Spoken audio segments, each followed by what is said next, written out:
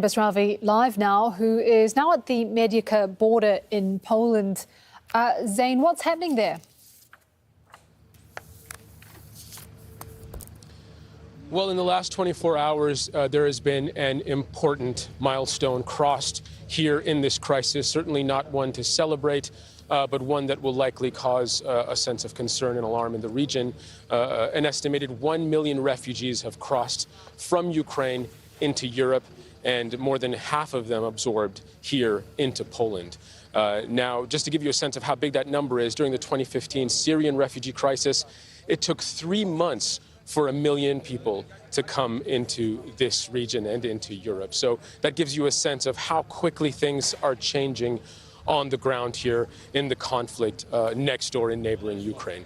Now, here in Medica, we're about a short drive to the town of Lviv, the city of Lviv, the closest major town to Ukraine. So that means that this crossing has been the busiest throughout this conflict. Here in Medica, we've seen buses of refugees streaming in, refugees crossing in on foot, babies in prams, the elderly, families, mothers with their children, having left their husbands behind, who are currently fighting in Ukraine, have been conscripted into the military, or have stayed back to take care of their homes. And if we just pan across to the other side of this border crossing, we'll see this has become a major hub of activity. There's journalists here trying to wait to talk to people, as well as trying to cross into Ukraine, into Lviv. Again, it's a straight shot to the first major city. There's supply trucks taking food, medicine, all manner of humanitarian relief aid into the country as well. That long stretch of basically a traffic jam stretches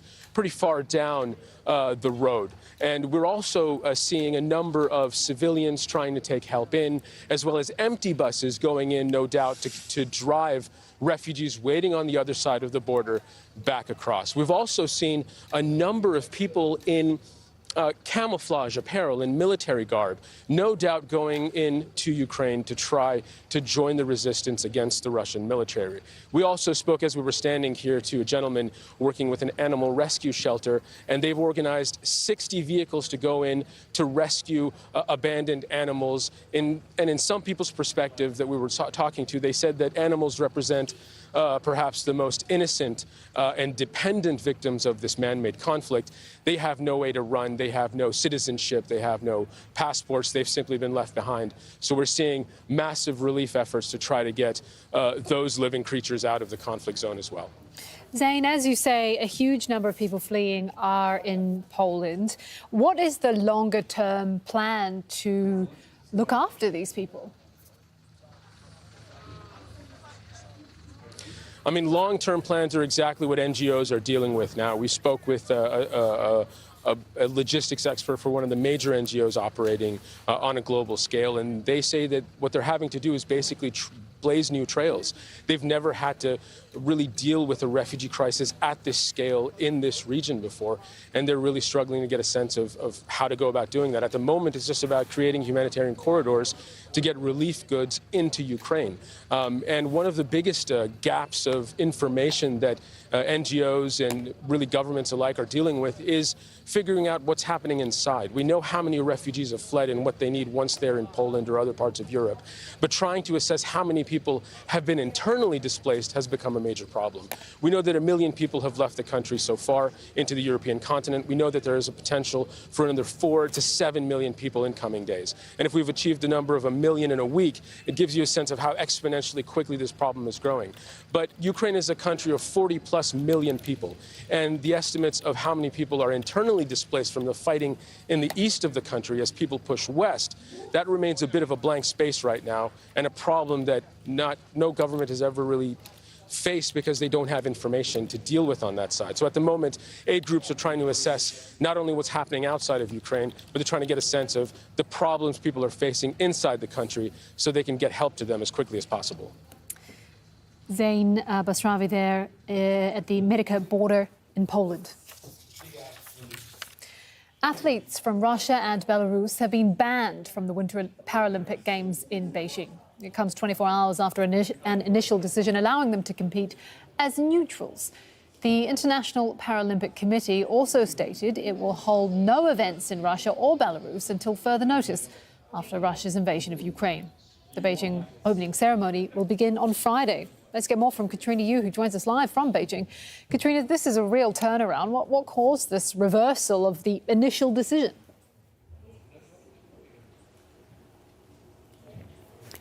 That's right. This is really a dramatic about-face by the International Paralympic Committee. As you just said earlier, on Wednesday, they initially decided that Russian and Belarusian Paralympians would be allowed to compete in the Beijing Paralympics. They said that the reason was that these athletes weren't the aggressors themselves and they did not have legal grounds to ban them from the game. So they said that they could go forward competing as neutrals, so without the Russian flag, under instead the IPC flag, and that any wins they had wouldn't be counted towards the medal tally. Now, after that initial decision was made on Wednesday, there was immediate criticism and backlash from numerous athletes and other sporting organizations, as well as delegates. They said that this decision was incomprehensible or inhumane, and they said that it sent the wrong message to the Russian government. And following that, we had a number of Paralympic delegations threaten to boycott the Winter Paralympics completely, and this is just a day before they're due to open here in Beijing on Friday evening. Now, the IPC said that the situation had simply become untenable, that tensions were quickly rising within the Paralympic village here in China, and that there were even some safety concerns for some of the athletes there. So there has been welcome of this by the Ukrainian delegation. They've thanked the international sporting community for supporting them. But as for the other side, we know that there are about 70 team members from the Russian delegation and about 12 from Belarus. They're already here in China because they were due to participate and go ahead. It's still unclear as to when they might leave China or potentially if they will go forward with some sort of legal action against the barring of their competition in this event, which the IPC says is possible. Katrina Yu in Beijing, thank you. In parts of the east controlled by Ukrainian forces, some families have made temporary homes in bomb shelters. And some, even though physically challenged, are ready to fight to defend their country. Hodab Abdelhamid reports from the city of Dnipro. In a quiet corner outside the barracks, the joy of a family reunited, even though it's just for a few minutes. 8-year-old Timotei carrying prosthetic spare parts for his father, who likes to be called Sailor. Blow by the mine, Russian mine. Sailor lost his left leg 2 years ago when he was in the Ukrainian Marines. He rejoined the army a few days ago. Timotei is not fully aware of the scale of the Russian onslaught because his mother doesn't let him watch the news. I didn't feel comfortable at first, especially sleeping in the corridor, but I'm getting used to it. School stopped, so now I spend my days in the corridor doing nothing, watching videos on the phone and reading books sometimes. But today, we will go to help the volunteers. Civilians from all walks of life are pitching in, supporting soldiers like Timotei's father and providing assistance to Ukrainians fleeing Kharkiv or southern Ukraine. The volunteers are frantic as they grasp the enormity of the Russian assault on their country. Among them, Natalia.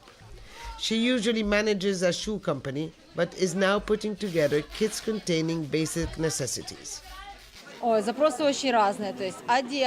People need everything: clothes, hygiene goods, shaving kits, toothpaste, and toothbrushes. They're coming here without anything. Their homes are destroyed, so all they have is the clothes they're wearing.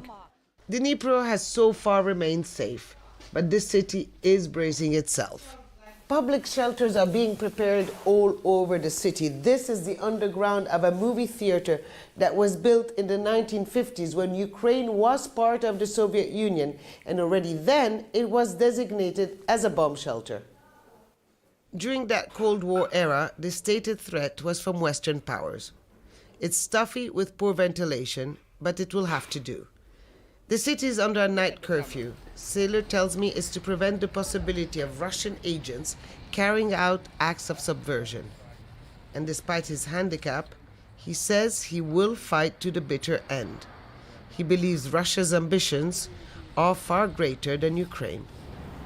Наприклад, з Придністров'я, If you look at history, starting from Transnistria in Moldova, Georgia and then Donbass, he is protecting his borders with the help of the so-called self-proclaimed republics. I have to protect my home and my family because people like me have little chance to survive in the case of a Russian invasion here. Many in Dnipro are wondering what President Vladimir Putin's plans are for the city. With the Russian army advancing from the south and north, many believe the quiet they have now could soon be broken. Huda Abdelhamid, Al Jazeera, Dnipro in eastern Ukraine. We can speak now to Vasyl Miroshnichenko. He is the co-founder of the Ukraine Crisis Media Center and joins us on Skype from Uitzicht in Ukraine. Thank you very much for joining us. I believe you left Kiev on Saturday. I'm wondering if you could just start by telling us your personal experience, what you've seen, what it was like getting out, you and your family. Well, we woke up early in the morning on the 24th, around 5 o'clock, when we heard the loud explosions. Apparently, those were the Russian missiles which hit the airport and other military targets. We woke up, packed very quickly, jumped into the car, and then we got stuck in a traffic jam because everybody was trying to leave Kiev. We spent 12 hours in the traffic, could not leave, barely made it to the outskirts of Kiev, where we could stay at our friend's place. And then we moved to another place of other friends a little bit further away. Couldn't find fuel. Gas stations have run out of gas. Then we were lucky and could fill up the tank. Moved to my hometown, which is about 350 kilometers southwest of Kiev. 2 days ago, I took my family to Romania. They crossed the border on foot. They are there, and I'm back in my hometown. Wow, okay, so quite an epic journey trying to get to safety. From your personal experience, how do you feel now about, I guess, the future, the coming days, weeks, months? Look, my mind was blurred for the first 5 days. As you can imagine, a lot of stress. The brain is not functioning well. But now, it's today already is the 8th day of Russian assault. I have more clarity. I have more confidence, and I feel anger. I'm just looking at the massive destruction which is inflicted on the Ukrainian cities, in Kherson, in Kharkiv, in Chernihiv. The Russians are deliberately targeting civilians to wreak havoc and create chaos. And this is unbelievable what is happening. No matter what the outcome of this is going to be, but Putin has lost Ukraine forever. All these Russian-speaking cities have totally been so disappointed, and in a way it was a major awakening for them of what Putin really stands for. And the level of unity that I feel now among the people is enormous. The camaraderie is huge. Everybody is supporting everyone. I see many people signing up for the armed forces, ready to fight, taking up the guns. Putin did not expect such a fierce resistance, and it's here. I hear about many people coming back from the EU where they were on labor migration. Now they are back, the men, and they're ready to fight. When you talk about the deliberate targeting of civilians, is that something that you've seen yourself as an eyewitness? Well, I've seen it in Kiev when I was still in Kiev. I've seen reports, but I have all the friends in all the cities which I mentioned, and they are eyewitnesses. They are telling me what's going on there, apart from all the video footage we get with the confirmations on what's going on. And that's enough to believe that. This cannot be manufactured somewhere in a studio. This is real things. Real lives are taking place. Maternity hospitals have been hit. Regular hospitals are hit. Historic buildings are destroyed. This is barbaric, destruction of the country. I don't know how many years we'll need to repair and rebuild it, but Russians will be paying the reparations, and they will have to take care of the brunt that we're not bearing. Yeah, I mean, the images that we're seeing from around the country are harrowing, and the mayor of Mariupol says Russian forces are surrounding the city and stopping people from leaving. That's what we're hearing from there. I'm wondering, though, you are a co-founder of the Ukraine Crisis Media Center, which was set up to amplify the Ukrainian perspective, the Ukrainian voice. What does that look like now in the midst of war? Look, it was originally set up in 2014 when Russia invaded us back then, and they grabbed Crimea and invaded the eastern part of Ukraine. And that's now it's in full operation. There are many people working there. Many volunteers have joined the center during the last week. The whole idea is to make sure that people get correct information in different parts of the world in different languages. Russia has also mounted a massive propaganda. Apparently, their domestic audience is totally isolated. They're only getting their state-owned television there. We're trying to penetrate that space, especially on the number of the casualties of the Russian military in Ukraine, as well as other damage which is inflicted to their army. In Ukraine, they run a major military psyops to discourage Ukrainian armed forces from fighting. It's out there. We monitor that. We counteract that as much as we can in coordination with many other agencies and government offices. We have And been it looks like reporting. everybody- We have been reporting today about just what you're talking about the crackdown on how this is being reported in Russia, making sure Russian media toes a certain line. You said there that part of what you want to do is penetrate the Russian media landscape. How do you do that? The Ukrainian armed forces have launched a special helpline for the Russian mothers to keep track of, to find their children. Also, there was a leak of the Russian military, which was published in Ukraine. A lot of the information is being now verified, but the idea is to actually get across to the families who sent their men fighting in Ukraine, so that they can find them either dead or alive.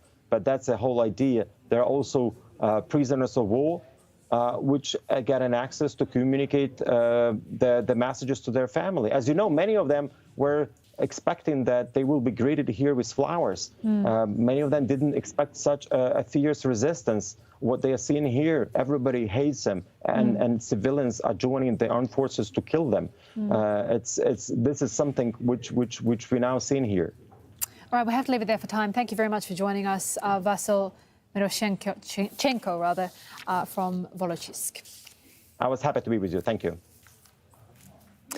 The International Criminal Court's chief prosecutor says an investigation into possible war crimes in Ukraine will start straight away. The investigation is backed by nearly 40 countries, including EU member states, the UK, Australia and Canada. The ICC prosecutor, Karim Khan, says there's reasonable basis to believe that war crimes have been committed. The US president has hailed the approval by the UN General Assembly, a resolution that deplores Russia's Ukraine invasion. Joe Biden says the number of countries that supported the motion shows a world largely united against Moscow. A vote in the United Nations to condemn Putin. 141 countries voted to do that in the UN General Assembly. Several abstained. China abstained. Didn't vote with them, but abstained. India abstained. 7 countries abstained, I think it was the number. They're alone. And they did what they did, in my view. He did what he did because he thought he could split NATO, split Europe, and split the United States. We're going to demonstrate to the whole world, no one can split this country. All right, from the UN, Kristen Salumi has more on that emergency session, the first since 1997. Ukraine came to the General Assembly arguing that Russian aggression is a violation of the UN Charter, as well as a deadly existential threat. They have come to the Ukrainian soil not only to kill some of us, not only to shift our course and priorities. They have come to deprive Ukraine of the very right to exist. Here, Russia has no veto power, just the power to make its case, even in the face of enormous opposition. Your refusal to support today's draft resolution is a vote for a peaceful Ukraine, free from radicalism and neo-Nazism. In the end, only 4 member states sided with the Russians, 141 voting in favor of the resolution, deploring the military operation. Today, the world has spoken with a clear, united voice. Together, the vast majority of the world has condemned Russia's unprovoked, unjustified, unconscionable war.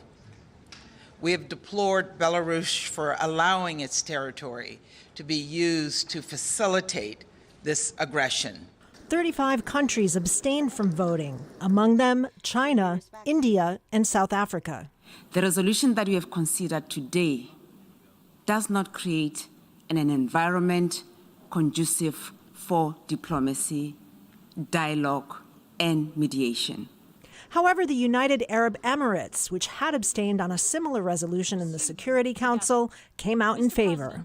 Right now, we recognize that this resolution adopted here today is a necessary signal of where we need to be going. Resigning ourselves to a cycle of perpetual violence and sanctions that only adds to the suffering of civilians diminishes us all. Under international law, matters of peace and security are the purview of the Security Council, but the Council invoked a rarely used provision of the UN Charter to get around the Russian veto and call for this special emergency session of the General Assembly. Its outcome, according to sponsors, shows Russia's isolation on the international stage. Kristen Salumi, Al Jazeera, the United Nations.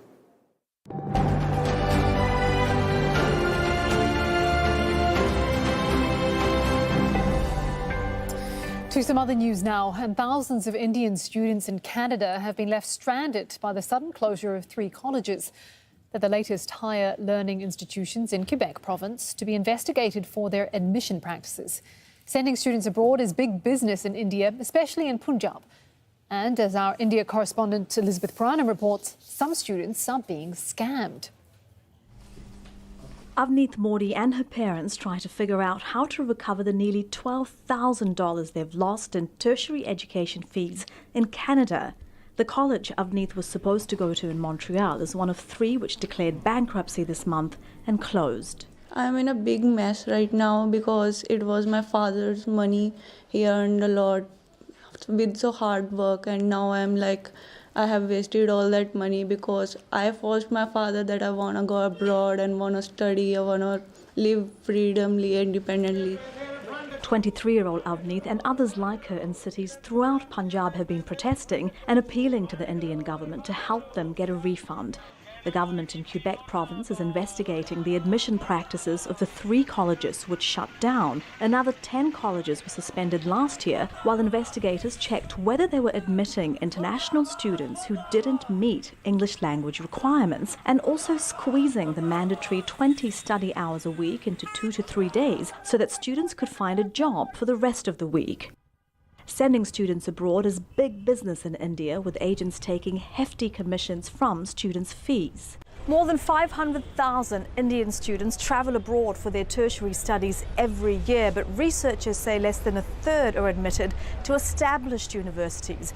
The others go to what are considered substandard colleges in their attempts to get citizenship, or they're deceived by people posing as education agents.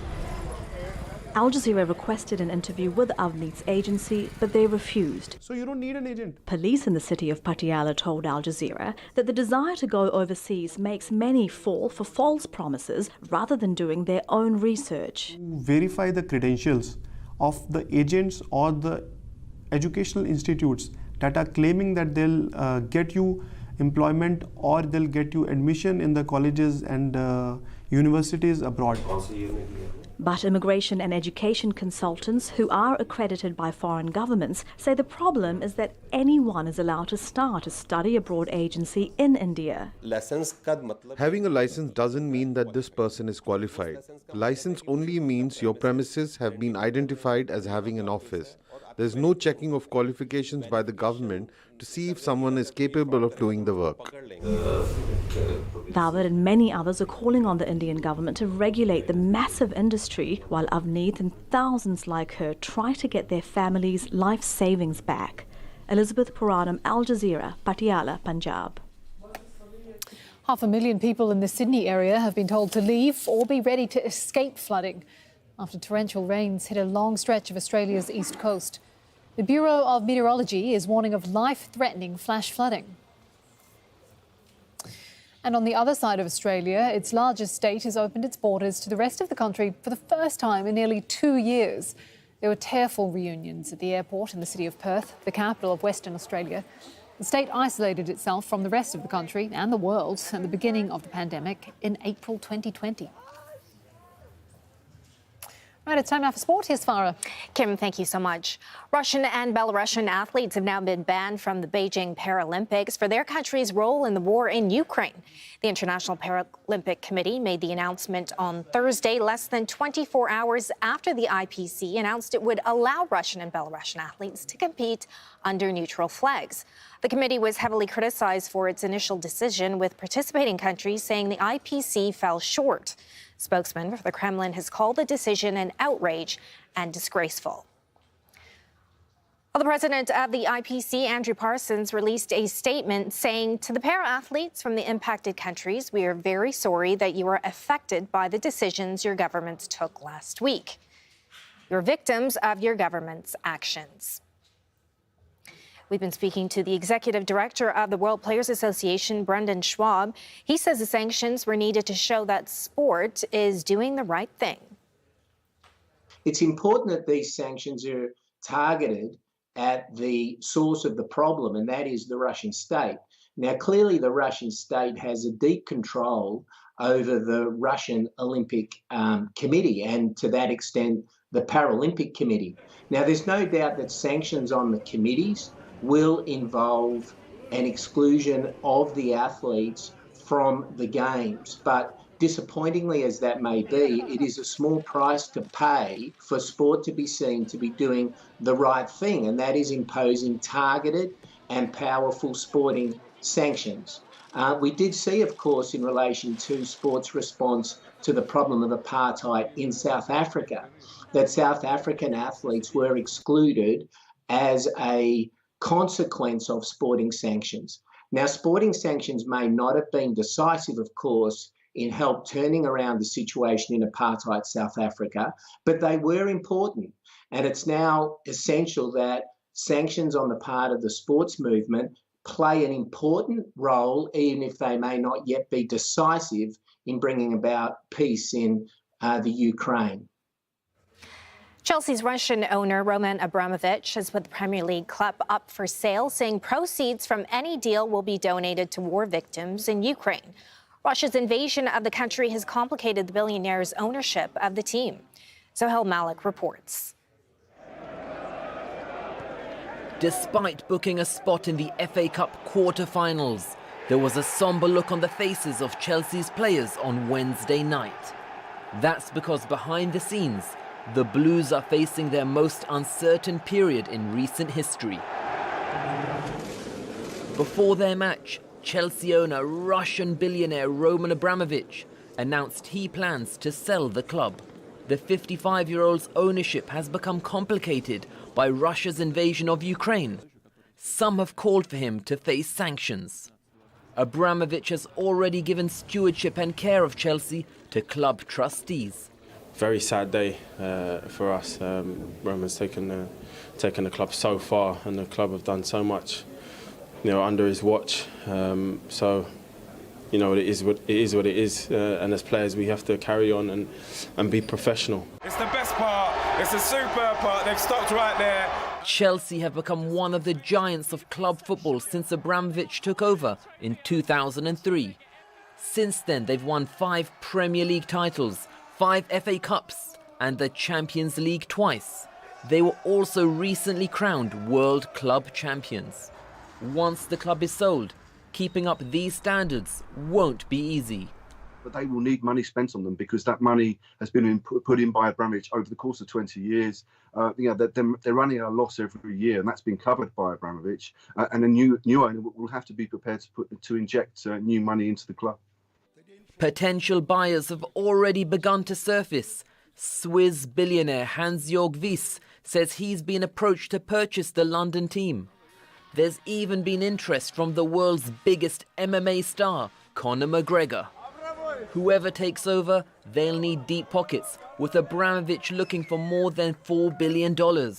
Chelsea fans will be hoping the situation can be resolved soon, and the new owner will continue to help the team win trophies. Sohail Malik, Al Jazeera. Liverpool have booked a spot in the FA Cup quarter-finals with a win over Norwich. Japanese forward Takumi Minamo scored a first-half double to lead Liverpool to a 2-1 win.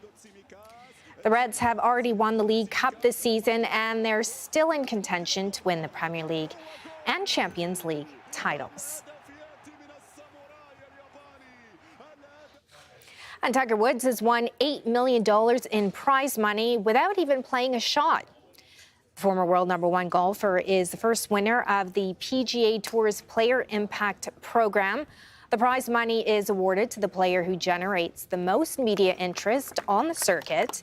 Now, even though the 46-year-old only played one competitive tournament in 2021, he beat out the likes of Phil Mickelson, Rory McIlroy, and Dustin Johnson to claim first prize. Okay, and that is all your sport for now. Back to you, Kim. Thanks very much for that, Farah. Just before the end of the news hour, we're going to show you these pictures from Notre Dame, where bells are ringing out for Ukraine.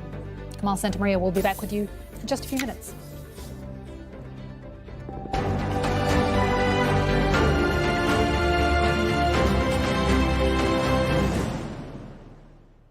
Frank assessments.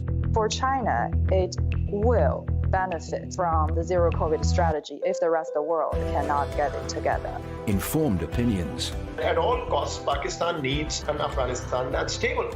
Critical debate. Vladimir Putin claims that NATO constitutes an existential threat to Russia, but it's precisely his actions that's created this insecurity in the region. In-depth analysis of the day's global headlines. Inside Story on Al Jazeera.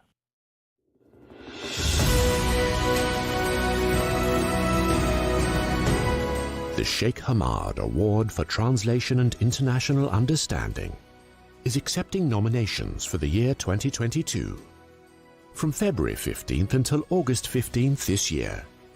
For more information, go to www.hta.qa/en.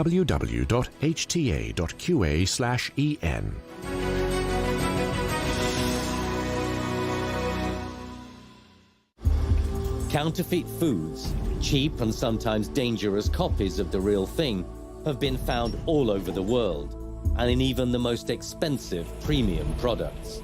It's a secretive and deadly multi-billion-dollar business. We found one product with about 1/3 horse DNA in it, which was just an incredible finding. During raids on one of the most notorious mafia gangs in Calabria, Italian police found consignments of fake olive oil made from industrial lubricants that were being exported to the United States. The main thing that we do when we carry out criminal investigations is to reconstruct the money flow and the flow of goods and connect these together. It offers fraudsters profits that are easy to make and hard to ignore. Perhaps it means that all of us should be a little more vigilant about what we put on our plates.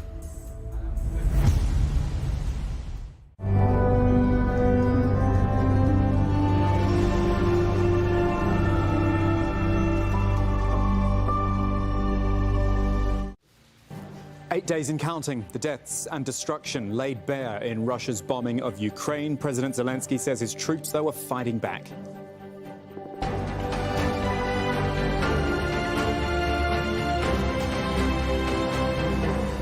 Hello again, I'm Kamal Santamaria here in Doha. This is the World News from Al Jazeera. A spiralling refugee crisis. Over 1 million Ukrainians have fled the violence now. We'll take you to the Poland border.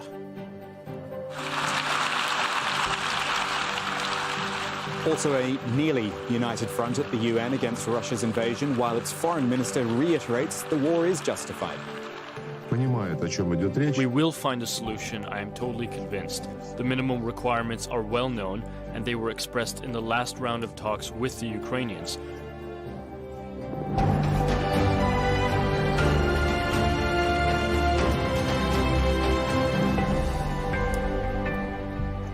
So, more than 1 million refugees have now fled the fighting in Ukraine as Russia's invasion gains ground.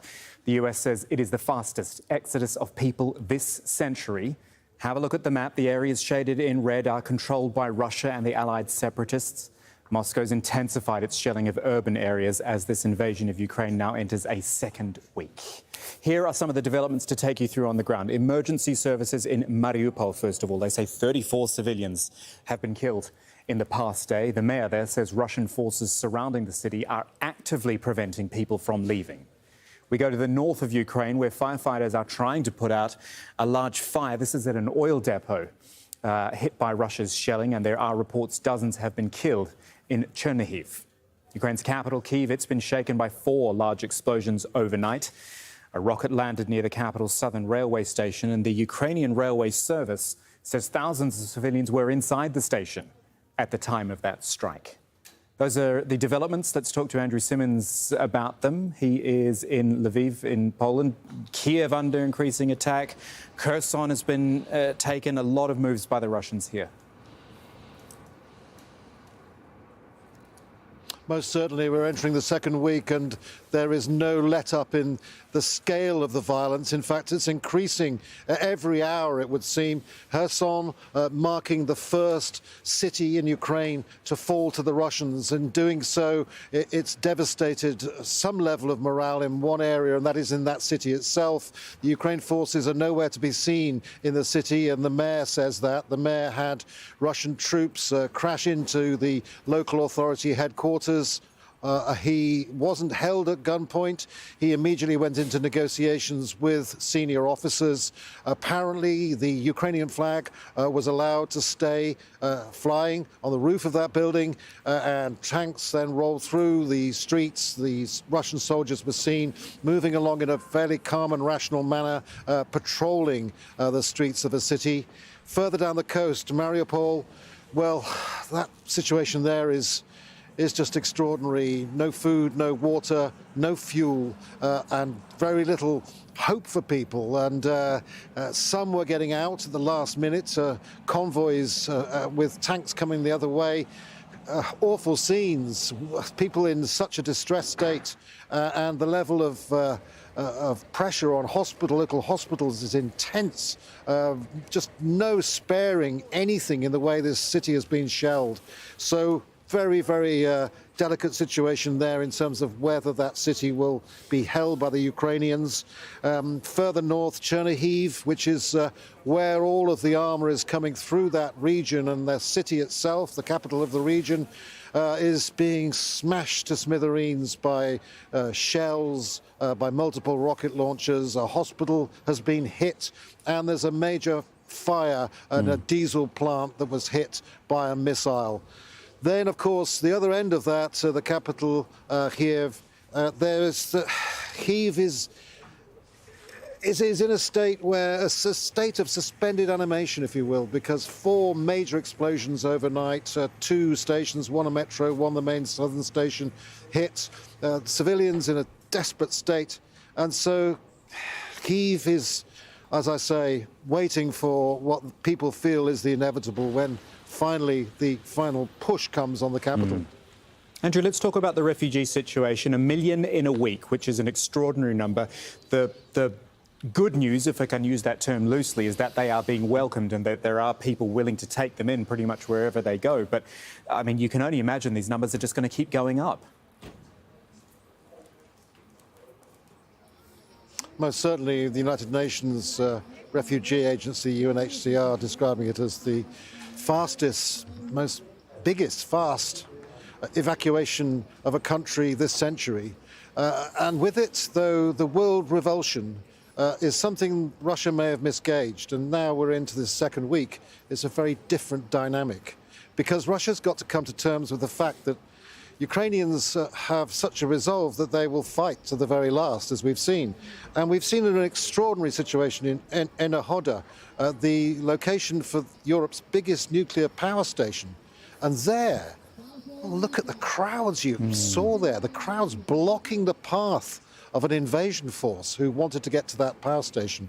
Negotiations there, we don't know the latest situation, but as far as we're aware, there was some sort of agreement for a Russian delegation to go through and take photographs of that installation to get technical reports back. But the civilians there were insistent that that their technicians, that their experts were protecting the installation, and therefore they would not let the Russians pass in terms of any further military action in the area.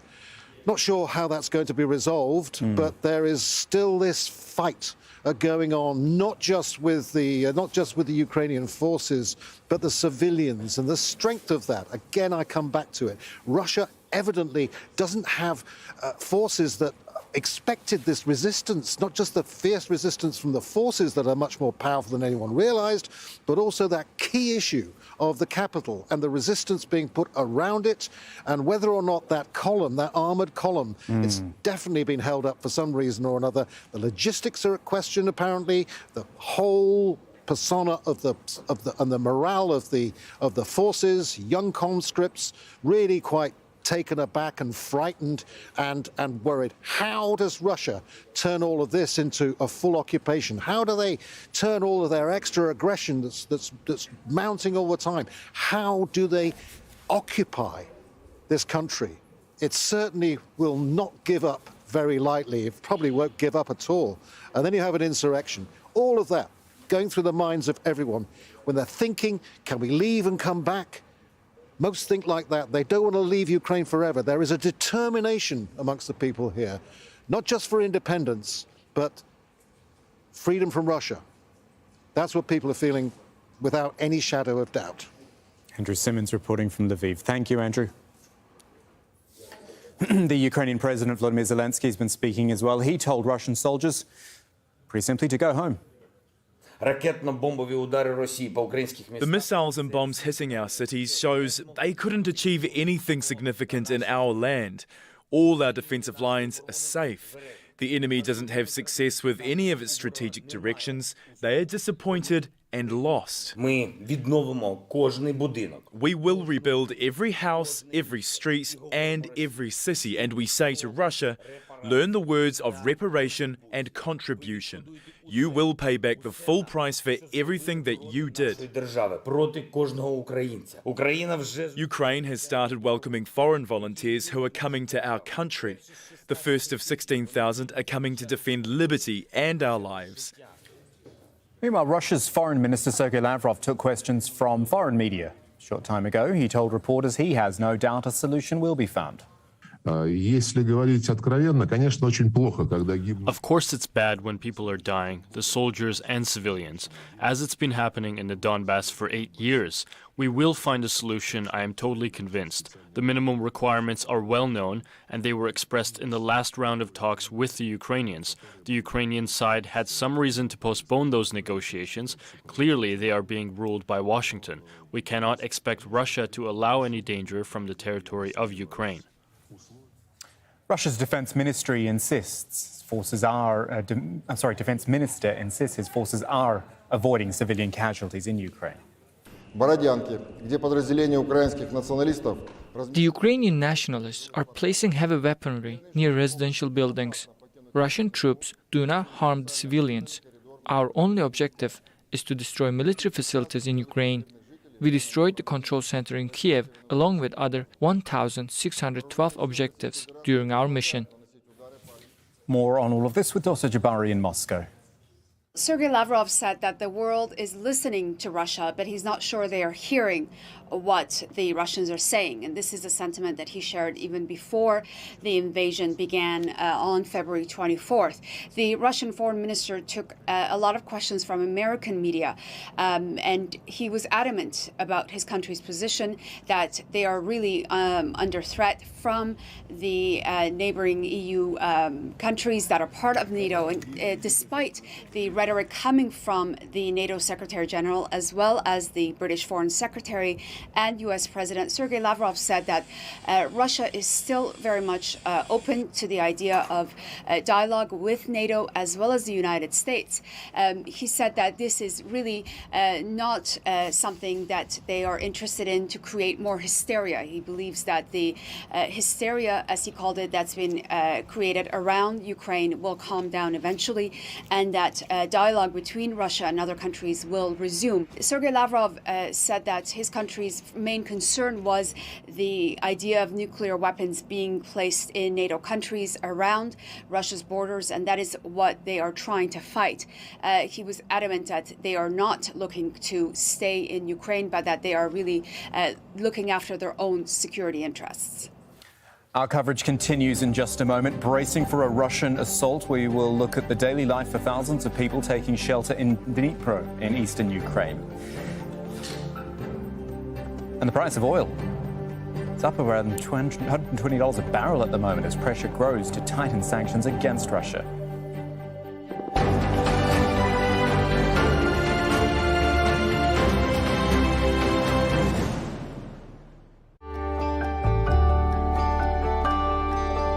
Look forward to brighter skies. The weather, sponsored by Qatar Airways. Hello, I'm pleased to say we have at last got some dry weather coming into Japan. I'm afraid it's not going to last, so do make the most of it as we go on through the next couple of days. Largely dry weather. We have got this little feed of northwesterly winds coming into Japan, but you can see it's generally set fair for the most part. Wintry weather coming in across the Korean Peninsula. Having said that, further west we have got more than way of sunshine, spring sunshine for Beijing, lifting temperatures to around 13 degrees Celsius. Still some spring showers a little further southwards. Follow those showers up towards the far south of Japan. We will see some wetter weather just sliding through here as we go on through Saturday.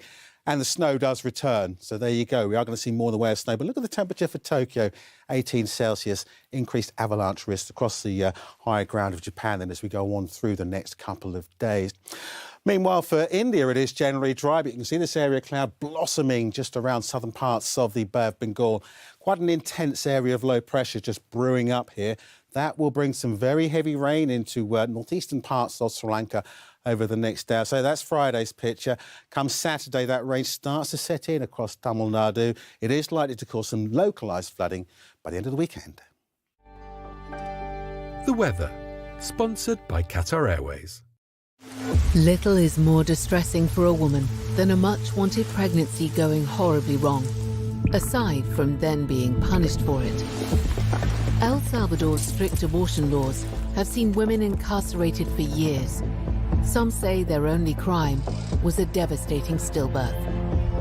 An empowering story of one woman's struggle that ignited a movement. Miscarriage of Justice, a witness documentary on Al Jazeera.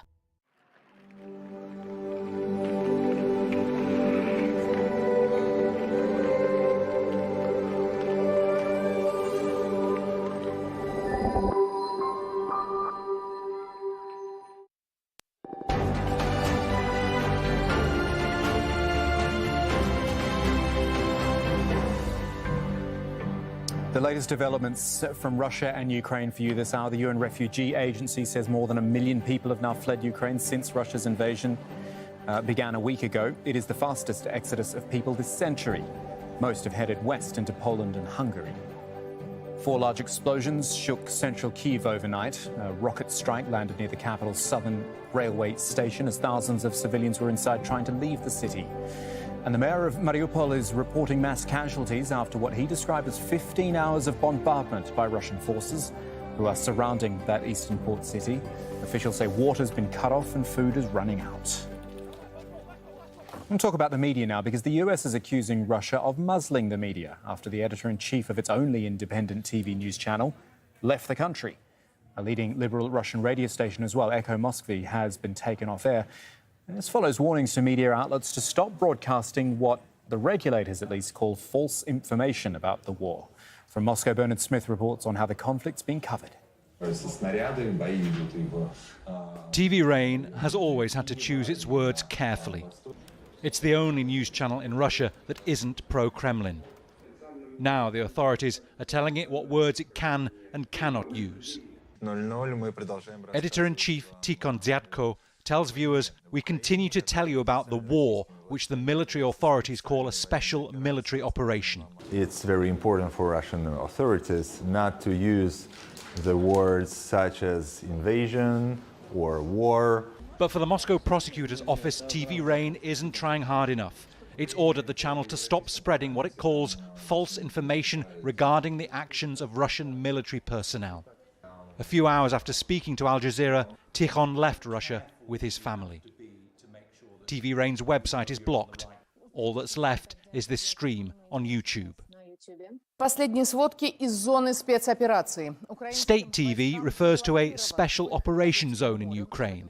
The coverage is concentrated on what's happening in the battles for Donetsk and Lugansk, now recognized as republics by Moscow. There's no mention of the attacks on Kiev or other Ukrainian cities. Ina Anatolievna is one of the 64% of Russians for whom television is their primary source of news. Do they bomb? As I heard, it's just the opposite. They try to somehow protect the peaceful population as much as possible.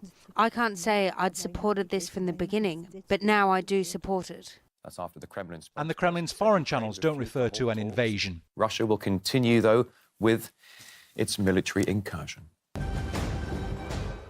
In Arabic, the headline reads, Russia's military operation to protect Donbass. And in French, Russia will continue its offensive in Ukraine. Russia's communications regulator has accused 10 outlets of falsely depicting what it calls the military operation in Ukraine. One of them's the Novaya Gazeta, and its headline says, well, at least there's some good news. The word peace hasn't been forbidden yet. Bernard Smith, Al Jazeera, Moscow. Right, so I want to play you part of an interview, a discussion I had, I guess, with Dmitry Babich a little bit earlier. He's a political analyst with the Russian state-owned news agency, Rossiya Segodnya. I asked him why Russian media outlets were avoiding calling this conflict in Ukraine a war.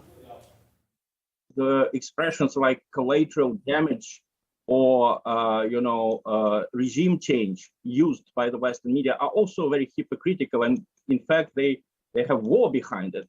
So Russia, in a way, has learned from the West. On that issue, however, I don't think that these measures are particularly wise, not to use the word war, but rather to use the word military operation. But everyone understands what military operation means in Russia. And also, I would say that basically it's a part of general hypocrisy that is engulfing the world right now. I'll go back to the original point, because you've used words there again. You talk about the word war. It is a war. People are dying. It's an invasion. Again, why can't the Russian government just let people call it that? Well, people call it that. It's just the big media, the media that are using state-owned electronic facilities, they don't use the word war. If you go to the internet, if you look even at pretty large sites, including some basically anti-Ukrainian, anti-nationalist sites, you will see the word war. I saw it many times this morning. Of course, everyone understands that this is a war. OK, that's good to hear then. At least that we can agree on that. Tell me about these other radio stations and the like, the more liberal radio stations which are finding themselves shutting down now. It does not speak highly of a free media there if outlets can't operate and report what they want to. Well, a lot of people have raised concerns about Echo Moskvy. I was a frequent guest on that station for many years. It has existed for 30 years. It was the first private media outlet in Russia, but it changed over the years. In the last, I would say, 15, 16 years, it became very pro-Western, very negative towards anything. The banned Russian athletes, but even the disabled athletes are going to be banned from international games. Last time, the reason why it was shut down, because it gave the voice to one of the most anti-Russian speakers in the Ukrainian media, Dmitry Gordon. He spoke on Echo Moskvy 2 days ago, and that was the official reason, I think, for shutting down the station. Now, Ukraine's emergency services reported hundreds of civilian deaths from this conflict. Many structures, including hospitals, have been destroyed. And while some patients have been moved to safer areas, there has been concern for the safety of terminally ill children. Charles Stratford has more now from Vasilivka in eastern Ukraine. Anastasia brought her son to this hospital in the city of Zaporizhia 2 weeks ago. 5-year-old Volodymyr was suffering internal bleeding and in a critical condition.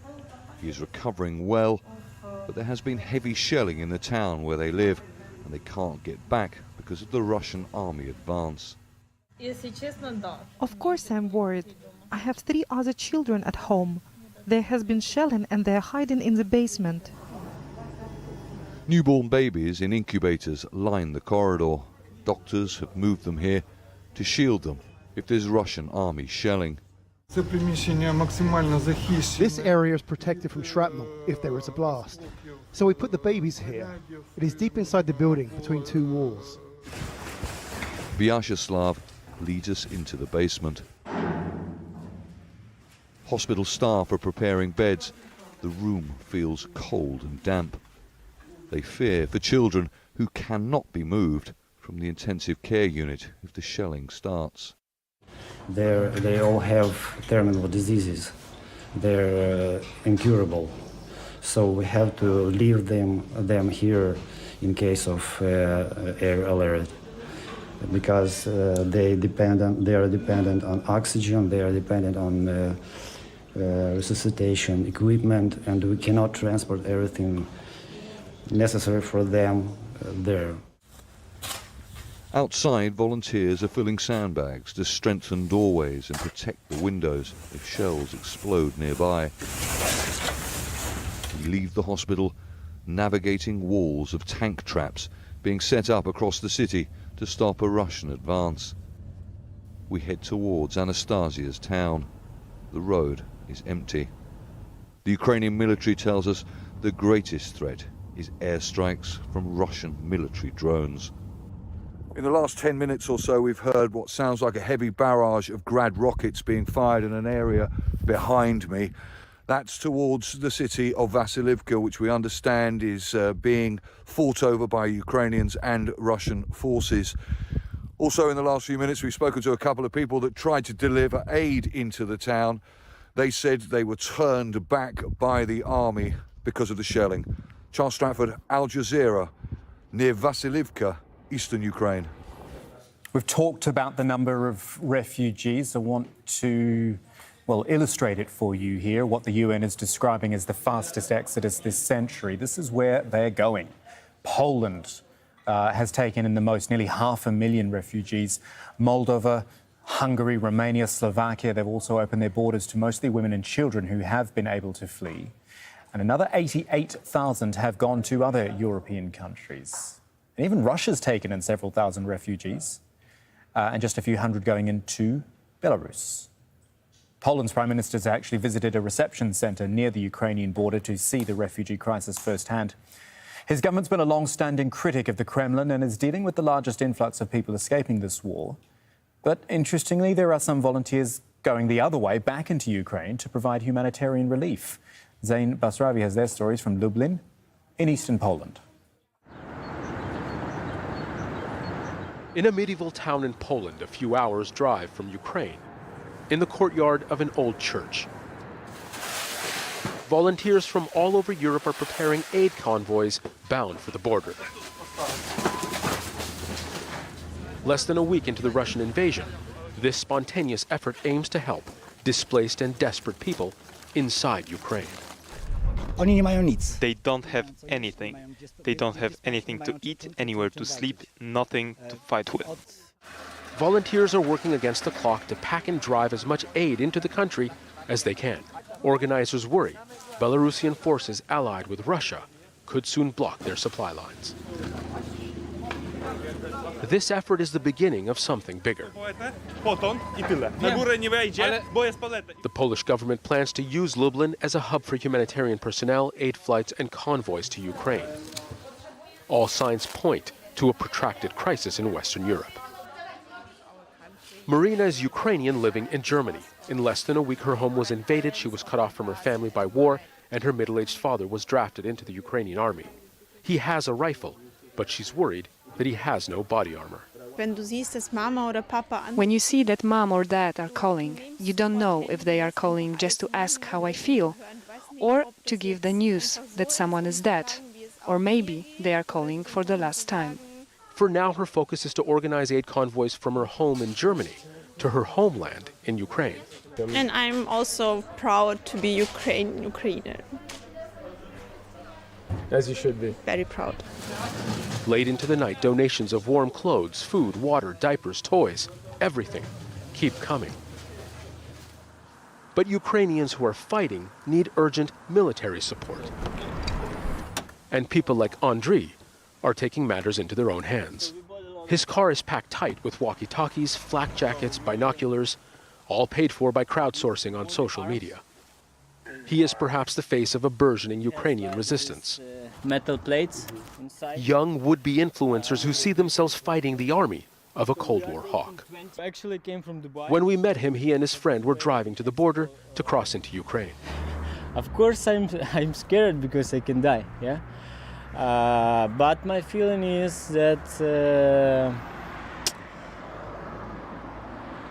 Putin will maybe not die, but he will not be a president, for sure, because he just started the big war, and I don't believe that people in Russian Federation, they are in his side. Yeah. We've met a growing number of Ukrainians living abroad, extremely motivated, they say, to go back and fight Russians, despite all odds. They are not part of a foreign army or fighting for some political cause. They are fighting for their homes and families. And Andriy's journey is made more personal because his wife and daughter live in Kiev. Dear Margarita and Daria, it's my daughter. I'm coming to you to save your life. See you soon.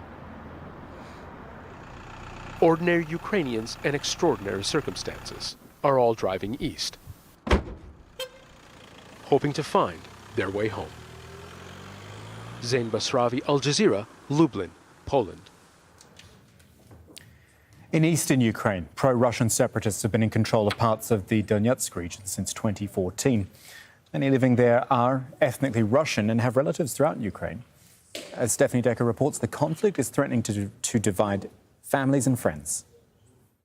On warmer days, families used to sit outside, enjoying the rays of sun on their balconies.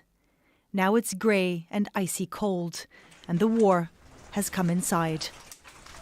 Conflict became a reality here in the Donetsk region of eastern Ukraine in 2014, when pro-Russian separatists took over these towns.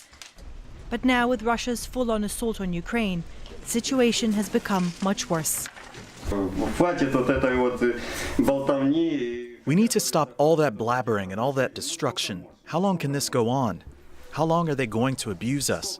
We've been living like this for 8 years, running to the basement and back. What is that?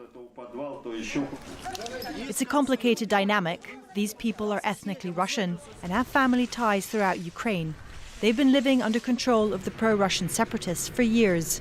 There is sympathy here for Russia, but this war is threatening even the closest of bonds.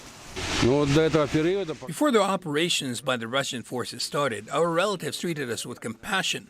We used to call each other many times, but now we're invaders, they say, murderers, and so on. Family ties will collapse now, as I understand. It's a sentiment echoed by many here. Many people have relatives in other parts of Ukraine. We used to be one family. I'm a grown-up, but I want to cry. If my words reach those people in charge, I want them to understand how painful it is. How painful it is when your parents, your children, are under fire. It must be painful. I'm sorry. Politics is having a deeply personal impact here. Decisions made far away, striking at the very heart of family life and potentially creating divisions between loved ones that may never heal. Stephanie Decker, Al Jazeera. Finally, athletes from Russia and Belarus have been banned from the Winter Paralympic Games beginning in Beijing, 24 hours after an initial decision which allowed them to compete as neutrals. The International Paralympic Committee also stated it will hold no events in Russia or Belarus until further notice, following Russia's invasion of Ukraine.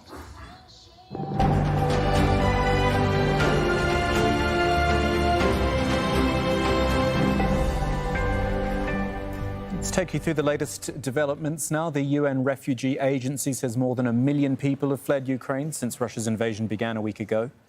It's the fastest exodus of people this century, with most heading west into Poland and Hungary. The mayor of Mariupol is reporting mass casualties after what he describes as 15 hours of bombardment by Russian forces surrounding the eastern port city. Officials say water's been cut off and food is running out. More from Andrew Simmons in Lviv. Along the coast, the Sea of Azov port of Mariupol. The situation there is absolutely horrendous. No water, no food, no hope for most people there. Hospitals absolutely inundated with casualties, people needing emergency assistance and not getting it. There is really an emergency going on there. The Russians are putting more and more attention to this city, attention being an inadequate word really, because it's very bloody and it's almost medieval the way that they're actually laying this city to siege. 4 large explosions have shaken Kiev overnight. A rocket strike landed near the southern railway station as thousands of civilians were trying to leave the city. Emergency crews in the north are trying to put out a massive fire at an oil depot, reportedly hit by shelling. Reports that dozens have been killed in Chernihiv. Hundreds of civilians have gathered at Ukraine's largest nuclear power plant to prevent Russian forces from gaining access. The mayor of Enerhodar says negotiations are taking place with Russian troops who control those surrounding areas. That's my lot for today. Thanks for your company. Kim will take you through the next few hours of news. That'll be right after Inside Story. Are China and the U.S. sleepwalking their way to war? In the struggle over Ukraine, here's the test for President Joe Biden. What Putin is really trying to do is rewrite the security architecture of Europe. If you're President of the United States, you've seriously got to walk and chew gum at the same time. Your weekly take on U.S. politics and society. That's the bottom line. Joe Biden talks tough on Vladimir Putin in his State of the Union address. The U.S. president warning the Russian leader has no idea what's coming. But beyond threats and sanctions, what can the U.S. do to stop Russia's actions on Ukraine? This is Inside Story.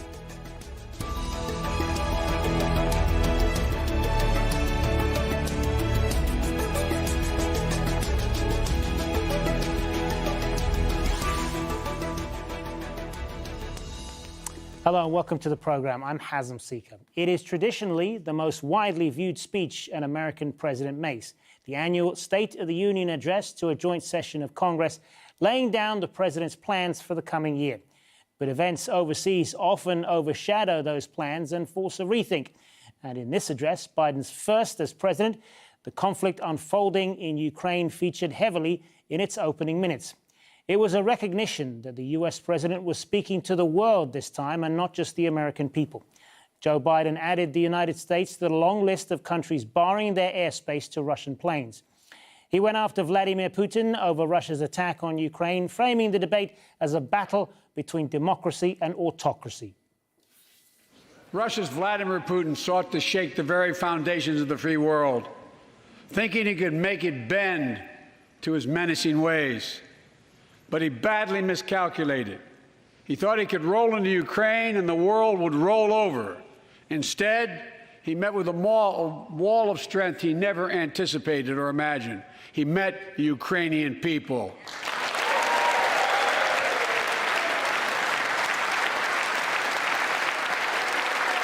The United States Department of Justice is assembling a dedicated task force to go after the crimes of the Russian oligarchs. We're joining with European allies to find and seize their yachts, their luxury apartments, their private jets. We're coming for your ill-begotten gains. And tonight, I'm announcing that we will join our allies in closing off American airspace to all Russian flights, further isolating Russia and adding additional squeeze on their economy.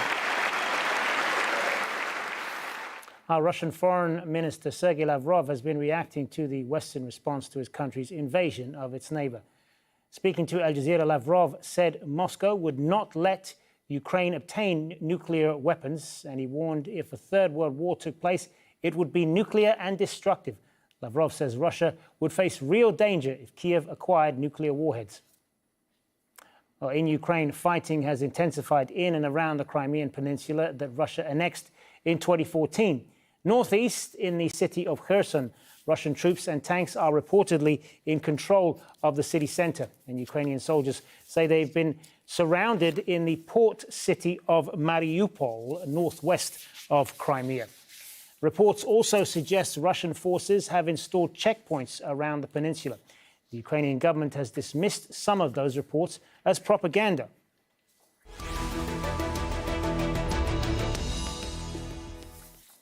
So let's talk about all of this now with our guests in Michigan. I'm joined by Aaron Call, Director of Debate at the University of Michigan. He's also editor and co-author of The State of the Union is Memorable Addresses of the Last 60 Years. In Kiev is Kira Rudik, a Ukrainian member of parliament, and joining us from Washington, Robert Hunter, former US ambassador to NATO. Warm welcome to all of you. So, Aaron, let me start with you then. What did you make of the president's speech and what he had said about Ukraine? Was it enough? I think it was probably a little less than some were expecting. It's only an hour speech, and he has a lot of things to talk about, including domestic issues like the economy, inflation, and COVID. It ended up being about the first 10 minutes of the speech, about 15%. But in some ways, it was the zenith of the speech because there was a lot of bipartisan support for the position, a lot of positive imagery. Those with the colors of Ukraine, the ambassador was there and directly talked about. But I think it's a very tough position for him to be in. I look back to Jimmy Carter's State of the Union address in 1980 after the Soviet Union invasion of Afghanistan, and he kind of went back to that invasion at several points in the speech. But President Biden chose to just talk about it at the top for 10 minutes, and it's good because that's the time that most of the people are tuned in, and it's the height. But I think there was some expectation before that even more time would be devoted, given the significance of the issue and how it's dominating the domestic and international media scene. Kira Rudik, joining us from Kiev, and we appreciate you joining us from the Ukrainian capital, and we hope you're staying safe there. What did you take from the American president's speech? Was it enough for you? There is one key point that all Ukrainians are waiting for. Is if our allies are going to close the sky for us or not. This is the main thing. This is what we are really looking forward to. We don't really care if it will be official or unofficial, if it will be along with the rules of NATO, or it will be the way that Russia is doing it, saying it was not us. Every single day, Ukrainian cities are being bombarded by Russian missiles. Every single day when we are talking and discussing and negotiating and thinking what else can be done, Ukrainian people are telling what can be done. We need a no-fly zone over Ukraine, or at least some of Ukrainian cities, because every single day, the only matter for us to lose, the only one, is that if Putin will be able to polish Ukrainian soil from the sky. We are doing very well on the land side. We definitely will be able to push back, and we definitely will be able to win. But before that, there is a high chance that Putin will destroy all our cities and destroy our infrastructure the way that we will be thrown back to 20, 30 years behind. And this is so frustrating right now. I'm thankful to the US president for all the support and all the sanctions and all the direction that he have given the world community on how to help Ukraine. However, what we are expecting right now is by any means help us to protect us from the skies. For the last 7 days of war, we have experienced maybe 20 times when there were missile attacks on Kiev. And you have seen the destruction that have happened. And you have seen that right now Putin is using forbidden weaponry, and he even is not hiding it. So given all of that, we have the country that are obeying the rules and saying, okay, we will figure it out, give us some time. And we have a tyrant who is trying to destroy Ukraine with no rules of war, with no rules of war crimes, with no rules of using weapons. And the world is watching and saying, we will help you out, guys, just hold on. So we are holding on, we are pushing back. But what if we fail? And I'm so concerned, given what we have seen in Kharkiv, given what we have seen around Kiev, that we may fail not because we did wrong, not because we didn't fight enough, not because we didn't have enough soldiers, not because we weren't brave enough, not because we didn't have enough weaponry, but just because from the sky, from the air side, we didn't have the protection that we need so badly right now. So I'm asking every single government in every single country to try and find a way to support Ukraine and provide it with no-fly zone right now over our cities. This is where we ask you from the bottom of our hearts, protect us. We are in the same side, on the same side in this battle. It's not between Russia and Ukraine. It's not between the countries right now. It's in between the civilizations. I know, and we are here on the same side. Kira, you talk a lot about the no-fly zone there, and I know that is something that many Ukrainians have been calling for, and we'll get to that in a moment. But I want to ask Robert Hunter what you took from this speech, and did it leave you with questions about where America goes next? Well, it's interesting, the reference to the Jimmy Carter speech in 1980 after the Russian invasion of Afghanistan, because I wrote that speech for Jimmy Carter, and it does bring back haunting memories.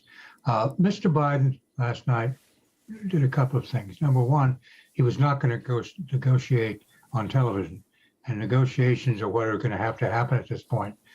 China apparently has made an offer, and we will see. But Mr. Biden, secondly, ruled out any U.S. direct military involvement, and that involves a no-fly zone. The United States is not prepared to get involved.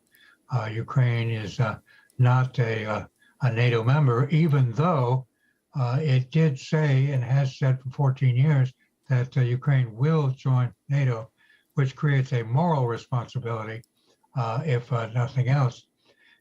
He also, however, tried to demonstrate the support, not just of the United States morally and politically on this, as the guest from Michigan said, the bipartisan support, but also to emphasize that Mr. Putin is totally isolated in the outside world. It has been, I think, quite a successful effort with all of the allies, a lot of other countries, to get the most intense sanctions that have ever been imposed. But one has to be realistic, and despite all the fact that what the member of parliament says, what the courage of the Ukrainian people, sanctions I don't think are going to work, certainly not in the short term, unless for some reason Mr. Putin decides he wants to stop, or there's something he wants that can legitimately be worked out with Russia. I'm afraid this is going to become a lot worse. And the United States, as Mr. Biden made clear last night, is going to provide money and weapons, but it is not going to get engaged in the war in any way. Well, let's talk a bit more about the possibility of a no-fly zone. Aaron Call, if NATO were to enforce a no-fly zone over Ukraine, as many Ukrainians are asking for, is that a viable option at this point? And if not, why? Right. I mean, not from my perspective, kind of, giving the read of what it looks like politically. There have been, interviews. I saw there was an interview with Florida Senator Marco Rubio, and just said he thought that if that happened, that it could trigger World War III. Because once that occurs, they're guaranteed to be conflict, and that escalates the United States' involvement and culpability in the conflict. And where the end point is, nobody would know. And as the ambassador said, I think that President Biden was very clear in his speech that there's not going to be U.S. military involvement directly, and I think that would include the no-fly zone. So just like some of his comments about sanction and military and financial other support, banning Russian planes from United States airspace, going after oligarchs and ill-gotten gains and things like that with the Justice Department. While all those things received bipartisan support, the exact converse is true of when talking about a no-fly zone. There doesn't seem to be any domestic political support on either side of the aisle, and including the president, of this no-fly zone because of the potential for escalation in that conflict. So that doesn't seem likely absent some major change in the situation. Well, let's put that to Kira Rudik then.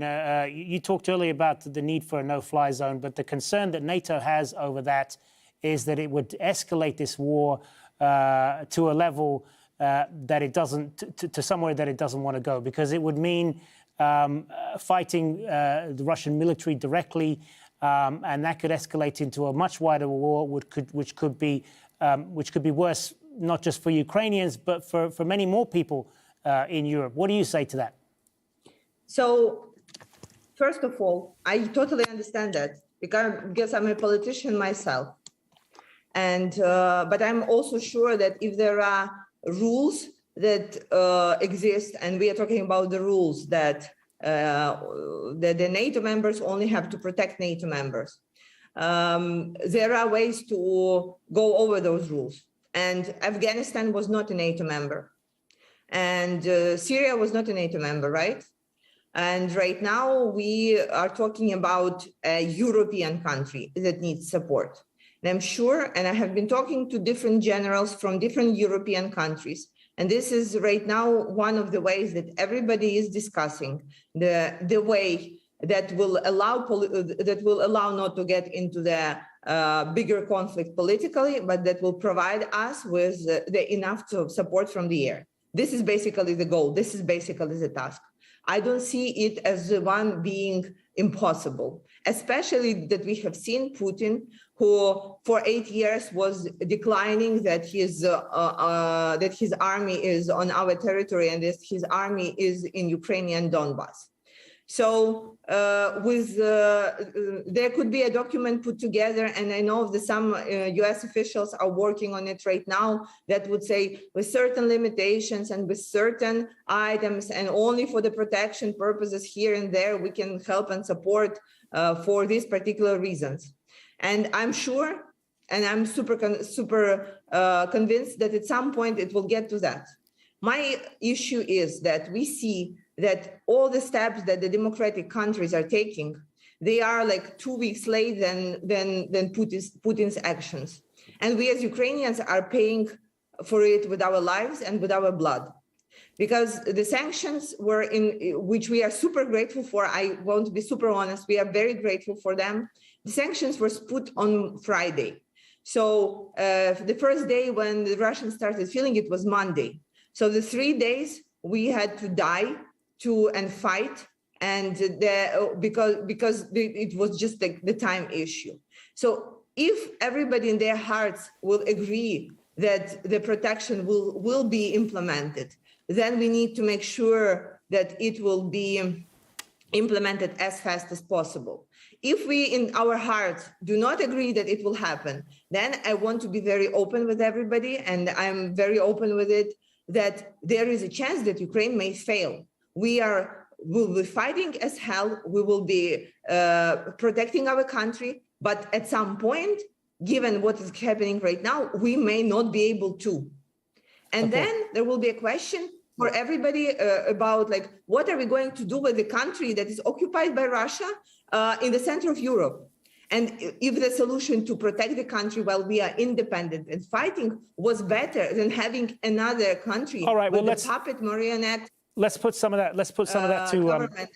Let's put some of that to Robert Hunter. Then, what happens if all of these measures that the United States and its allies have taken don't make any difference and fail to force Putin into retreat, and Ukraine is essentially an occupied country? And dare I ask if he keeps going beyond that, determined to re-establish this kind of sphere of influence that the old Soviet Union's leaders gave up disastrously in Vladimir Putin's view. What happens then?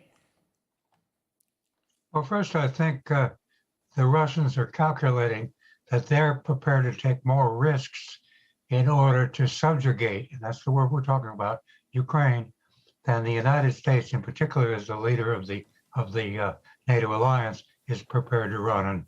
And that game of threatened escalation, Mr. Putin has already demonstrated that he has succeeded at that. And the United States and the other NATO allies have said it is not worth risking escalation, maybe even to the nuclear level for Ukraine. That, unfortunately, is a fact, a harsh reality. If indeed Mr. Putin decides to move forward to occupy all of Ukraine, And in the short term, sanctions aren't going to work.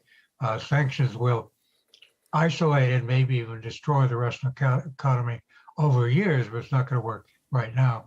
But if that happens, then we'll see what Mr. Putin's prepared to do. I believe there is already a tacit understanding, and this is a harsh reality, that Mr. Putin is going to be able to get away with whatever he wants to do in Ukraine at pain and suffering of the Ukrainian people, who are being extraordinarily brave. And quite frankly, the only reason I suspect that Mr. Putin hasn't already gone throughout the country is that, at least in the pain of Russians being killed, and inadequacy of Russian forces. But the tacit understanding is, yes, and I'm going to say this is the way it would sound to an outside observer. Yes, you can have Ukraine, that's too bad, but you're not going to be allowed to touch any of the NATO allies, at least with open aggression. And I think Mr. Putin understands that and is prepared to respect it, because Mr. Biden has been very clear, and this he can't back down from. If there was open aggression against any NATO ally, the United States would have to respond, or NATO's finished and America's European power is finished. And I think Putin understands that. But Ukraine, I won't say being sacrificed, but I'm afraid unless Mr. Putin decides to stop, at some point, Ukraine is going to suffer a lot more and will be all right. occupied. Aaron Cole, what's your take on that? That as terrible a toll as this is taking on Ukraine, the US and its allies would not be prepared to go any further than what they're doing now, much beyond what they're doing now. Yeah, I mean, there's some other things that have been discussed that are short of the no-fly zone. I mean, Senator Joe Manchin has called for a ban on Russian oil exports. There's talk about taking action against Russia inside of the United Nations Security Council. I mean, some of the proposals were just debuted last night about the banning of Russian planes in airspace and emboldening the Department of Justice to go after oligarchs, and that stuff is tough. I mean, they're the wealth is intertwined in a lot of different areas, such as real estate, professional sports groups, and things like that. So yes, it's a very timely thing, and people are talking about. We're just 1 week into this, but people are already talking about something that lasting months or years. And so yes, I mean, eventually, if President Putin goes too far, or troops from NATO or people from NATO and other countries kind of become involved, then that may tie the United States' hands. But we certainly don't know the future, and this just may be the beginning. But yes, in the short term, just the daily suffering, the horrendous actions occurring is likely to occur, and that'll drive the policies. Things we think about right now that may not be possible. It's unclear given how things escalate and what kind of the appetite of both the American public and the world that's watching this and the media landscape is, and nobody knows the answer to that as of now. Kira Rudik, I'm probably going to give you what's probably going to be the last word on this to you, and I want to ask you as well, should the West have seen this coming? First of all, I have a comment about it. Sure. Yeah, well, that will happen and we'll have to suffer. The point is, we definitely do understand what's going on right now, like in the world politics, and how Ukraine is, as a country, we are receiving support from one side, but we know that the most of the work we will have to do ourselves. There is no doubt to that. But again, when you are calculating and weighing the risks, the issue would be like, what would happen if there will be a Russia-controlled country, large country with huge potential and gas pipes and Chernobyl on its territory in the center of Ukraine. And it will be, and instead of having the country that is fighting for its freedom, fighting for European Union, it will be a country who will be like producing additional Russian soldiers. Are we sure that this is like the world wants? Because if so, like it's easy and quickly to go to that. Then second thing is, should the West see his coming? Well, Putin was very, very, very adamant about what he is going to do. And it started, I think I was in the United States in early November when this information was shared that he's going to attack. And since that time, so it was not news. Since that time, Ukraine has been at the pre-war situation, and everybody was expecting this because we all had intelligence, we all had information that he is gathering the troops. We had high hope that he wouldn't attack, but the understanding was there. A week before war, I was at the Munich Security Conference. And there I was talking to members of different governments and with the military representatives, etc. And everybody was saying, yeah, we think the chance is less than 10%. And my reply to that was, okay, if the chance is less than 10%, if you have the list of sanctions, please show them to him right now so he would know what he's playing against. And for various reasons, it didn't happen. So I think we all were too optimistic about what he is going or not going to do. I think that was a mistake from the overall democratic idea of, he will think about citizens that are going to be getting killed, etc. As a person, as a political leader here in Ukraine who has been at war with Putin for 8 years, I can tell you he's crazy, he's unpredictable, and we should not anticipate logical decisions on his side. We need to keep it in mind. On that note, we're going to have to leave it there. We're out of time. Thank you to all three of you. Aaron Kaur in Michigan, Kia Rudik in Kiev, and Robert Hunter in Washington. Thanks very much for being on Inside Story. And thank you, as always, for watching. You can see this program again anytime. Just go to our website, aljazeera.com. For further discussion, go to our Facebook page. That's facebook.com/AJ Inside Story. You can also join the conversation on Twitter. Our handle there is @AJ Inside Story. From me, Hazem Sika, and the whole team here in Doha, bye for now.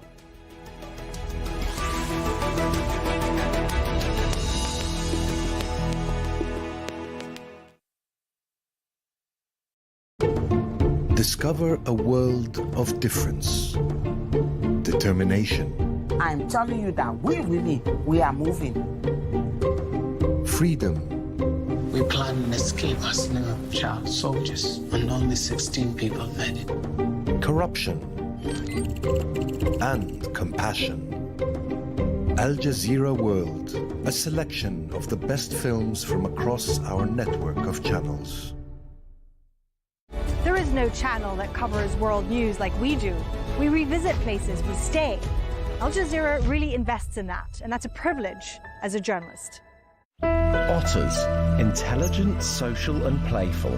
This vulnerable species are being caught in the wild, sold online and smuggled illegally by criminal syndicates from Southeast Asia. One of the main markets is Japan. In recent years, a new phenomenon has been sweeping through this concrete jungle. Animal cafes, where customers pay a cover charge to sit in a cafe and pet a number of cute domestic animals. But as businesses compete for customers, there's been a disturbing shift to ever more exotic species. We want to find out more about how otters are being taken from the wild and sold. Jatinagara Market is a sprawling hub for the animal trade. A plethora of exotic species sit in tiny metal cages, distressed and sweltering under the hot sun.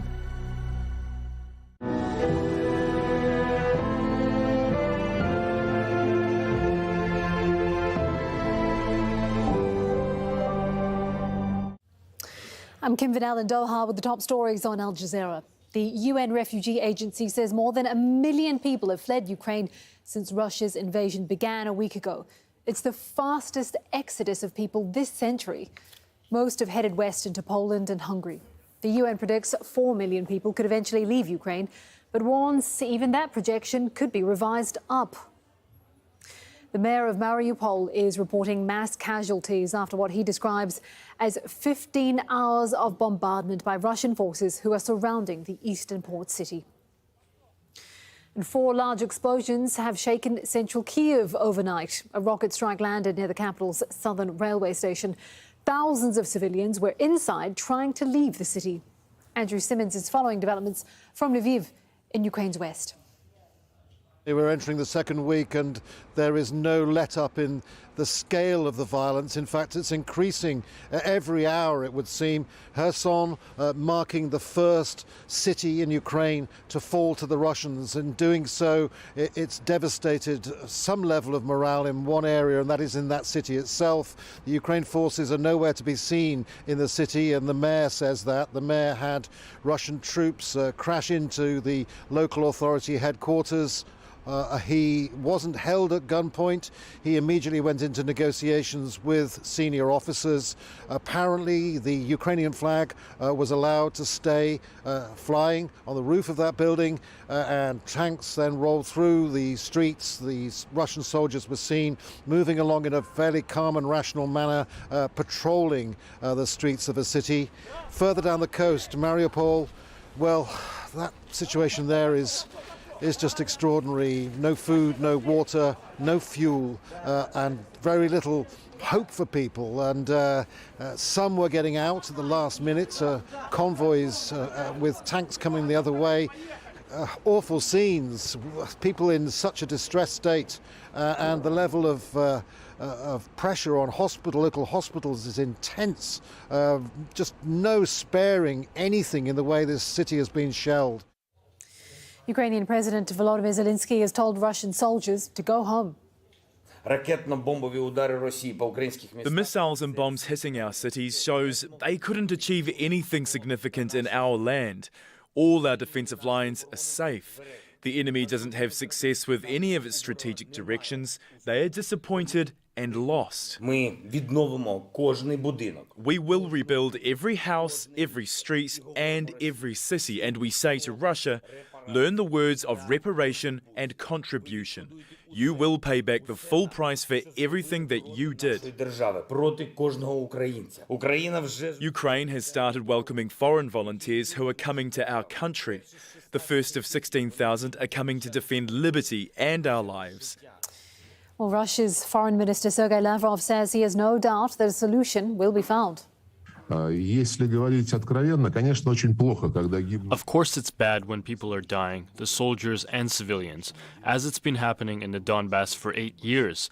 We will find a solution, I am totally convinced. The minimum requirements are well known, and they were expressed in the last round of talks with the Ukrainians. The Ukrainian side had some reason to postpone those negotiations. Clearly, they are being ruled by Washington. We cannot expect Russia to allow any danger from the territory of Ukraine. Elsewhere, emergency crews in northern Ukraine are trying to put out a massive fire at an oil depot that was reportedly hit by shelling. There are reports that dozens have been killed in Chernihiv. Hundreds of civilians have gathered at Ukraine's largest nuclear power plant to prevent Russian forces from gaining access. The mayor of Enerhodar says negotiations are taking place with Russian troops. The Russian billionaire Roman Abramovich has confirmed that he'll sell English football club Chelsea after 19 years of ownership. He's also promised to donate money from the sale to help victims of Ukraine's war. And those are the headlines. News will continue here on Al Jazeera right after Witness. See you soon. Bye-bye for now.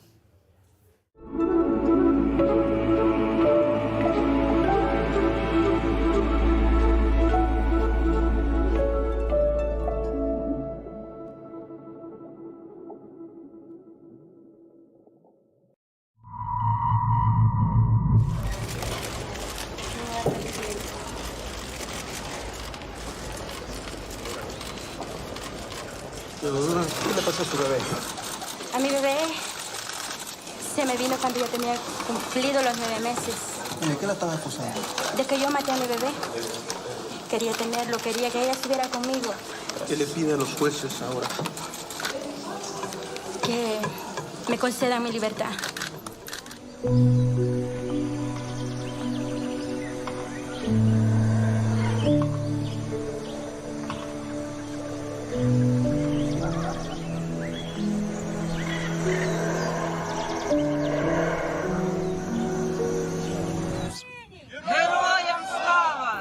While those who have stayed behind do what they can to defend their lives and their property, others continue to pour out of the country. More than 1 million have now been forced to flee the conflict, and they will not be the last. Ashish Joshi, Sky News. Well, you're joining us now. These are the live pictures here in Shemesh, a Polish town on the border. A train has just arrived in. We believe it's from Lviv, and you can see the people coming off it. A large number of young people.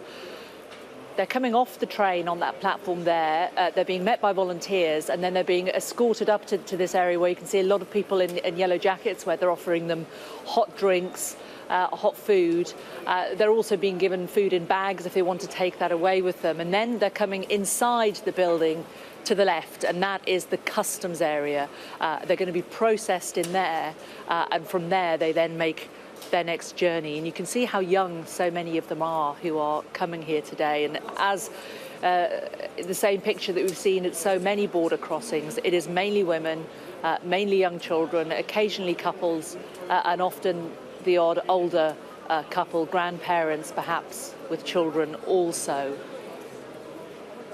It's difficult for them because not only have they gone through this awful ordeal, but they're being met with all these people trying to give them things, and most of them don't really have a hand spare to pick anything up or carry anything. They're carrying as much as they possibly can already. They didn't want to leave anything they couldn't behind, but at least they're being greeted with warmth, with friendship, with some food and some hot drinks. It's going to take them a little while to get processed through the customs clearance centre. But perhaps if Andy, if we move a little further around, we can see the buggies and the pushchairs which just arrived a short time ago as well. Because as you can see, a lot of the people with children, that nobody has pushchairs or buggies. Everybody is just walking in, holding hands or carrying their children. At least they're going to be able to have some kind of transport. There are even car seats if, they've got friends who are going to be meeting them and going to be able to take the children away from here. More and more groups coming off now. And these are the people that my colleague John Sparks travelled with. These are the people that my colleague Adam Parsons has spoken to in Lviv. These are people who've made journeys from all across Ukraine. Some have travelled extraordinary distances. Like one of the people that we spoke to this morning, a lot of these people here have also had to make really difficult decisions and say really heartbreaking goodbyes to those they love. We've had mothers who've had to leave their husbands behind.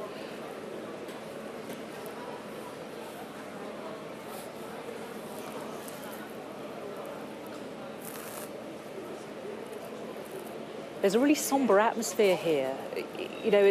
These people have managed to get to safety, in inverted commas, although for now the west of Ukraine is still relatively safe. They are safe, but it's just a very, very, very sombre atmosphere.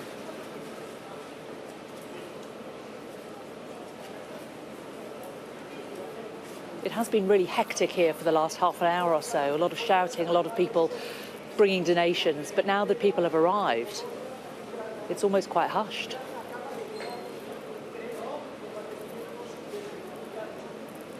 Outside of the station, where we were a little earlier, there are lots of people gathering.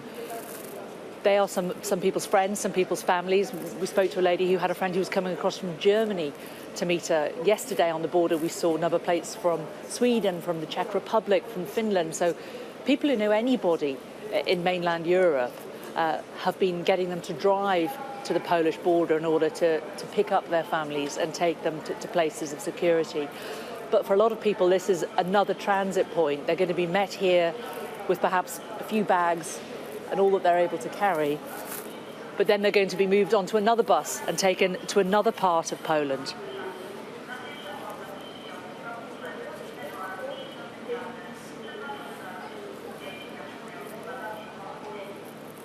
The children are all bundled up. And so many of the children, like this little one, you see they've got a backpack on and they're carrying their favourite cuddly toy. And everybody here is making such a fuss of the little ones when they come through. There was a gentleman before who was outside in the car park and he just had a bag of chocolate bars and he was just going around just giving chocolate bars to every child he saw. But they just all seem exhausted and stunned, and the children are just sort of holding these bars of chocolate along with their toys, not quite knowing what to do really. And you can see there that there are people who've actually brought and donated toys for them as well.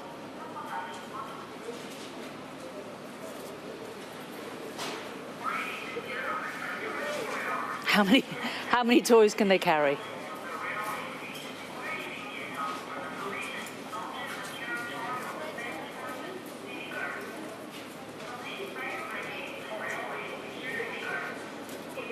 Rejected that one.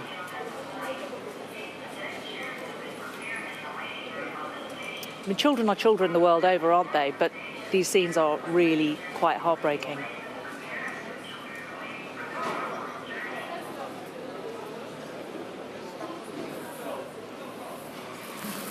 And here we see another procession of people coming through, this one with buggies.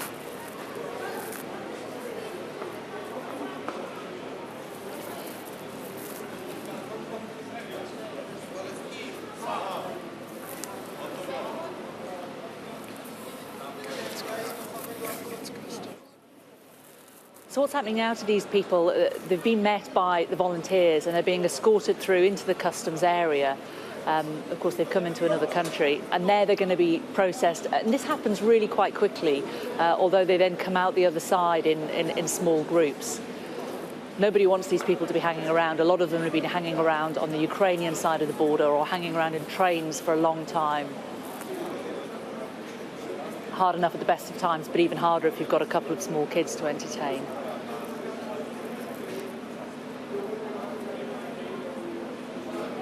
A lot of people, when we see this point as well, are on their phones, they're FaceTiming people, calling people. We saw people yesterday at the border where cars were coming across who were hopping out of their cars and taking a photo of the Poland sign or taking a picture of themselves next to the Poland sign to send back to family and friends to show them that they'd made it.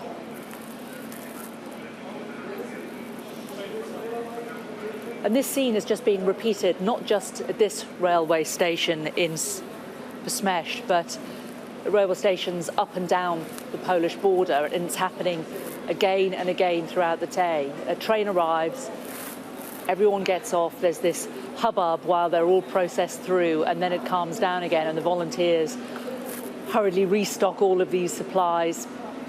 More lorries arrive with more donations that people have given, and then they ready themselves for the next train arriving. We've seen quite a few people arriving with animals today as well. There was some concern that people are having to leave pets behind, but we saw quite a few dogs and quite a few cats and carriers today. Pretty tough to explain to the children why you're leaving pets behind, I would imagine.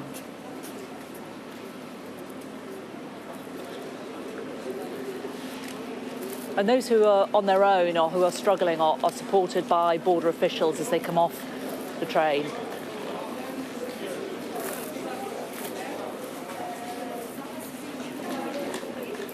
Now, these are people who have been processed, but who are now going on by train to other places, the people closest to us. Some will go on by coach, but of course this railway station has trains that are going off across the whole of Poland, so they are then going through the station and on to their destination, wherever it may be.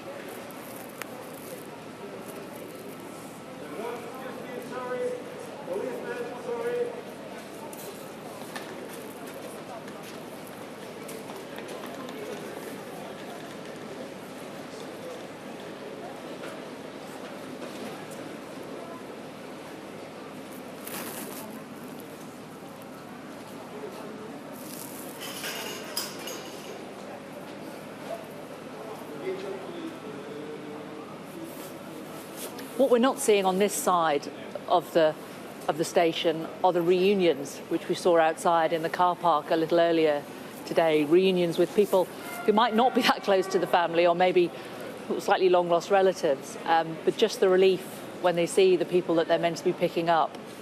I've seen a lot of people running across the car park earlier. But on this side, it's all still officials and volunteers who are helping people. I've seen people with all their belongings in shopping bags.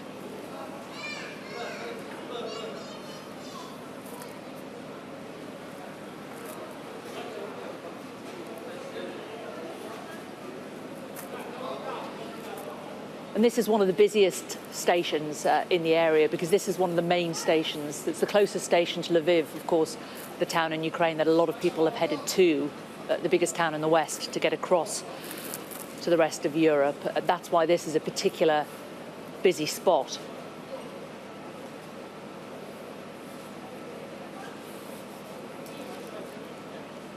And more coming off the train. It seems that they've kind of held people back on the train so that they don't all get off in one big go and just clog up the platform. I guess they can stay warm when they're on the train.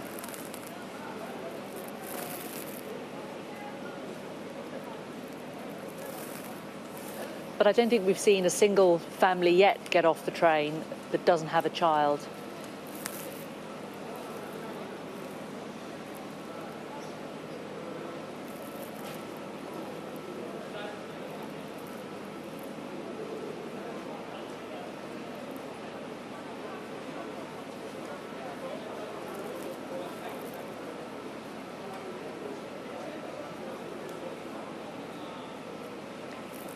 It is just really quiet here. It is such a somber atmosphere.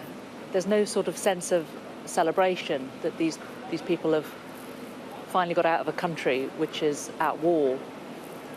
They just seem exhausted and stunned.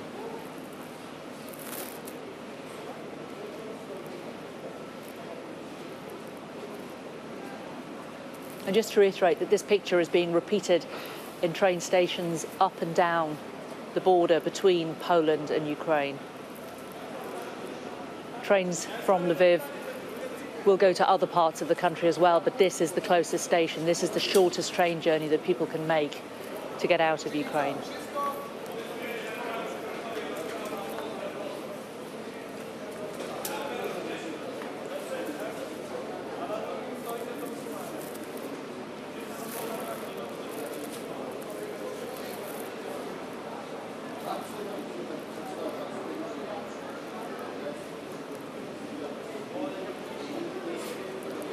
It's so hard for these families, it's so hard for these children. We saw some little ones this morning playing out in the car park, and for some, the tiny ones, it's an adventure, isn't it? It's a bit like going on holiday, I imagine, but you see the ones that are a bit older and you wonder what they've experienced, but also just what their feelings are about leaving their friends and their school and probably their parents behind.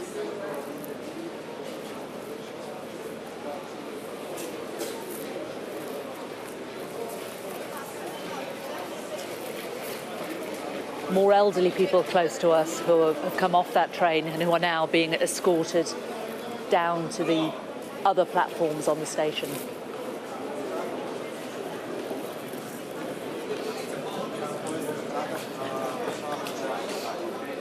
Now, if you see in front of us here, there's the little girl in the pinky bobble hat with the pink toy. We saw her not very long ago come off that train and come through customs. So you can see that they've already got them through customs in that length of time that we've been talking. They've got them through customs, out of the station in effect, and now back down into Poland proper and onto a train to wherever they're going to their next destination.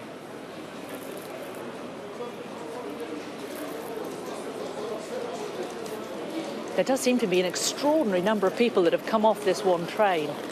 There was a lady talking to Adam Parsons yesterday who said that they were, in her words, packed in like tuna. And I think they certainly wouldn't have been any spare seats on this train today.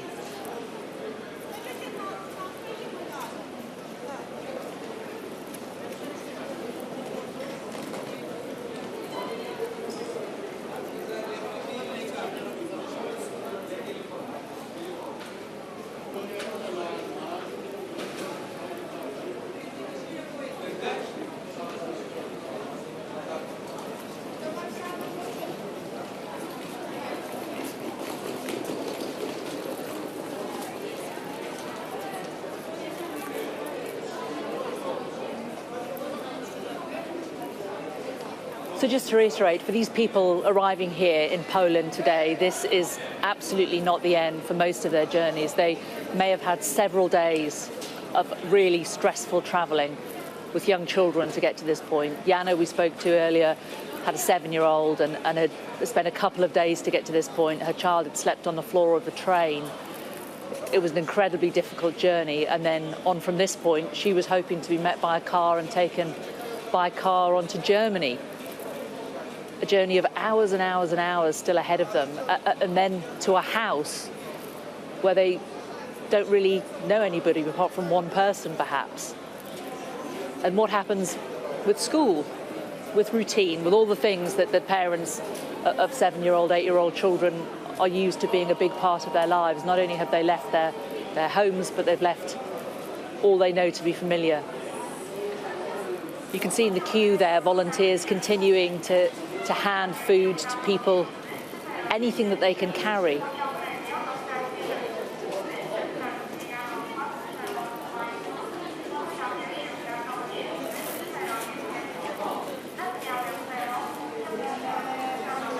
We've got more little ones just coming by us.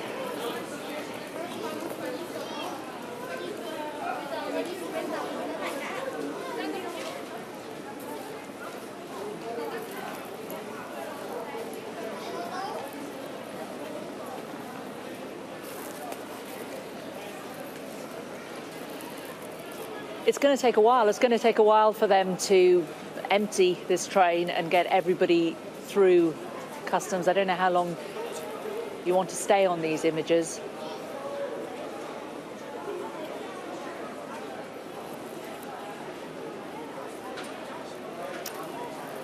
It is powerful. It is powerful to see. Well, let's look at the wider picture. Let's look at what is happening across the whole of Ukraine as we know it. And first to the southeastern port of Mariupol. It's surrounded by Russian forces. The German government recently set up a special budget of 100 billion euros to ramp up defense, to modernize the German army, the Bundeswehr. And a fierce debate has now flared up in German politics about that. Can you bring us up to speed?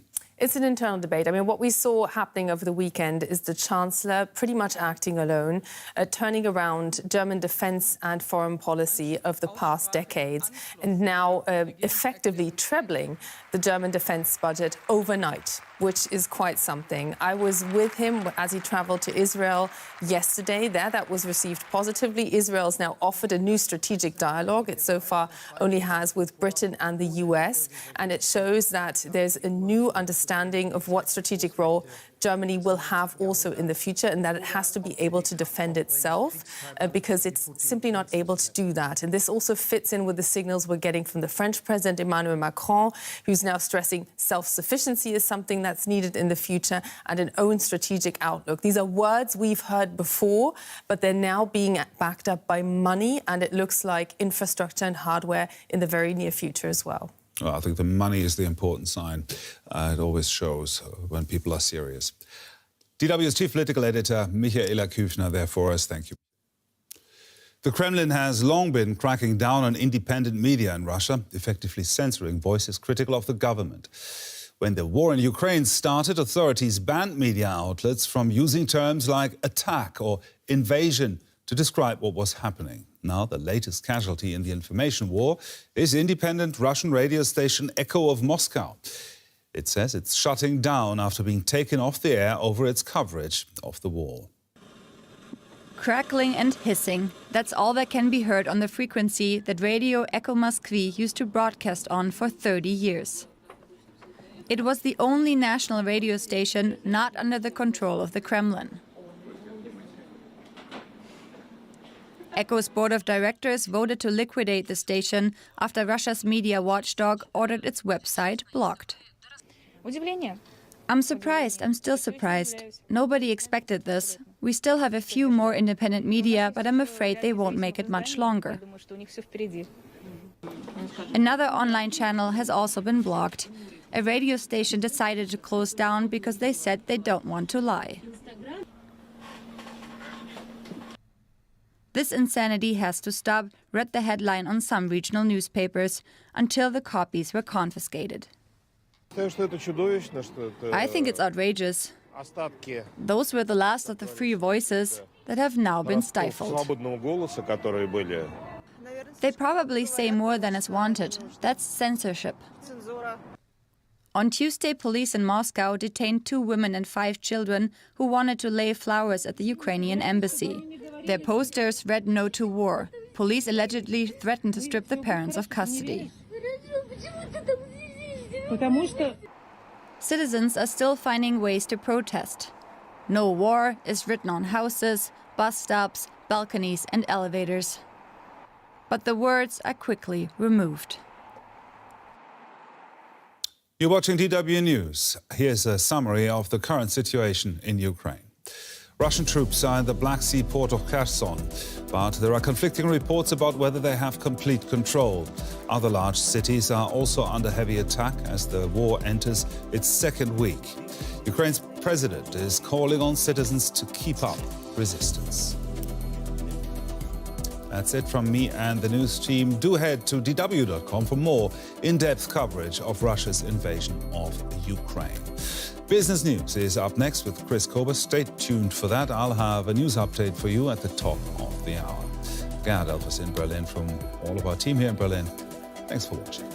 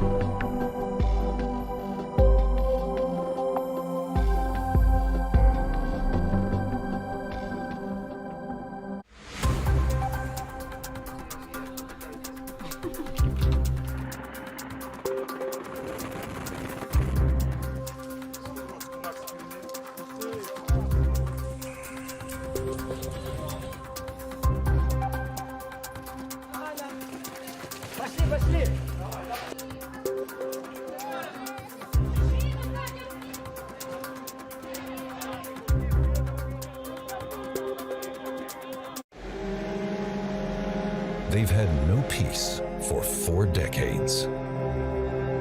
The people of Iraq.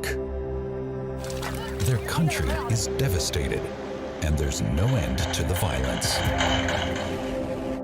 How did it come to this? Key eyewitnesses reveal an unprecedented story. They were friends. The U.S., they knew what the consequences of these sanctions are, and they've lied to the world about it.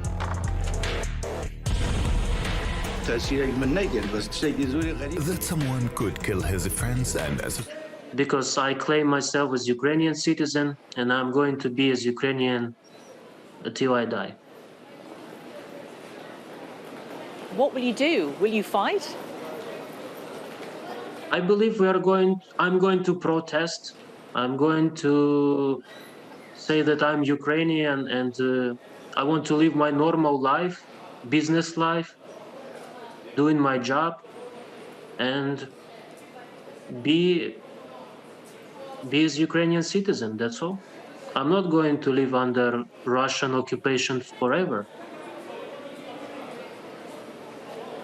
But is that safe? If the Russian troops come to your door, will you say that to them? Yes. How are your family managing? My family is in very poor situation because my dad is very sick. He has a cancer 4th stage, and he is dying. but he wants to die as Ukrainian. It's just heartbreaking to hear how you are managing. What about your friends in the neighbourhood, the people who live around you? Have they all stayed as well? My friends are almost in the same situation as me. They're locked. For instance, my friend is a pastor of local church. He was about to deliver some food to the local prison, but unfortunately he could not do it because Russians put a tripwire over there, so he could not reach the facility. So we are struggling. Do you feel it is safe to go out on the streets at all to do anything like that? I don't feel safe to go outside because Russians are stealing people. For instance, a friend of mine, yesterday he went outside and we lost a connection with him. And still we could not reach him. The last thing he said that a strange bus came to him, and that's all. It sounds absolutely terrifying. I can't comprehend how you are managing to go on there. I'm really grateful to you for talking to us today on Sky. Please stay safe out there. Thank you so much. Somebody from Kherson who has spoken to us, telling us about their life there. Well, as Russian forces continue to advance in Ukraine, let's get the latest analysis of the situation on the ground. Kamali Melbourne is at Sky News Centre for us. Kamali. Thank you very much, Jane. Incredible interview there with that man in Kherson. We'll look at Kherson in small detail in a moment. I'm joined by Sir Richard Barron for an analysis of exactly where this war is at on day 8. Sir Richard, thank you so much for being with us. So the Russians are still massed various points around Ukraine. This is now, my understanding, two battles, north and south. So we've seen unfold over the last 10 days or so two separate but synchronised operations. In the south, an operation designed to link Russia to Crimea and to isolate Ukraine from the sea. And in the north, a separate operation focused on the capital, Kiev. And we believe the objective of that is regime change. Yeah, and let's focus in then, if we can, on that fight for the south. Now, we've just heard from the city of Kherson. We understand it has now changed hands. If we look at the map of the south here, we can see in more detail exactly how the Russians have begun their advance, pushing out from Crimea and taking that strategic city of Kherson. Explain to us why that city is so important and why the city of Mariupol is so interesting at the moment. It's being contested. So we've seen Russian forces mostly coming out of Crimea, and they have turned both east and west. The group that has turned east is advancing towards the Donbass and is about to link up in Mariupol with Russian forces that have come from Russia. That establishes contiguous territory between Russia and Crimea and isolates Ukraine from the Sea of Azov. In the west, the forces that have now arrived at Kherson, we should remember that Kherson supplies all the fresh water to Crimea, and we assess that that operation will continue round the coast towards Odessa, and we're likely to see unfold an attack on Odessa from the coast and also from the sea using amphibious shipping. If that is successful, it will have separated Ukraine from the sea, and that is a crippling blow to the Ukrainian economy. Yeah, and obviously that fight for Odessa will be coming, but the fight for Kherson, we heard from Kherson just a moment ago, a gentleman there in his apartment, there is a fight for Mariupol. So Ukrainian forces are still in those areas, as we understand it right now. So we would expect to see two things. One, as the battle unfolds for these cities, some parts of the Ukrainian military to fall back to the next defensive line, which in the west would probably be Odessa, but the local forces to remain, and they'll probably transition from opposing the arrival of Russian forces to mounting a serious insurgency within the confines of that city. OK, well, that's the fight for the south. Let's take a look at the fight for the north, Sir Richard. And as we've been talking about for the past few days, there is this encroaching Russian convoy that's coming down towards Kiev. It appears to have been bogged down. Let's discuss why that may well have happened. It's been about 3 days that we've known that it's there, and it's still there. So it's been a surprise that convoy has been stuck for 3 days, but we think we know why this is. First of all, there's been significant Ukrainian opposition to its movement, but much more than that, there have been major logistic failures in the Russian forces, probably a collapse or a fracturing of command and control. But we absolutely need to keep our eye on that convoy because as it unsticks itself, which we must expect it to, it will arrive on the north and west of Kiev and may start to be part of the encirclement.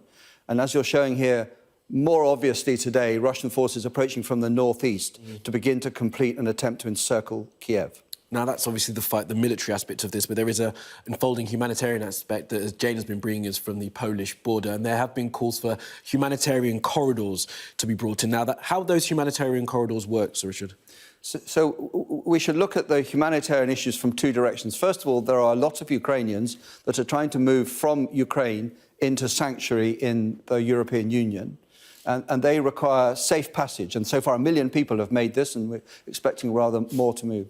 But then for the people who are still in Ukraine, who are being subjected to the effects of war, they find that they are beginning to lose power and water, particularly in the cities, and run out of food and medicine. So that is going to become more and more dire. So one aspect of this is humanitarian aid going to come from the west into these cities, in which case that requires the consent of Russia to allow that humanitarian access?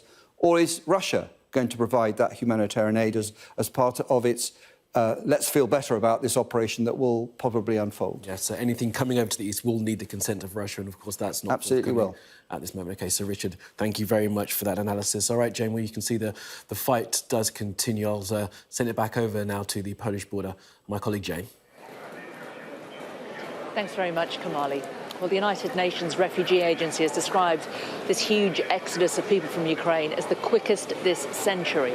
They're reporting that as of early this morning, over 1 million people have escaped to neighbouring countries since the conflict began.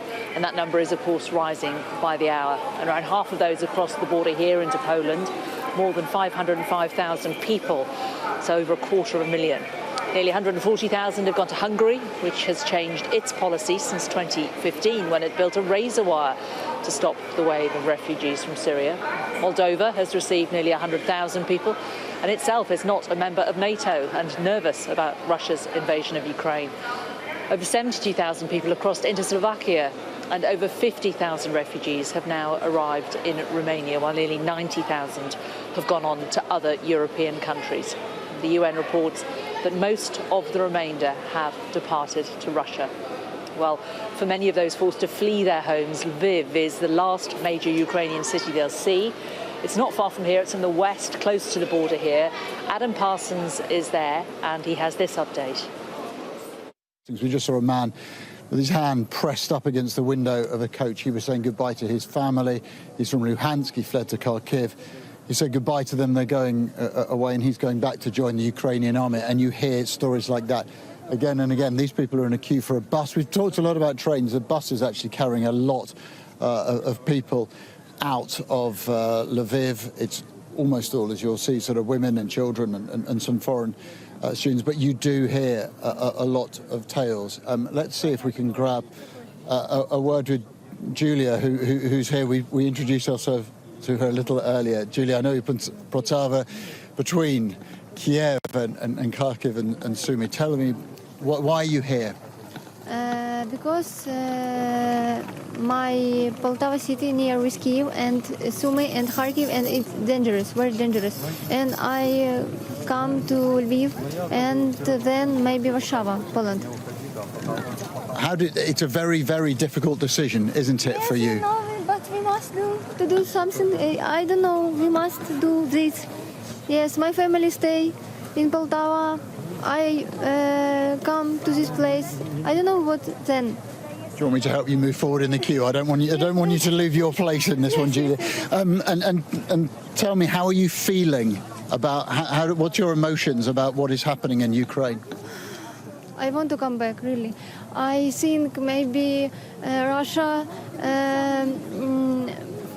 stop this blood and Putin stop, because it's idiot president of Russian Federation, and I think I come back to my home, really, to my relatives. I hope. You're being very strong, and I see this. So many Ukrainian people are resilient and strong. I mean, the love for the country is very clear. Yes, I think we are strong people, and I think we must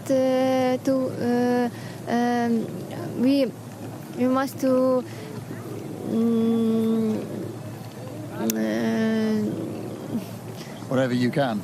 Yeah, I think Putin stopped and we come back home, really. That's your dream? It's my dream, and I think it will be, yes. Julia, thank you very much indeed. We wish you Thank you. safe... Maybe my English is not good, but... Your English is excellent. Thank you. You're a lot better than my Ukrainian. Julian, thank you very much. Thank you. Indeed. And I do think that sense of resilience I've heard from so many people around here. Look, this is a grim and miserable situation for people who take pride in their country. And we're on the eastern extreme of Europe here. This is a country who wants to join the European Union. When it left the Soviet Union, its aspiration was for normality. Now it finds itself caught in this horrendous and uncertain war. And you have this incredible blend in places like this of pride and strength and resilience, all the while in a cocktail with fear and anxiety and nervousness and that sense of dislocation. And that is the challenge that Ukraine is facing on a physical, emotional level, as well, of course, of the horrendous scenes we're seeing a few hundred miles away. Well, that was Adam Parsons in Lviv a little earlier, and the train behind me is from Lviv. So some of those people that were in his report have now made it here to Przemyśl on the Polish border.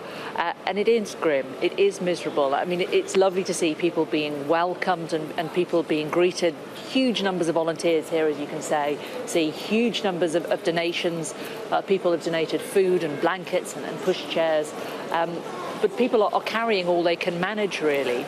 And what's happening at the moment is they're being kept on the train and then released in small groups, presumably because the area between the train and the customs clearance is outdoors and it is really bitterly cold. So they're not letting anybody get overly cold. They're releasing them in small groups, and then they come through this area here with the volunteers where they're given a hot drink, food if they want any, and then they queue up to get into customs. And on that way up the ramp to customs, there are piles of blankets and there are people with food on that ramp as well, getting people to put food in their bags, because a lot of these people may have an onward journey from here of many, many more hours. Some will go on and be met by friends and family here in the car park at the train station. Perhaps they know somebody in Poland, or perhaps somebody who's driven many miles across country borders to come and pick them up. But others are going through customs and then coming back past us to go on to trains to other parts of Poland.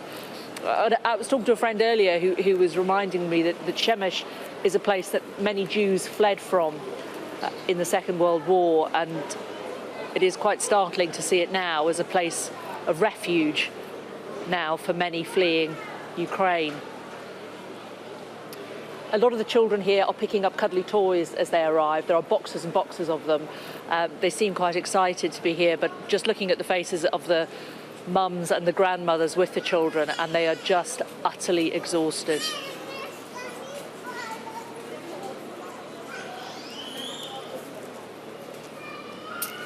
Well, some breaking news in the last hour, and Formula One has cancelled its contract with the Russian Grand Prix.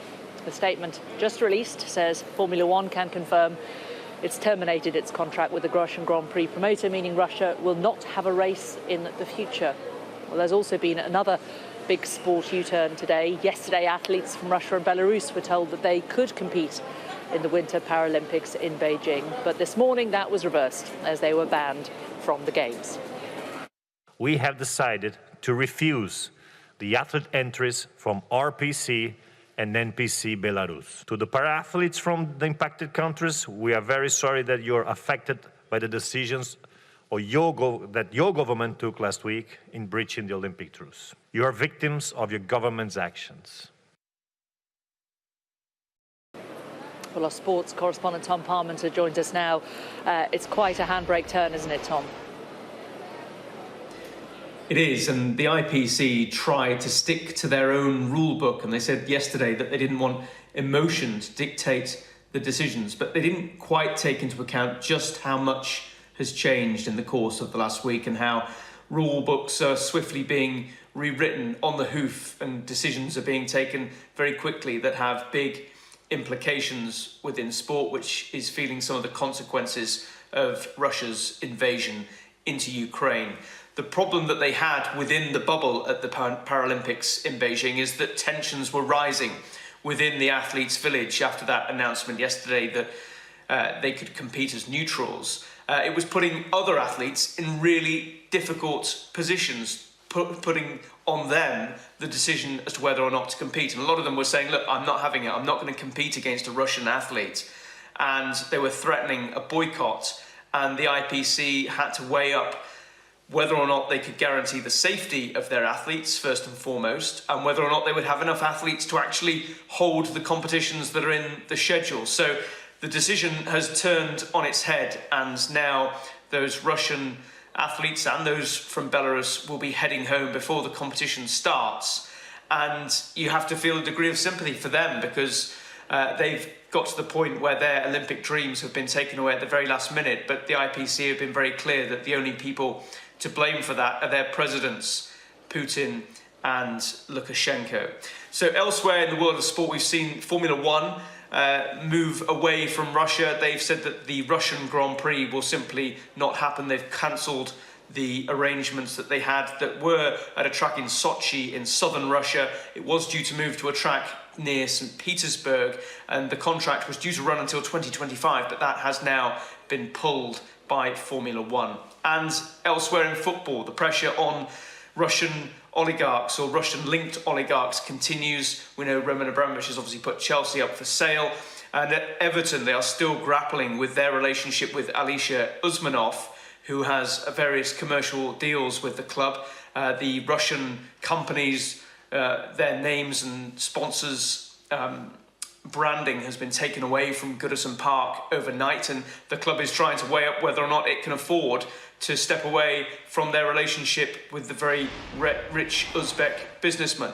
He is one of the oligarchs who is being sanctioned by the EU, who are already taking action. They've seized one of his super yachts. They've seized other super yachts belonging to high net worth individuals with links to the Kremlin. But still, the questions continue as to when those sanctions will start to bite in the UK, when the EU is already taking action.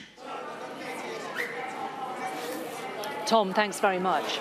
As we've been listening to Tom, I've just been looking at these images here where we are, and we've just seen from all of those donated wheelchairs and pushchairs and buggies, a child's wheelchair being taken in by a volunteer and down to the side of the train. So it's clear the child with disabilities being brought through. Sarah Jane Mee on her programme yesterday spoke to a children's charity which said that they were really concerned about children's homes in Romania. There are in Ukraine, there are an awful lot of children in that country in long-term care. And of course, people are not able to leave their homes to come into work. So they were relaying stories of older children looking after younger children in children's homes and adults not being able to access the homes. So what will happen to those children? We have also heard that there may be a train carrying virtually entirely children coming from Kiev, but we have yet to see whether that will arrive here. More and more families passing by all the time. Each one that is coming through is usually accompanied by a volunteer. It seems that every family, and it was the same on the border that we were at yesterday when we were seeing people coming across on foot and in cars. Once somebody has gone through customs here, there are so many volunteers. Somebody is sort of keeping an eye on them and taking them to the next place. So they don't have to keep asking for help. They don't have to keep asking for directions. They have somebody from the area who is with them and escorting them either to the right train platform and getting them on the train, or escorting them to their bus or to their friends. So that there isn't the case that anybody is coming through this after having this horrific journey, which could have been days long and without any sleep, and suddenly just coming out blinking into the Polish sunshine. They are at least making sure that whatever happens to the person, there is a next stage to it that they can at least reach. Well, we have some new images that we can also bring you that we have just been able to verify on Sky News, and these pictures show Russian ships believed to be near Crimea. Now, as you've been hearing from our military exports, the port city of Odessa could be the next target. It's a city, incidentally, the trains are still running to from this station as Russia seeks to create a land corridor in the south of the country. The UK, alongside several other countries, has sent medical aid to Ukraine, with several planes being loaded with millions of pounds of medical supplies. However, concerns have been raised over whether the medical aid is reaching those who need it most. Well, joining me now to discuss this more is Osho Toliupo, a former student from Ukraine who's now using social media to support Ukrainian refugees. And I'm also joined by the Chief Executive of Khalsa Aid, Ravi Singh. Thank you both so much for joining us today. Osho, to you first of all, in Ternopil, what is the situation there? How safe do you feel where you are? Right now in Ternopil, so far so good. There hasn't been any heat, but we're taking precautions and we're getting safety. So this is what we've been doing here in Ternopil. So far that this place is still safe right now. We are trying to extract people to this place, and from this place they can easily get to the border.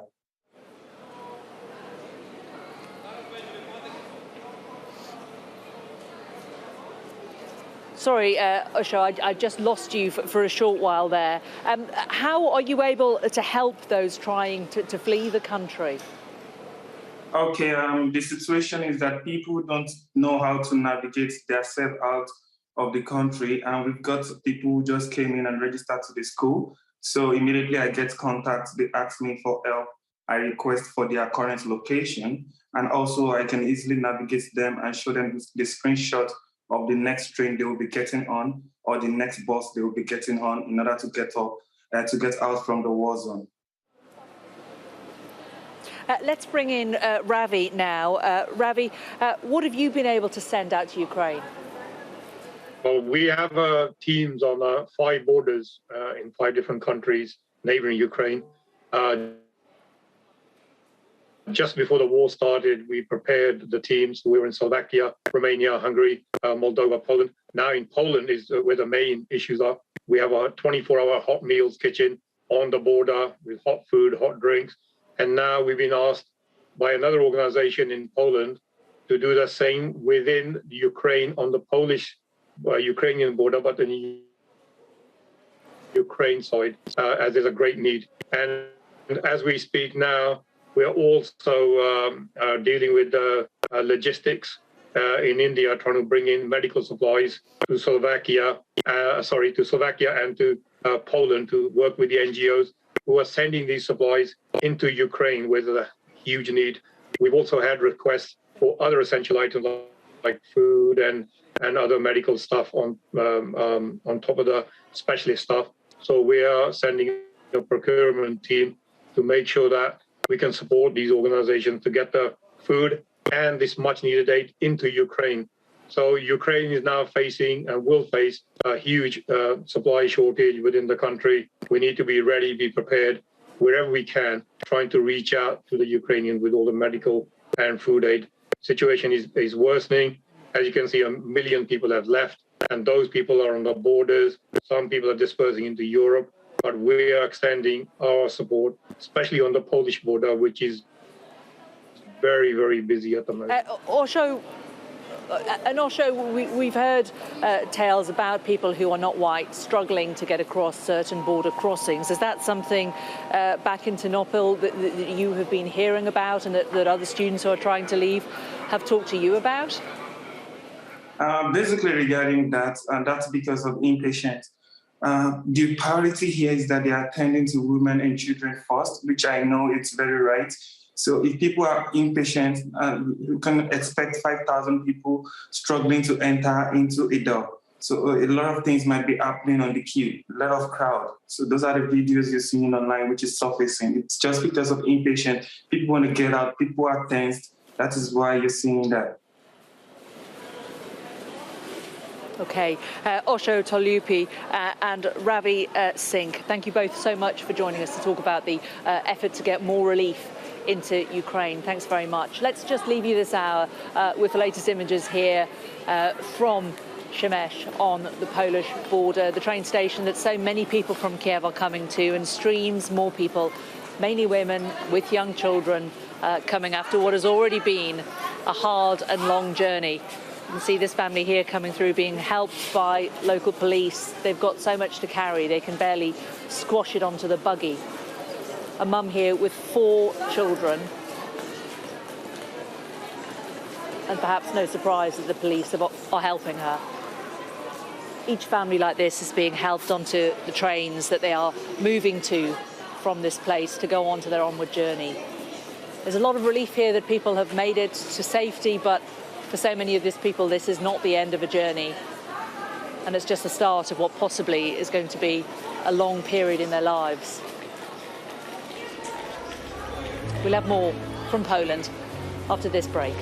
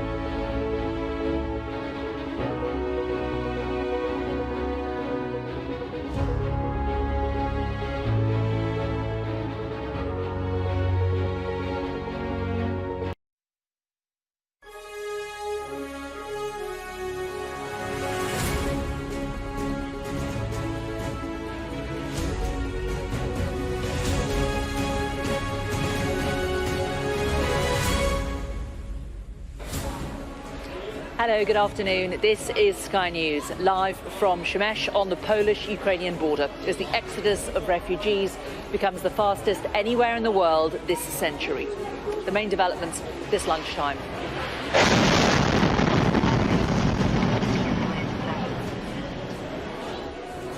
They are destroying us.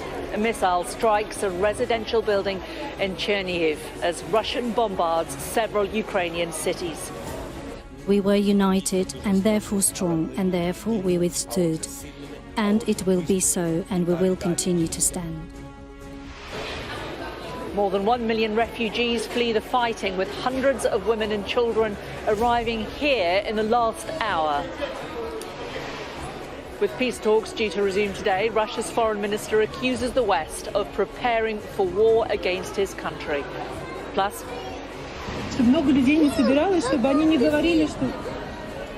arrested for showing sympathy, the Russian children locked up for laying flowers at the Ukrainian embassy.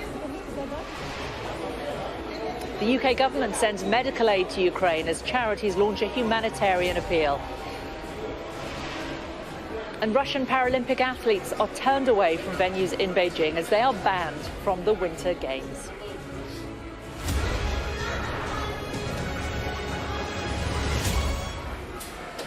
Hello, good afternoon. This is Sky News live from the Polish border with Ukraine, where thousands of people who fled their homes are arriving in search of safety. In the last hour, we've seen hundreds of people disembark a train here, virtually all women and children, many still clutching soft toys.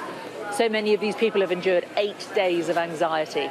Russia appears to have taken control today of its first Ukrainian city, and several others are being bombarded and surrounded. Well, these are the main developments this lunchtime.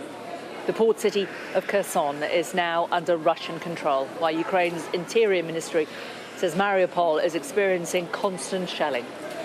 Tens of millions of people in Ukraine are potentially in mortal danger, according to the UN Human Rights Commissioner, as more flee the country.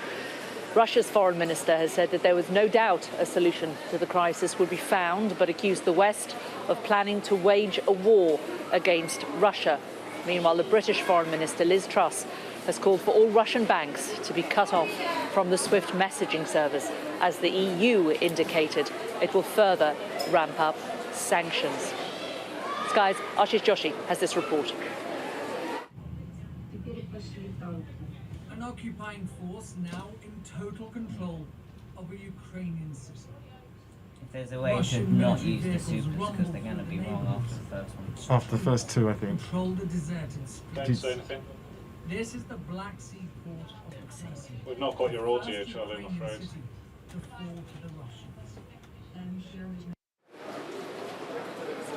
Sorry, we've got a few problems with that report, but it's a good time to show you what's happening behind us.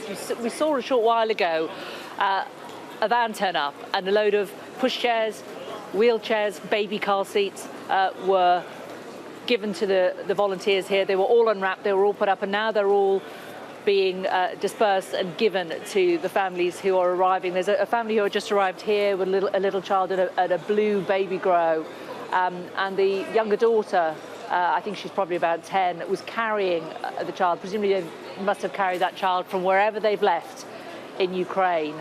And they got here and they came around the corner and they saw the row of buggies, and her eyes just lit up, and she's run up and grabbed the buggy. And I guess she's not carrying the baby anymore after a good few days carrying a baby on a train. She looks pretty delighted. So these are going so quickly. They are all being taken, and they're all incredibly welcome. We're also seeing the police here, as you can see, just passing me, helping people who are carrying their belongings. All of the people who are arriving at the station are being met by volunteers. They're being offered whatever help they can. The problem, of course, is that, and you can see also wheelchairs also being distributed behind me as well.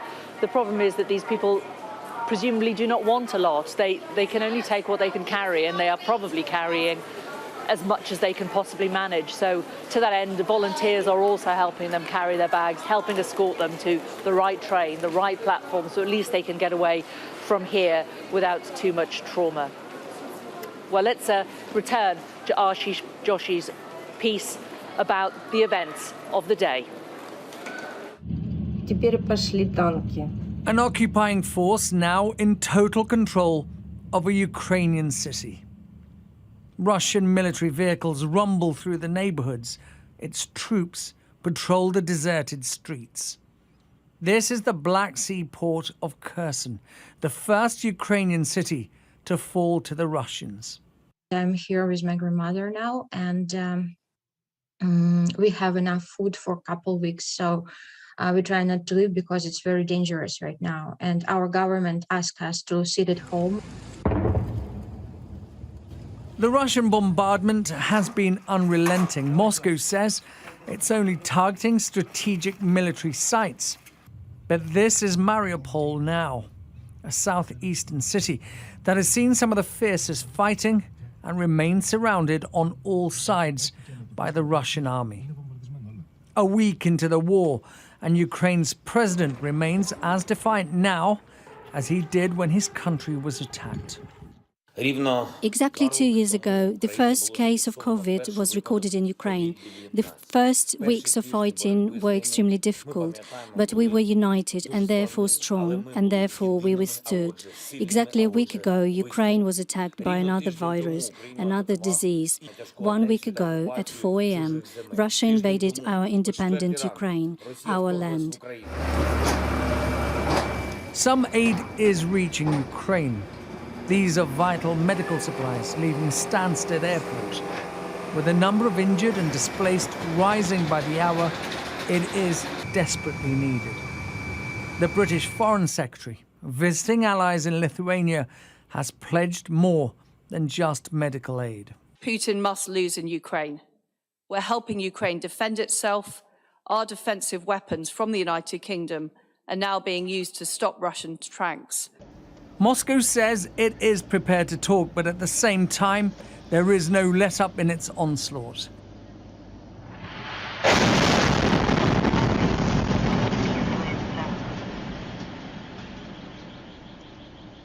Sky News has verified this video to an oil depot on the outskirts of Chernihiv in northern Ukraine. Crimea is a part of Russia. The recognition of the Donetsk and Luhansk People's Republics in the borders of the Donetsk and Luhansk regions, demilitarization, which must have parameters that we have yet to agree upon, but there should be no armament that may threaten Russia's security, and denazification, the same way fascist Germany was subjected to such procedure. Many Ukrainians are defending their land however they can. These people have set up a crude roadblock around the Energodar nuclear power plant as they try to stop or at least stall the Russian advance. While those who stay behind to do what they can to defend their lives and property, their families continue to pour out of the country. This refugee train arriving at the Polish border full of desperate mothers and their children, forced to flee the bombs and the bullets to seek sanctuary, but without their fathers and husbands, and not knowing if they will ever see them again. Ashish Joshi, Sky News. Welcome back to Shemesh in Poland. You can see the movement of people throughout the railway station here is continuing. You might be able to see behind the barriers where it says customs clearance, there's a wheelchair there. We've just seen the first load of people that came off of the train were women, children, lots and lots of children. It now seems that we're now moving through into people with disabilities. We had a series of about 8 people who use wheelchairs carried up the steps, and now it's more elderly people coming off the train as well, but still lots and lots of people with young children coming off. Well, let's take a closer look at what we know has happened in Ukraine in the fighting so far over the last 24 hours. First, to the southeastern port of Mariupol, surrounded by Russian forces. The head of the city's council says the civilian infrastructure has been under constant bombardment for days and has described the attack as genocide of the Ukrainian people. To the west, and Kherson, which Russia now says is under complete control. The regional governor has confirmed that Russian forces have control of the regional administration building, and that corroborated by a guest we spoke to in the last hour. Well, in the capital, Kiev, a powerful explosion was reported near the main railway station when thousands were being evacuated. There were no reports of any casualties. The second city of Kyiv is seeing continued shelling, when an advisor to President Zelensky has claimed that several Russian planes were shot down yesterday. 75 miles away in Izium, 8 people, including 2 children, were killed in shelling, according to Ukraine's parliament. And the Ukrainian media is quoting a health official in Chernihiv who said 2 cruise missiles hit a hospital there.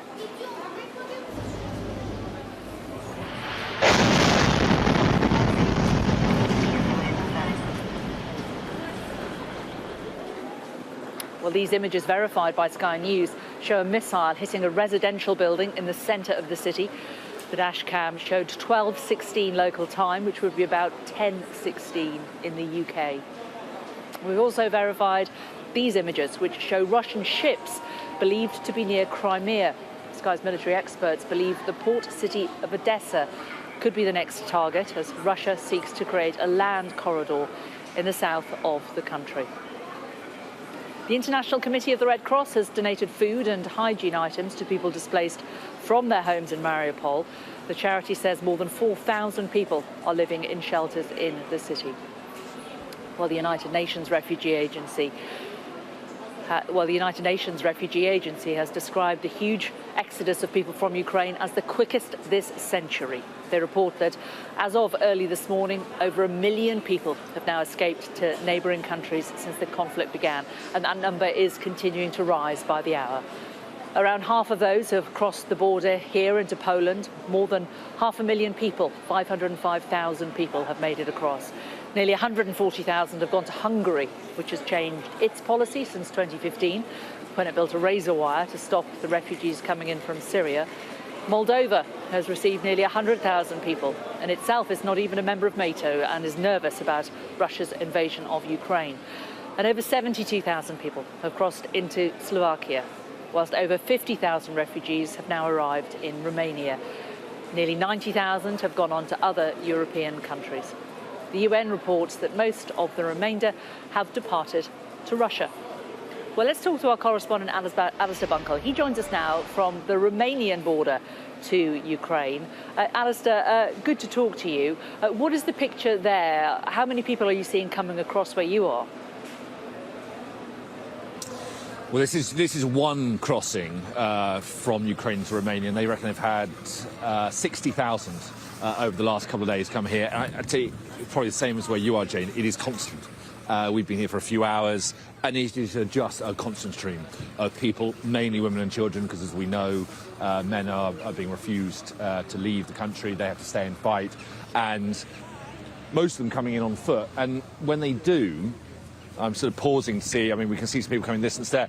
The local police or the fire brigade, they rush up and meet them, and they give them a hand with their luggage, they carry their luggage for them, and they bring them down this way. I've just seen a lady come with her pet cat, a lot of people coming with young children, babies, some tiny, tiny babies. They're looking dazed. They've got no idea what's going on. Occasionally, you see what I guess are family members rush up and just, arms around their relatives, the relief of having got them to safety.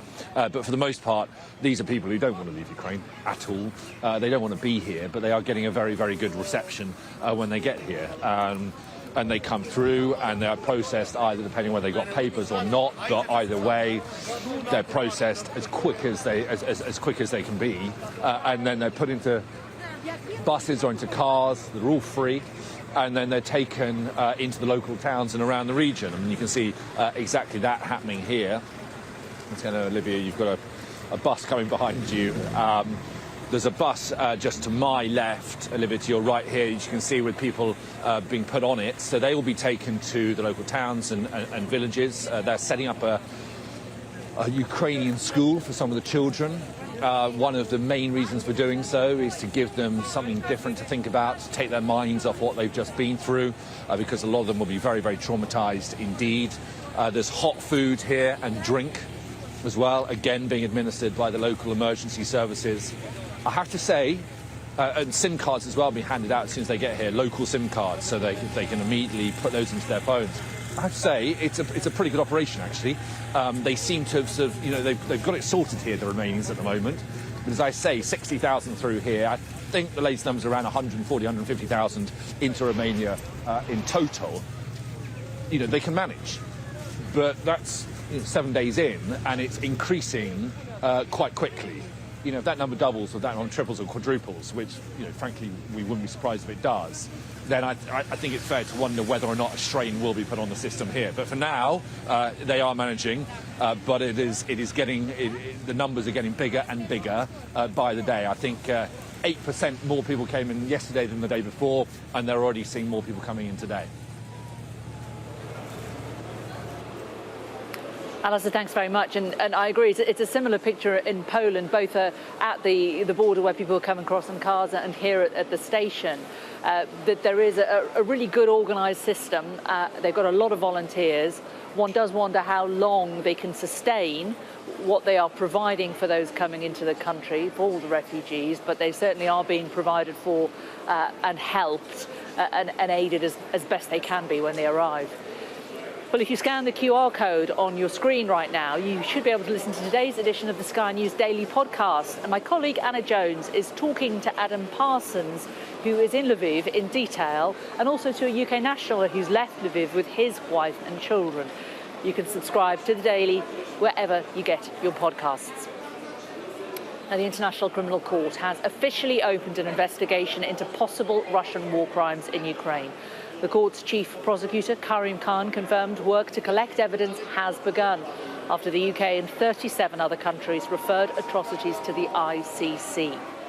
Well, war crimes include intentionally attacking civilians, intentionally targeting non-military buildings, and using weapons indiscriminately in civilian areas. Sky News has verified footage that appears to show cluster munitions being fired at a civilian area in the eastern city of Kyiv. Now, these weapons randomly scatter explosives across a wide area and are banned by over 100 countries. Meanwhile, this video, also from Kyiv, also appears to show a missile hitting the regional state administration building, which is another civilian target. And multiple videos have been verified by Sky News showing residential civilian areas being attacked and shelled across the country. Military experts warn that this is likely to ramp up as Russian forces move in to major cities.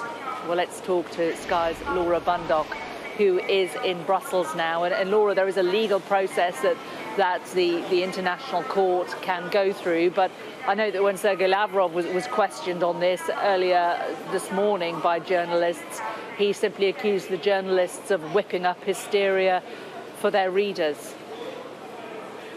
And he also insisted that the Russian military were only targeting military positions. They weren't targeting anything to do with civilians, which we've seen is not the case. Interestingly, on the ICC, the International Criminal Court, Russia isn't a member. It hasn't been since 2016, ever since the report said that Russia's annexing of Crimea was an occupation. Russia hasn't been a member, so it's unlikely because of this that Putin or any of his allies would stand trial. But an interesting development there. Very much looking to the long term, though. In the immediate, we're now seeing a big diplomatic effort, more diplomatic efforts today. We've seen Liz Truss in Lithuania standing alongside her NATO allies and very keen to stress the importance of sanctions being placed on Putin at the moment, saying we cannot take our foot off the gas. And important to her to show the UK's support for its NATO allies when it comes to the Baltic states, Lithuania, Latvia and Estonia, all sharing a border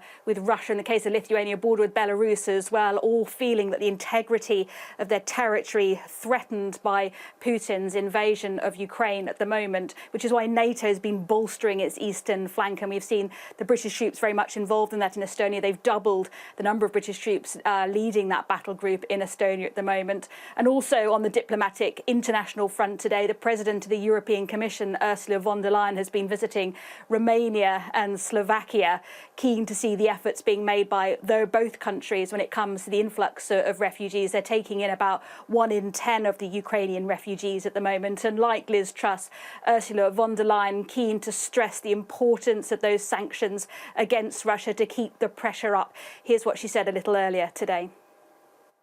Our aim is to cut off the Kremlin's capacity to wage war on its neighbors. That is why we introduced sweeping sanctions at unprecedented scale. These sanctions are also applied by our allies and partners around the world. The 3 waves of sanctions we introduced are already having an impact on the Russian economy and therefore Putin's war effort. And we will take additional steps if the situation deteriorates on the ground. Well, today in Brussels, European Home Affairs ministers have been meeting to discuss this relaxation of the rules, which means anyone arriving from Ukraine into EU countries can arrive without the need for visas, without the need to apply for asylum, to make the process as quick and as easy as possible. It means they have access to homes, healthcare, schools and even the jobs market as well.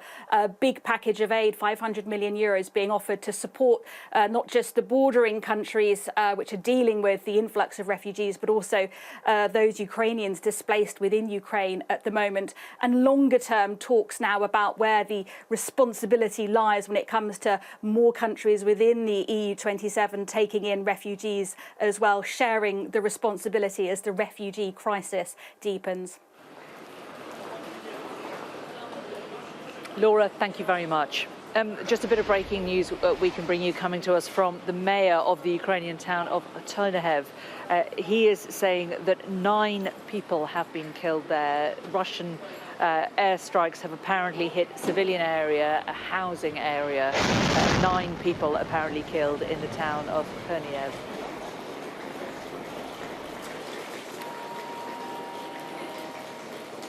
Meanwhile, sports boycott of Russia is widening. Formula One has cancelled its contract with the Russian Grand Prix. A statement says Formula One can confirm it has terminated its contract with the Russian Grand Prix promoter, meaning that Russia will not have a race in the future.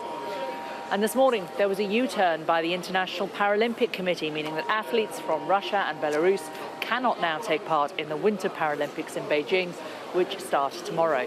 The IPC reversed its decision following widespread international criticism. We have decided to refuse the athlete entries from RPC and NPC Belarus. To the para-athletes from the impacted countries, we are very sorry that you're affected by the decisions that your government took last week in breaching the Olympic truce. You are victims of your government's actions. And here's what the Culture Secretary, Nadine Dorries, had to say on that decision. There are other powerful ways of isolating rogue regimes. Culture and sport can be equally as effective as economic sanctions if used in the right way. Culture is the third front in the Ukrainian war. Across sport, across the arts and entertainment, we're ostracizing Putin on the global stage. Putin is now suffering a sporting and cultural Siberia of its own making. Well, our sports correspondent Tom Parmenter has the latest. The problem that they had within the bubble at the Paralympics in Beijing is that tensions were rising within the athletes' village after that announcement yesterday that they could compete as neutrals. It was putting other athletes in really difficult positions, putting on them the decision as to whether or not to compete. And a lot of them were saying, look, I'm not having it. I'm not going to compete against a Russian athlete. And they were threatening a boycott. And the IPC had to weigh up whether or not they could guarantee the safety of their athletes, first and foremost, and whether or not they would have enough athletes to actually hold the competitions that are in the schedule. So the decision has turned on its head, and now those Russian athletes and those from Belarus will be heading home before the competition starts. And you have to feel a degree of sympathy for them, because they've got to the point where their Olympic dreams have been taken away at the very last minute. But the IPC have been very clear that the only people to blame for that are their presidents, Putin and Lukashenko. So elsewhere in the world of sport, we've seen Formula One move away from Russia. They've said that the Russian Grand Prix will simply not happen. They've cancelled the arrangements that they had that were at a track in Sochi in southern Russia. It was due to move to a track near St. Petersburg, and the contract was due to run until 2025, but that has now been pulled by Formula One. This is Sky News Today. Coming up, as President Putin targets Ukraine's major cities, our defence analyst looks at his game plan.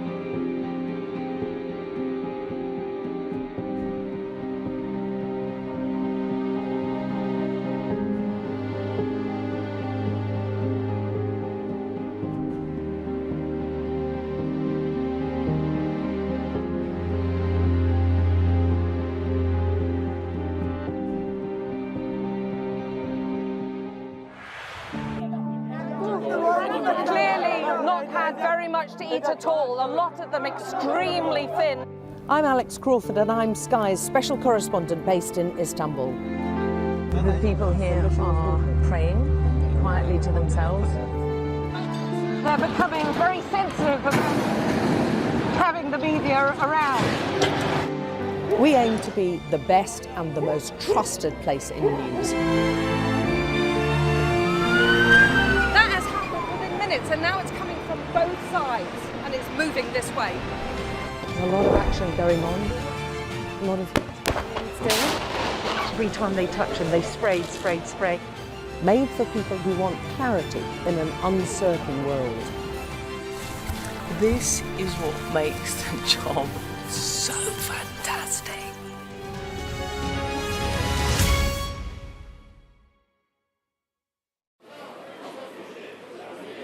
Well, as Russian forces continue to advance in Ukraine, let's get the latest analysis of the situation on the ground. Kamali Balcon is at Sky News Centre with the latest. I'm joined by Sir Richard Barron for an analysis of exactly where this war is at on day 8. Sir Richard, thank you so much for being with us. So the Russians are still massed various points around Ukraine. This is now, my understanding, two battles, north and south. So we've seen unfold over the last 10 days or so two separate but synchronised operations. In the south, an operation designed to link Russia to Crimea and to isolate Ukraine from the sea. And in the north, a separate operation focused on the capital, Kiev, and we believe the objective of that is regime change. Yeah, and let's focus in then, if we can, on that fight for the south. Now, we've just heard from the city of Kherson. We understand it has now changed hands. If we look at the map of the south here, we can see in more detail exactly how the Russians have begun their advance, pushing out from Crimea and taking that strategic city of Kherson. Explain to us why that city is so important and why the city of Mariupol is so interesting at the moment. It's being contested. So we've seen Russian forces mostly coming out of Crimea, and they have turned both east and west. The group that has turned east is advancing towards the Donbass and is about to link up in Mariupol with Russian forces that have come from Russia. That establishes contiguous territory between Russia and Crimea and isolates Ukraine from the Sea of Azov. In the west, the forces that have now arrived at Kherson, we should remember that Kherson supplies all the fresh water to Crimea, and we assess that operation will continue round the coast towards Odessa, and we're likely to see unfold an attack on Odessa from the coast and also from the sea using amphibious shipping. If that is successful, it will have separated Ukraine from the sea, and that is a crippling blow to the Ukrainian economy. Yeah, and obviously that fight for Odessa will be coming, but the fight for Kherson, we heard from Kherson just a moment ago, a gentleman there in his apartment, there is a fight for Mariupol. So Ukrainian forces are still in those areas, as we understand it right now. So we would expect to see two things. One, as the battle unfolds for these cities, some parts of the Ukrainian military to fall back to the next defensive line, which in the west would probably be Odessa, but the local forces to remain, and there'll probably transition from opposing the arrival of Russian forces to mounting a serious insurgency within the confines of that city. OK, well, that's the fight for the south. Let's take a look at the fight for the north, Sir Richard. And as we've been talking about for the past few days, there is this encroaching Russian convoy that's coming down towards Kiev.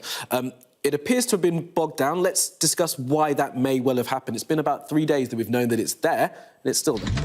अरे निकलो यहाँ बारिश थोड़ी तोप के गोले गिर रहे हैं ईश्वर के एजेंडा से निकलिए डायरेक्टर साहब 3070 में चलाइए क्या कर रहे हैं आप कहां कहां रूस का हमला हो रहा है ये हम दिखा रहे हैं ये 5 शहरों पर सबसे ज्यादा खतरा मंडरा है इन शहरों पर लगातार खतरे का सायरन बज रहा है सायरन तो ऐसे हो गया है जैसे बच्चे को सुलाने की लोरी होती है माएं लोरी सुनाती हैं यूक्रेन में ऐसे सायरन बज रहा है ये भयावह है तस्वीरें बोलने में जरूर कई लोग कह सकते हैं हा क्या बोल दिया लेकिन जब असली में होता है ना ये आवाज जब असली में सुनाई देती है अगर आप स्कूल कॉलेज किसी भी बिल्डिंग में आपने गए हैं तो वहां उसी ग्राफिक पे रहिए डायरेक्टर साहब ये आवाज सुनाई देती है ना तो फायर अलार्म जैसी है लोग कुछ भी कर रहे होते हैं भाग निकलते हैं सब छोड़ के वहां सोचिए लोग घरों में हैं कहां जाएं घरों से बंकर में हैं कहां जाए बंकर ये हाल हो गया है विजुअल पे जाइए दोबारा एक के बाद एक फिर बताऊंगा आपको इसके पीछे का खेल क्या है। कल समझाने की कोशिश की थी आपको मैंने, कल समझाने की कोशिश की थी कि ये जो European Union America million dollar दे रहा है, मिलियन डॉलर, ये जो इस तरह के हम धमाके वापस रूस में करने के लिए, वो खरीदेगा कहां से? आगे चलते रहिए, वापस बन जाइए। वो खरीदेगा कहां से? अमेरिका से। 7 बड़े कंपनियां दुनिया में, 10 में से 6 अमेरिका की हैं, 1 ब्रिटेन की है, उसके बारे में बताऊंगा आप। लेकिन ये समझिए आप, ये सब तेल का खेल है, ये सब तेल का खेल है। आज यूक्रेन के तेल ठिकानों पर, ग्राफिक लाइए जरा, वो तेल ठिकानों पर, सायरन तो मैंने बता दिया। आप लेट हैं डायरेक्टर साहब, दर्शक भी कह रहे हैं शर्मा जी लेट हैं, आजा, चलेगा नहीं, आगे बढ़िए, आपके लिए आज हमारा दर्शक रुकेगा नहीं, आगे बढ़िए आप, ग्राफिक की ओर बढ़िए। रूसी मिसाइलें गिर रही हैं साहब तेल ठिकानों पे। अब तेल कितना महत्वपूर्ण है ये आप समझाना पड़ेगा। वो जरा ग्राफिक लाइए पहले, जिसमें बीच में बाइडेन है और दोनों तरफ, एक तरफ व्लादिमीर ज़ेलेंस्की और दूसरी तरफ पुतिन। ग्राफिक चलाइए। यूक्रेन और रूस के बीच युद्ध का सबसे बड़ा असर ऑयल मार्केट पर पड़ रहा है। ये ऑयल मार्केट क्या होता है साहब? कल मैंने आपको बताया ये बंदूकों की मार्केट। बंदूकों की मार्केट क्या खेल है? यूरोप कह रहा है, जर्मनी कह रहा है। ग्राफिक चलाइए ना डायरेक्टर साहब, क्या कर रहे हैं आप? क्या कर रहे हैं? ये समझने की बात है कि किस तरह से ये जितनी भी बंदूकें हैं, ये जितनी भी बंदूकें हैं, ये बंदूकें कौन किससे खरीदेगा? यूक्रेन को ज़ेलेंस्की को चाहिए बंदूक, किससे लेगा? पुतिन से लेगा। ये माफ कीजिएगा, बाइडेन से लेगा। ज़ेलेंस्की को बंदूक चाहिए, किससे लेगा? बाइडेन से लेगा। यूरोप को चाहिए, किससे लेगा? बाइडेन से लेगा। पर वहां आज एक नया एंगल आ रहा है निकल के, वो ये कि साहब तेल के जो सैंक्शन लगाइए, सैंक्शन लिखा है ना यहां लिखा होना चाहिए था, बड़ा बड़ा सैंक्शन, मेरे मुंह, मेरे पे नहीं लगाना है। अमेरिका ने लगाया है सैंक्शन रूस के ऊपर, अमेरिका ने लगाया है, इस व्यक्ति ने लगाया है पुतिन के ऊपर। क्या कह के दर्शकों, ग्राफिक मूव करिए, दूसरे वाले, तेल कितना प्राइस, वो वाले ग्राफिक पे जाइए। आपको समझ नहीं आ रहा है आज, मुझे मत बताइए, आप कान में चलाइए, समझिए। ये जो तेल का खेल है ना, ये है। अमेरिका ने दर्शकों सैंक्शन लगाया, क्या कह के कि मैं यूक्रेन की मदद करना चाहता हूं और मैं रूस के खिलाफ। बाइडेन ने कहा I am anti Putin, Putin is devil. क्या नहीं कहा अंतर्राष्ट्रीय समुदाय ने पुतिन के लिए, और फिर क्या किया? सैंक्शन लगा दिया पुतिन पे। क्या हुआ उससे? क्या हुआ? तेल का प्राइस कहां चल रहा है मुझे नहीं दिख रहा। तेल का प्राइस कहां है स्क्रीन पे? तेल का प्राइस $114 हो गया। $114, $68 से, यानी 70 के आसपास था, $114 हो गया, 60%। आप मुझे बताइए कौन सा ऐसा बिजनेस है जो 10 दिन में 60% का प्रॉफिट देगा पुतिन को? और यह प्रॉफिट कैसे हुआ?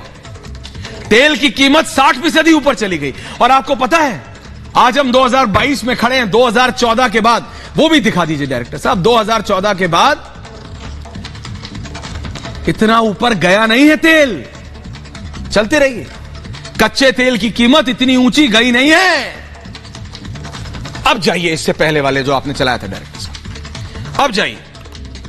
अब जाइए इससे पहले वाले। तो गेम है boss.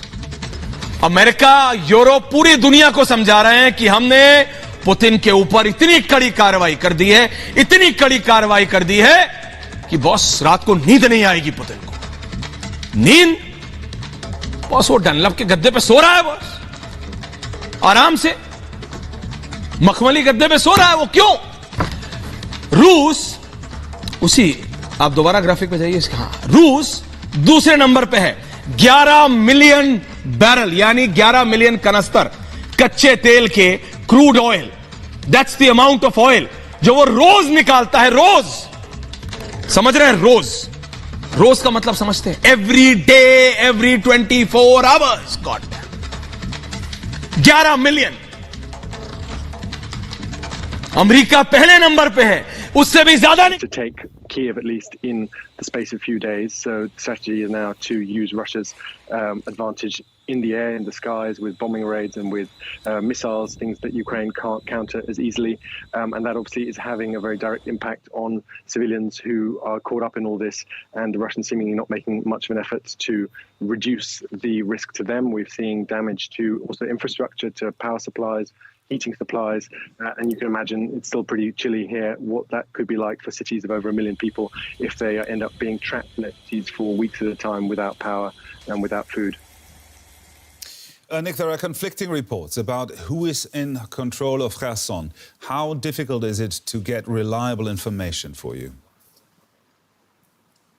It is a real issue for all journalists working here. There aren't many, if any, journalists at the front lines, so you're basically dependent on either locals sending social media videos or what the military tells you. From the Russian side of this operation, the Russians are not letting any international journalists into their side of the front line. And obviously in wartime there is censorship, so it's very difficult to actually do the sums in terms of losses of soldiers' lives, in terms of the hardware. But we definitely are seeing that for now the mobile phone networks are up and we are still in touch with people in places like Mariupol, in places like Kherson.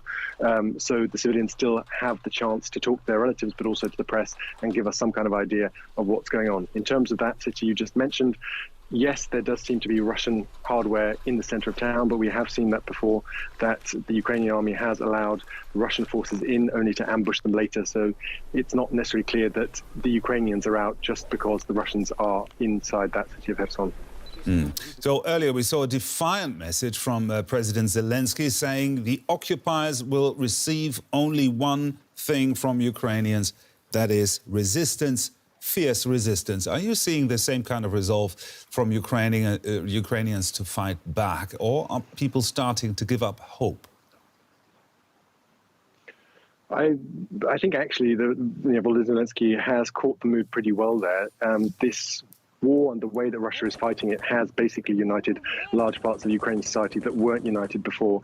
Even the Russian Orthodox Church, its local branch, calling on Ukrainians to fight for Ukraine, calling Vladimir Putin out, saying this is a deep sin that Russia is committing against Ukraine. That's something that would be unthinkable just a month ago, that you'd have those kind of bishops saying that kind of thing towards Russia, the home of that Russian Orthodox Church.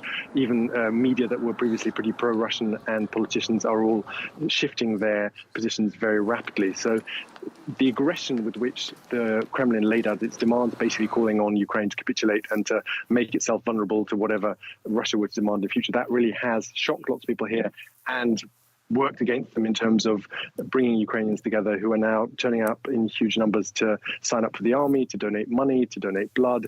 So for now, there doesn't really seem to be a sense, however gruesome this is getting, that the Ukrainians are going to be willing to draw back and to basically give in to these demands for now.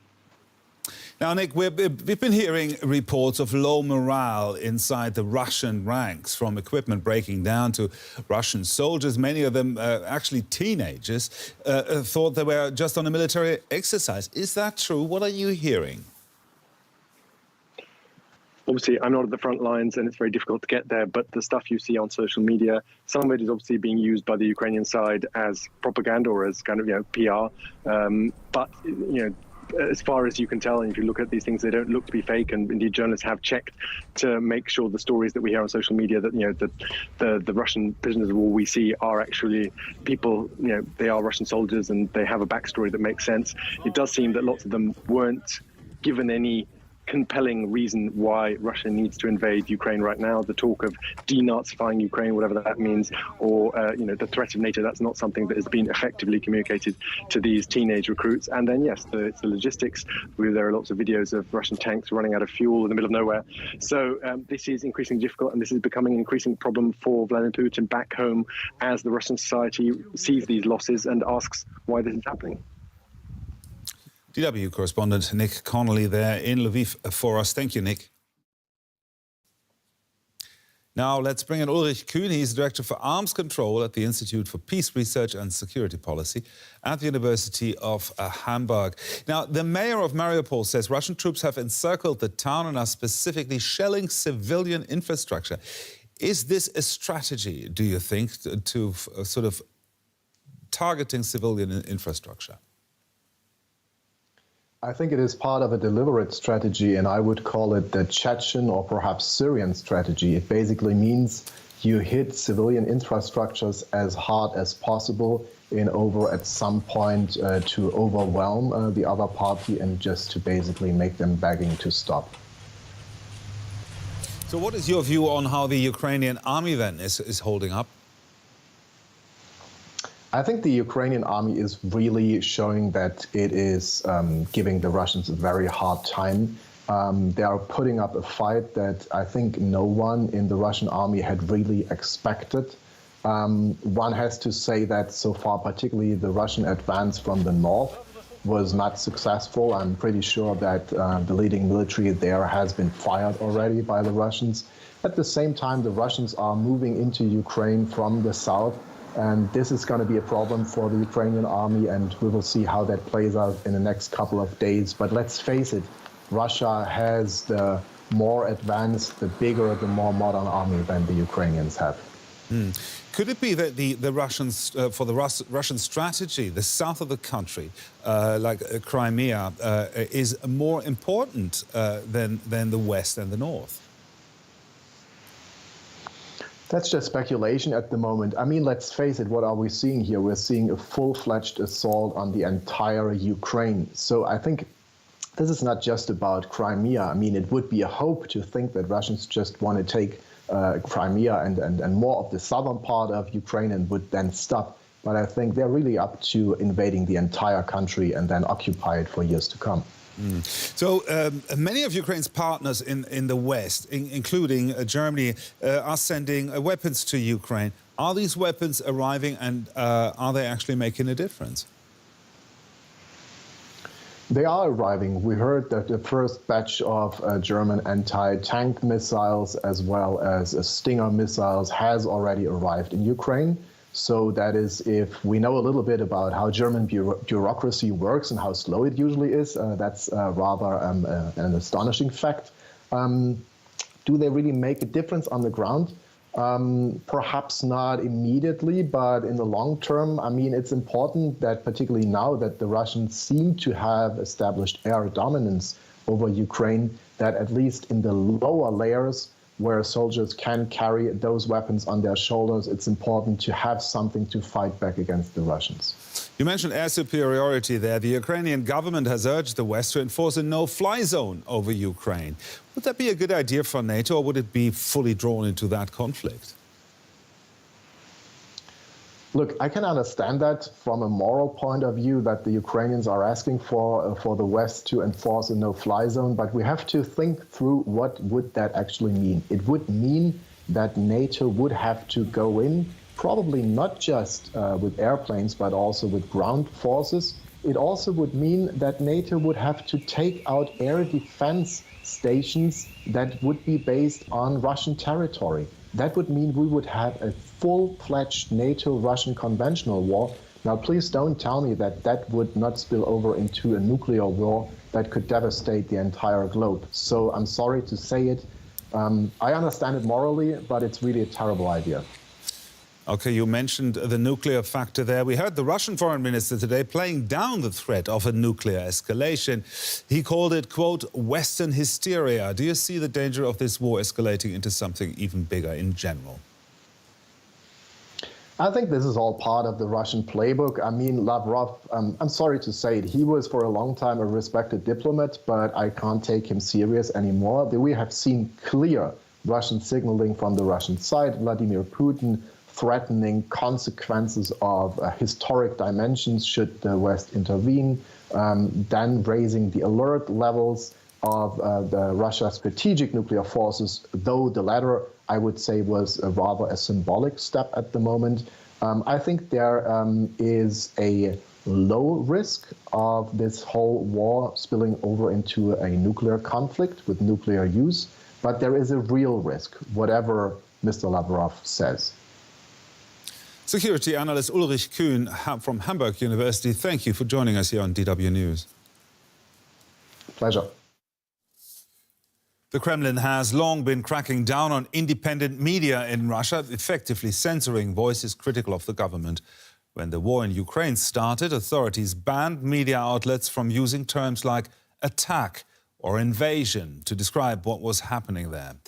Now, the latest casualty in the information war is independent Russian radio station Echo of Moscow. It says it's shutting down after being taken off the air over its coverage of the war in Ukraine. Crackling and hissing. That's all that can be heard on the frequency that Radio Echo Moskvy used to broadcast on for 30 years. It was the only national radio station not under the control of the Kremlin. Echo's board of directors voted to liquidate the station after Russia's media watchdog ordered its website blocked. I'm surprised. I'm still surprised. Nobody expected this. We still have a few more independent media, but I'm afraid they won't make it much longer. Another online channel has also been blocked. A radio station decided to close down because they said they don't want to lie. This insanity has to stop, read the headline on some regional newspapers, until the copies were confiscated. I think it's outrageous. Those were the last of the free voices that have now been stifled. They probably say more than is wanted. That's censorship. On Tuesday, police in Moscow detained 2 women and 5 children who wanted to lay flowers at the Ukrainian embassy. Their posters read "No to War." Police allegedly threatened to strip the parents of custody. Citizens are still finding ways to protest. "No war" is written on houses, bus stops, balconies and elevators. But the words are quickly removed. Russia's invasion of Ukraine is being seen as a wake-up call by many people in Taiwan. China has long laid claim to the island nation, and some fear that Beijing could launch a similar attack. DW's Joyce Lee reports on the growing concern among Taiwanese people and how they're preparing for their own worst-case scenario. This car park is designated to be an air raid shelter in the event of an emergency. Amid the Russia-Ukraine war, the Taiwanese government has instructed local police to check all underground spaces. There are more than 100,000 bomb shelters in Taiwan, more than enough to house all its 24 million people. The authorities recently added a new mobile app feature to help people locate the closest site. Because of the Ukraine crisis, more people have watched the promo video of our app. It shows that Taiwanese people are concerned about where they can find shelter. Many in Taiwan see parallels with Ukraine. China has not ruled out the use of force to, quote, reunify with the self-ruled island. And for the past 2 years, Beijing has been sending warplanes to Taiwan's air defense zone on a daily basis. Taiwan has been under Beijing's threat for 7 decades, so it's become a part of daily life, and people even joke about having a war, just like the Ukrainians did before the invasion. So what happened in Ukraine is a wake-up call for the Taiwanese. Many see a need for greater self-reliance. As soon as the war broke out, Ukrainians in Taiwan were joined by locals in anti-war rallies. The mindset of Putin and Xi Jinping are unfortunately very similar. If Putin can invade Ukraine just like this, without any reason, because there is no reason, then of course Taiwanese people should also be alert. We're kind of afraid there will be a same situation happens in Taiwan. We will never know if we wake up and the older aircraft, Chinese aircraft, fell out of the sky of Taipei. Despite the worries, experts say a cross-strait war is unlikely for now. It's too risky for Beijing to launch a landing operation given the anti-ship missiles Taiwan has. President Xi Jinping also prioritizes internal stability ahead of a Congress later this year, in which he's expected to take a historic 3rd term as party chief. Nonetheless, Taiwan's defense ministry is on high alert. There are calls for an increase in defense spending. Take Israel and Singapore, for example. Their defense spending accounts for more than 5% of their GDP. Taiwan should raise it to at least 3%. If we invest more in our military, it shows our determination to defend ourselves. In turn, our allies will be more willing to help us. This week, US President Joe Biden sent a delegation of former security officials to Taiwan as a show of support to the island. Beijing reacted furiously, with state media calling it an obvious provocation. On the Taiwan side, analysts said morale has been boosted significantly, adding that the Taiwanese must be on alert but not panic amid the rising tension. China is setting a trap. They try to make Taiwanese people tense all the time so we get tired and numbed. Then they can seize opportunities to launch surprise attacks. Keep calm and carry on. Taiwanese people have been doing this for 70 years, and they're not going to change this mentality for the time being.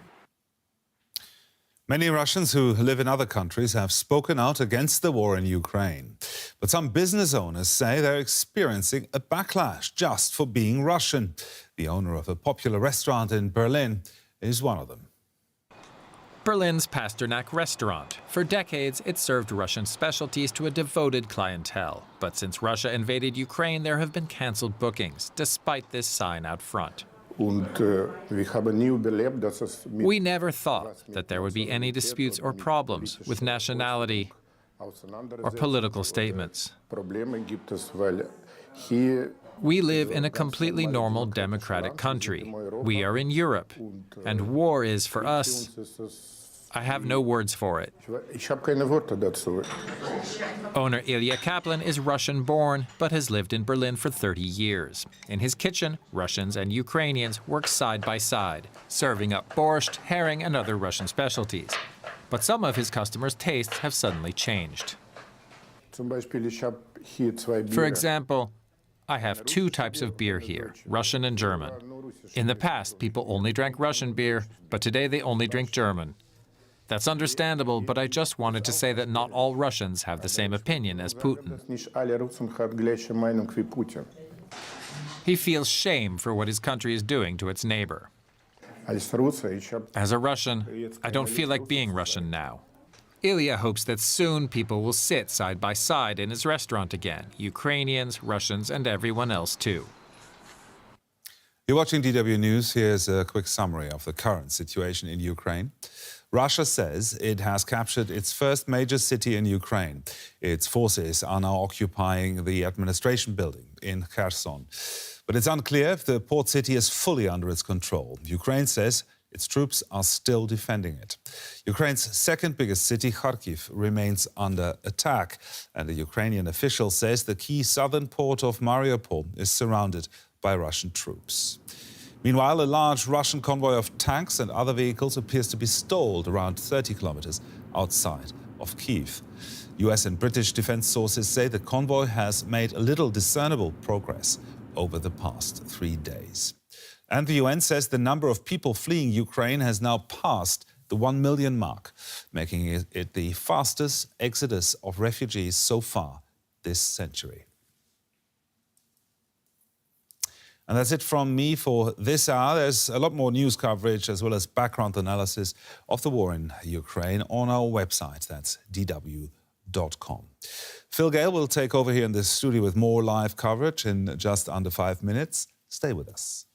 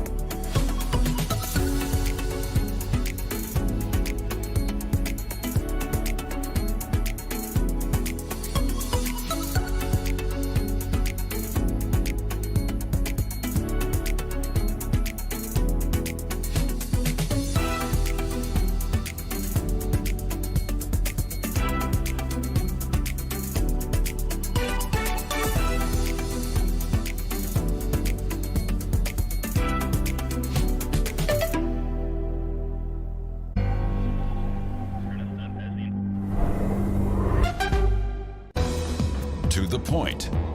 Strong opinions, clear positions, international perspectives. Ominous uncertainty in Ukraine as people wait to see how brutal the threatened second stage of Russia's onslaught on their country might be. Vladimir Putin is effectively trying to wipe Ukraine off the map. Can the destruction, already devastating, get worse? To the point. In 30 minutes on DW.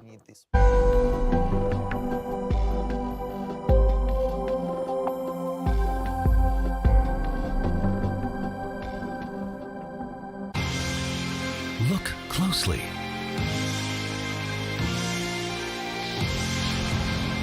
Listen carefully. You don't those simple things you miss until they're gone. Feel the magic. Discover the world around you.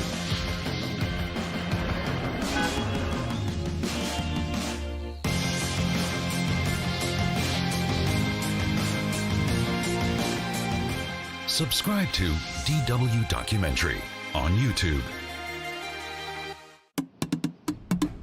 Every day counts for us and for our planet. Global Ideas is on its way to bring you more conservation. How do we make cities greener? How can we protect habitats? What to do with all our waste? We can make a difference by choosing smart new solutions over staying set in our ways. Global Ideas, the environmental series in Global 3000 on DW and online. Some are driven by merciless greed. Others are fighting the destruction. When the invaders came to Brazil, they shot down the natives. Today, the government is trying to destroy the indigenous people with large-scale projects. Land grabbers are exploiting the...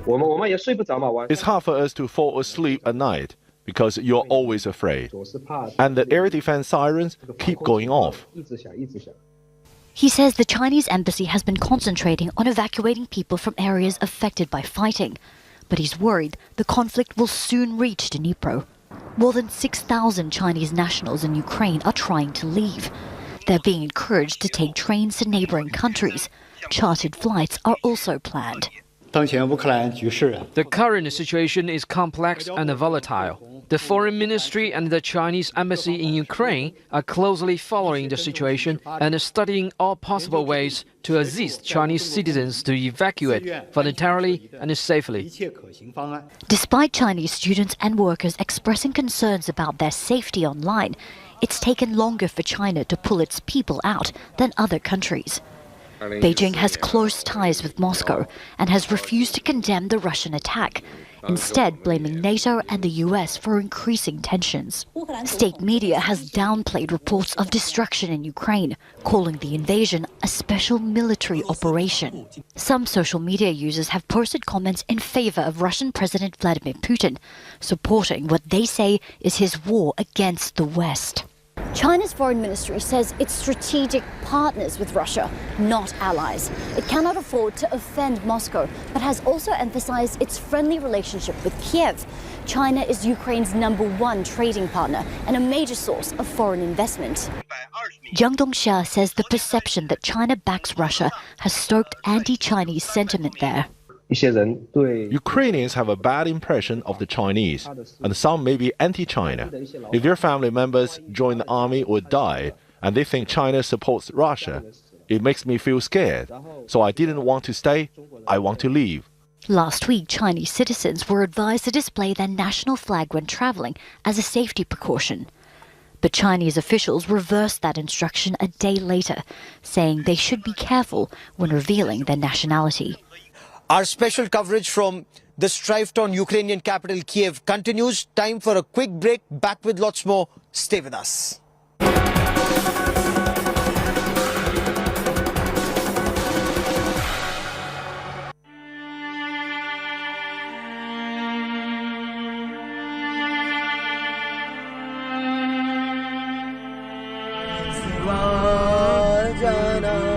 at the crossroads of connections. Have you heard this? When old songs touch hearts, where memories connect, and distance no longer parts. Tragedy is human. Its stories have to be gathered and told, shared, felt, and the world informed. At Kiev, Ukraine, Gaurav Sawant for India Today.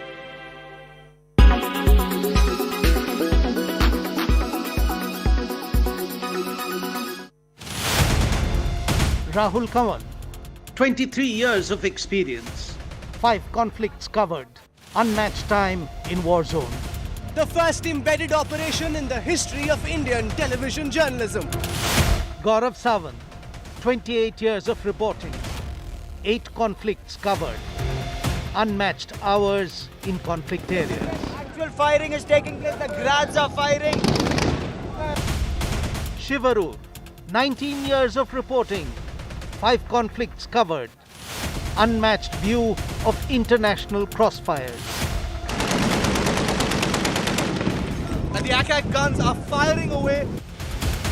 Geeta Mohan, 18 years of reporting, 3 conflicts covered. When the world is at war, there is no compromise on India Today.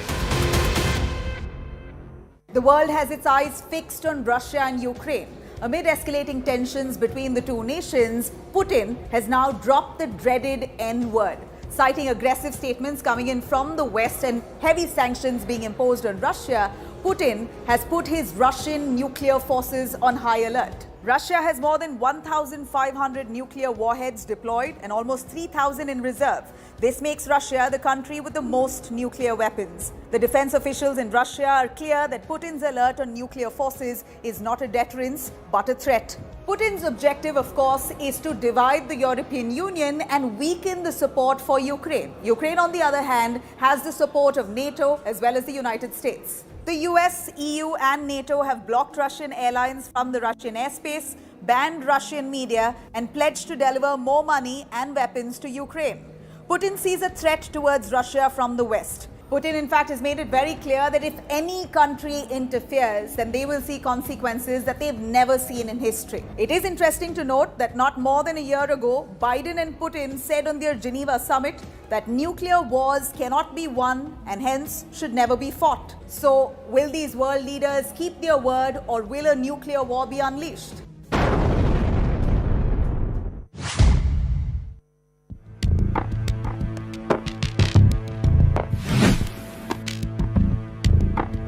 Killer robots sound like something out of a science fiction horror film, but advances in technology mean that fully autonomous weapons could one day become a reality, transforming warfare.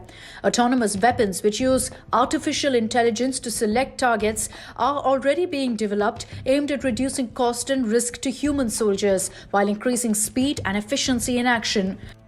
Unlike drones, which are operated by humans, killer robots would have some autonomous decision-making ability and capacity to act. Fully autonomous weapons would be capable of acting without any human intervention. They've been described as the third revolution in warfare after gunpowder and nuclear arms. Some of the world's most prominent scientists believe that fully autonomous weapons pose an unacceptable threat to humanity and could trigger an artificial intelligence arms race. In April 2013, a group of non-governmental organizations launched the Campaign to Stop Killer Robots, an international coalition working to ban fully autonomous weapons. The International Committee for Robot Arms Control, meanwhile, campaigns for the peaceful use of robotics and regulation of robot weapons.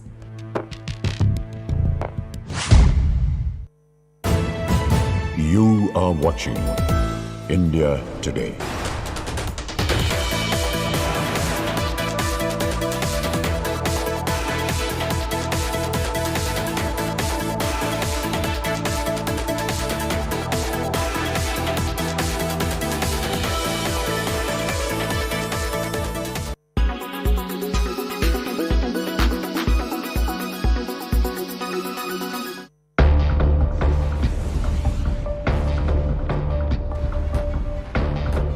Russia, which has launched military action against Ukraine, has father of all bombs in its weaponry.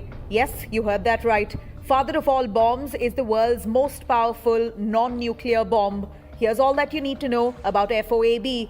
What is father of all bombs?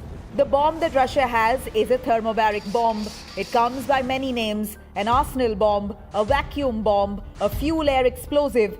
It is a super powerful non-nuclear bomb that has a blast equivalent to more than 44 tons of TNT. Father of all bombs can cause damage in a radius of 300 meters. The destructive weapon is dropped from a jet and detonates mid-air. It pulls oxygen out of the air and produces a similar effect to a small nuclear weapon.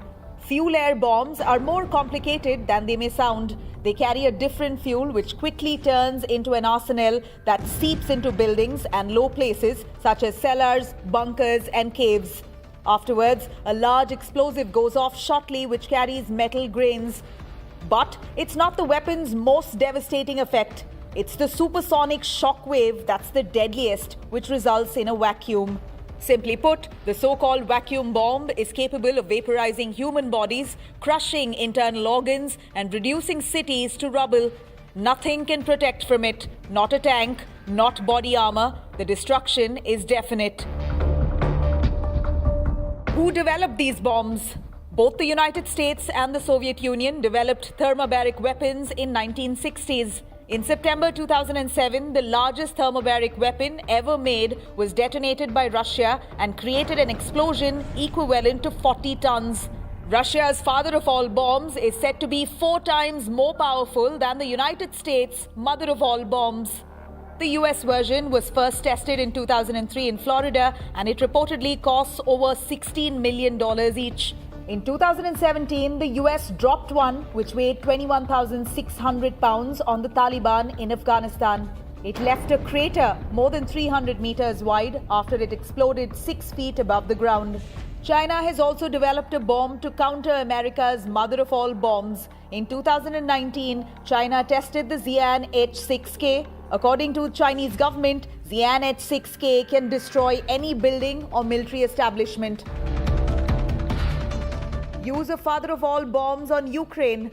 The FOAB is Kremlin's weapon of choice. The bomb was allegedly used in Syria in 2016, and it can now be used to demolish the Ukrainian defense establishment and, more importantly, break the morale of the country's military and its people. Reports have it that Putin has ordered its use as part of his shock and awe campaign.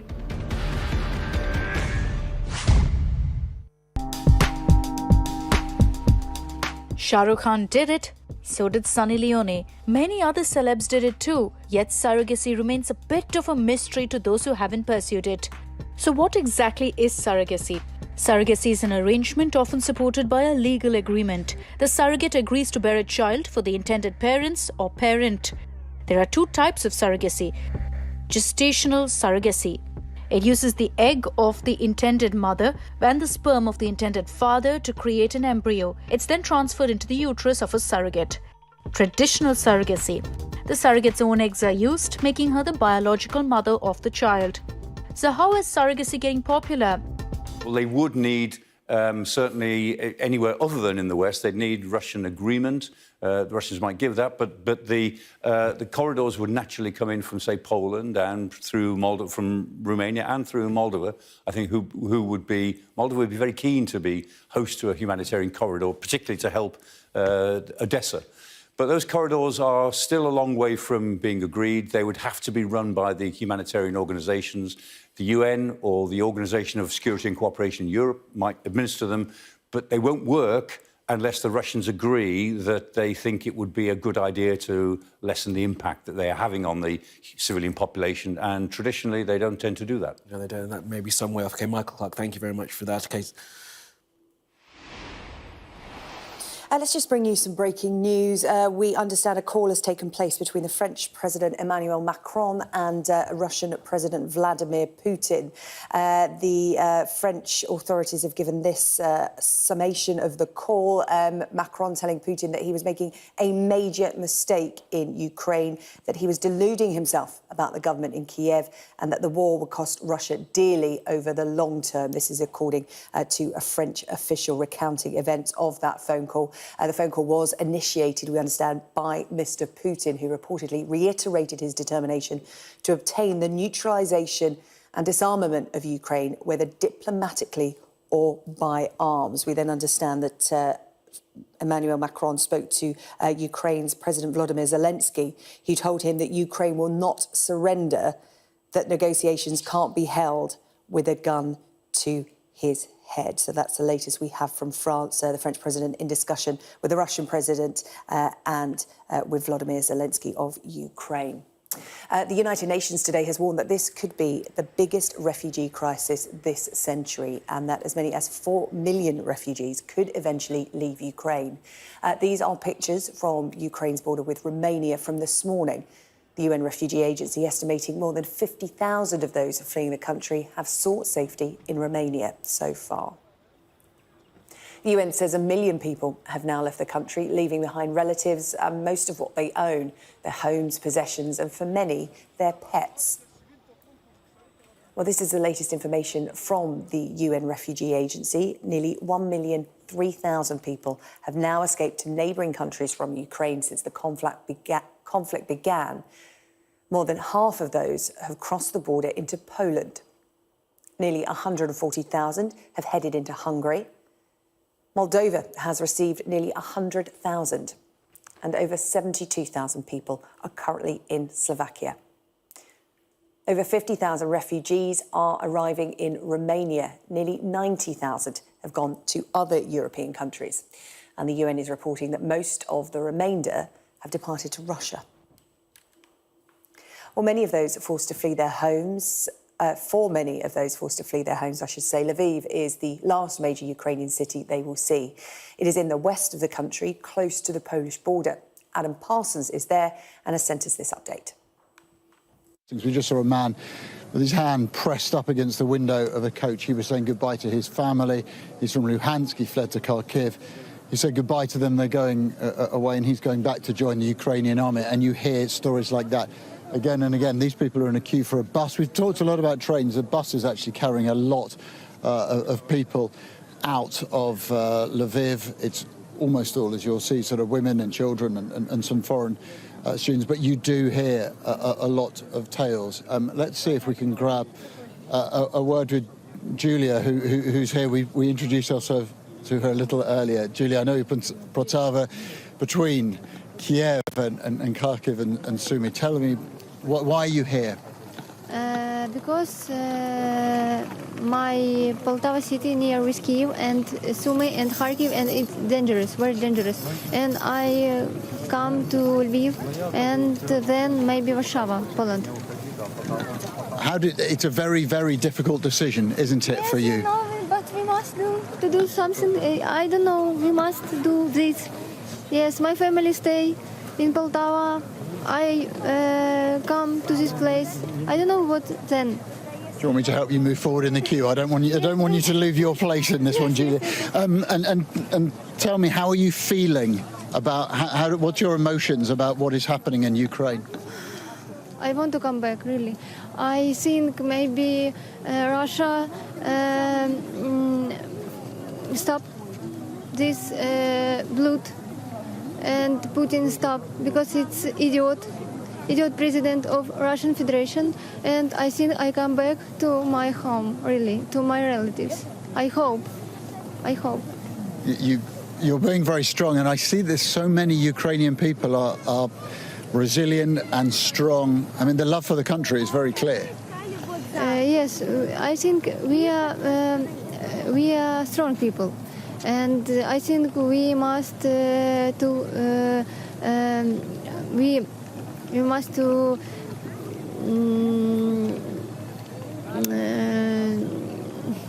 whatever you can. Yeah, I think Putin stopped and we come back home, really. That's your dream. It's my dream and I think it will be, yes. Julia, thank you very much indeed. We wish you Thank you. a safe... Maybe my English not good, but... Your English is excellent. Thank you. You're a lot better than my Ukrainian. Julian, thank you very much. Thank you. Indeed. And I do think that sense of resilience I've heard from so many people around here. Look, this is a grim and miserable situation for people who take pride in their country. And we're on the eastern extreme of Europe here. This is a country who wants to join the European Union. When it left the Soviet Union, its aspiration was for normality. Now it finds itself caught in this horrendous and uncertain war. And you have this incredible blend in places like this of pride and strength and resilience, all the while in a cocktail with fear and anxiety and nervousness and that sense of dislocation.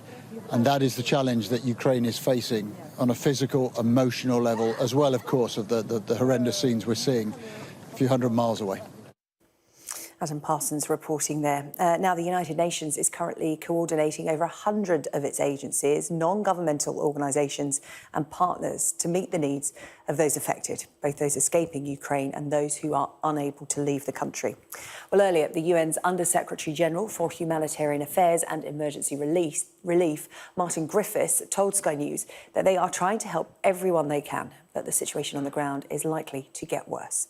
It's likely to get grimmer, and indeed, as you've been saying, and I've been watching the program, these people moved for a reason. Because the decision to move in any crisis is a very big decision, very difficult. But there are many people who didn't move and are still hunkering down, are dodging the bombs and the bullets in these various places. Well, if you scan the QR code on your screen, you can listen to today's edition of Sky News Daily Podcast. With hundreds of thousands of Ukrainians fleeing their homes, my colleague Anna Jones is going to be speaking to our Europe correspondent, Adam Parsons. You saw him reporting a little earlier about the Ukrainians he has met over the last few days escaping into Poland. And she'll also be speaking to one UK national who left Kiev with his wife and children. You can hear their stories. Subscribe to The Daily wherever you get your podcasts from. And a guest panel of experts will be joining me a little later, answering your questions on this crisis. That's our live Q&A at 2:30. If you'd like to ask a question, email us, news@sky.com, or you can find us on Twitter. The handle is @SkyNews. The Foreign Secretary has warned that the UK will do everything to ensure President Putin fails in what Liz Truss calls his horrific enterprise. Liz Truss, who has been in Lithuania today, meeting some of her European counterparts, used the visit to call for all Russian banks to be denied access to the international banking transfer system known as SWIFT. Well, let's speak to Sky's Laura Bundock, who has been following the Foreign Secretary's trip from Brussels. Laura, another flurry of diplomatic efforts taking place today. Yeah, absolutely. Liz Truss in Lithuania with her Baltic counterparts wanting the UK to be seen standing firmly alongside its NATO allies and reiterating the UK's commitments to its sanctions. She said we cannot take our foot off the gas, and important to be seen supporting the likes of Lithuania, Latvia and Estonia, all bordering Russia, and in the case of Lithuania, bordering Belarus too, because NATO is obviously stepping up its efforts to bolster its positioning, its presence in the eastern flank along those alliance countries. And the UK very much part of that effort, doubling the number of troops it has in Estonia, where there is a British-led NATO battle group in position. So that's the sort of side of things from Liz Truss's point of view. She's got a busy day of diplomacy tomorrow as well. Meanwhile, here in Brussels, in terms of the humanitarian side of things, as we see these tens of thousands of people fleeing Ukraine, efforts being made in Brussels today to try and rubber stamp within a day, really, that relaxation of the rules, which means anyone leaving Ukraine can be offered the right to stay in a European and EU country without a visa for up to 3 years. A huge shift in policy there, and it would mean a lot really in terms of those people arriving. They can be offered housing, healthcare, schools, even jobs without, as I say, lengthy asylum processes. That might go through today. It could even be voted on and agreed today, which would be incredibly quick and perhaps quicker than some had thought. But that's the sort of effort they're looking at. 500 million euros being offered to support the humanitarian situation, very much towards those bordering countries, the likes of Poland, Hungary, Romania, Slovakia, but also efforts within Ukraine as well, and big calls today to open up these humanitarian corridors to allow access inside Ukraine, and discussions and debates too about not only the countries that border Ukraine in terms of those taking in refugees, but how other countries within the EU can share the responsibility when it comes to this deepening refugee crisis. OK, Laura, thank you. Laura Bundock there with the latest from Brussels. Now, ministers are today considering emergency legislation to push through sanctions against Russian oligarchs linked to President Putin. Government sources have been telling Sky News that experts are looking at whether current laws could be tweaked or perhaps new laws brought in to speed up the process, which has stalled over recent days. Let's speak now to our political correspondent, Kate McCann, who has more details, because, Kate, that has been the criticism. We're looking at other countries outside the UK moving quickly on sanctions against Russian oligarchs. In comparison, the UK seems to be dragging its heels. Yeah, and there's been some suggestion that the reason for this perhaps perceived slowness about the way the UK has gone about sanctioning individual Russian oligarchs is down to legal procedures, making sure essentially that any sanctions are legally watertight and can't be challenged in the courts, and that has meant that the UK just hasn't been able to move as quickly as it would perhaps like. And there has been some criticism from the Labour Party, but from Conservative MPs too. We saw it in PMQs this week on Wednesday.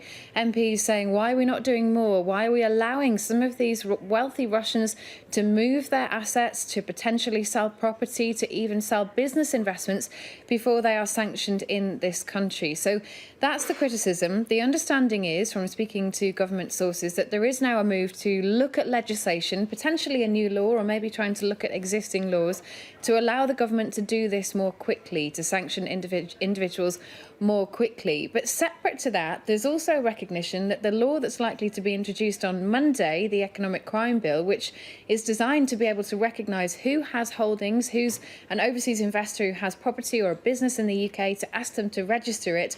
There had been an 18-month grace period in that bill. Labour said that was far too long. The government is also looking at making that shorter too.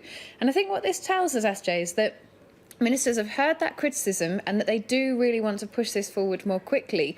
The problem is, though, it's very complicated. A lot of these wealthy Russians that we are looking at trying to sanction, to effectively freeze their assets, if you like, they do have a lot of money. They have the means. Some of them already on the UK sanctions list were sanctioned by the US government in 2014. And as a result of that, they've already moved their assets to family members, many of whom are British nationals.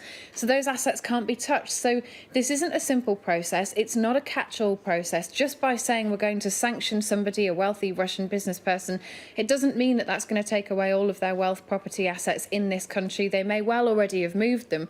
But I think there is a desire now in government to be seen to be doing this more quickly, to be acknowledging that actually if they're talking about who these Russians are, and there isn't a huge number of them, remember, that they need to act quickly before people can move their money away from the country. Otherwise, sanctioning individuals is a fairly pointless effort. So clearly a move within government. We don't have a timescale for when it will be brought in, but my understanding from speaking to people behind the scenes is that they do want to make it go faster. They just haven't quite yet worked out exactly how they're going to do it. OK, Kate, thank you. Kate McCann with the update there from Westminster. Let's bring you some pictures we've just had in from the United States. This is the US Secretary of State Antony Blinken leaving the Andrews Air Base in Maryland to head to Brussels for the first stop on what will be a multi-nation trip to Belgium, the Baltics, Poland and Moldova as the US continues its diplomatic efforts related to the invasion of Ukraine by Russia. So Antony Blinken on his way to Brussels. We'll keep you updated on his diplomatic efforts right here on Sky News. Now, the International Criminal Court has officially opened an investigation into possible Russian war crimes in Ukraine. The court's chief prosecutor, Karim Khan, confirmed work to collect evidence has already begun after the UK and 37 other countries referred atrocities to the ICC. Well, war crimes include intentionally attacking civilians, intentionally targeting non-military buildings, and using weapons indiscriminately in civilian areas. Sky News has verified footage that appears to show cluster munitions being fired at a civilian area in the eastern city of Kyiv. These weapons randomly scatter explosives across a wide area, and they are banned by over 100 countries. Meanwhile, Sky News has this video, also from Kyiv, which appears to show a missile hitting the Regional State Administration building, another civilian target. My colleague Mark Austin compared it to County Hall in London, in this country, being targeted. And there have been multiple videos verified by Sky News over recent days showing residential civilian areas being attacked and shelled across Ukraine. Military experts warning that this is likely to ramp up as Russian forces move in on major cities. You're watching Sky News. Coming up for you after the break, we'll talk about the Russian athletes banned from the Paralympics following a U-turn from organisers of the Games.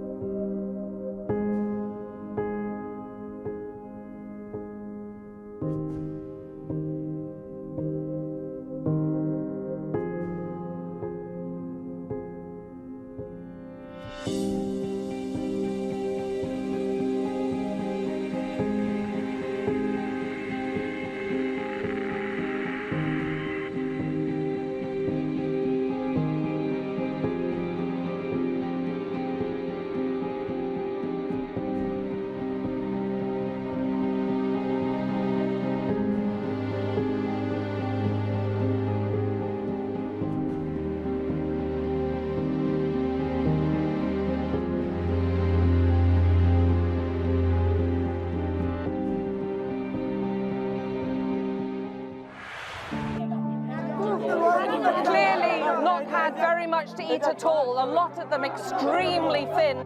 I'm Alex Crawford and I'm Sky's special correspondent based in Istanbul. The people here are praying quietly to themselves. They're becoming very sensitive about having the media around. We aim to be the best and the most trusted place in news. That has happened within minutes and now it's coming from both sides and it's moving this way. There's a lot of action going on, a lot of still. Every time they touch them, they spray. Made for people who want clarity in an uncertain world. This is what makes the job so fantastic.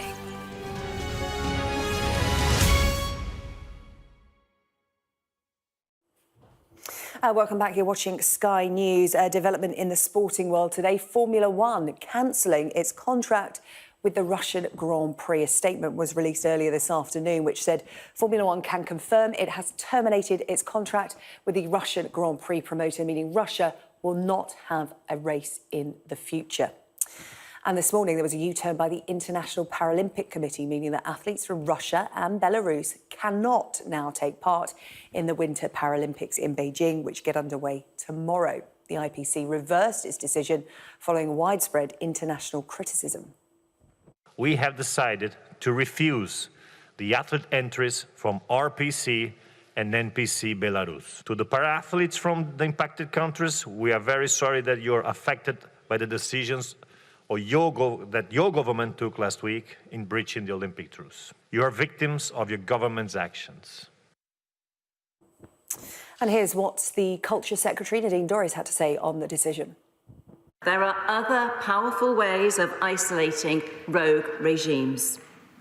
Culture and sport can be equally as effective as economic sanctions if used in the right way. Culture is the third front in the Ukrainian war. Across sport, across the arts and entertainment, we're ostracising Putin on the global stage. Putin is now suffering a sporting and cultural Siberia of its own making. Before we head to the break, let's take a quick check on today's weather.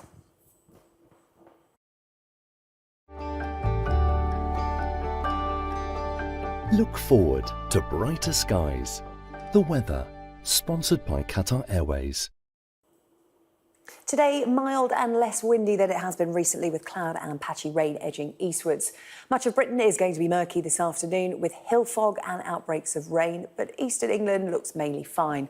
Meanwhile, Ireland and Northern Ireland will be brighter, with just a few showers, mainly in the west. That rain will move a little further east, allowing more of West Wales and the southwest of England to dry up. There'll be some late sunshine there as well. The weather, sponsored by Qatar Airways. Coming up after the break, it is our live Q&A session with a panel of experts on this Ukraine invasion. They'll be answering your questions. That's coming up in a couple of minutes' time. Stay with us.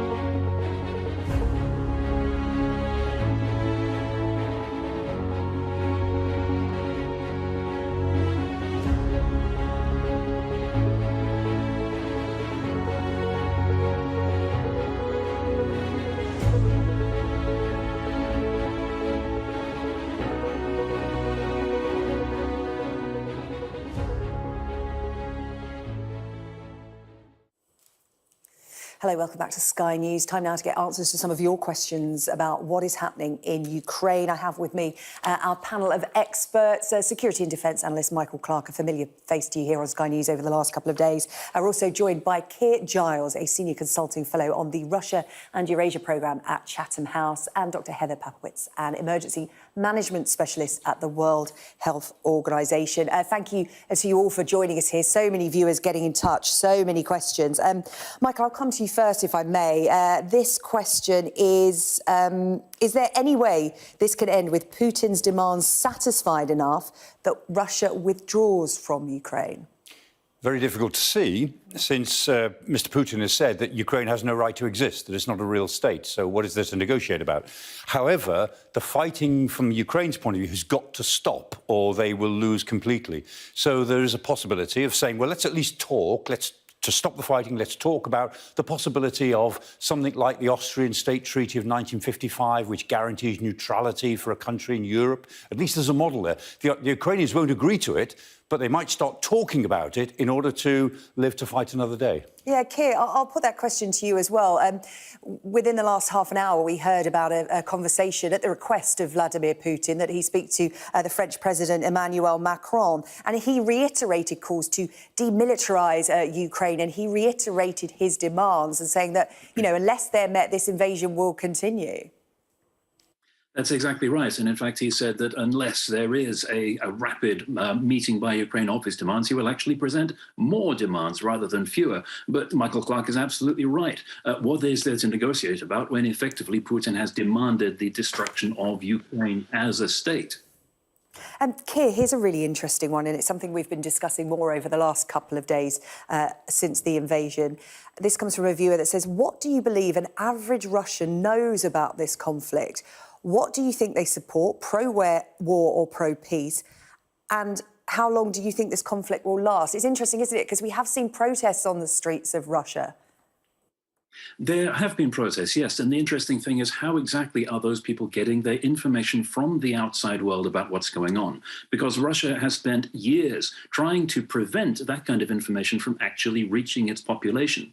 The clampdowns not only on traditional media, but also on social media, trying to put these filters in place between Russia and the outside world, so the only picture they get of what is going on is what's being delivered to them by state media, which of course is still at this point talking about a special operation in those eastern provinces of Ukraine and pretending that the main invasion isn't actually happening.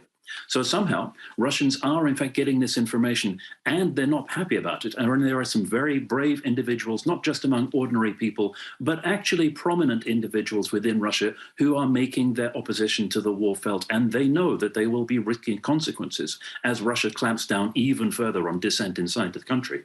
Yeah, Michael, how tightly can Russia control the flow of information in the country? Obviously, we know that state media trots out Putin's lines. You know, that is it. But there is the rise of social media. There, you know, Russians have friends and relatives in the West that will be hearing what's going on.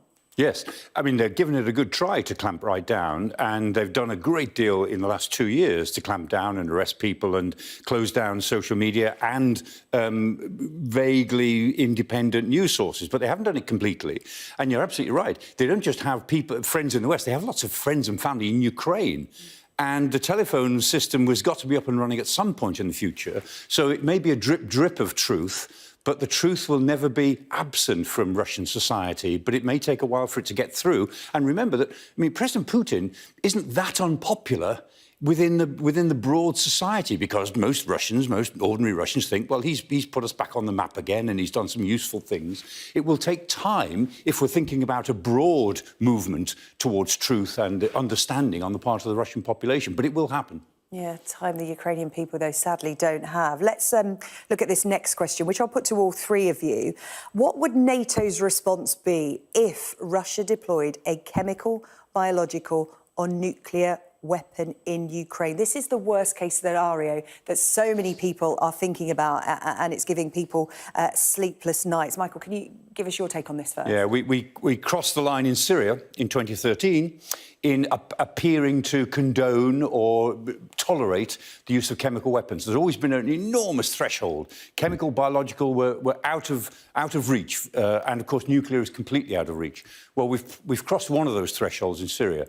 If it were used in Ukraine, the condemnation would be huge. Would NATO attack Russia because of it? No, they wouldn't. They won't, because that would be war. But the condemnation would be off the scale to anything that we've seen so far.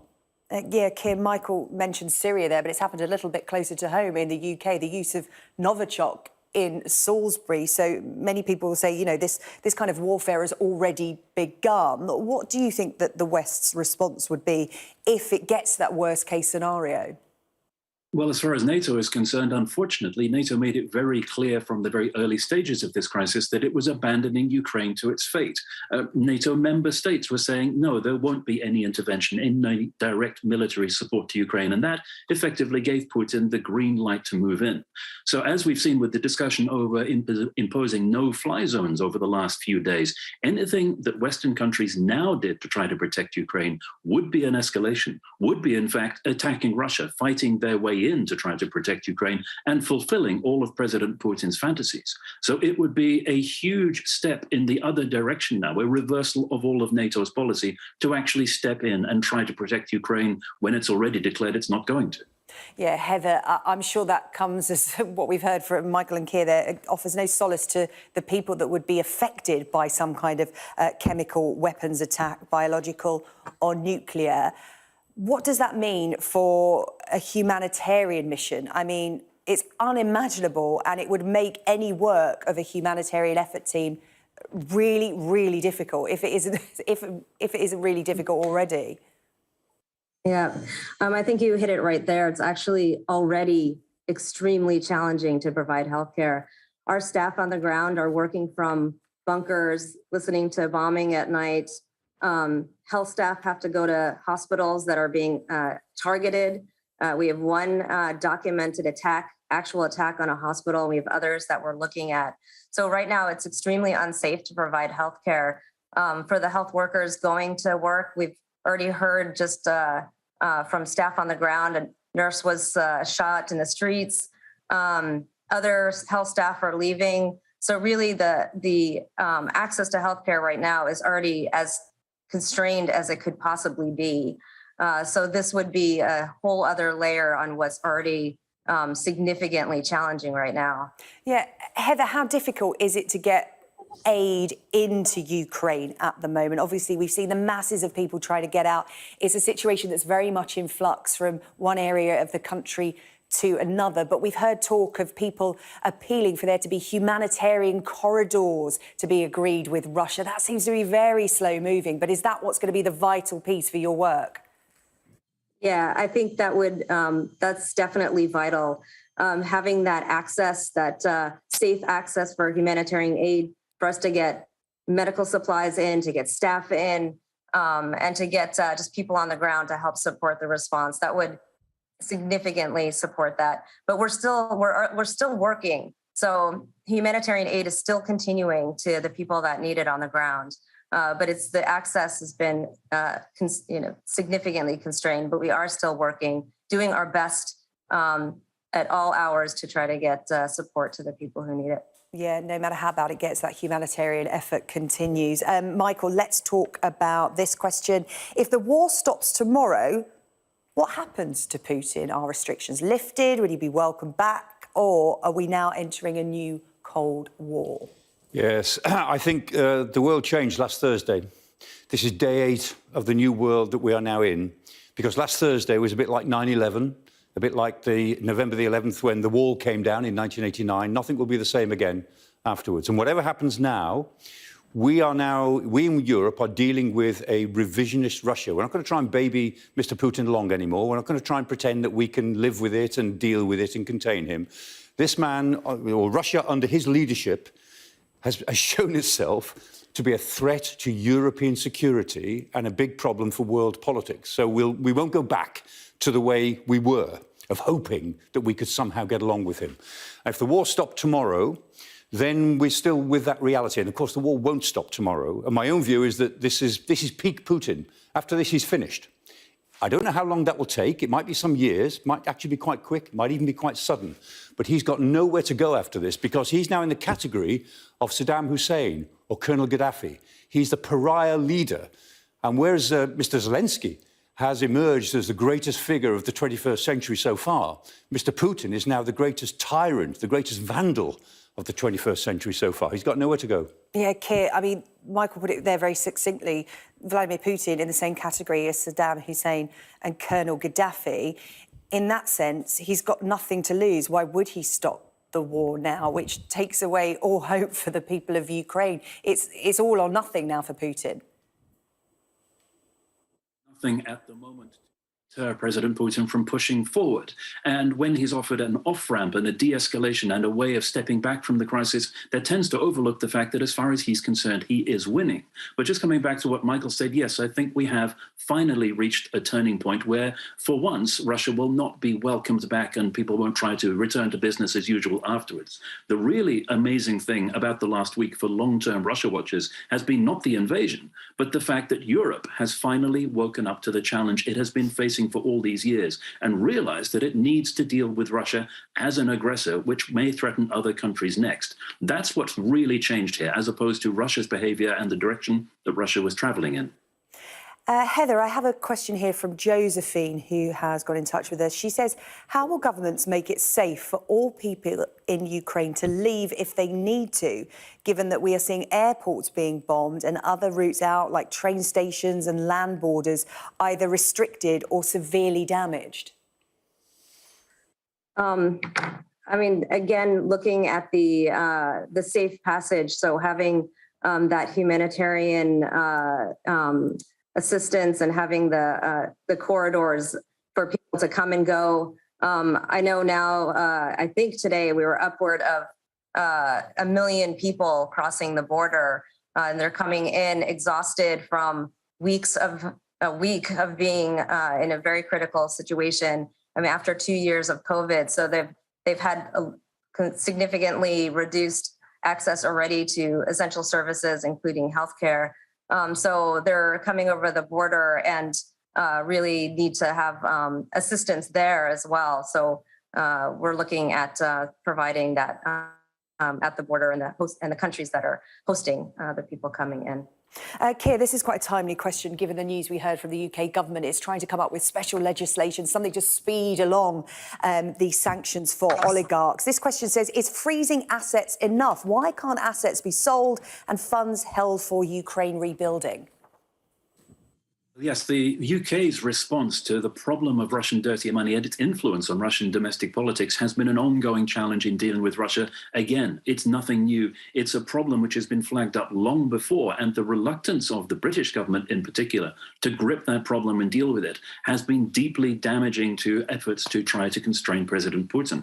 However, when we are looking at freezing the assets of oligarchs, questions need to be asked not only about where the money came from, but also what the actual effect of that is going to be. Because often the influence that oligarchs have on President Putin, or even that major businessmen have on that inner circle that makes decisions within Russia, may be overstated. What we've seen over the last period is President Putin retreating further and further down his own rabbit hole of conspiracy theories about what's happening in the outside world, when he seems to have been in isolation because of potentially his fears about COVID. So what exactly are people going to do to try to change his mind if they don't have that direct access to Putin to complain to him? Here's a question that illustrates just how far-reaching this conflict is. It ends up in space. Are the US and UK, Michael, do you think, still going to participate in joint Russian space missions? I mean, or is everything on the table for ties being cut? Yeah, there was a lot of cooperation between the Americans and the Russians in space during the 90s, after the Cold War, which has now sort of just dribbled to not very much. But the Russians still launch British satellites and European satellites from their stations. They said yesterday that they'd stop doing it, and that's not surprising because that's a tit-for-tat sort of response. I think we have to accept that things like this, space cooperation, things that were perfectly sensible, normal, functional arrangements, will probably all come to an end for the time being. Some of them might be restarted again, but it really all depends on where we are with Mr. Putin's government in 3 or 4 months' time. And indeed, if he is still leading the government in 3 or 4 months' time. So for now, we have to accept that's one of the collateral damages, I think, from this whole miserable war. Of which there will be many. Let's talk about this next question. Michael, I'll put it to you. How easy or hard will it be for Putin to consolidate or hold the territorial gains he's made in Ukraine so far? Completely impossible. There's a rule of military, policing and civil order that in an ordered society, you need about 2 people per 1,000 as policemen. or women. 2 per 1,000. In a troubled society, you need 20 per 1,000.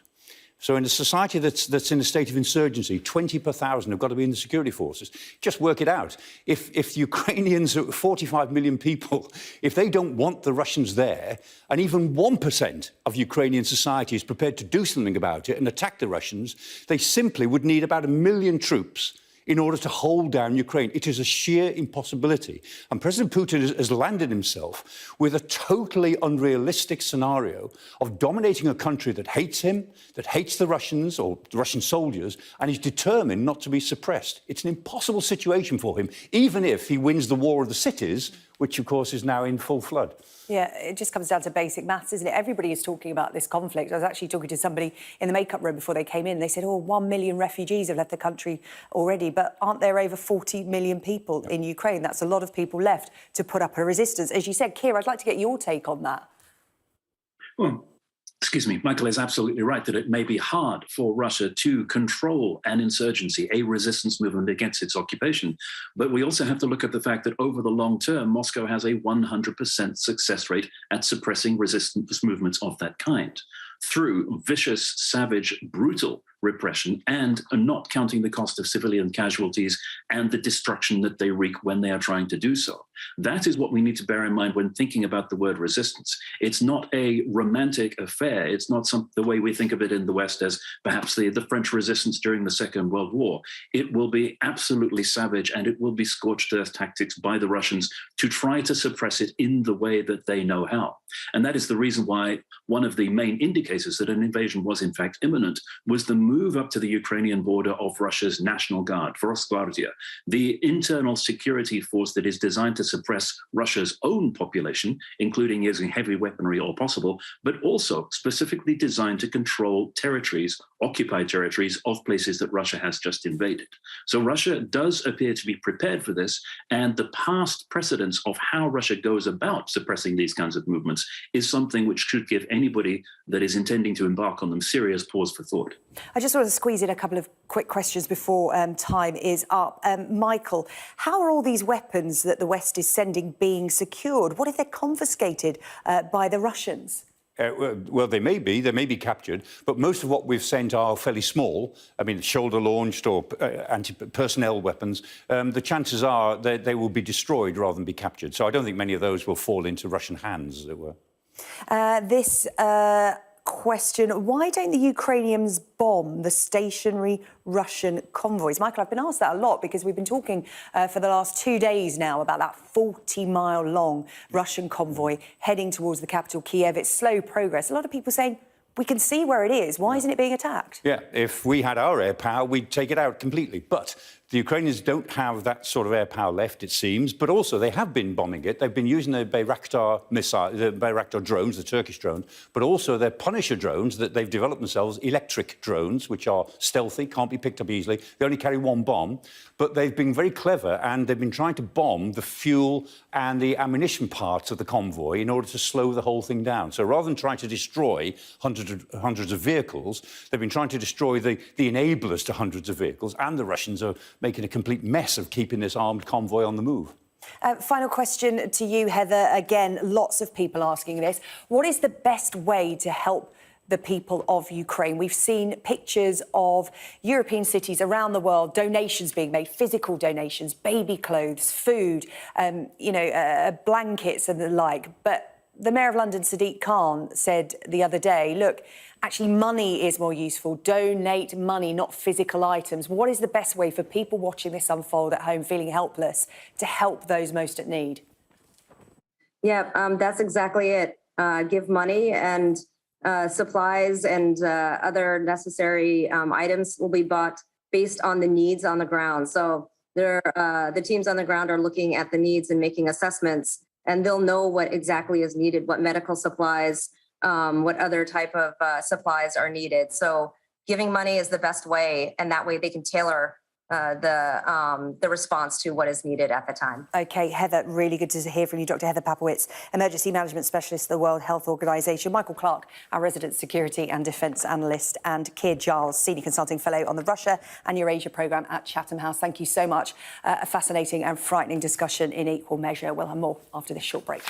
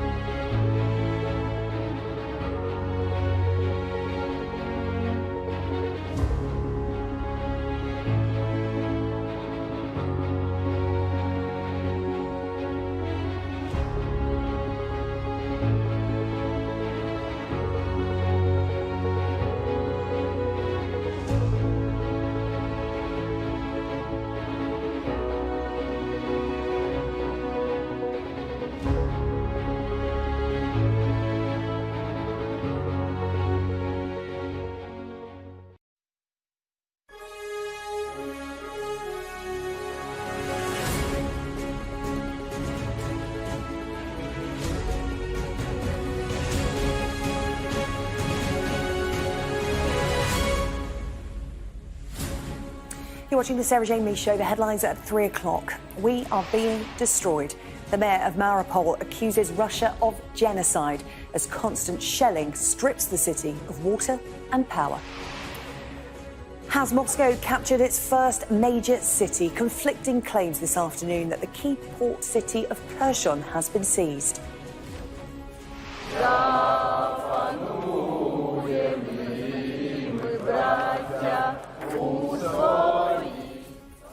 Ukraine's MPs defy the Russian advance on Kiev and meet to approve arming the country's civilians. We had to vote for the mobilization, for taking out Russian assets, for bearing arms, for collaborationism. The West is preparing for war. Accusations from Russia's foreign minister as diplomats arrive for another round of peace talks.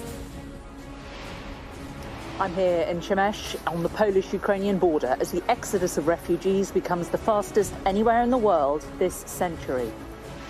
More than 1 million refugees have fled so far. Hundreds of women and children arrived here just a few hours ago.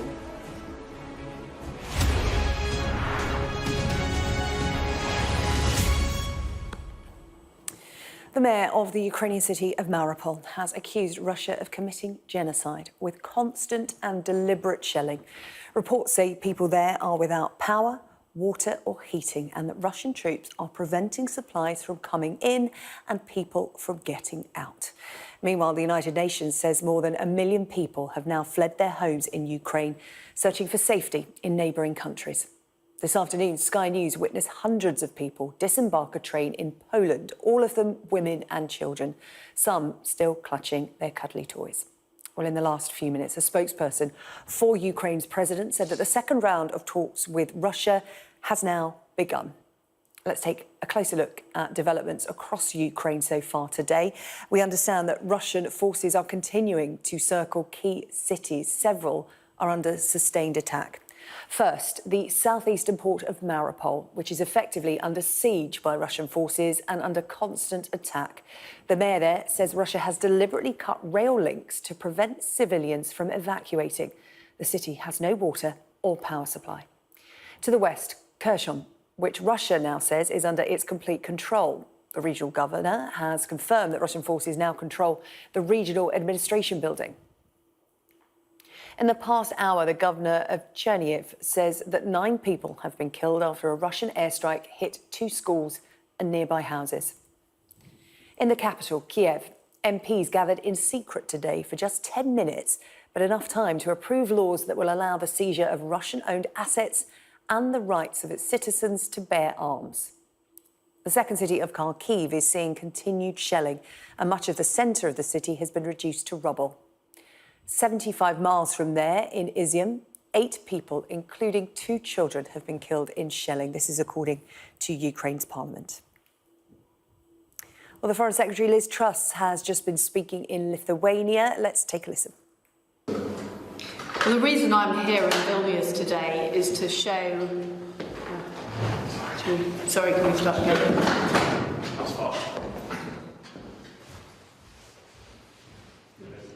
Yeah, I'll do.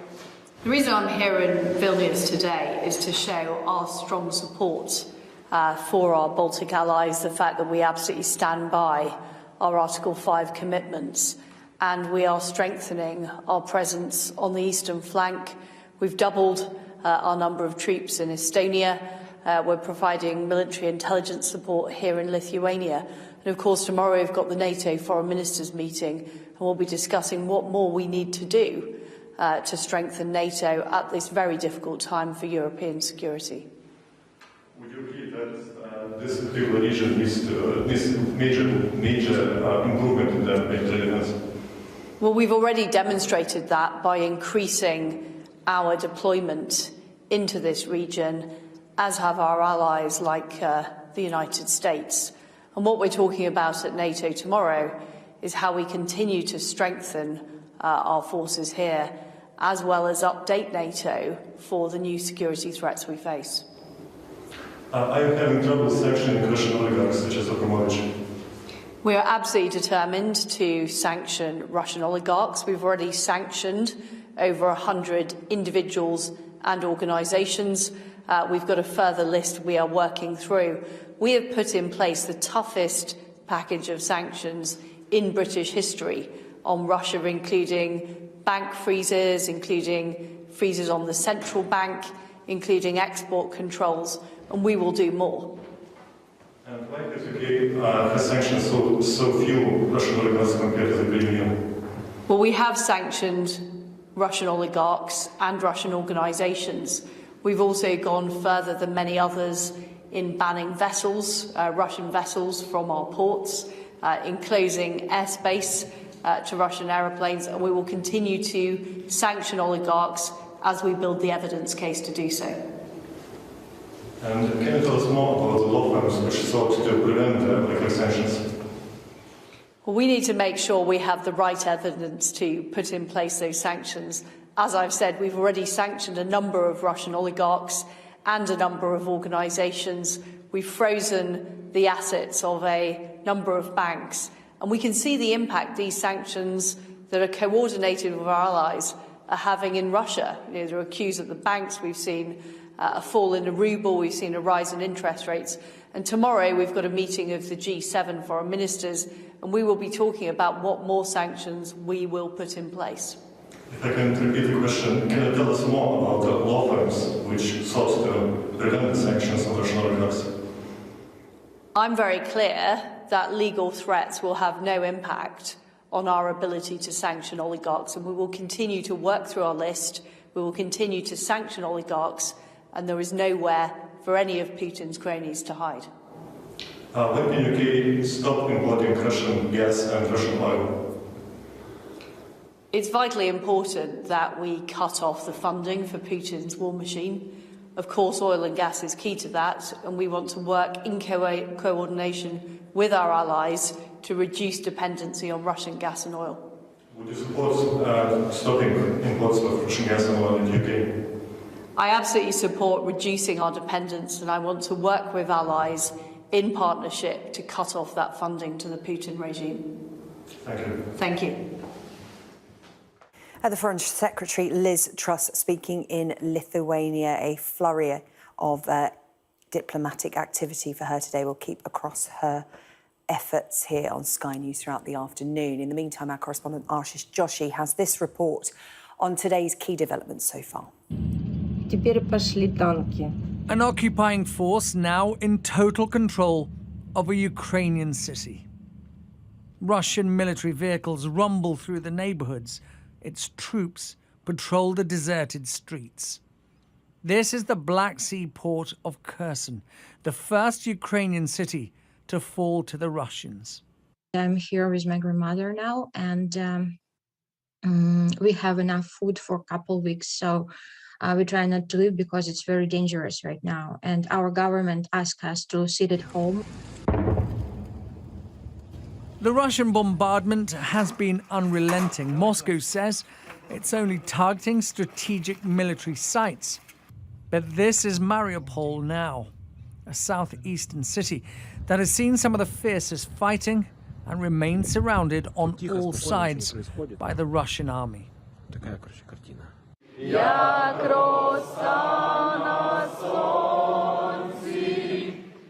A week into the war, and Ukraine's people and her leaders stand unbowed, despite the Russian aggression.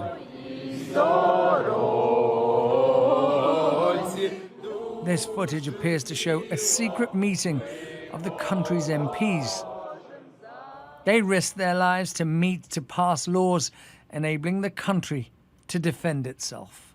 We had to call to vote for the mobilization, for taking out Russian assets, for bearing arms, for collaborationism, and for informational security, like for many things. Some aid is reaching Ukraine. These are vital medical supplies leaving Stansted Airport. With the number of injured and displaced rising by the hour, it is desperately needed. The British Foreign Secretary, visiting allies in Lithuania, has pledged more than just medical aid. Putin must lose in Ukraine. We're helping Ukraine defend itself. Our defensive weapons from the United Kingdom are now being used to stop Russian tanks. Moscow says it is prepared to talk, but at the same time, there is no let-up in its onslaught.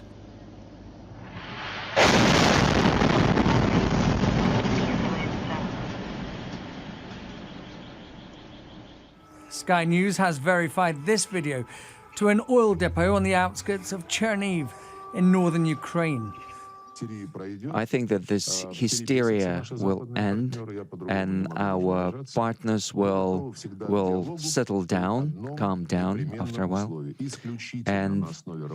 and we will sit down to negotiate it, but only on one absolute condition, that it has to be equal positions, equal parties negotiating. Many Ukrainians are defending their land however they can. These people have set up a crude roadblock around the Enerhodar nuclear power plant as they try to stop or at least stall the Russian advance. While those who stay behind to do what they can to defend their lives and property, their families continue to pour out of the country. This refugee train arriving at the Polish border full of desperate mothers and their children, forced to flee the bombs and the bullets to seek sanctuary, but without their fathers and husbands, and not knowing if they will ever see them again. Ashish Joshi, Sky News. This afternoon, the Ukrainian Defence Minister posted a defiant video on social media. The Russian occupiers feared a disgraceful defeat and began to commit crimes against humanity. They are shelling hospitals, killing women and children. This cannot be called an army. These are just cowards and terrorists. Many challenges are still ahead.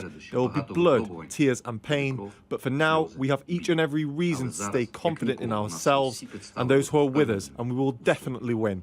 Glory to Ukraine.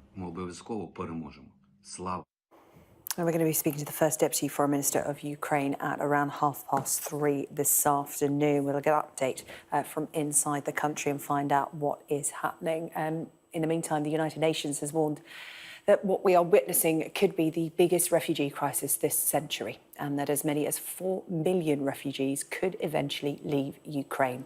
Sky's Jane Secker is on the Polish border with the country and joins us now. Jane, just huge numbers crossing that checkpoint where you are now. Talk to us about some of the people you've seen and some of the stories you've heard. Yeah, it's been a really moving day here. We're in Przemyśl, which is on the Polish-Ukrainian border. This is the place that trains come to from Lviv, and about 3 or 4 hours ago a train arrived. It was a pretty decent-sized train, and the number of people on it was just extraordinary. We had hundreds of people, hundreds of women and children. The train arrived full of them, and they were met by volunteers and emergency workers here, given equipment that people had donated, like pushchairs and buggies that they might need. They were also given hot drinks and snacks and blankets. And there were lots of very, very young children coming off the train, and nearly all of them had their favourite toy, but also soft toys were given to some of the children as they arrived as well. Elderly people were also helped off the trains. There were people with disabilities and wheelchairs. There really were a lot of people on the platforms who had all made that journey from Ukraine. And so many of those leaving are leaving behind most of what they own. They're just literally coming with what they can carry. Some have managed to bring their pets, but lots have had to leave them behind as well. Families have really been torn apart. Let's take a closer look at some of the numbers involved. Well, the latest information from the UN Refugee Agency is that nearly 1,003,000 people have now escaped to neighbouring countries since the conflict began, and nearly all of those people have gone into Europe. More than half of those have crossed the border, where we are, into Poland. Nearly 140,000 have gone to Hungary. Moldova has received nearly 100,000 people, and over 72,000 are now in Slovakia. Over 50,000 refugees have now arrived in Romania, and nearly 90,000 have gone on to other European countries. And the UN also reports that most of the remainder have departed to Russia. Well, earlier, the UN's Under-Secretary-General for Humanitarian Affairs and Emergency Relief, Martin Griffiths, told me that the UN is trying to help everyone they can, but that the situation on the ground is likely to get grimmer.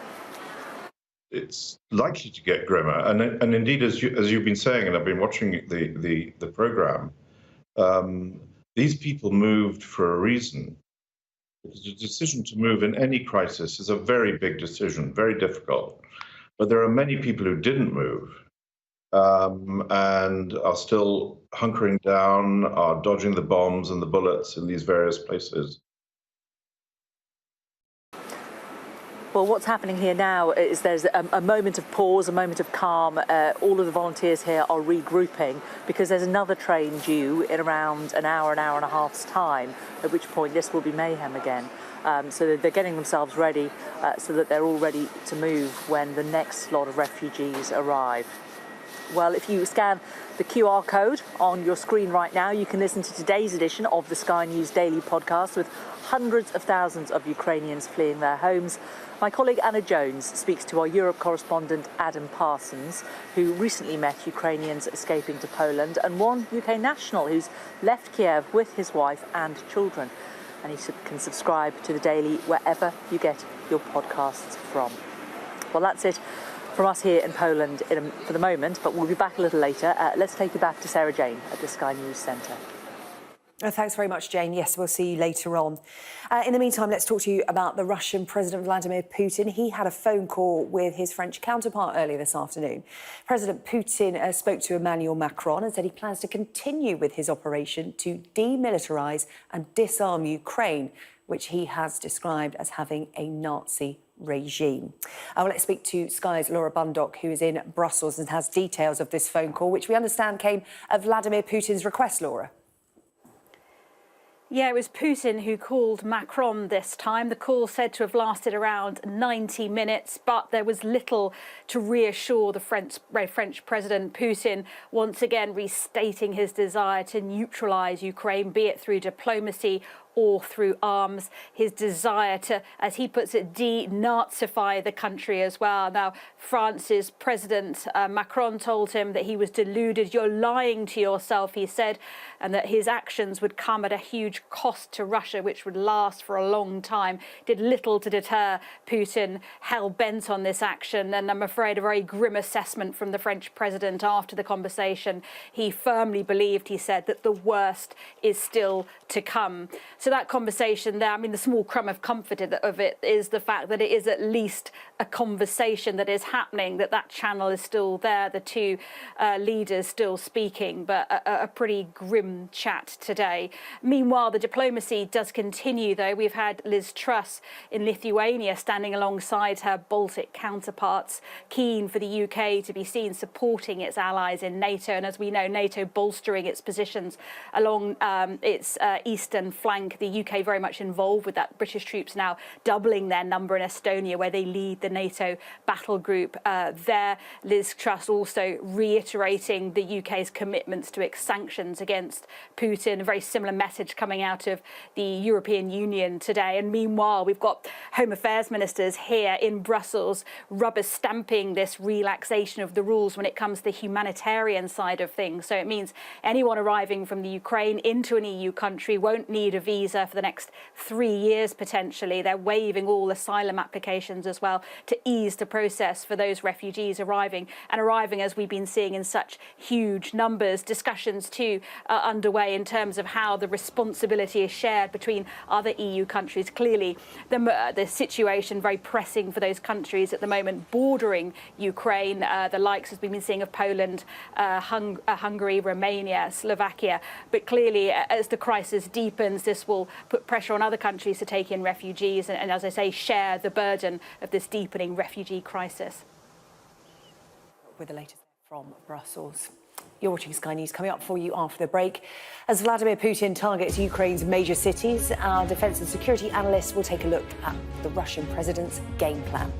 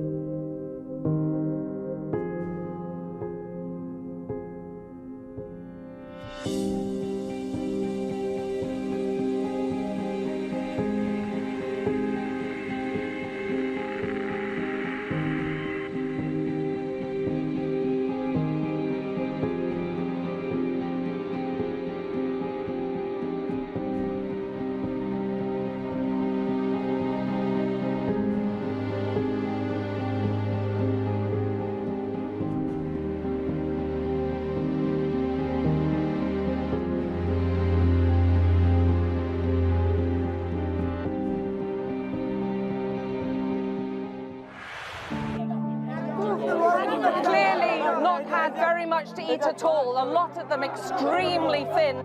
I'm Alex Crawford and I'm Sky's special correspondent based in Istanbul. The people here are praying quietly to themselves. They're becoming very sensitive about having the media around. We aim to be the best and the most trusted place in news. That has happened within minutes, and now it's coming from both sides, and it's moving this way. There's a lot of action going on, a lot of still. Every time they touch them, they spray, spray, spray. Made for people who want clarity in an uncertain world. This is what makes the job so fantastic.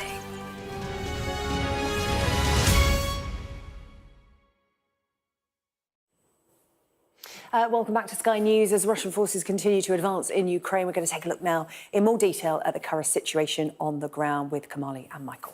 Thank you very much, Sarah Jane. Yes, I'm joined by our defence analyst, Michael Clark, for more detail and analysis on exactly how the Russians are moving towards Ukraine. Michael, thanks again for being with us. So, as we know, the Russians are in a number of points around the country. Michael, just where are we on day 8 of this war? Yes, it's developing now into a two-front war. There's a northern front where the Russians clearly are trying to take over the government of Kiev to get into the capital, and a southern front war, which is now about territory, which is to create this land bridge from one end of the territory to another. And at some point, we'll see that northern front and southern front join up. That's certainly what the Russians would intend. But we said that this is now war of the cities, and it is. So we're seeing that the cities are now surrounded. So Chernihiv, Sumy, Kharkiv, they're all now surrounded.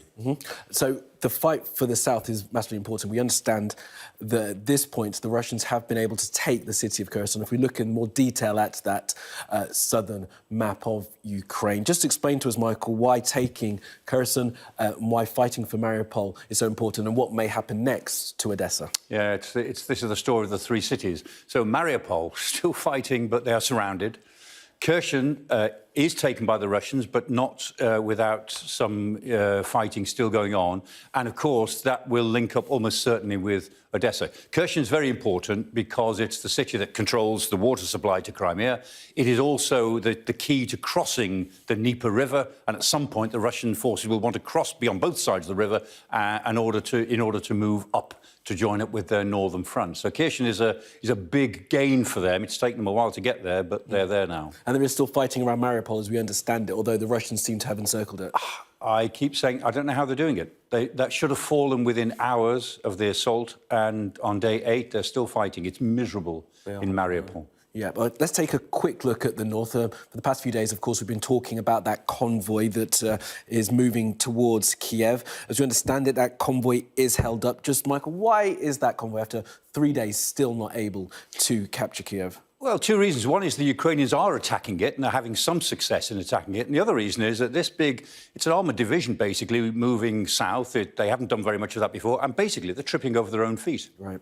Let's have a look outside of the military angle of this and the humanitarian angle. Of course, millions of people have been displaced. If we can bring up the wider map of Ukraine, the millions have been displaced. Millions are crossing the border. There are calls for humanitarian corridors. How would that work in practice? This is an active war zone. Well, it might work, given that there are countries to the west, so, Poland and Slovakia, Romania, Moldova, are all willing to host supplies that could be sent in with humanitarian convoys, or humanitarian routes. Now, those routes would have to be controlled by civilians, so United Nations or OSCE, the Organisation of Security and Cooperation in Europe, and they might make some difference. But they've got long distances to go before they can really help people, apart from those at Lviv, who are in the west. But they still require the agreement of the Russians. And at the moment, the Russians are using civilians as part of their weapon of war. I'm not sure they would agree to anything until they feel as if they're about to win and occupy all the cities in the country. So humanitarian aid may be into the west, but certainly not into the east at this point. No, the Russians there's no humanitarian possibilities for these poor people in the Crimea or up towards the Donbass region or in Kharkiv. No, not at this point. OK, Michael Clark, thank you very much for that analysis. Sarah Jane, back to you. Thank you. I just want to bring everyone some breaking news now. Ukraine's emergency service saying that, where is the camera? Here we go. There we go. The service there saying that 22 people have been recovered so far. This is after a Russian airstrike in the Chernihiv region. That's the latest breaking news that we have so far. We're going to take a quick break, but before that, we'll take you through today's weather.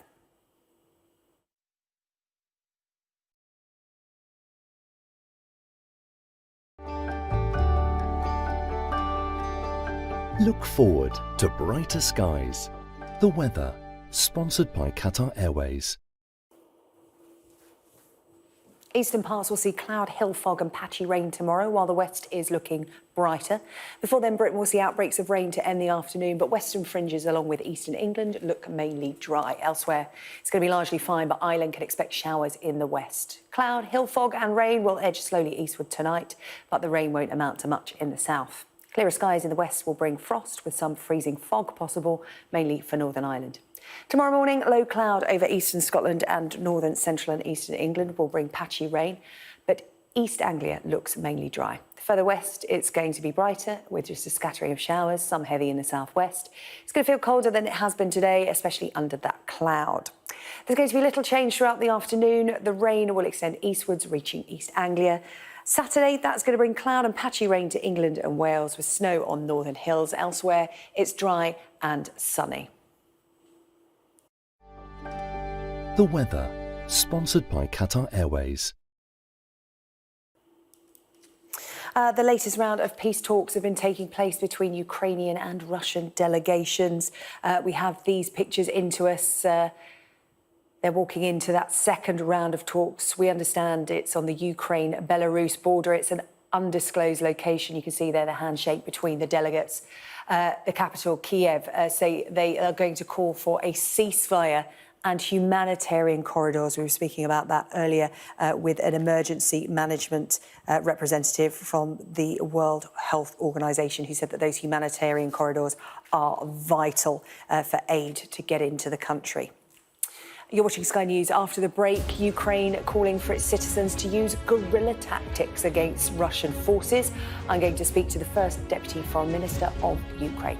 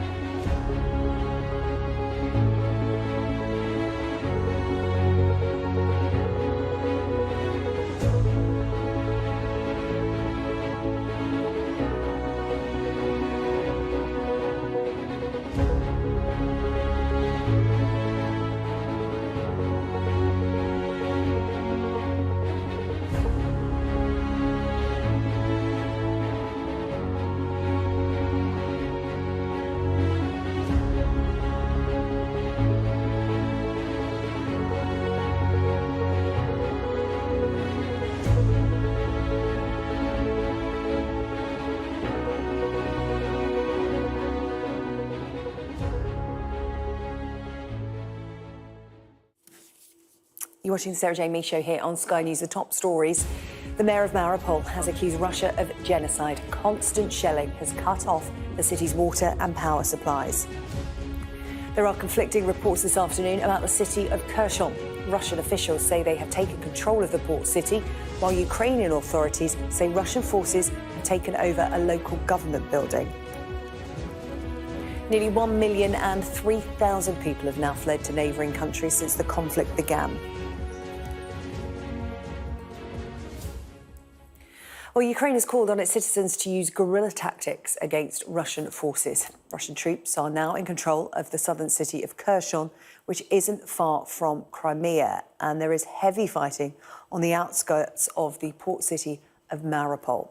Well, in Kiev, defiant Ukrainians are building anti-tank hedgehogs in an effort to defend their city. Workers have been coming together at one of the capital's largest construction sites to make giant metal barricades, which will be used to block roads. Meanwhile, MPs gathered in secret for just 10 minutes, but it was enough time to approve laws allowing the seizure of Russian-owned assets and the rights of their citizens, and to allow the citizens of Ukraine to bear arms. Well, let's talk about developments in the country. We're joined now, I'm pleased to say, by the first Deputy Foreign Minister of Ukraine, Emina Yaporova. Good of you to speak to us this afternoon. Thank you so much. Could I first of all ask how you're doing? Are you and your family safe?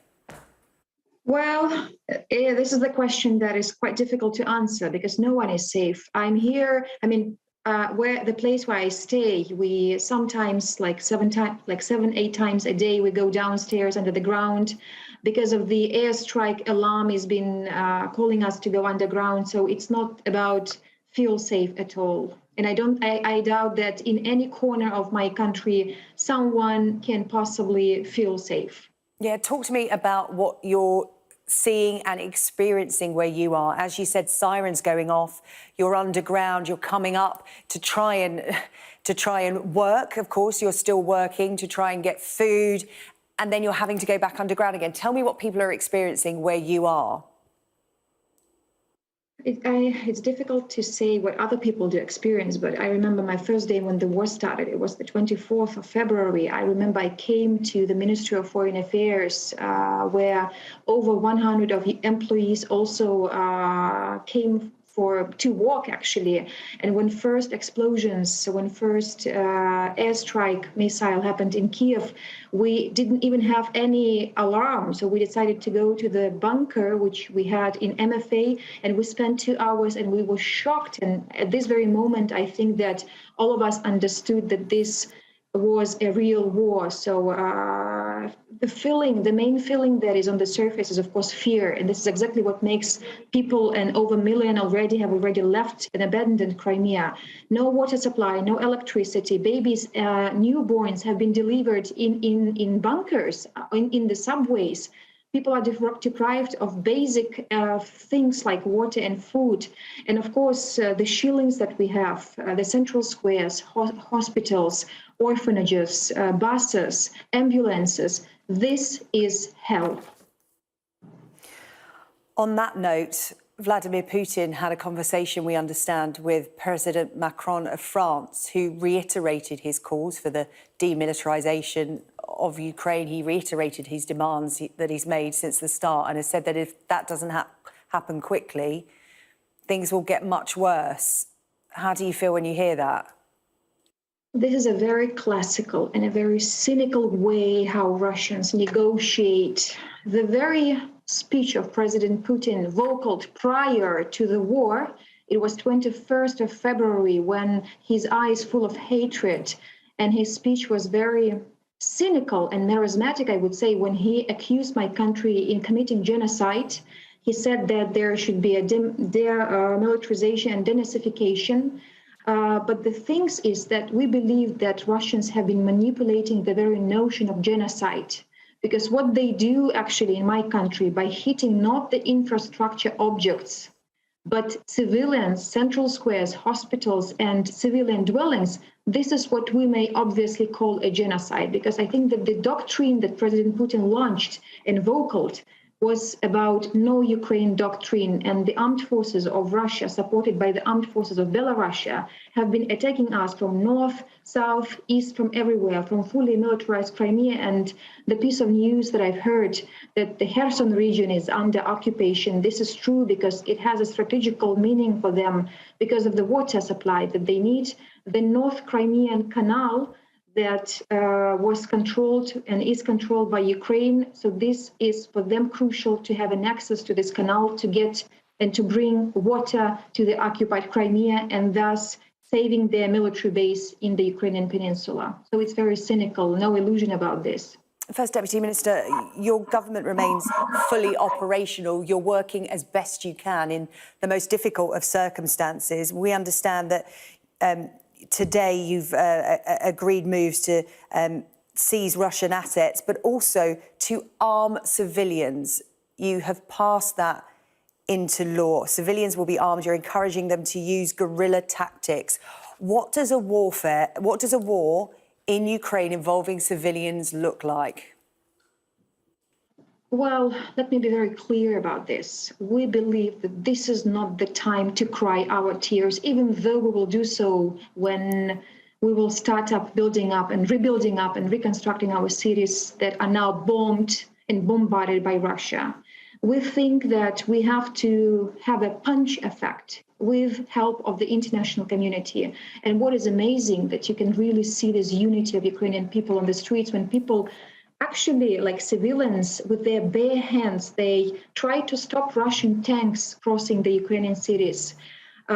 When people are trying, and the very heroic episode that we had in the city of Energodar, which is on the south of my country, when thousands of Ukrainians, they came up in a shield, in a human shield, to protect the Zaporizhzhia nuclear plant. And this is something that really shows the spirit. So I think that they will not break the spirit, and the queue and the line of those Ukrainian men who are willing to join the territorial defense units is really high, and it shows that people are ready to fight back.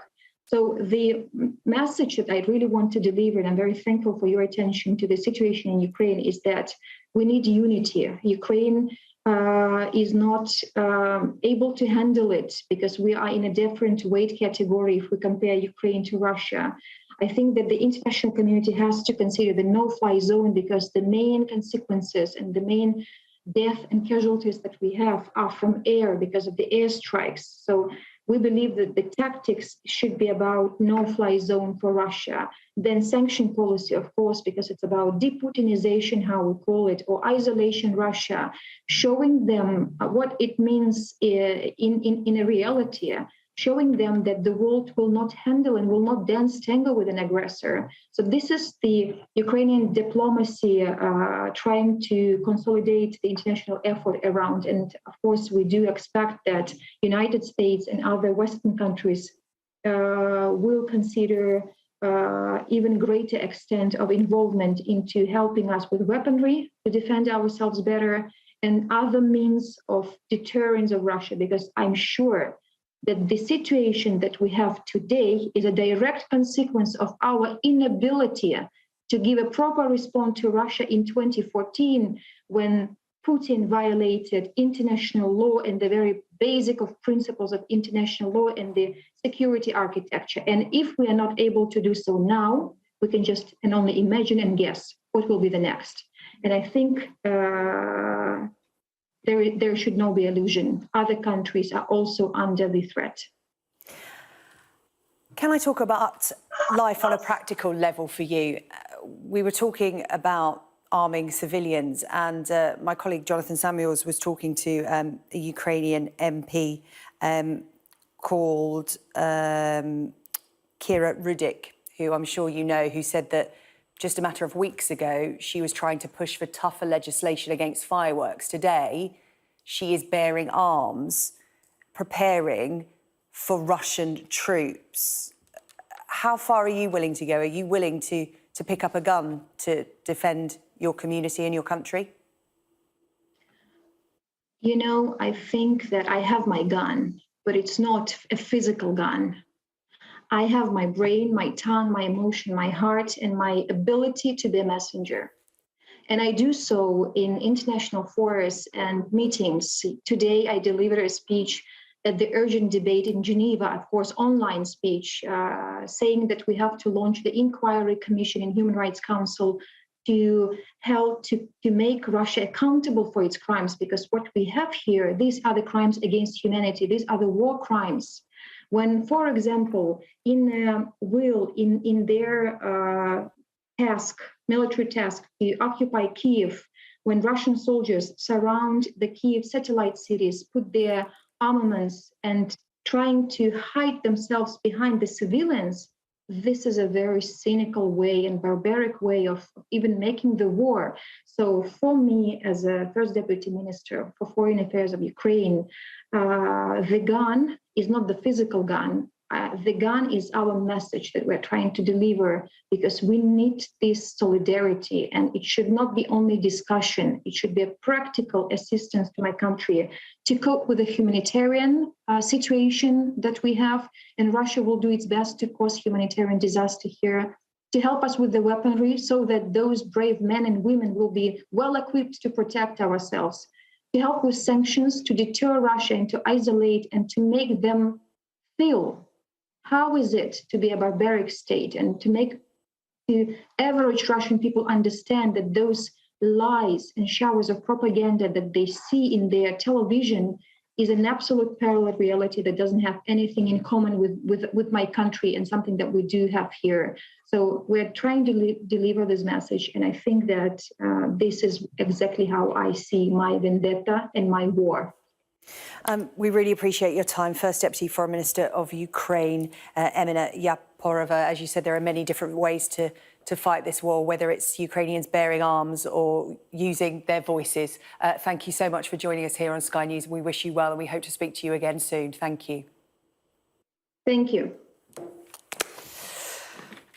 Right, the International Criminal Court has officially opened an investigation into possible Russian war crimes in Ukraine. Emina Yaporova was touching on that there. The court's chief prosecutor, Karim Khan, confirmed that work to collect evidence has already begun.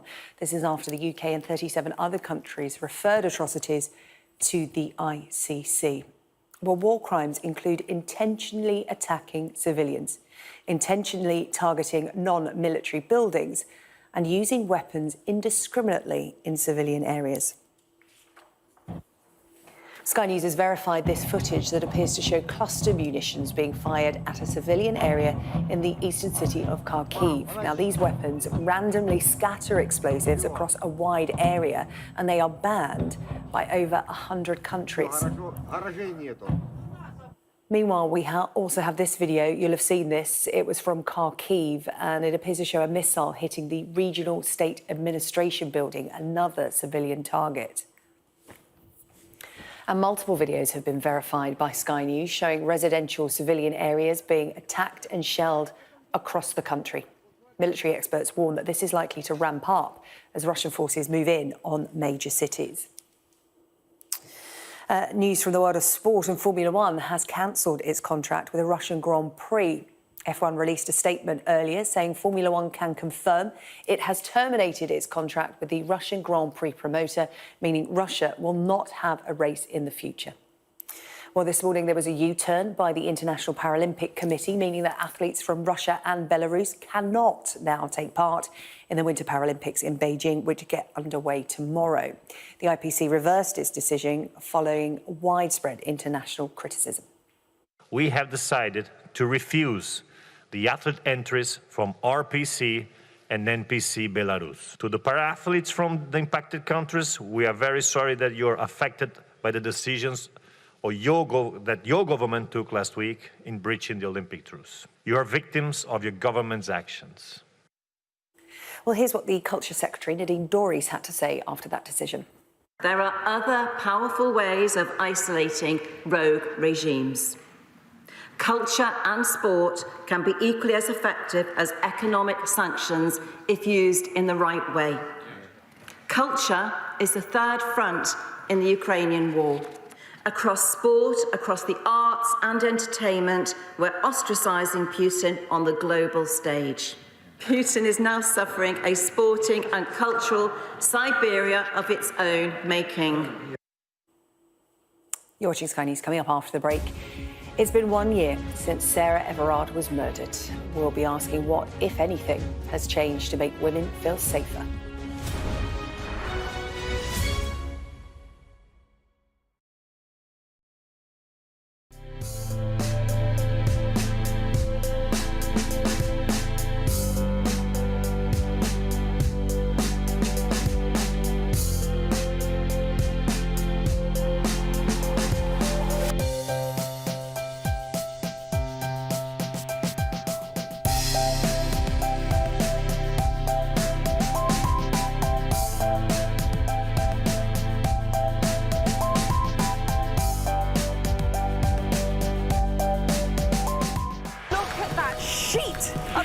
And it's moving this way. And over there is Dover. We track the changes happening to our world right now. I think it's a procession of the Taliban. There they are, right here. Would you, as Prime Minister, be able to look them in the face? Let's have a look at both of those two things. I just want to say thank you for having the courage to speak to us. We do genuinely believe in what we do, to show the truth. I thought there was an astonishing story there. I'm James Matthews, and I'm Sky's Scotland correspondent. Mr. Trump, James Matthews from Sky News. Hey, James. You're diminished by claims that you're a racist. Question? I've conducted many interviews I won't forget. Killers among them. Mr. Gilroy, James Matthews from Sky News. Can I ask, did you kill Suzanne Tully? Time will show that, I don't have anything to answer to. That's all I've got to say. 3 of these 8 fatalities were found within the helicopter and were our colleagues in the helicopter crew. The whole reception area was covered with blood. One of the reception was lying and he was gasping for air. We take you to the heart of stories that shape our world.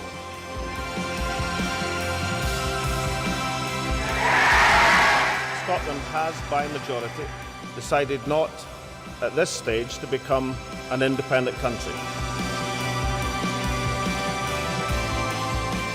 I've covered Scotland for more than 25 years, in good times and bad.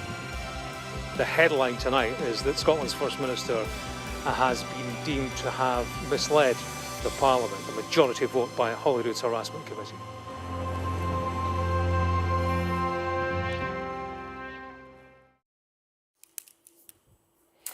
The family of Sarah Everard have said that they miss her all the time, but they have been overwhelmed by the kindness shown to them by the public. It's been 1 year since Sarah was kidnapped, raped and murdered by a serving police officer. Her murder brought to the fore the wider issue of women's safety as well as concerns over police culture. Well, I'm joined now by Tabitha Morton, Deputy Leader of the Women's Equality Party, to talk, well, about the fact that a year on, has anything really changed for women when it comes to their safety? Tabitha, thank you so much for taking the time today. First of all, I was talking with my female producer today before we came on air about it's hard to believe it's been a year since this happened. I know that when I walk home of a night in the dark, I always think of Sarah Everard. How are you feeling 1 year on? I'm really reflecting on that statement that Sarah Everard's family, because first off, my thoughts just got to her and her family today. I cannot even imagine what they must be going through. But they themselves mentioned today that their thoughts and feelings also went out to all of the other families who'd lost loved ones, because there's been another 125 women that have died since Sarah Everard. So today, I'm feeling angry and frustrated that literally nothing seems to be any different from when Sarah went missing a year ago to today. We seem to have seen little or no action from government. And I've spent today thinking about imagining the difference this year could have been. imagining if we really had stopped talking and started taking action. Because I'm not naive enough to think that we could have ended violence against women and girls in 12 months. But my goodness, we'd be a lot further forward if we'd taken some real solid action to reform the police force, to fund services properly, to start educating our young people. Priti Patel, the Home Secretary, launched a campaign not so long ago about the safety of women and girls.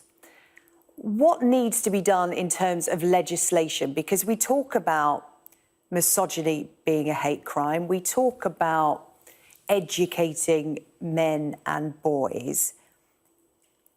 What more can be done from a legislation point of view? Or is that looking at it too simplistically? Is it something that needs to be tackled more widely in culture? And therein lies the difficulty. It's a difficult thing to tackle, to know where to start. I think you can't just pin your hopes on one thing. So we've got a campaign to make misogyny a hate crime, but that alone won't fix it. We've got a Met police force that are refusing to acknowledge there's a problem there. We constantly hear about bad apples. So, the police are not. How on earth can they investigate crimes if they're not acknowledging there's a problem in their own ranks?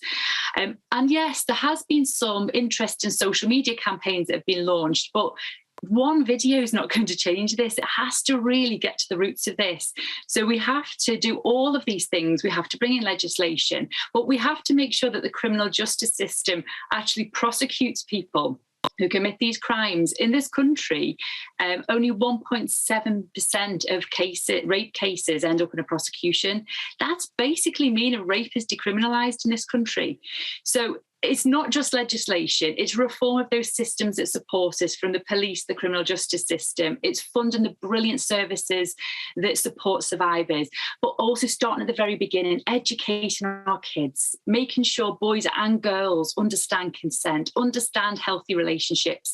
And as I say, this could have all been started a year ago, but we haven't seen that imagination from our government that says we need to take this seriously, to make it a national priority. I want to find some positivity in this, but to me, it sounds like we lost the momentum, because with Sarah Everard, it really did feel like a watershed moment. This was the worst of the worst. It happens to women the world over every single day, every hour, every minute. But with Sarah Everard, it was by a serving police officer. It got global attention. It really felt like that was the time. Can you give us some hope in terms of, can we pick up this momentum somehow? What can we do? Well, I think the answers are there. We have to make sure that we have politicians in place, nationally and locally, that are committed to doing this. We heard women came out in our thousands and hundreds of thousands last year and said this is the problem. Specialist services have been talking about this for years and years. The government know what the problem is. We've got to make sure that we keep the pressure up to not just allow politicians to give these half-baked, police in clubs, extra street lights. We've got to make sure that we elect politicians and elect governments locally and nationally that really put this at the centre. Imagine the difference if we had a Cobra-like meeting every month to discuss the progress and to measure the progress on ending violence against women and girls. But I am positive. This is a man-made problem. And with all man-made problems, we can end it, but we need that political will. And we as voters need to really keep that pressure up. Yeah, Tabitha, very much so. Tabitha Morton, Deputy Leader of the Women's Equality Party. Thank you so much for talking to us on the anniversary, the first anniversary of the death of Sarah Everard. Thank you so much. We're going to head to a break, but before then, we'll just take a quick look at the weather.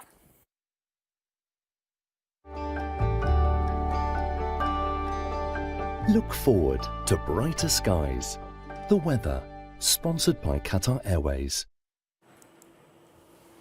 Eastern parts will see cloud, hill fog and patchy rain tomorrow, while the west is looking brighter. Before then, Britain is going to see outbreaks of rain to end this afternoon, but western fringes, along with the east of England, look mainly dry. Elsewhere, it's going to be largely fine, but Ireland can expect showers in the west. Cloud, hill fog and rain will edge slowly eastwards tonight, but the rain won't amount to much in the south. Clearer skies in the west will bring a frost with some freezing fog possible, mainly for Northern Ireland.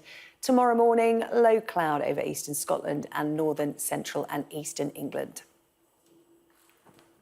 The weather, sponsored by Qatar Airways.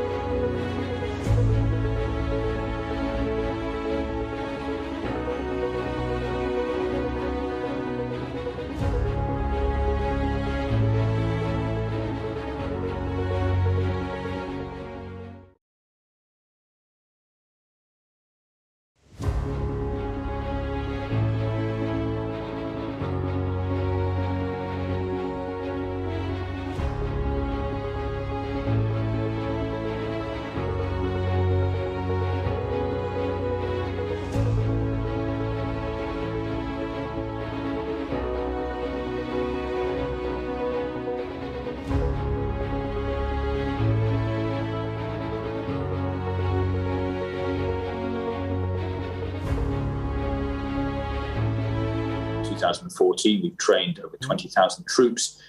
We've been providing all kinds of logistical support as well. We called out Putin's intentions very early. We unusually took a step along with some partners and allies of setting out our intelligence, what it was telling us that Putin was planning to invade. We set in a certain number of sanctions. We said we'll go further.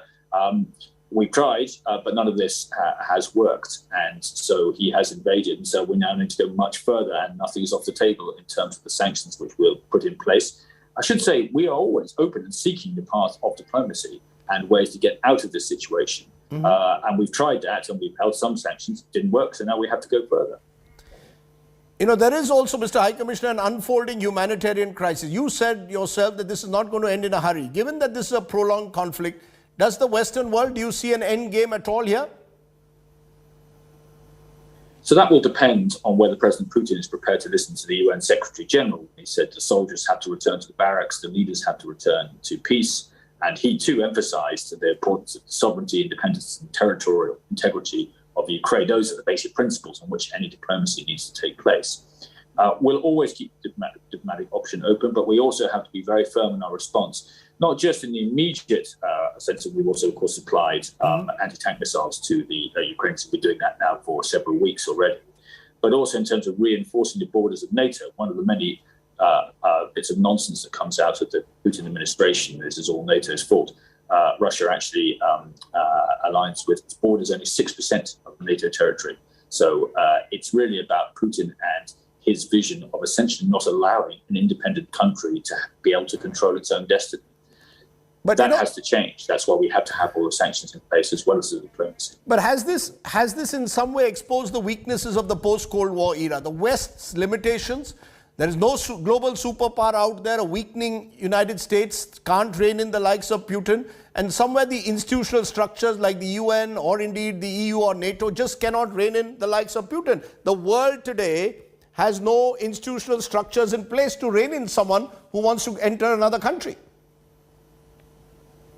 I agree. We are in a post-Cold War order. That is a much more competitive world where there is genuine competition about the way countries are run. Don't forget, why is President Putin really doing this? He's doing this because he fears that Ukraine wants and will get what you and India have, what we in the United Kingdom have, which is democracy and opportunity. I remember the time when people complained that there was one superpower in the world and said it was a terrible thing. This is a more fragmented world. There is more power distributed, but the principles on which that, which the post-1945 order was created, including the UN Charter, they remain and they apply all around the world. So this what's happening in Ukraine matters not just for the people of Ukraine, for anyone else, but it also matters for the rest of the world, and what the rest of the world will see in terms of the vigor with which I think many countries across the world have come together. It's actually had a galvanizing effect of bringing countries together and getting to be more dynamic and more determined. One more nagging question, Mr. Ellis. God forbid if China were to commit a similar act of aggression against India, would the Western world support us? I started by asking you double standards, hypocrisy. When Galwan happened, we didn't see outrage that we see now from the Western world. It leaves Indians wondering, why should we be part of this coalition of Western nations now? Because I think every country, every democracy values the UN Charter. And the world has changed a lot, even in the last 2 years. I think about the effects of COVID accelerating some of the big change in terms of geopolitical and great power competition, and the need for democracies to come together to support the values which we share. So I think the UK, like many other countries actually, is much more focused now on the Indo-Pacific. That's why we've had an Indo-Pacific tilt. That's why we've had so many regular visitors to India in the last 18 months, why we have a roadmap agreed by Prime Ministers Modi and Boris Johnson, which looks at defence and security. And we're already delivering on that, for example, through the visit of our new carrier strike group, the aircraft carrier surrounding ships with allies late last year. There's a big shift going on, I think, even in the last 2 years. And the UK is determined to be part of that, whether it's in the European theatre or in other parts of the world, because it is in our interest and on our values to do so. Let me press you one last time. If there was an unprovoked aggression by the Chinese on our Indian soil, will the United Kingdom stand by India or not, sir? Well, get into hypotheticals. We're in for a long game in terms of the promotion of democracy and our values, which India shares as the world's largest democracy and one of the world's oldest democracies. Let's leave it there, Mr. High Commissioner. Appreciate your joining us, taking the time off to give us where the Western world really stands at the moment on Ukraine and why you believe that this is a principled stand that you've taken. Thanks very much for joining me. Now, today, over 3,500 students returned to India in what's been the largest single-day evacuation since the start of the Ukraine war. But the Indian students evacuated have, as we've been saying at the start, facing numerous hardships to return to the country. Take a look at this ground report.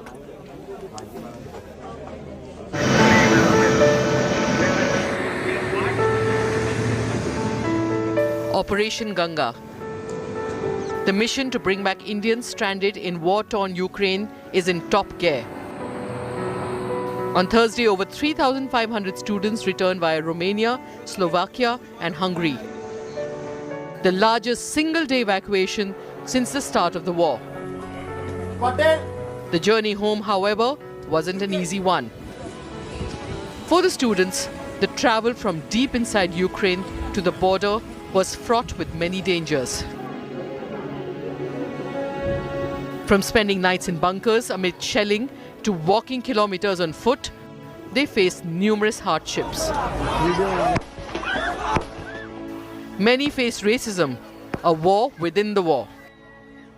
We were told that we will evacuate you on 26th, but then we were told at night that it will happen on 27th. And the embassy said that you stay wherever you are, don't move from here. But we were all panicking because we were told that if we don't move from here, the army will come from the Belarus side. And it happened. We didn't have clothes. We haven't bathed for 5 days. Our bodies stink right now. Till border, it was a survival game. जहाँ पहुँचे पहली Ukrainian check post थी, तो वो Sahni border से 3 kilometre दूर थी. तो वहाँ हमें रोक लिया गया. कुछ को वापस भी पकड़ के लाए वो, कुछ को ऐसे लड़कियों पे कभी जाने दिया, कभी नहीं जाने दिया, कभी गन दिखाई, कभी गाड़ी चढ़ाई ऊपर के पीछे जाओ पीछे जाओ. मैंने थर्ड चेक पॉइंट पे गिव अप कर दिया था. मैंने सोचा था यहाँ से अब वापस टर्नोपिल चलेंगे, घर देख लेंगे जो होगा वो. In Delhi, Prime Minister Narendra Modi met some of the students who returned from Ukraine. So let's go and meet them. Meanwhile, 4 Indian ministers are stationed in Ukraine's border nations to ensure smooth evacuation of Indian citizens. Your ordeal is over, and so far as we are concerned, you are already back in India. So give yourself a big hand. अपने लिए ताली बजाओ. हमारा पूरा लक्ष्य है कि एक भी बच्चा भी यहाँ रह न जाए, सुरक्षित घर पहुँचा जाए और इस लक्ष्य की पूर्ति करने के तक पूरी सरकार कटिबद्ध तरीके से, संकल्पित तरीके से इस विषय पर डटी है। The events of the last few days will remain a haunting memory for many of them. For now, the evacuation continues from Romania, Slovakia and Hungary. The job is only half finished. Hundreds more are still stuck in Ukraine, awaiting help. Bureau Report, India Today. Let's take a break at this point. When we return, we hope to be joined by Mr. Scindia, who is, remember, on ground there, but also the Chelsea FC owner and one of Putin's oligarchs. Abramovich is looking to sell his club. More on that story on the other side.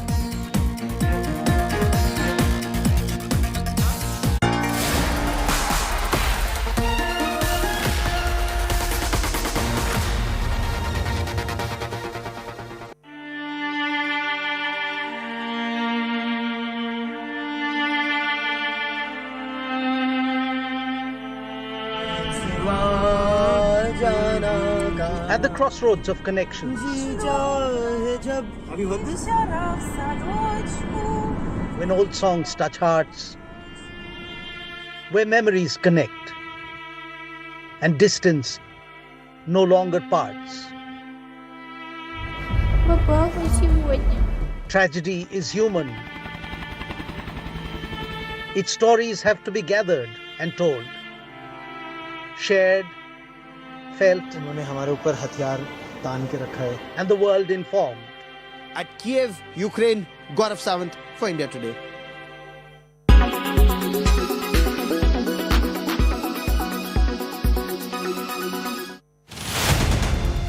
Rahul Kanwal, 23 years of experience, 5 conflicts covered, unmatched time in war zone. The first embedded operation in the history of Indian television journalism.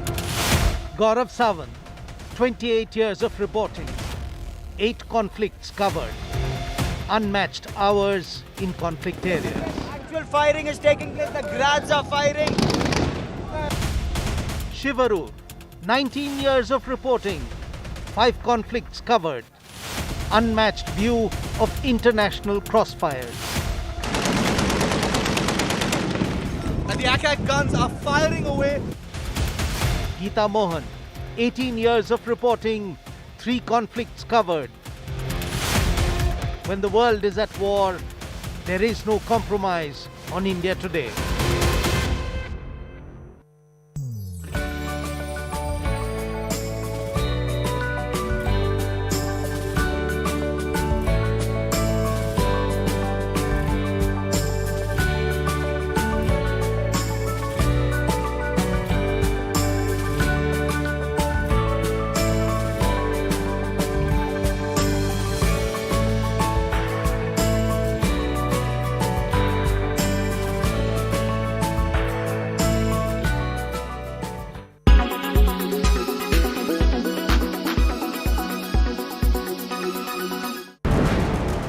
This is Ukraine's true danger zone.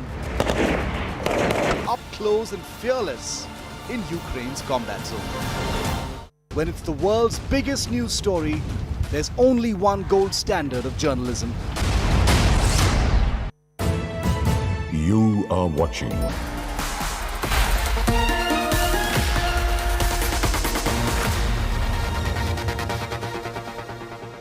Now, once a bustling city of nearly 15 lakh people, Kharkiv has turned into a complete ghost town. The second largest city of Ukraine has been ravaged by non-stop bombings by Russian forces over the last few days. Residential buildings, government offices, schools, everything has been destroyed. Life coming to a standstill. India Today contributor Ihor Didenko brings you a report from Ground Zero in Kharkiv.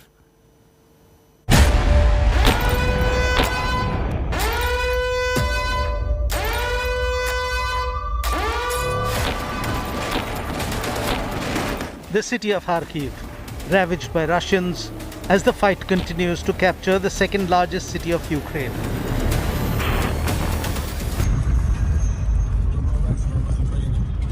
India Today is the only channel reporting from the city, parts of which lie in complete ruin. Watch this compelling report by India Today's Ihor Didenko, showing how the people of Kharkiv are fighting back. This appears to be a light strike vehicle. Ihor is telling us it's a Russian vehicle. Was this damaged here? How was it damaged and destroyed, Ihor? The Ukrainian, I don't know. The Ukrainian forces attacked it? Yes. It was attacked to the people on the night. Do we know when this happened? Did this happen yesterday? No, on Sunday. The city has seen endless violence, cars wrecked, buildings damaged, and stalls completely vandalized. All this in the heart of Kharkiv. Look at this one. It's a metro station, Kyivskaya. Kyivsky metro station. Like capital of Ukraine, Kiev. Kyivska rail station. It's not NATO objects. It's not military objects. Can you see? Yes. Yes. Look at this. Look at this. Look at this one. Please. Look at this. Look at this one. Buildings are still on fire in some parts of Kharkiv, and India Today's Ihor reached the heart of the siege to show you the aftermath of the Russian attack. Yes, it's a building, old building, near the people. Building on the fire. Building on the fire. Near the gas station, near the my car, near the center. I don't know why. Maybe it was bomb. Maybe it was a Russian soldier. I don't know. I just see this one. You can see this. It's fire.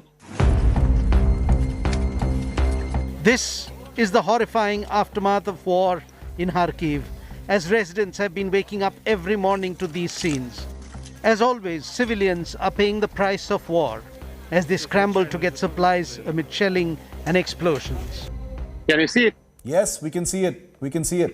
It's a shop. It's a civil shop called Kulinichi. In people buy here food. Bombs going off every few hours. School buildings destroyed. India Today reporter Ihor Didenko gets you a closer look of the destroyed school building pounded by Russian missiles. What Ihor is just showing us for our viewers. Ihor, I'm just telling my viewers what you are showing us.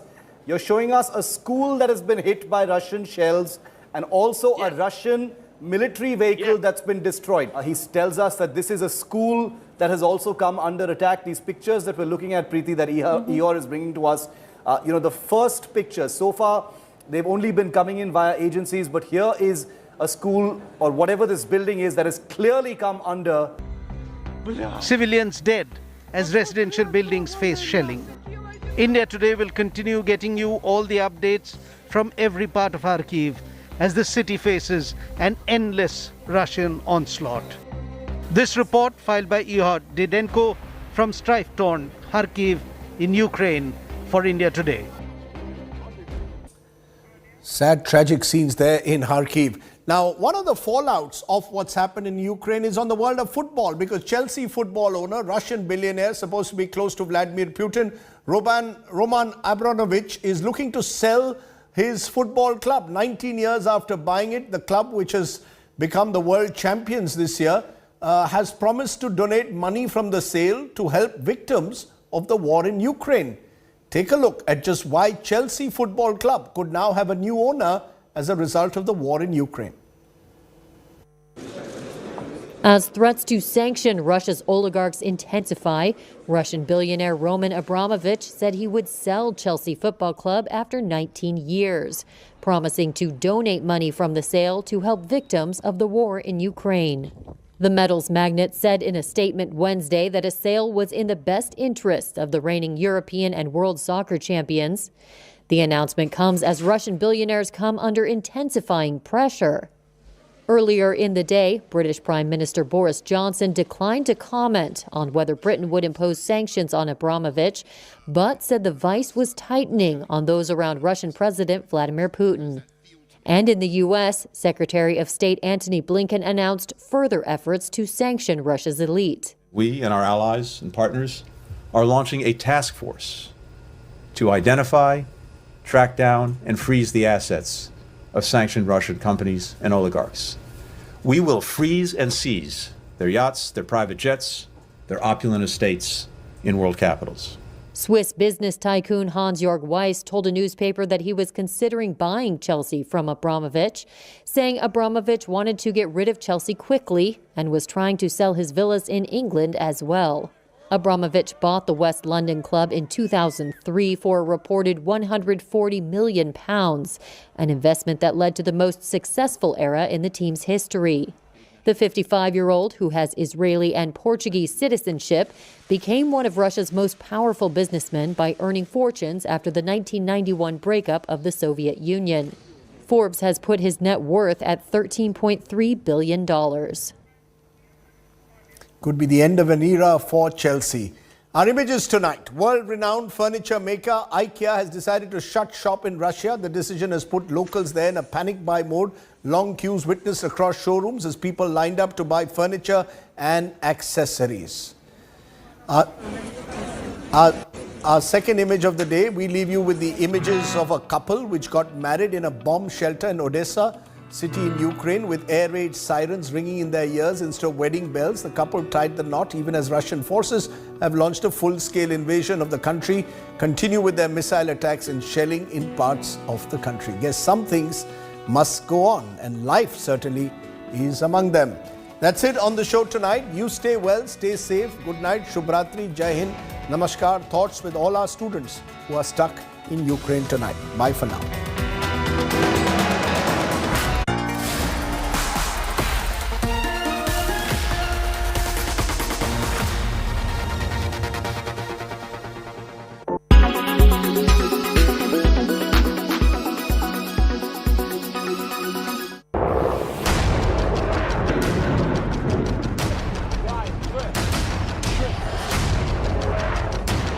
As Russia declared war on Ukraine, as the world was plunged again into crisis, with the only Indian team in the real war zone.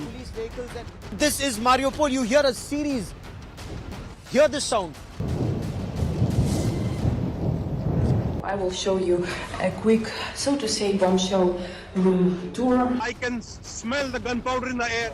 And without pause, India Today totally dominates viewership and smashes the competition. When it's the world's biggest news story, there's only one gold standard of journalism.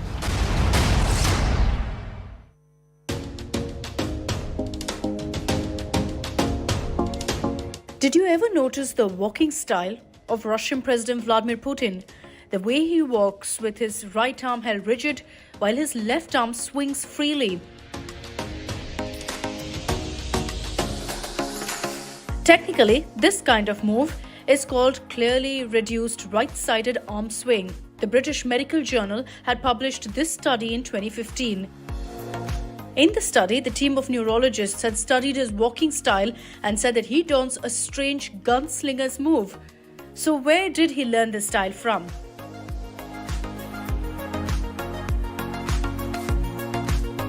Researchers estimate that when Putin used to spy in the KGB of the Soviet Union, it was then that he must have learned to walk like this during weapons training. According to the researchers, Putin's walking style fits as per KGB training manual. Let's also tell you that Putin rose from the rank of a spy in KGB to the rank of a lieutenant colonel. KGB operatives are told to hang the weapon in their right hand, leaning to one side, move rapidly with the opposite leg extended. This also increases the speed of walking. Researchers also said that Prime Minister Dmitry Medvedev, former Russian defense ministers Anatoly Serdyukov, Sergei Ivanov, and a military commander have been seen in such moves. Neurologist and movement disorder specialist Bastian Bloem had led this study. In one of his interviews, he'd said that this is an unusual study, but at the same time, it's a very serious question for neurological observation.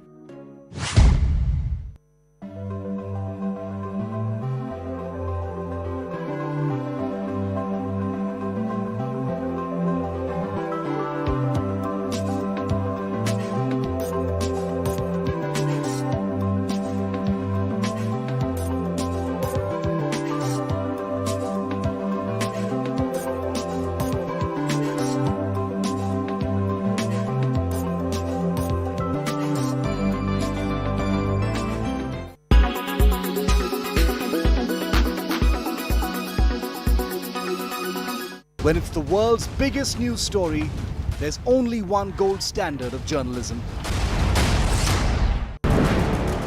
This is Ukraine's true danger zone. Up close and fearless in Ukraine's combat zone.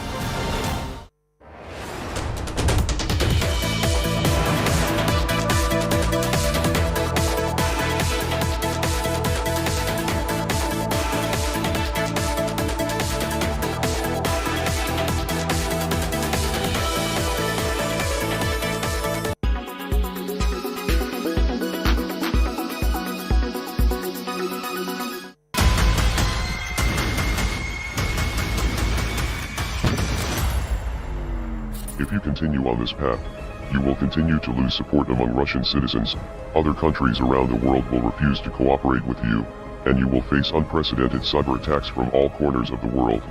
There has been an attack on Russia which they just did not see coming.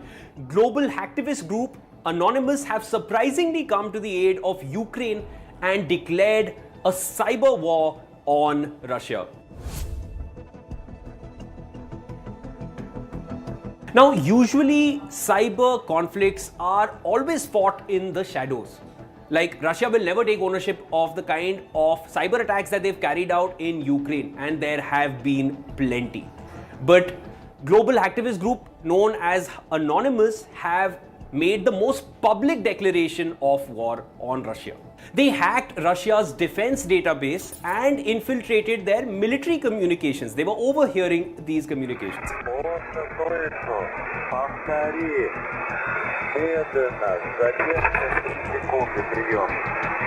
It did not end there. They also hacked several state-run TV channels in Russia, and it did not end there either. Once they hacked these television channels, they played pro-Ukrainian content on these public channels. So anyone watching these TV channels in Russia would know that there has been an infiltration. They played Ukrainian songs. They also flashed the colors of the Ukrainian flag on these state-run TV channels in Russia. Members of Anonymous have declared cyber war against your aggressive regime, with numerous government websites being taken offline in the past several days. A few downed websites is only the beginning though. Soon you will feel the full wrath of the world's hackers. Cyber warfare is basically when a nation or an international organization attacks and damages another nation's computers or their information networks. The weapons of choice will include computer viruses, arresting online services, accessing sensitive data, and denial of service attacks. Anonymous has made it absolutely clear that Russia's secrets are not going to be safe anymore, and they seem to hint that they know what Russia is trying to do. They've also mentioned that Russia is doing all of this in Ukraine, basically trying to recreate its Soviet glory, which was lost long back. Along with this, Anonymous has also threatened Russia that they will hijack and take over the Russian government's infrastructure as their next step. This is not a war that you can win regardless of how powerful you think you are. We are Anonymous. We are Legion. Expect us.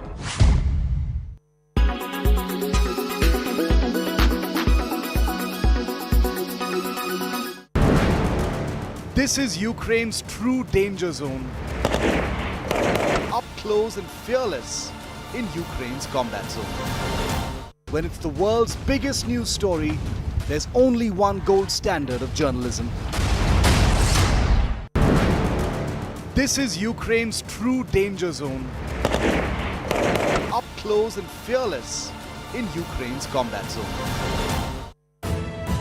You are watching India Today.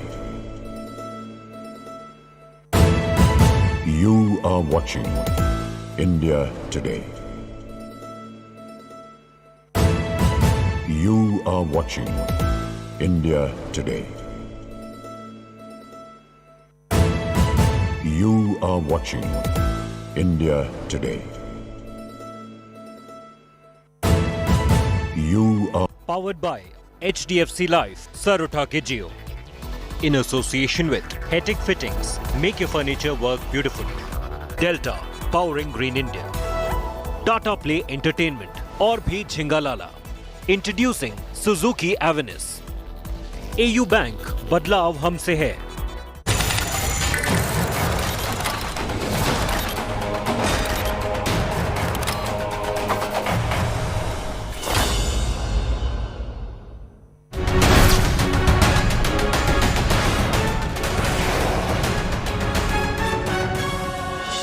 Hello and welcome to an India Today special broadcast that comes to you from the strife-torn Ukrainian capital Kiev.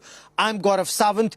Air raid sirens have been going off. Some explosions have been heard in Kiev and people have been advised to stay indoors. Over the course of the next 1 hour, we get you ground realities, not just from the Ukrainian capital Kiev, but also from cities under siege that are watching and witnessing an intense battle, including Kharkiv and others.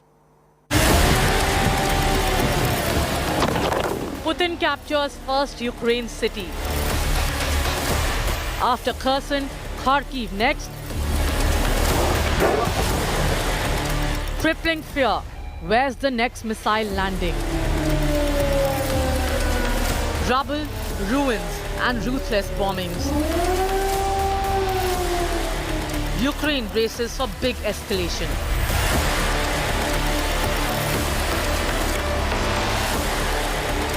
Is Kyiv fall imminent?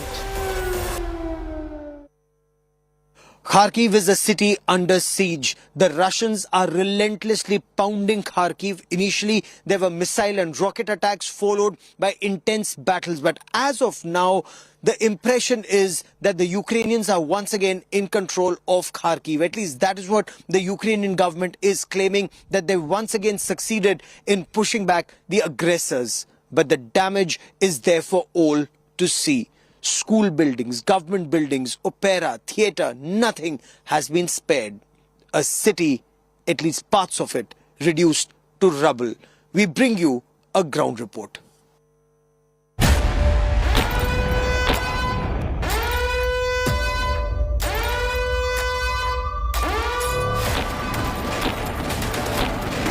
The city of Kharkiv, ravaged by Russians, as the fight continues to capture the second largest city of Ukraine.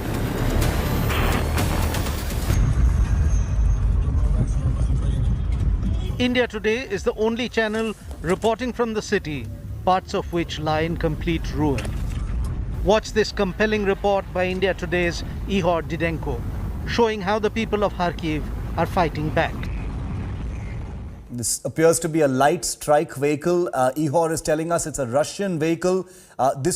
Was this damaged here? How was it damaged and destroyed, Ihor? The Ukrainian, I don't know. The Ukrainian forces attacked it. Yes. It was attacked to the people on the night. Do we know when this happened? Did this happen yesterday? No, on Sunday. The city has seen endless violence, cars wrecked, buildings damaged, and stalls completely vandalized. All this in the heart of Kharkiv. Look at this one. It's a metro station, Kyivskaya. Kyivsky metro station. Like capital of Ukraine, Kyiv. Kyivska rail station. It's not NATO objects. It's not military objects. Can you see it? Yes. Yes. Look at this. Look at this. Look at this one. Please. Look at this. Look at this one. Buildings are still on fire in some parts of Kharkiv, and India Today's Ihor reached the heart of the siege to show you the aftermath of the Russian attack. Yes, it's a building, old building, near the people. Building on the fire. Building on the fire. Near the gas station, near the my car, near the center. Just, I don't know why, Maybe it was bomb, maybe it was a Russian soldier, I don't know. I just see this one. You can see this. It's fire. This is the horrifying aftermath of war in Kharkiv, as residents have been waking up every morning to these scenes. As always, civilians are paying the price of war as they scramble to get supplies amid shelling and explosions. Can you see it? Yes, we can see it. We can see it. It's a shop. It's a civil shop called Kulinichi. In people buy here food. Bombs going off every few hours. School buildings destroyed. India Today reporter Ihor Didenko gets you a closer look of the destroyed school building pounded by Russian missiles. What Ihor is just showing us for our viewers. Ihor, I'm just telling my viewers what you are showing us. You're showing us a school that has been hit by Russian shells and also a Russian military vehicle that's been destroyed. He tells us that this is a school that has also come under attack. These pictures that we're looking at, Preeti, that Ihor is bringing to us, the first pictures, so far, they've only been coming in via agencies, but here is a school or whatever this building is that has clearly come under. Civilians dead as residential buildings face shelling. India Today will continue getting you all the updates from every part of Kharkiv as the city faces an endless Russian onslaught. This report filed by Ihor Didenko from strife-torn Kharkiv in Ukraine for India Today. Kherson is a popular and important port city. It has a population of 300,000 people. This, after 8 days, this city has finally fallen under Russian control. There were intense battles for Kherson and pitched battles. The Ukrainian forces fought back, but finally the Russians, after a series of rocket and artillery attacks, are now in control of Kherson. President Putin's forces are officially now in control of a town in Ukraine. We bring you this report from Kherson. Gunfire, explosions, bombardments, incessant rain of missiles and rockets. And southern port city of Kherson falls after 8 days. Russia's first major gain after it launched Mission Siege Ukraine. The rampage on Kherson has given Russia a tragic advantage in the region. Kherson, with a population of 2.5 lakh, is strategically located where Dnipro River flows into the Black Sea. Kherson will prove to be an advantage for Russian forces to lay siege on eastern Ukraine. Russian armed forces have taken the city of Kherson under total control. Civilian infrastructure, critical infrastructure, and public transport work as usual. There is no shortage of groceries or staple goods. Russian troops took control of strategic buildings after capturing Kherson and was in talks with local authorities to maintain law and order in the city and avoid civilian aggression. With Kherson falling, Russia is now putting its focus on big cities of Kiev, Kharkiv and Mariupol. Russia has breached one fortress. Will more follow? Bureau Report, India Today. How long can Kyiv last after Kherson, after pitched battles for 8 days in Kharkiv? Is the entire focus of the Russian forces now going to be on the Ukrainian capital, Kiev? As of now, the city appears well defended. The fact that Kharkiv was able to withstand Russian assault for 8 days and counting, will it be a cakewalk for Russia in Kiev? Clearly not. Our next report tells you more about the defense of the Ukrainian capital and the will of the people to protect their capital. The city of Kherson has fallen. The second largest city, Kharkiv, is being pounded by Russia. And now the invading forces are turning the heat up on Kiev. Late night on Wednesday, explosions rocked the capital, targeting the city's central railway station. As talks between the two sides look unlikely to succeed for a second time, Russian troops are awaiting orders to go full throttle into Kiev. After a night of dreadful bombings, Ukrainians braced for the tough days of fighting that lies ahead. This special broadcast comes to you from the heart of Kiev. This is the Krishyatik area. This is the center of Kiev. There is a military checkpoint just behind me because this is the road that leads to the presidential palace and the parliament. There is not just massive military deployment, but as you can see, several layers of barricades that have been set up in this area. Freezing temperatures have not slowed down the Ukrainian forces. They are firming up defensive positions. Those white sandbags there, those are the sandbags which have been placed behind the wall to use as a firing position in case any enemy movement takes place on that road coming from top to down below there. Civilians are taking up weapons, ready to defend their land. Pranav, you go to college. In college, one would expect you'd have a pen in your hand or a computer, but you have an assault rifle. Yes, I do, but this is only for self-defense. If anything does happen, we are here to protect our country. As my sister said, the willpower of this country is the strongest. No other country has the willpower that Ukraine has that will be there to defend our country no matter what. The city is witnessing unending, blaring air raid sirens in anticipation of air attacks and missile strikes. The big Russian blitz on the capital looks inevitable.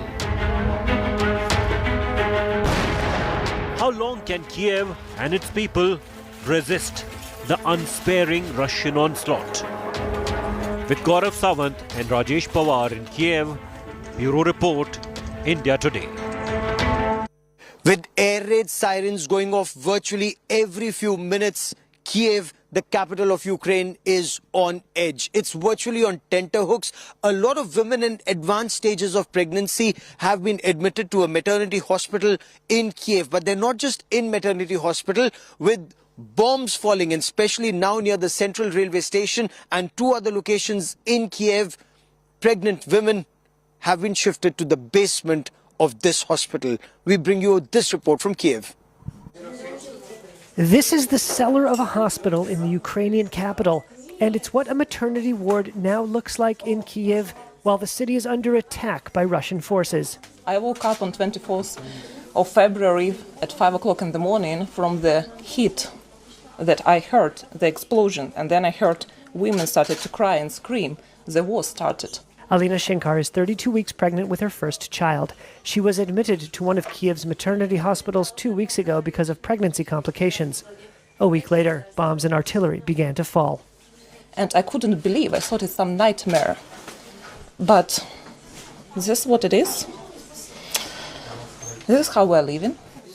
Amid the nightmare, new life. A mother who said her name was Yula delivered her son Mark on Sunday night. I came here on the first day of the war because I was pregnant, and 28 February I had my son. His name is Mark, with C, and we are in safe here. The best personnel, the best staff in the world works here, and we are very proud of them. Dmytro Govseyev is the head of the maternity hospital. He said his staff now basically live here alongside their patients. Most of our team have not left the building since February 24th.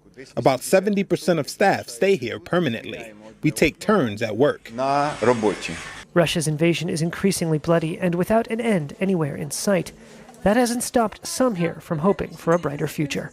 Hopefully this one will see peace.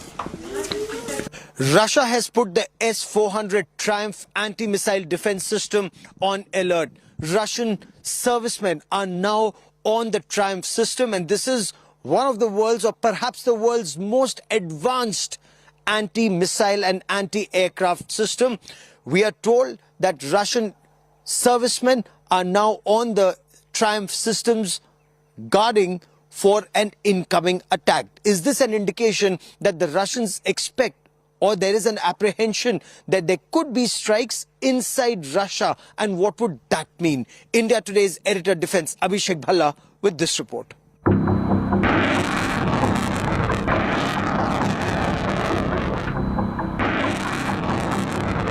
Triumph S-400 in action.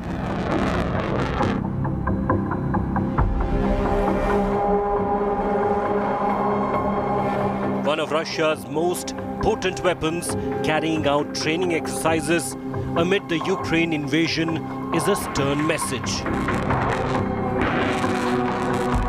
Even though the drills take place in Serbia, thousands of kilometers away from where the fighting is happening, this is a show of strength in case of an escalation from NATO countries. This is Russia's muscle flexing. News reports from Russia said that the long-range surface-to-air anti-aircraft missile systems are in a combat training mode. The S-400 is a mobile long-range surface-to-air missile system which is considered one of the most lethal in the world.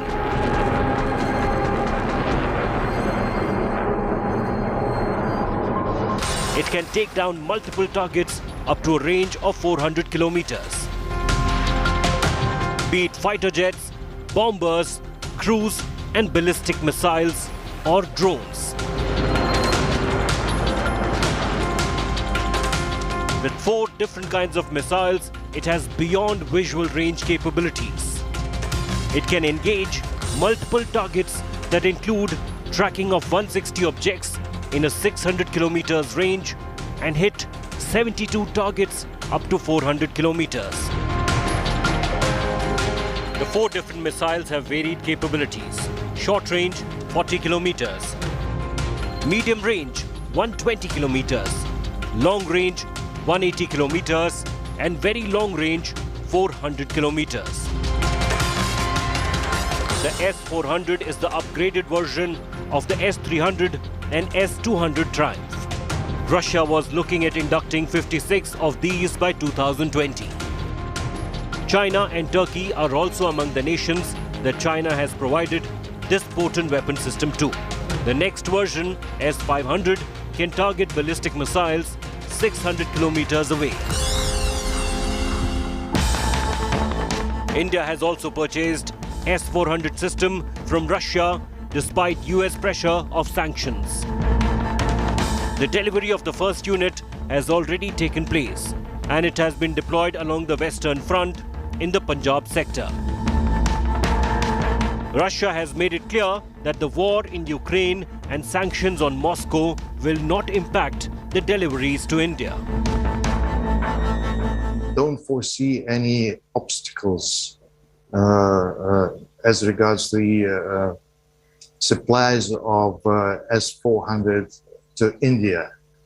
We have the mechanisms and routes to continue with this deal unobstructively.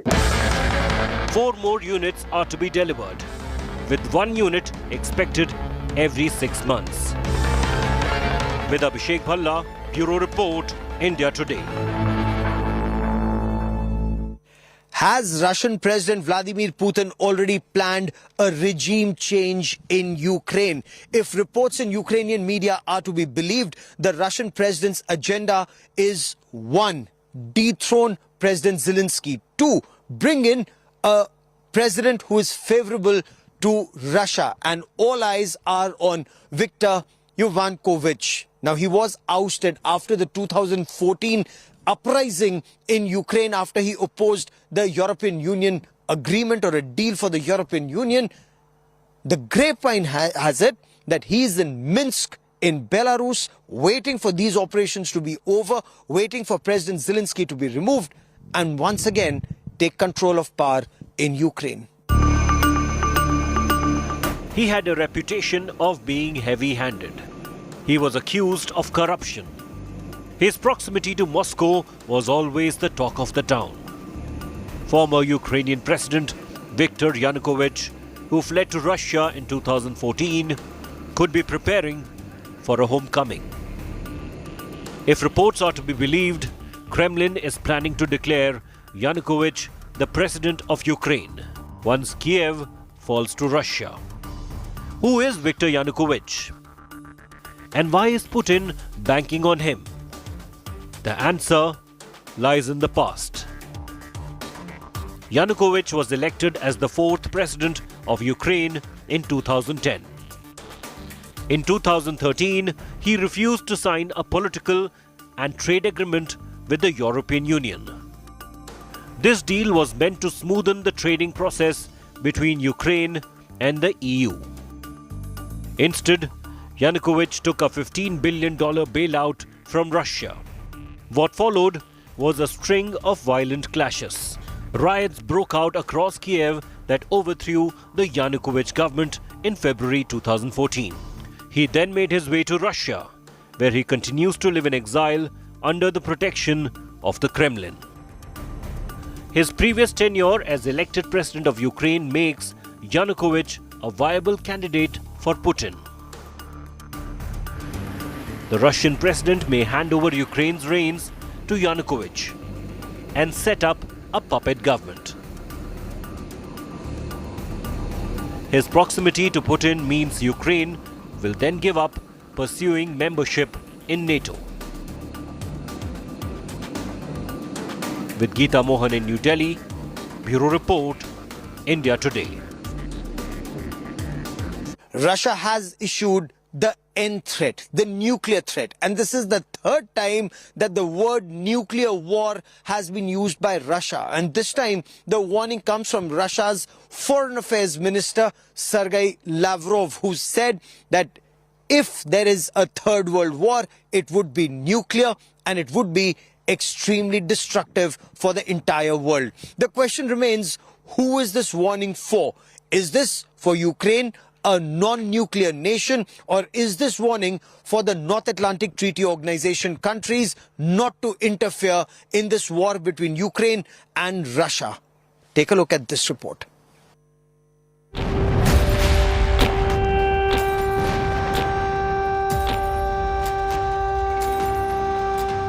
A week into the invasion of Ukraine, Russia is turning up the heat.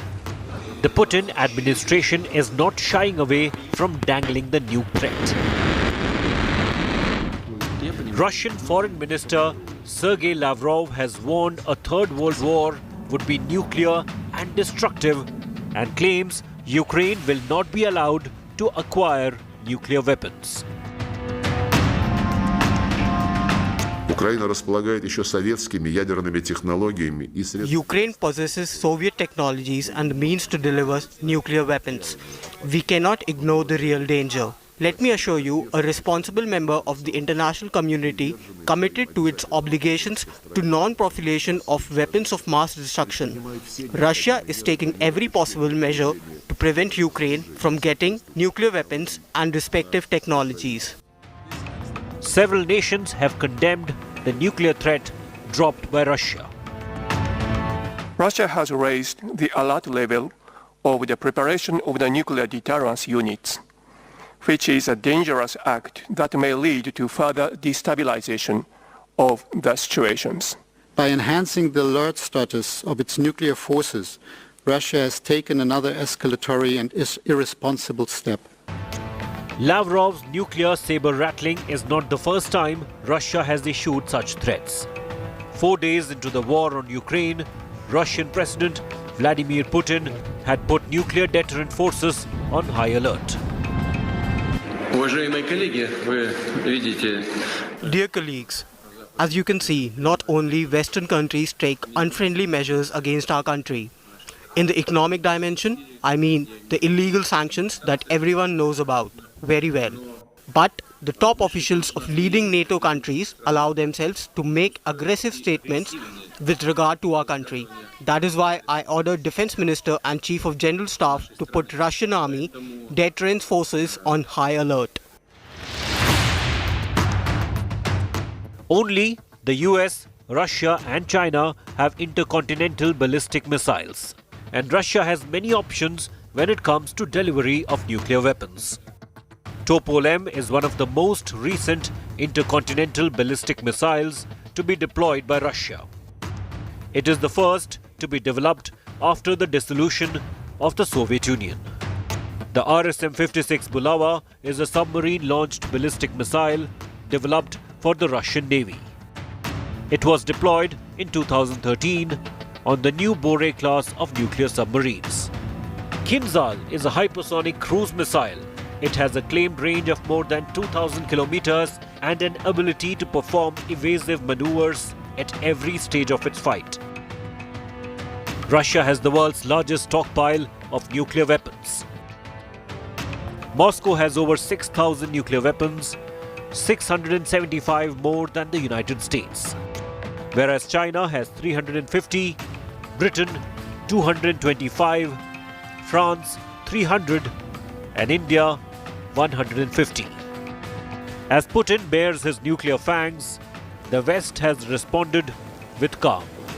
The US and allies have so far stuck to sanctions on Russian economy. Bureau Report, India Today. As we drive through Kiev, one thing is very noticeable. People are going out of the city where men want to leave their families, they want to leave their children, their parents outside the city and then come back to join this resistance, to join this fight to defend Kiev, to protect Kiev and to ensure that Russia does not succeed. A quick break, back with lots more on this India Today special ground report that comes to you from Kiev. Stay with us.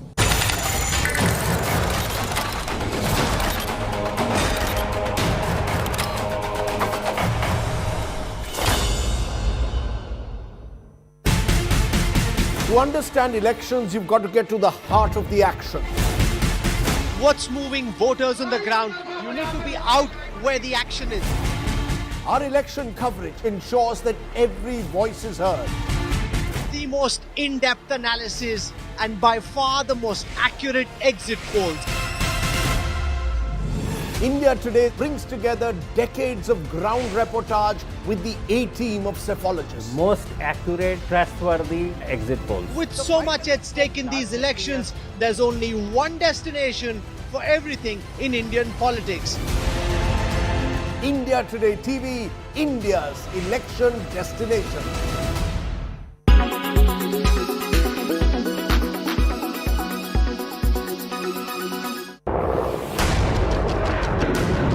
And brainwashed, and of course some of them consciously started following Bandera movement and other factions that were on the side of Hitler during the Second World War.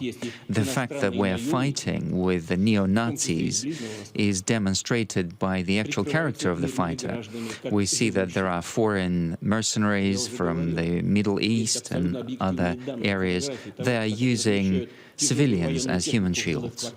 And as I mentioned before, and there are some objective data where they place heavy artillery among the residential buildings. And they're acting in such a way that, they are just extreme gangsters. In order, instead of moving that equipment from civilian facilities and schools and so on. Instead, they're moving in tanks and rocket launchers into these areas. And they have also taken as hostages thousands of foreign citizens, students. In Kharkiv, they held 3,700 students from India on the railway station in Kharkiv, and they're still keeping them there as hostages, effectively. neo-Nazis started shooting at the Chinese students who wanted to leave Kharkiv, and 2 of them got injuries. So hundreds of foreign citizens are trying to leave the shelling area, and they're effectively kept as hostages, and they're being offered to go to Lviv and then immigrate to Poland that way. Our military have provided corridors in all areas of contact without exceptions, so that civilians, including foreign citizens, could leave the areas. I would like to emphasize again, nationalists are not allowing them to do this. Moreover, they are saying to foreign citizens to go to their authorities who need to address foreign ministry of Ukraine. Worse still, neo-Nazis are treating their own population as human shields. Our military are also pointing out that in Donbass and Severodonetsk and Lysychansk and others, citizens who live in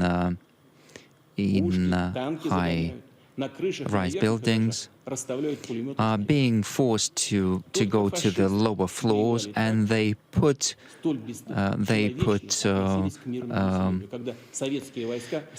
cannons on the upper floors and other equipment, and they put snipers on top. This is how Nazis behaved when Russians fought them, Germans, in Ukraine. Unfortunately, we have losses, and our duty is to support the families of our military who are fighting for our people of Russia. To all family members of all the fallen soldiers, they will receive insurance payouts, and each member of their families will receive financial compensation. But moreover, I believe that it's necessary to set additional payments to the military and other forces that are participating in this operation in the amount of 5 million rubles. All military who are participating in this operation will also receive additional payouts, insurance payouts plus compensation for any injuries. If a soldier is not able to continue his military service as a result of this operation, they will receive a payout of 2.9 million rubles, and this has been put in law already. I also believe we need to ensure additional payments to the staff of the Ministry of Defense and any injured personnel in the amount of 3 million rubles. I would like to emphasize again that our officers and soldiers are fighting for Russia, for the peaceful life of citizens of Donbass, to demilitarize and denazify Ukraine, so that we do not have anybody who is threatening us at our borders, including threatening us with nuclear weapons. And we are proud with our military. We will remember our fallen comrades. We will do everything to support their family, their children, to support their education. And I ask you to honor them with a minute of silence.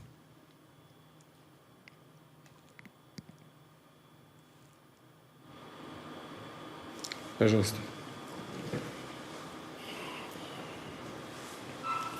Уважаемые товарищи, хочу сказать, что специальная военная операция идет в строгом соответствии. Dear comrades, I would like to say that special military operation is being conducted strictly in accordance to the plan and schedule.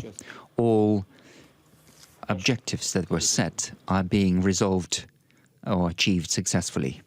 And our Minister of Defense will give more details.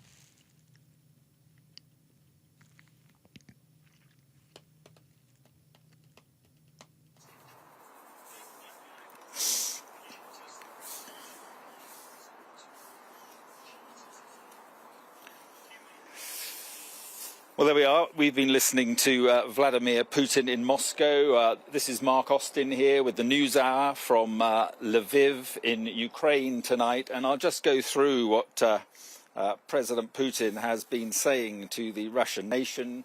Basically, he was saying that the special military operation, as he called it, was on schedule and going to plan. He then talked about a posthumous award for a senior Russian general who was killed in Ukraine. He was a hero, he said, a national hero. And in fact, he's still speaking. Let's just have a listen. Standing their duty. Even after injuries, soldiers and officers continue to fight. They sacrifice their lives in order to save their comrades and peaceful citizens. In the course of fighting, our military and the formations of Donbass and Lugansk showing heroism. And we see a great example in Donetsk region. Fighters under the command of Brigada, they were able to break through a very strengthened line of defense that had been strengthened over the last 8 years. The commander of the tank detachment, during his fight, destroyed 5 tanks. On the 25th of February, the head of the Lovkin, Alexei Lovkin, encountered 15 tanks and 6 BMP of the nationalists. And having attacked them, they destroyed all BMPs and 5 tanks, having achieved the goal without any losses. I signed an order. To award Gajimagomedov the status of the honor of hero of Russia posthumously. As a real commander, he was protecting his soldiers. Having received a heavy wound, he continued to fight. And yeah, we're going to interrupt Vladimir Putin. He's saying what he's already been saying, in fact, to his what appears to be politicians or his Security Council. Good evening to you. We are in Ukraine this evening. Our Security and Defence Editor Deborah Haynes is with me. And I just want to tell you a little more about what he said. He said that this general who had been killed here in Ukraine was a national hero. He was giving him a posthumous award. And then he made a series of claims that are simply not based, as far as we know, on any evidence at all. He said, the fact is we're fighting neo-Nazis and foreign fighters, and they are using civilians as human shields. Hundreds of foreign citizens are trying to leave the areas where the fighting is happening, but are being stopped by the Ukrainian military, he said. We are making humanitarian corridors, but the Ukrainians are not letting people out. He said the Russian and Ukrainian people, this is telling, the Russian and Ukrainian people are one.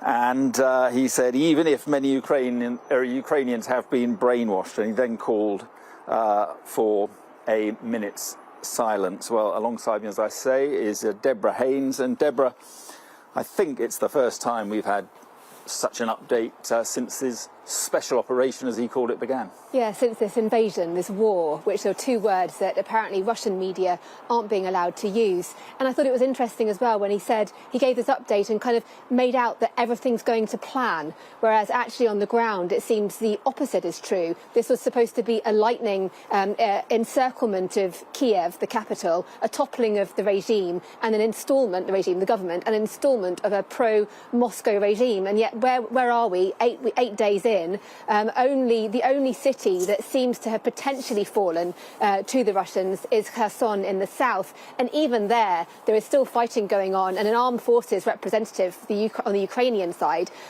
contested the idea that the city had fallen to the Russians. So the idea that President Putin is putting across that it's all going really well doesn't match, like you said, with reality. But the really interesting thing as well to say in all of this is the information war that's going on. We're living in two alternate realities. There's the reality as you and I see and feel and know and hear and can talk about here in Ukraine and across much of the rest of the world. But in Russia itself, many people aren't getting free access to different forms of information. So they hear what President Putin says and they don't have any other counter to that. So they presumably have to believe it. And the reality is, as we speak, a brutal siege of Mariupol and attacks on other towns and cities, the like of which we're witnessing on our screens now. But the siege of Mariupol is turning into a truly brutal attack. Well, the reports coming out of there are horrific. The city under siege, like you say, under attack, under bombardment, and officials saying that it's actually too dangerous to get people out, the wounded out, to get them for help. And right now, or this evening, you've had these talks taking place, a second round of talks between Ukrainian negotiators and Russian negotiators at an undisclosed location. The Ukrainian negotiator actually tweeted a picture of it. It's interesting, you had the Ukrainians in their combat fatigues, the Russians in suits and ties. And one of the requests on the Ukrainian side is for a ceasefire for this humanitarian corridor because their people are suffering, civilians are suffering. And a clear sign, though, that President Putin is not backing down in any way. No, and we had that, didn't we, today from that phone call from the French President, Emmanuel Macron. You'll remember he's the one that seemed to have the closest rapport, relatively speaking, of Western leaders with the Russian President. He went to Moscow, didn't he, before all this happened and sat on that long table and tried to negotiate some kind of drawdown or stop from the invasion, which failed. And the phone call today, the readout from the Elysee, was really depressing. President Putin insisting that he would continue until he achieved his aims, which, let's remember, it's not just about Ukraine, it's about the security architecture of Europe. And President Macron saying to him that his attitude, calling the government here a Nazi regime, is just delusional. All right, we want to talk about that just a little bit later. But Deborah, for now, thank you very much indeed. And, well, President Putin says his special operation, as he is branding this brazen invasion, is on track. But the conflict in this country has now forced more than 1 million people to flee across the border. For those who chose to stay, the Russian threat has really never been greater. Cities in the south are being bombarded, as we've been discussing, and there is a particular fear for Mariupol, where the mayor says a genocide is taking place. Let's take you through the day's key developments now on the ground here. And Ukraine says Mariupol is under constant attack. The city's mayor says Russia has deliberately cut rail links to prevent civilians evacuating. The city has no water or power supply.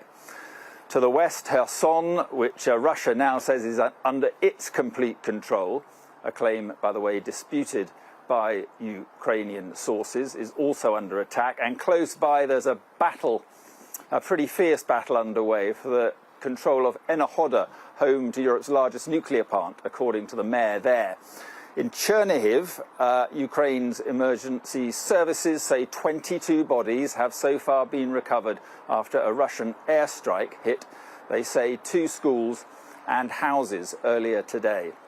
And in the capital, Kiev, MPs gathered in secret today for just 10 minutes.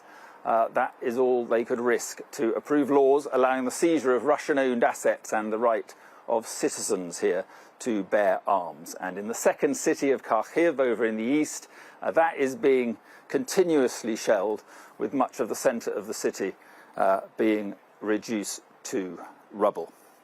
Well, our first report tonight comes from Ashish Joshi.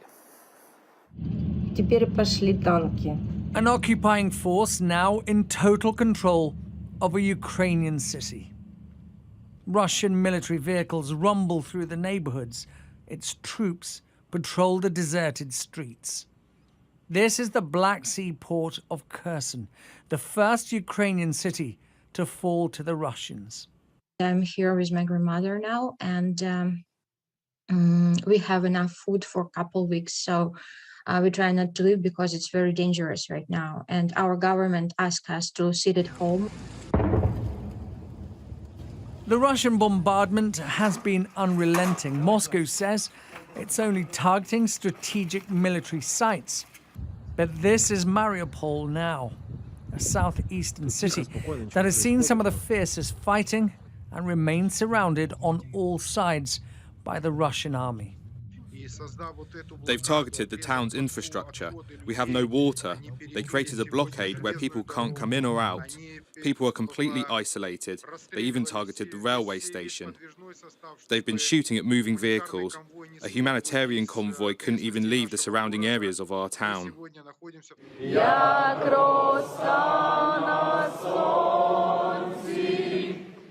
A week into the war, and Ukraine's people and her leaders stand unbowed, despite the Russian aggression.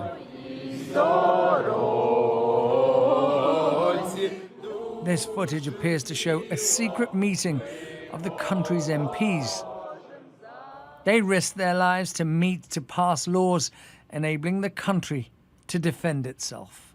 We had to call to vote for the mobilization, for taking out Russian assets, for bearing arms, for collaborationism, and for informational security, like for many things. Some aid is reaching Ukraine. These are vital medical supplies leaving Stansted Airport. With the number of injured and displaced rising by the hour, it is desperately needed.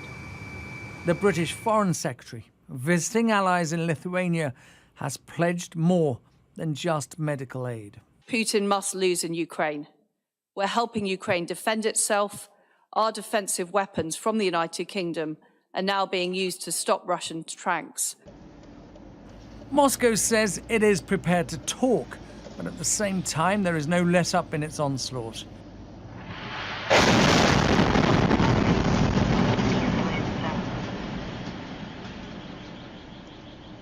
Sky News has verified this video to an area near an oil depot on the outskirts of Chernihiv in northern Ukraine.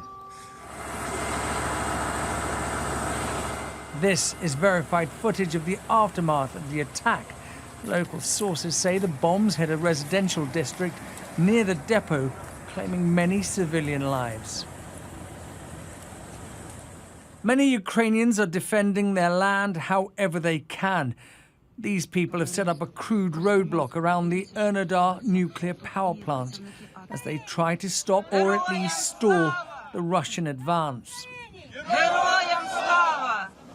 While those who stay behind to do what they can to defend their lives and property, their families continue to pour out of the country. This refugee train arriving at the Polish border full of desperate mothers and their children, forced to flee the bombs and the bullets to seek sanctuary, but without their fathers and husbands, and not knowing if they will ever see them again. Ashish Joshi, Sky News. Well, 8 days into this invasion, diplomats are not giving up on the possibility of de-escalation, but the signs are ominous. Another round of peace talks involving both sides have been taking place today in Belarus. In a phone call earlier, President Macron of France told Vladimir Putin he was deluding himself by thinking the war could benefit Russia in the long run. But then French sources say Mr. Macron privately fears that the Russian leader wants all of Ukraine and that there was worse to come. Well, our correspondent Laura Bundock joins us live now from Brussels, and that French interpretation really of Vladimir Putin's state of mind is pretty chilling. Yes, it is. Now, this was a 90-minute phone call that took place between the two leaders at the insistence of President Putin, but it was very much seen as a chance for Putin to once again try and justify his invasion of Ukraine, talking about the need to denazify, to demilitarize, to neutralize, and that if Ukraine didn't do this, well, if they weren't going to do it through diplomacy, they would carry on with their invasion, basically, through a military means. Pretty strong language and a pretty strong response coming from Elysee sources who describe this at the best pessimistic and not so friendly. I think that's the understatement of the year when it comes to this conversation. We've just had a tweet actually in the last few moments from Emmanuel Macron. He said, I spoke this morning to President Putin, told him to cease his attacks on Ukraine. At this point, he refuses. Maintaining the dialogue to avoid human tragedies is absolutely necessary, he tweets. He says, I will continue my efforts and contacts. We must avoid the worst. That tweet in the last couple of minutes from French President Emmanuel Macron. But when he says we must avoid the worst, at the same time, we're also hearing from the Elysee that the worst is still to come. So I think although this is a diplomatic channel and an important one, it must be said that it is open between the two. At the moment, it seems that this conversation was just used as a sounding point, really, for Putin to once again talk about this kind of desire he has to take control of Ukraine as it appears at the moment. So anyway, like I say, Macron is at least the one leader that Putin's calling up and having chats with. Whether anything changes, well, it certainly doesn't seem he's backing down at the moment, clearly. Lots of political and diplomatic movements taking place as well. We've obviously seen Liz Truss, the Foreign Secretary in the Baltics today, talking to NATO allies and really standing firmly side by side with them, restating her assurance that the UK is committed to NATO and committed to this bolstering of its eastern flank. We know the UK doubling the number of troops in Estonia, for example, where it leads that NATO battle group. And here in Brussels, we've had an almost signing off of the humanitarian side of things, this relaxation of the rules, which basically means any Ukrainian fleeing the country will be given access into all EU countries. They'll be given shelter, they'll be given healthcare, access to schools, even access to the jobs market. Is a massive step from the EU 27 to agree this position, and it comes into force officially. Will it be signed off tomorrow? But it starts now, and it's taken a lot of negotiating and talks, I think, from countries who in the past have been very reluctant, in fact refused to take in refugees. Now a real change in stance with this opened or welcoming position. Laura, thank you very much indeed. Well, let's turn now to what is a growing humanitarian crisis being caused by this conflict. Jane Secker is across the border in Poland. Hi, Mark. Yes, the United Nations says that more than 1 million people have now fled Ukraine, and many of them have been travelling here to Poland, where we've been throughout the day. The United Nations Refugee Agency reports that well over 1 million people have escaped to neighbouring countries since the conflict began, with that number rising by the hour. The largest number have crossed into Poland. That is more than 500,000, 550,000 so far. It's thought nearly 140,000 have gone to Hungary, which has changed its policy on refugees since 2015, when it built a razor wire fence to stop refugees coming from Syria and beyond. Moldova has received nearly 100,000 people. It itself is not a member of NATO and is nervous about Russia's invasion of Ukraine. But over 72,000 people have crossed into Slovakia. And the Romanian authorities have told Sky News today that more than 150,000 people have crossed their border from Ukraine, while nearly 90,000 have gone on to other European countries. Well, the UN reports that most of the remainder have departed to Russia. Here in Przemyśl, I've been speaking to the local mayor about the humanitarian operation here. From the 24th of February, just by train we arrived about 40,000, and by foot and by car is another about 83,000. So it's totally about 120,000 people in 7 days coming to our city. And to be honest, we are just 60,000 big city, so it's nearly twice. And that picture is being repeated up and down the Polish border and at other countries bordering Ukraine. Sky's Alistair Balcon sent this update from the Romanian border. Well, this is one crossing from Ukraine to Romania, and they reckon they've had 60,000 over the last couple of days come here. And I'd say probably the same as where you are, Jane. It is constant. We've been here for a few hours, and it is just a constant stream of people, mainly women and children, because as we know, men are being refused to leave the country. They have to stay and fight, and most of them coming in on foot. And when they do, I'm sort of pausing to see, I mean, we can see some people coming distance there. The local police or the fire brigade, they rush up and meet them, and they give them a hand with their luggage, they carry their luggage for them, and they bring them down this way. I've just seen a lady come with her pet cat, a lot of people coming with young children, babies, some tiny, tiny babies.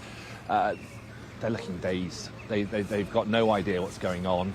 Occasionally, you see what I guess are family members rush up and just, you know, arms around their relatives, the relief of having got them to safety. But for the most part, these are people who don't want to leave Ukraine at all. They don't want to be here, but they are getting a very, very good reception when they get here. And they come through and they're processed either depending on whether they got papers or not, but either way, they're processed as quick as they can be, and then they're put into buses or into cars that are all free, and then they're taken into the local towns and around the region. And you can see exactly that happening here. Let's go, Olivia, you've got a bus coming behind you. There's a bus just to my left, Olivia, to your right here, you can see with people being put on it. So they will be taken to the local towns and villages. They're setting up a Ukrainian school for some of the children. One of the main reasons for doing so is to give them something different to think about, to take their minds off what they've just been through, because a lot of them will be very, very traumatized indeed. There's hot food here and drink as well, again being administered by the local emergency services. I have to say, and SIM cards as well being handed out as soon as they get here, local SIM cards, so they can immediately put those into their phones. I have to say, it's a pretty good operation, actually. They seem to have sort of, you know, they've got it sorted here, the Romanians, at the moment. But as I say, 60,000 through here. I think the latest number's around 140, 150,000 into Romania in total. You know, they can manage. But that's 7 days in, and it's increasing quite quickly. You know, if that number doubles or that number triples or quadruples, which, you know, frankly, we wouldn't be surprised if it does, then I think it's fair to wonder whether or not a strain will be put on the system here. But for now, they are managing, but the numbers are getting bigger and bigger by the day. I think 8% more people came in yesterday than the day before, and they're already seeing more people coming in today. Well, here in Przemyśl on the Polish border, the trains are arriving from Lviv about every 4 hours. When they arrive here, you can see they've got medical teams. We saw an elderly gentleman being given what we think was probably a COVID vaccination earlier, vaccination of some sort. People come off the train, that they're held here at the edge of the platform for a short period while their passports are checked. And then they're moved on in groups. It looks like this train has just about emptied, but there are some other carriages further down, which we think still have people in them. And what is happening when the people come off the trains, as you've seen, the same where it is with Alistair, people are being helped, they're being given hot food, they're being given blankets. People who don't have pushchairs, for example, are being able to pick them up, or car seats if they've got young children. Most of the people here are people with really young children, and they all just look really exhausted. I think anybody who's ever travelled with kids will know how exhausting it is at the best of times, but this is not a family holiday. There are people who've been travelling for many, many days, children sleeping on the floors of trains, of stations where they've been trying to get some shelter before they've got here. And then when they get here, once they've come off the platform, they then go through the customs check, which takes quite a while. And from there, they will either go on with friends and family who may have come here to pick them up. We spoke to Lady Anya, whose brother is in Poland. He's coming. He's driving 4 hours to pick her up this evening. Others are going down onto trains, going to other locations, and some are going to go to other countries. You know, a lot of people have maybe got friends in Finland or Germany, and they are coming all the way, driving cross country to come and pick them up and give them some kind of shelter. And yes, these people are safe, but They're going to be living on people's floors, people's spare rooms, people's sofas in the short term. And it's a world away from the world and their life that they've left behind in Ukraine. And most of the people that we've spoken to today have left people behind. They're worried about them. And all they really want to do, as most of us want to do when it's cold and miserable, is just go home. And for now, they're going in the opposite direction.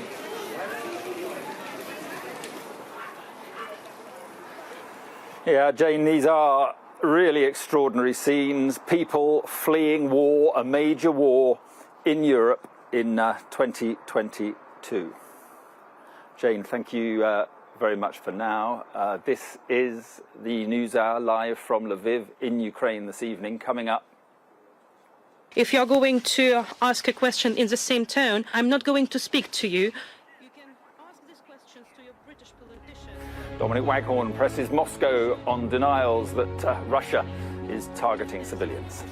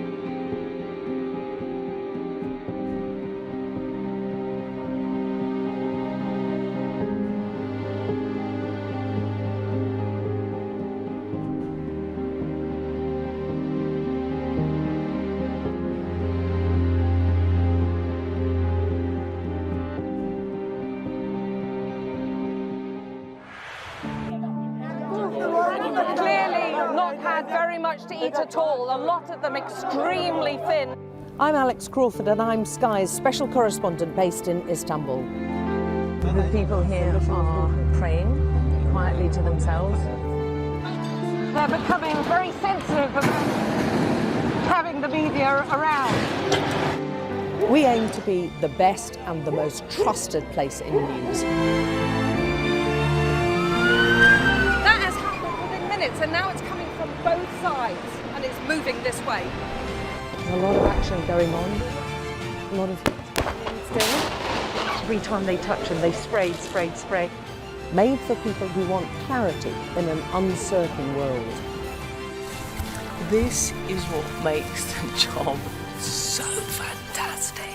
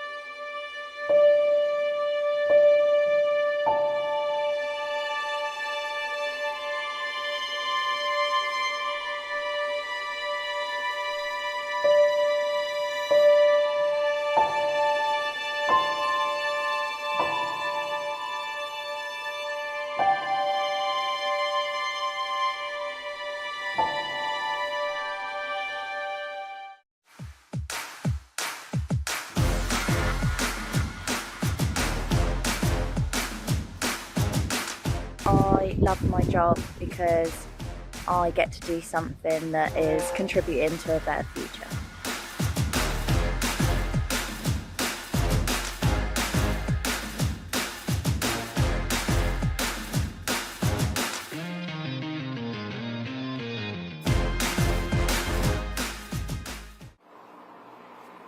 Welcome back. You're watching the News Hour live from the city of Lviv in the west of Ukraine this evening. Now, Moscow's foreign ministry spokesperson has reacted angrily to suggestions that Russia was targeting civilians in this country. She was responding to a question from our international affairs editor, Dominic Waghorn. So you're trying to protect civilians, but we've seen one civilian building hit after another, residential blocks, Freedom Square in Kharkiv, local government buildings, and we've seen mounting numbers of civilian casualties. Are your soldiers just bad at targeting, or are you actually lying about this? If you're going to ask a question in the same tone, I'm not going to speak to you. You can ask these questions to your British politicians, but here you should behave properly. If you can't do this, you shouldn't be a journalist. Do you understand me? We're open to all.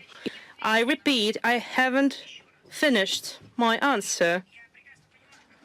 I perfectly understand, because I also studied in the Faculty of International Information, and I know how you should pose questions when you want to put your position into that. I would like to point your attention to the fact that from the very beginning, the Ministry of Defense is targeting the military infrastructure. As Minister Lavrov stated today, it's true that there are victims among armed forces and among civilians. But it's surprising that you are asking this question. You are a representative of a country that for so many years, for decades, has been waging a bloodshed war in countries that don't have a common border with you. And about who is lying, it's the British government is lying. When they supported the invasion of Iraq, but later they recognized that it was a lie, but they were not responsible for that. Do you have any questions? Because it will be a pleasure for me to answer them. The building in Kharkiv and Freedom Square is not a military target, and yet was clearly hit by a missile that destroyed the building. And we've seen any number of residential buildings, blocks of flats, homes, entire villages being wiped out by Russian fire. I mean, what I'm saying, and whether you object to my tone or not, is this bad aiming, bad targeting by the Russian military, or are you being disingenuous with these claims that you're not targeting civilians? There is a third option. You have mentioned two options. There's a third one. These are fakes. These are materials published by Ukrainian fighters. And when they show these materials, this is the result of what Ukrainian fighters are doing. Can you give me materials you're talking about? We will give them to the Ministry of Defense and they will comment them. And the way how you are making this conversation, this is just a part of the propaganda. Deborah Haynes is with me and was watching that and was also watching Vladimir Putin's speech to the nation a little earlier on in this hour. So, I mean, it's pretty clear what Russia's position is tonight on this invasion. Well, they're doubling down, aren't they, on their narrative that this is all about coming in to rescue the Ukrainian people from this awful neo-Nazi regime, and that the West has been fueling this whole conflict, pouring in weapons. The West is a huge threat to Russia, and that they are the Russian forces here are more like peacekeepers doing all they can to avoid civilian casualties and losing their own life in the course of that. But it's a complete distortion of reality, and using again that false equivalence that you hear time and again over the years by Russia and by China as well, pointing to, yes, mistakes of foreign policy that the UK, the US and other Western allies made in countries like Iraq. That is repeatedly, in the build-up to this war, you would hear always from the Russian side, what are the West talking about us wanting to invade Ukraine? Look what they did in Iraq. Look at that false claim about weapons of mass destruction that was used to justify their invasion. And yet, what has Russia done this time around?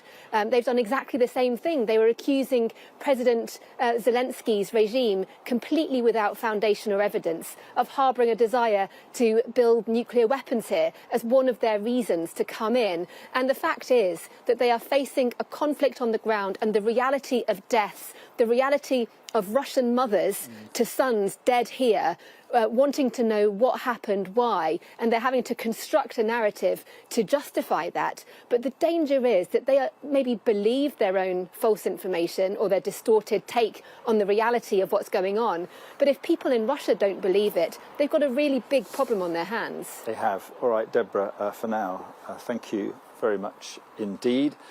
So this is the News Hour live from Lviv in Ukraine this evening. Coming up, what's the next move for Russian forces in this country?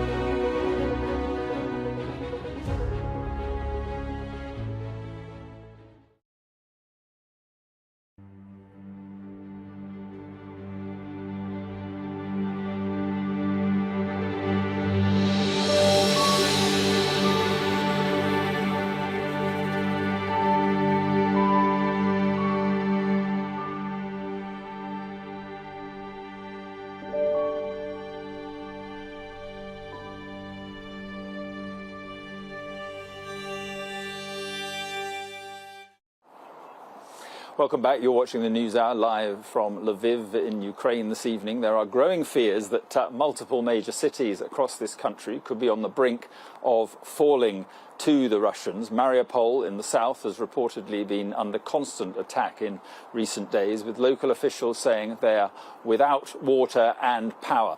Let's get more now on the latest movements of Russian troops and the areas they may be targeting next. Kamali Melbourne is in Sky News Centre.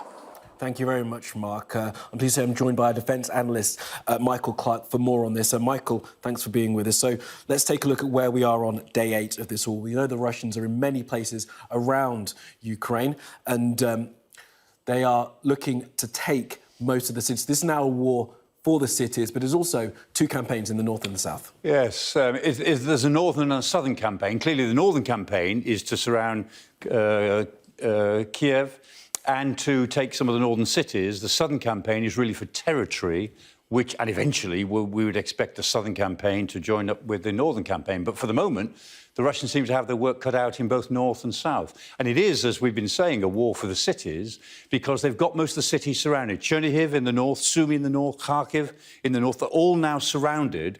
And we know what happens from when Russians have done this with other cities, from Grozny to Idlib to Homs to Aleppo. They surround it, then they pound it, and then they bring their armour in and they move in. Now, the cities will be surrounded, but of course the Ukrainians are still fighting in a number of these areas. What kind of fighting is that looking like at this point? What I suspect we're now going to see is the transition, or maybe even the collapse, of formed units of Ukrainian army. They've had a really tough time, and eventually they'll split into smaller units and they'll be trying to defend the confines of the city. But as and when that cracks, then Russian army will move in. Yeah, we'll wait to see when that does happen. Michael, do stay with us for now. I just want to bring in now, if I can, Mark Voyager. Now, he is a former special advisor on Russian affairs for the US Army in Europe and now a senior fellow at the Centre for European Analysis. Mark, good to have you with us. So you will have heard in the last hour or so, as we're playing here on Sky News, Vladimir Putin saying that his special operation, or war, is on schedule and going to plan. Is he right? No, he's absolutely not right. What he's saying, of course, is for domestic consumption mainly. We should not forget that the Russian authorities are actually planning to introduce martial law beginning from tomorrow. These are, at least these were the news from yesterday. That will mean banning of all sorts of independent sources of information. That will mean price controls. That will mean effectively, total control of of Putin's state and defense and security mechanism over the Russian society. So it is of utmost importance for Putin to project this image that his forces are winning in Ukraine. They're not. His vaunted military machine has stalled in several areas. But most importantly, it is not performing as Putin expected. We discussed this yesterday for multiple reasons: lack of sufficient integration of various forces, lack of coordination, a very low motivation of the regular Russian soldiers. I mean, they've had to bring in Belarusian reinforcements, and of course the notorious Chechen units run by Kadyrov, who are really shock and terror forces. Effectively, the Russian so-called liberation and denazification campaign is turning, or it has already turned effectively into a campaign of terror. However, Vladimir Putin, in a strategic sense, is really getting the war that he's been looking for, hoping for, I would say, throughout his entire career. I mean, think of the strategic goal of pushing NATO and EU away from Ukraine, pushing the Russian so-called neo-Broad back into the Russian fold. I mean, now, by terrorizing Ukraine, and so long as the war continues, he can be almost sure that any NATO membership will be put off to the indefinite future. So in a certain sense, in a strategic sense, even though Russia will suffer, the Russian society will suffer tremendously, the Russian economy. In a political sense, he has achieved a lot for based on his really perverse zero-sum game perception of world politics, whereby Russia is being threatened by the West, and he's fighting a war not only against Ukraine, but actually he thinks he's fighting a war against America and NATO on Ukrainian territory. This is the image he's projecting to his people. Sorry to interrupt, Mark. We don't have endless time, but I do wonder, having heard what Putin has said in the past hour and seen how this war has been going for the past 8 days, do you expect him to change his tactics and tell his generals to change their tactics in this war? Yes, they will change their tactics by stepping up the bombardments, this illegal shelling of civilian areas. They will try to encircle, as my colleague pointed out, the capital and the major city, especially Kharkiv. They will, of course, keep bringing Belarusian reinforcements.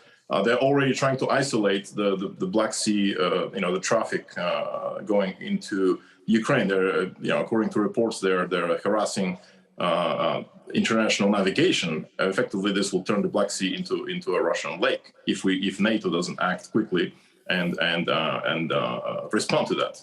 And of course, Russia has the nuclear reactor in Chernobyl under their control, and through there they can blackmail not only Ukraine but the entire European continent. So I expect if the war continues, even though the Ukrainians have gained multiple tactical victories, as I said yesterday, the prospects are dire, and the West must help them not only with funding but with additional weapons, system shipments, Stingers, of course, anything that can help the Ukrainians create their own no-fly zone at least, and help them sustain the effort and for next week until the mounting casualties are so high.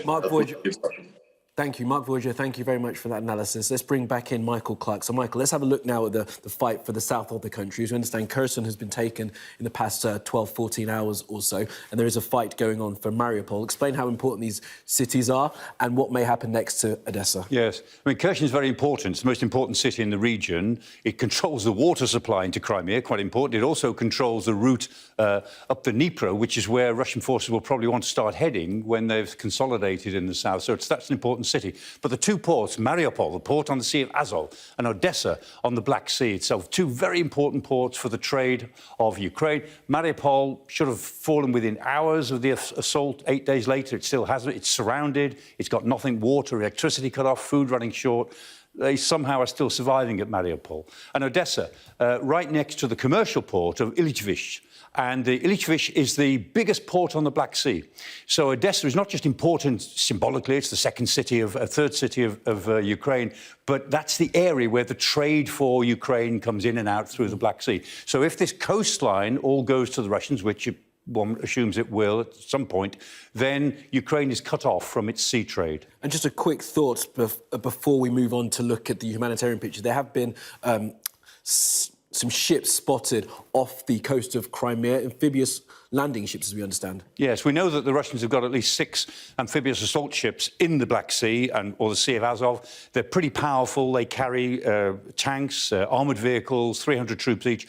Altogether, they pack quite a punch, and they may be going towards Odessa. And finally then, Michael, let's talk about the humanitarian situation. Millions displaced, 1 million people have already fled the country. How likely is it that humanitarian corridors may well come in the next few days? It's plausible that they can exist, but they almost certainly won't, because they would depend on the agreement of the Russians, who would agree not to attack them, and the Russians use civilian misery as a weapon of war. So until the Russians are more in control, they're not going to allow humanitarian aid corridors to be opened. OK, Michael Clark, thank you very much.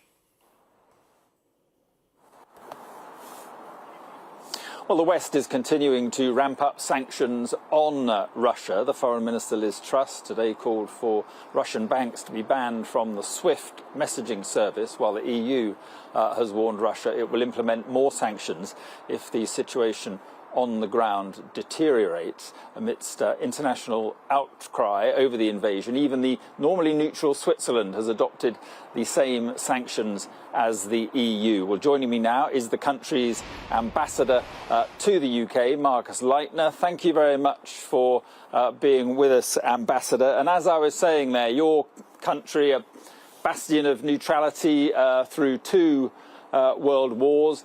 It is different this time. Why have you agreed to impose sanctions on Russia? Well, thank you, Mark. I feel we have seen quite a change from the years before. Switzerland has stayed neutral and remains neutral even in this situation.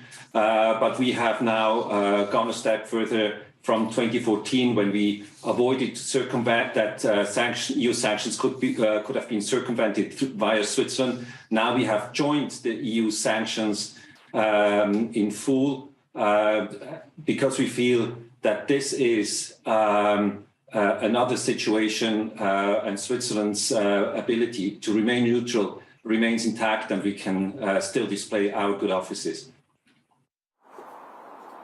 And what kind of actions are you going to be taking? I understand that Russian companies and individuals have assets worth more than £11 billion in Switzerland.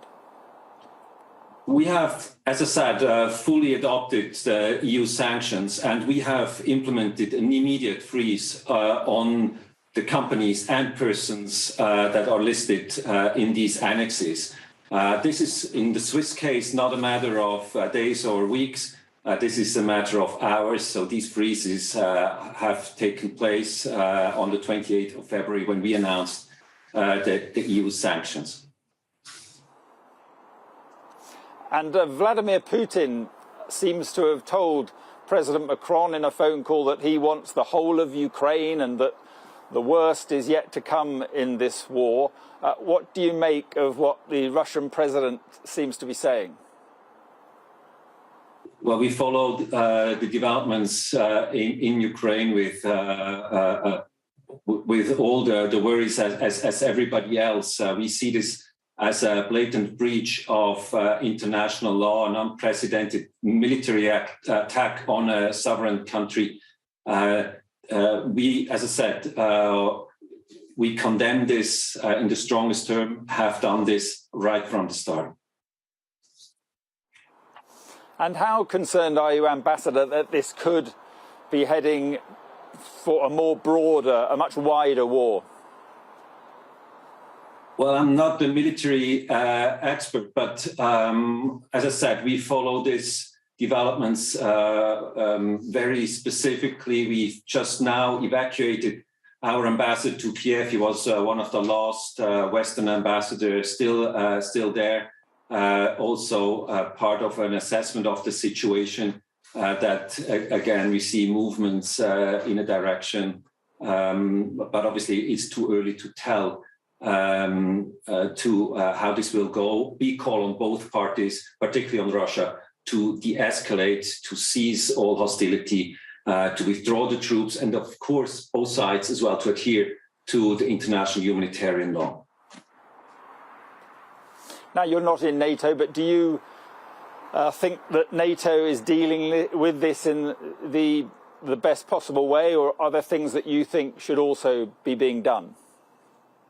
It's not up to me to judge NATO action. We understand that that all that is done to de-escalate is very welcome. We are here as a bridge builder. We feel that Switzerland is better at building bridges than destroying them, and we also understand that wars usually don't end on the battlefield, but they end on negotiation tables, and we want to provide a negotiation table when time is right, and we call on all parties who can move things. We are ready to sit down, as I said, whenever there is a possibility to do something against these hostilities, the violence, and the escalation of this conflict. Right, and just finally, are you at the moment actively involved in diplomacy, whatever that amounts to at the moment, diplomacy over this invasion? There are obviously always different levels of diplomacy. We work particularly in humanitarian aid at this moment to provide humanitarian aid to the neighboring countries, but also then to make sure that we eventually, hopefully, get humanitarian corridors into the population. We have sent 25 tons of shelter and relief medicine to Poland. We'll do a second delivery soon. It depends on the stages and the levels of diplomacy that are possible. We expand whenever we can. Okay, Marcus Leitner, Swiss ambassador to the UK, thank you very much indeed. Thank you very much for having me. Not at all, and day 8 of this invasion has brought more violence and more conflict in this country, most particularly down close to the port city of Mariupol, where that is a city under siege, a very violent siege, a very brutal siege, where the mayor says the Russians are bearing down on that city with all the ammunition and weapons that they have. We'll have much more from here in Ukraine at the top of the hour.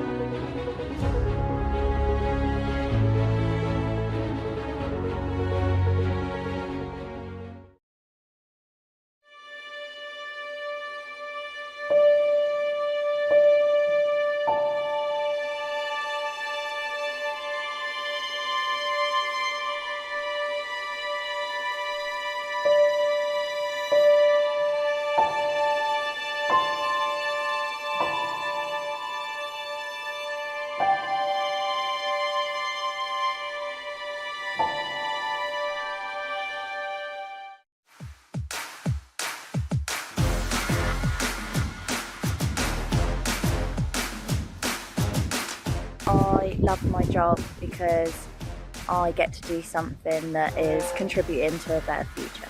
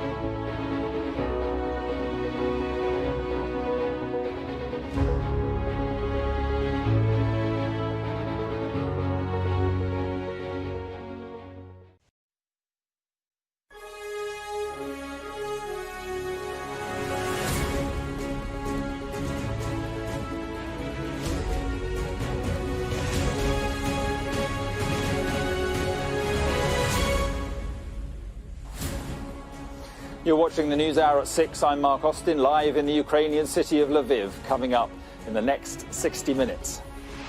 We are being destroyed. The mayor of Mariupol accuses Russia of genocide as his city comes under constant shelling.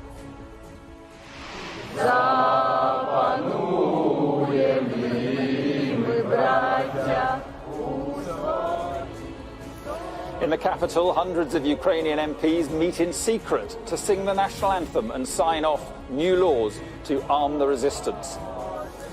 As those same ministers accuse Russia of war crimes, President Putin shows no sign of pulling back his troops.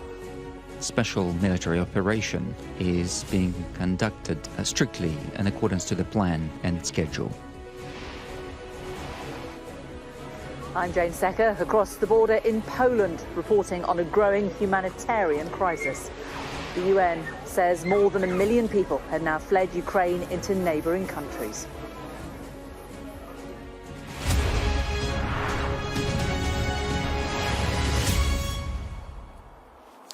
Good evening from Lviv in the west of Ukraine. Conflict in this country has now forced more than 1 million people to flee across the border. For those who chose to stay, the Russian threat has never been greater. Cities in the south are being bombarded, and there is particular concern for Mariupol, where the mayor says a genocide is taking place.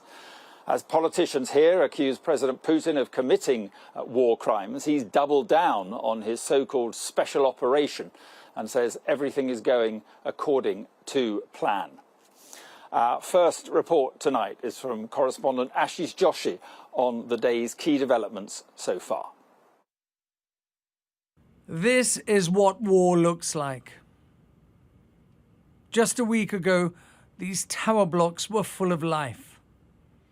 Now, they are reduced to bombed-out, smouldering shells. The lives and livelihoods of the families who lived here, destroyed by the Russian army. This town, Borodyanka, lies just 30 miles to the northwest of the capital, Kiev. I'm not separating Russian people, regular people. They're just the same human beings as us. But the difference is that they are scared to come out into the streets to tell their president what they want to say, like my people can tell me. The Russian bombardment has been unrelenting. Moscow says it's only targeting strategic military sites. But this is Mariupol now, a southeastern city that has seen some of the fiercest fighting and remains surrounded on all sides by the Russian army. Vladimir Putin has defended the Russian aggression, saying he was not prepared to accept any threat to his country. Our officers and soldiers are fighting for Russia, for the peaceful life of citizens of Donbass, to demilitarize and denazify Ukraine, so that we do not have anybody who is threatening us at our borders, including threatening us with nuclear weapons.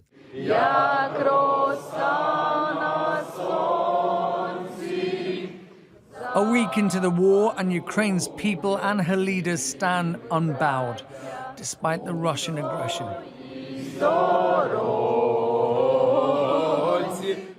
This footage appears to show a secret meeting of the country's MPs.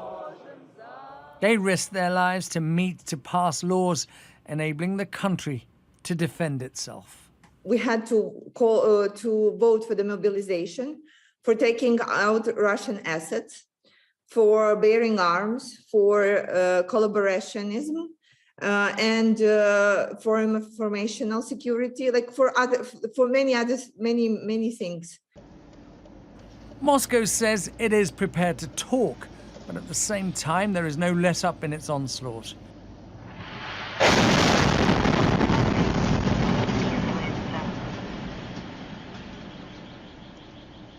Sky News has verified this video to an area near an oil depot on the outskirts of Chernihiv in northern Ukraine. This is verified footage of the aftermath of the attack. Local sources say the bombs hit a residential district near the depot, claiming many civilian lives. Many have chosen to stay behind, but others have no choice but to flee. This refugee train arriving at the Polish border full of desperate mothers and their children, forced to seek sanctuary from war. But they arrive without their fathers and husbands, not knowing if they will ever see them again. Ashish Joshi, Sky News. Well, our security and defence editor Deborah Haynes is with me now, and the attack is clearly worsening, and the situation in Mariupol, the port city there, just sounds horrific. So day 8 of this invasion, and the war is still being played out on multiple fronts. So starting with Mariupol in the south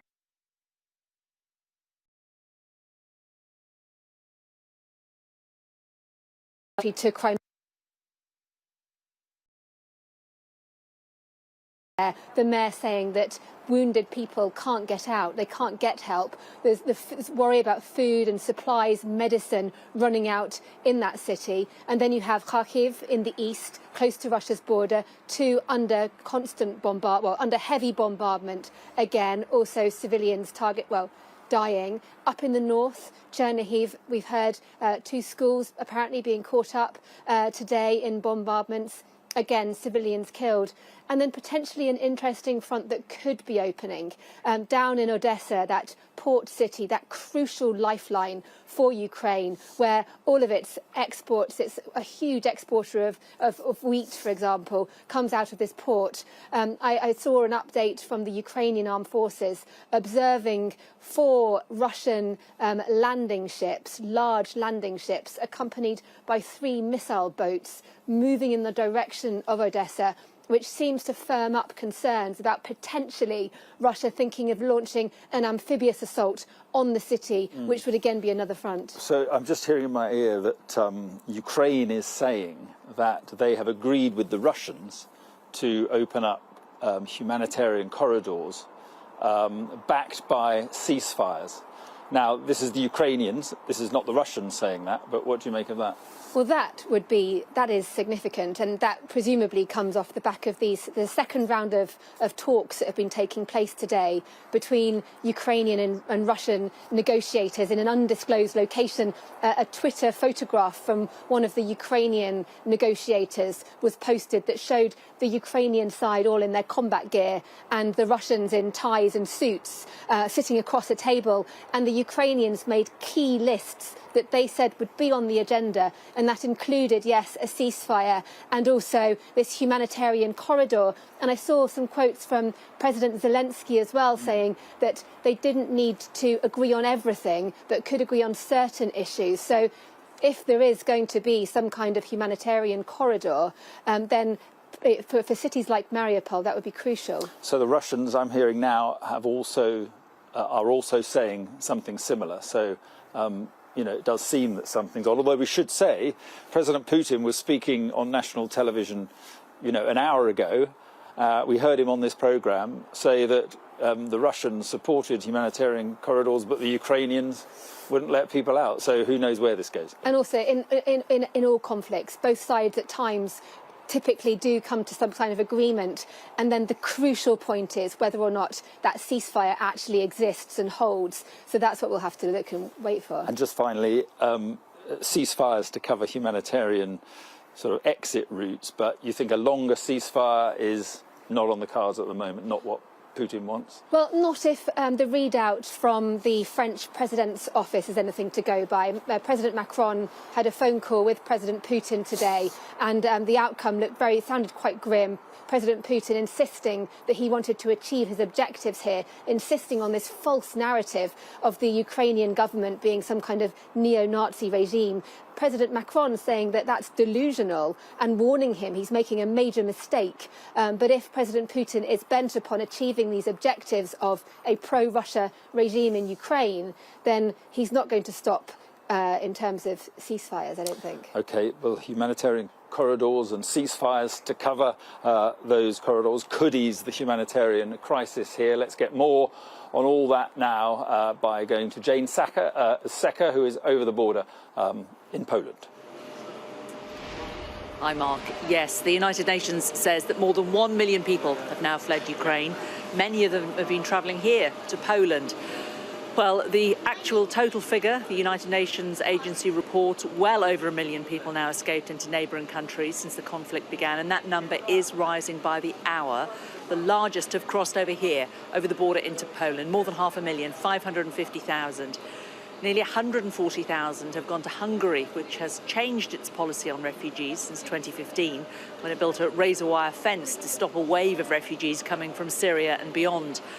Moldova has received nearly 100,000 people, which itself is not a member of NATO and also nervous about Russia's invasion of Ukraine. And over 72,000 people have crossed into Slovakia, whilst Romanian authorities have told Sky News today that more than 150,000 people have crossed their border from Ukraine. And nearly 90,000 have gone on to other European countries. And the UN reports that most of the remainder, they think, have departed into Russia. Well, here in Przemyśl, I've been talking to the local mayor about the humanitarian operation that's underway here. From the 24th of February, just by train we arrived about 40,000, and by foot and by car is another about 83,000. So it's totally about 120,000 people in 7 days coming to our city. And to be honest, we are just 60,000 big city, so it's nearly twice.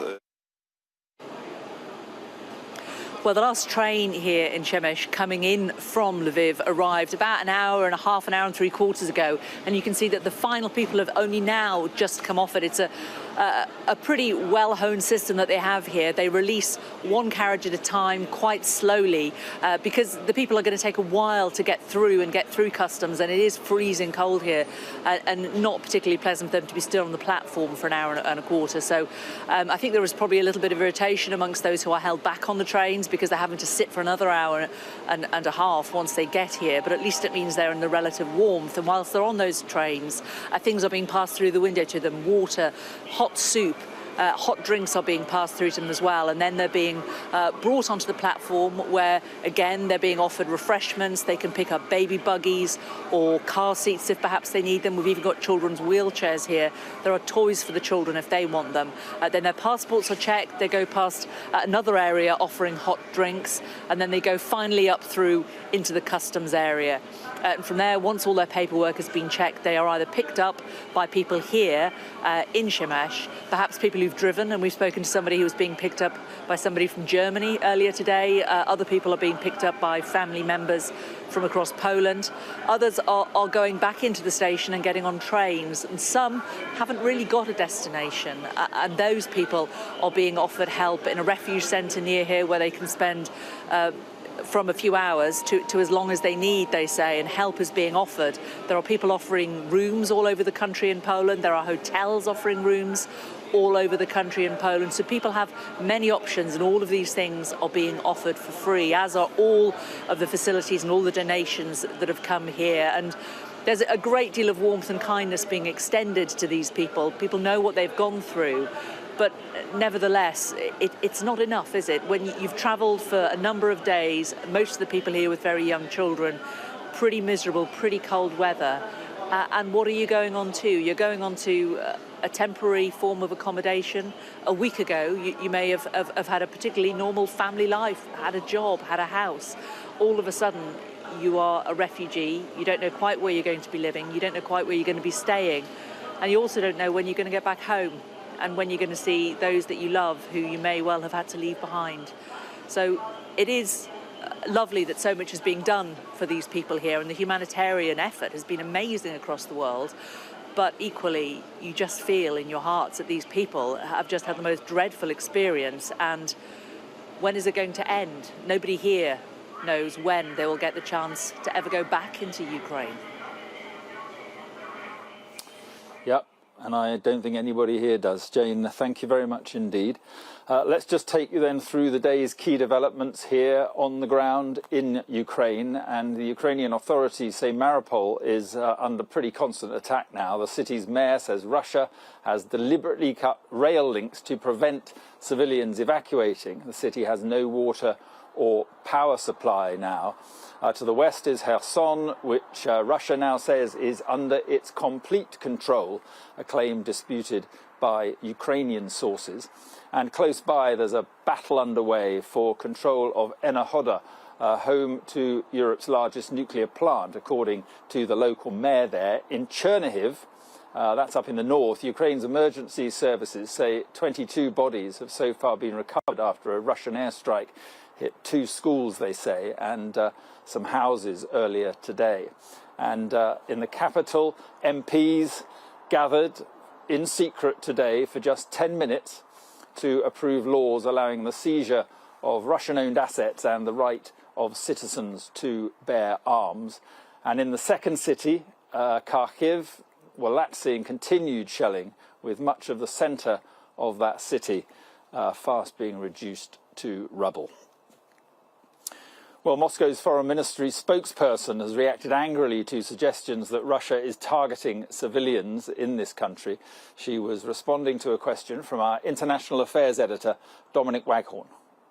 So you're trying to protect civilians, but we've seen one civilian building hit after another, residential blocks, Freedom Square in Kharkiv, local government buildings, and we've seen mounting numbers of civilian casualties. Are your soldiers just bad at targeting, or are you actually lying about this? If you're going to ask a question in the same tone, I'm not going to speak to you. You can ask these questions to your British politicians, but here you should behave properly. If you can't do this, you shouldn't be a journalist. Do you understand me? We're open to all. I repeat, I haven't finished my answer. I perfectly understand, because I also studied in the Faculty of International Information, and I know how you should pose questions when you want to put your position into that. I would like to point your attention to the fact that from the very beginning, the Ministry of Defense is targeting the military infrastructure. As Minister Lavrov stated today, it's true that there are victims among armed forces and among civilians. But it's surprising that you are asking this question. You are representative of a country that for so many years, for decades, has been waging a bloodshed war in countries that don't have a common border with you. And about who is lying, it's the British government is lying. When they supported the invasion of Iraq, but later they recognized that it was a lie, but they were not responsible for that. Do you have any questions? Because it will be a pleasure for me to answer them. The municipal building in Kharkiv and Freedom Square is not a military target, and it was clearly hit by a missile that destroyed the building. And we've seen any number of residential buildings, blocks of flats, homes, entire villages being wiped out by Russian fire. I mean, what I'm saying, and whether you object to my tone or not, is this bad aiming, bad targeting by the Russian military, or are you being disingenuous with these claims that you're not targeting civilians? There is a third option. You have mentioned 2 options. There's a third one. These are fakes. These are materials published by Ukrainian fighters. And when they show these materials, this is the result of what Ukrainian fighters are doing. Can you give me materials you're talking about? We will give them to the Ministry of Defense and they will comment them. And the way how you are making this conversation, this is just a part of the propaganda. And Deborah is back with me. We'll talk about humanitarian corridors, because that's important in just a moment. First, this to and fro, what did you read into that? I mean, the the spokeswoman is using that tool of information as a weapon to deny the reality on the ground. And the fact that they're claiming that there is fake information on these attacks when they have been verified by Sky News and many other news outlets that these explosions in civilian areas are happening. Like, I went to an apartment building in Kiev where I saw with my own eyes that some kind of missile or object had landed there and civilian buildings had been damaged. We know that children have been injured. Civilians, hundreds, have died. And you also had President Putin today making these claims without any foundation that the Ukrainian authorities were keeping foreign students hostage. It's just not true. They're trying to create a narrative to justify the reality of what the invasion is doing to this country. Right, but there is a significant news tonight, and that's about these local ceasefires that they seem to have agreed, the two sides, to allow people to get out of places like that we're seeing on our screens now. Yeah, so day 8 of this invasion, and it's the second round of talks between the Ukrainian and the Russian sides, and this is the first time we've seen any sort of progress. It seems that they have agreed to, they've reached an understanding on creating humanitarian corridors to evacuate civilians, and that there could potentially be a ceasefire, limited, temporary, in those areas to enable that to happen, and also the supplies of medicine and food to the areas worst hit in the fighting, but it's by no means as far as the Ukrainians had hoped for. Right, so it's not a broad, Ukraine-wide ceasefire. These are local deals then, really, between forces fighting it out. Is that right? That's what it sounds like. We haven't got the full details, but also you wonder whether it could enable the Russians to retrieve their wounded, their dead, and we know that there are many of them as well. Yeah, OK, Deborah, thank you very much indeed. This is the News Hour at 6 from Ukraine tonight. Coming up, I don't bite. Ukraine's president invites President Putin to sit down with him.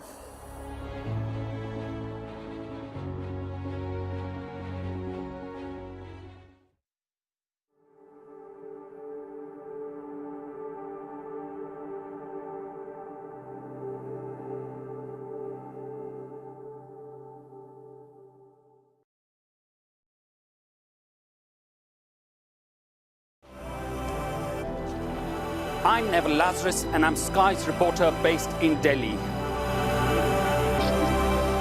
We take you to the heart of the story that shapes our world.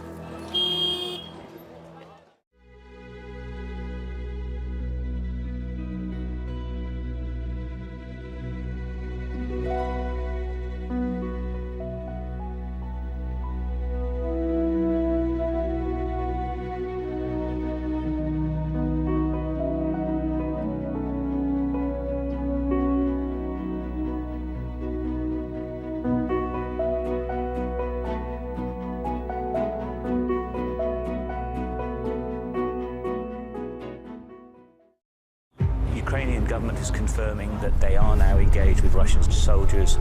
Air raid sirens fill the airways. In the distance, artillery rains down. It feels very close to the centre of... There's one. They found this devastation to their apartment. Lots of people live here. Quite a few of the windows of the houses have been blown out by the blast. And it feels that it's changing each day.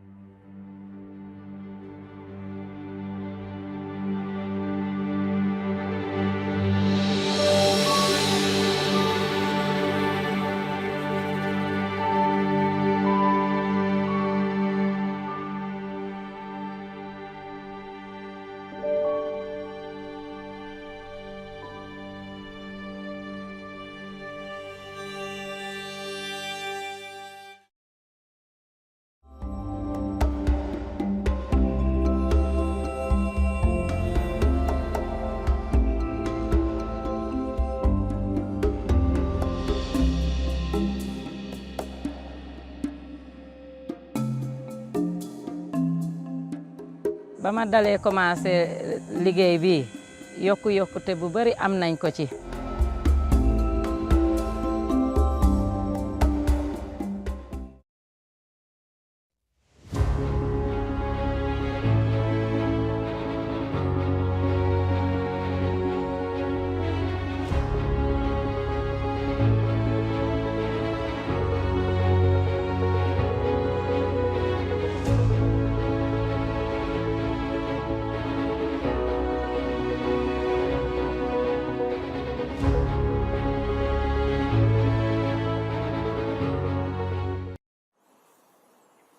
You're watching the News Hour at 6 live from Ukraine this evening, and this country's President Volodymyr Zelensky has challenged Russian President Vladimir Putin to sit down for talks while urging the West to offer a stronger military assistance to Ukraine to fight the Russian invasion. Go away from our land. If you don't want to go away, sit down at the table of negotiations. I am available. Sit down, but not 30 meters away like you did with Macron, Scholz, etc. I'm your neighbor. You don't need to keep me 30 meters away from you. I don't bite. I'm a normal man. Well, NBC's chief foreign correspondent, Richard Engel, was at that news conference, and he joins me now. Good evening, Richard. So what sort of mood was he in, and what else did he have to say?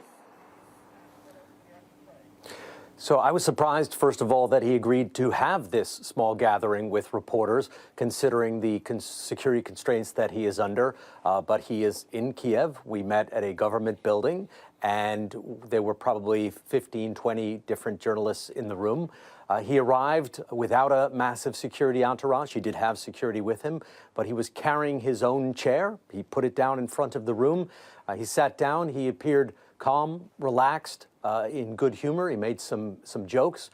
He did look a little tired. He said he's only been getting a few hours of sleep per night, but he seemed determined to continue to lead this country. He is making a plea for more help. Specifically, he wants a no-fly zone. He emphasized once again that he believes that Vladimir Putin will not stop at Ukraine, that he will continue to go through Eastern Europe, and he said that he will continue his offensive until he reaches the Berlin Wall. So he truly believes that Vladimir Putin is on a mission to relitigate the Cold War with force and with a different outcome for Vladimir Putin. He also mentioned that this country needs more weapons. So he made the appeal for dialogue with Putin, a no-fly zone, and weapons. But he did seem quite calm, and I would say even in good spirits. Right, and Richard, some sort of breakthrough perhaps on humanitarian corridors and local ceasefires from these talks in Belarus today? Potentially. They allow for some people to leave hardship areas, and that is welcome news, obviously, for the civilians who are caught up in places like Kherson or in Kharkiv, some of the most war-torn parts of this country right now. Families who want to get out. There does seem to be now an agreement between the Russians and the Ukrainians to let those people out and to get some food to them.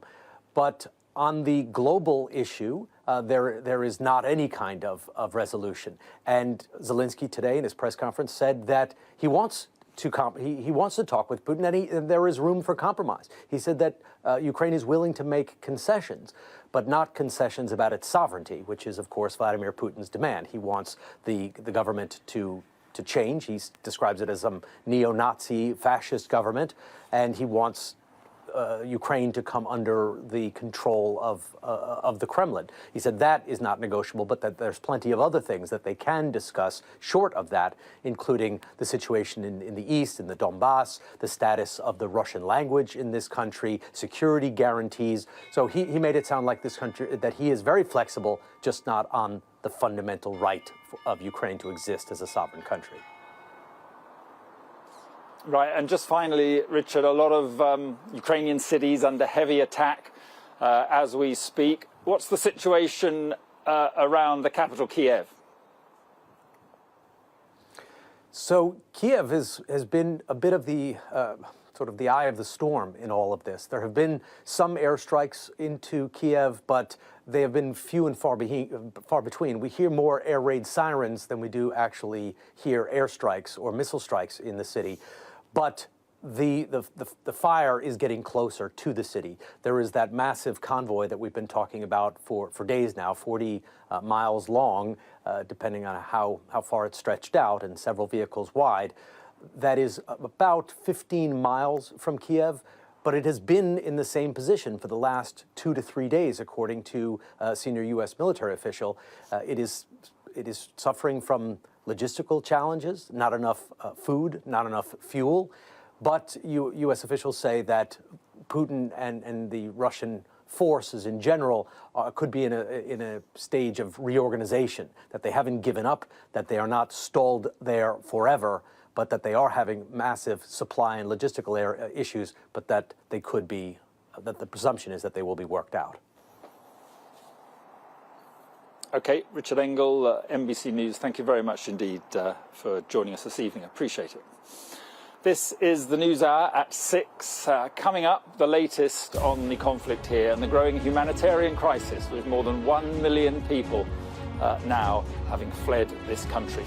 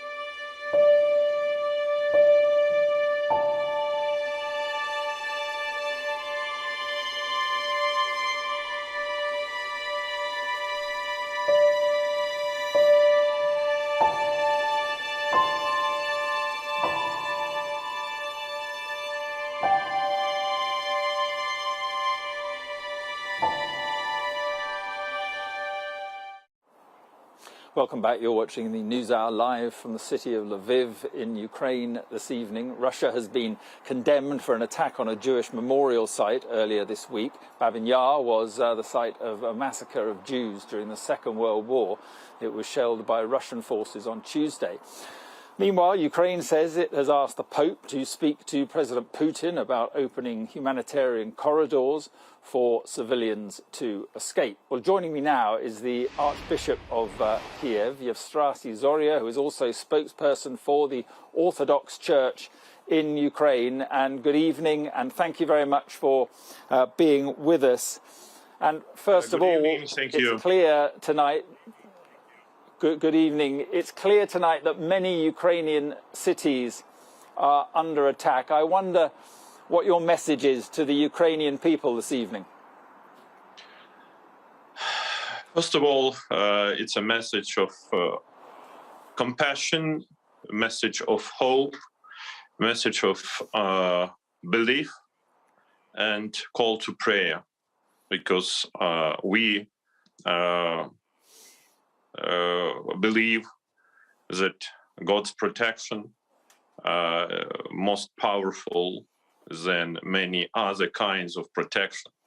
Unfortunately, until now, our allies, those who support Ukraine in many different ways, and we're grateful for them, but until now, they don't want to proclaim a free-fly zone over those cities, and Russians bomb shellings Chernihiv, Kharkiv, Mariupol, and other cities, suburbs around Kiev, and people killing maybe every hour. And it's terrible, but we understand that other option, if we don't resist for this invasion,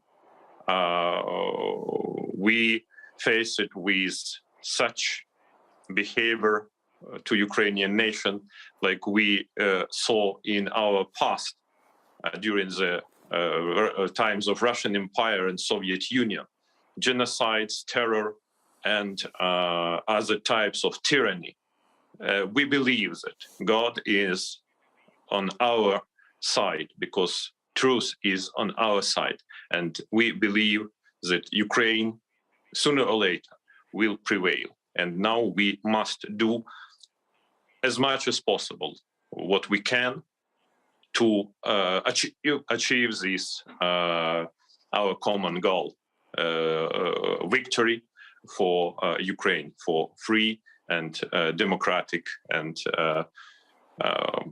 our Ukraine.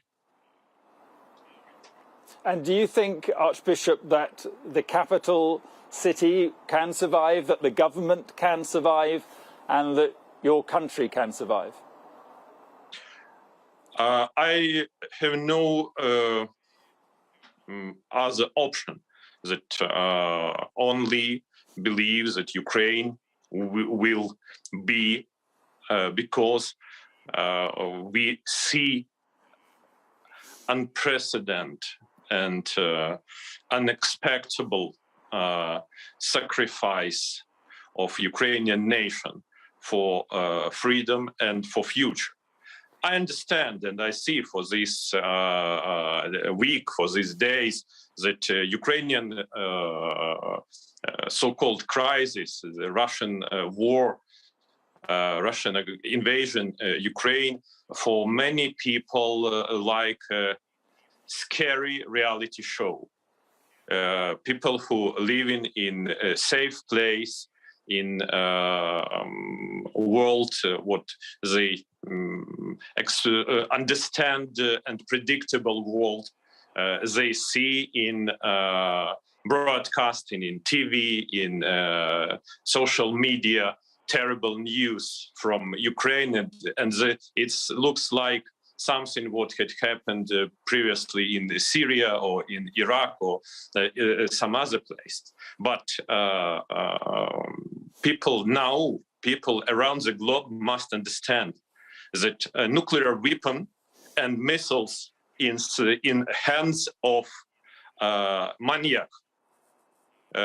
Maybe tomorrow or for a week will shell cities in unpredictable point around the globe. And nobody, really nobody, until global community don't stop Putin, nobody in this world is safe. And I think if Ukraine will fall, if Kiev will fall, global world will fall. And we fight and die here, not just for ourselves, but for the future of the whole world.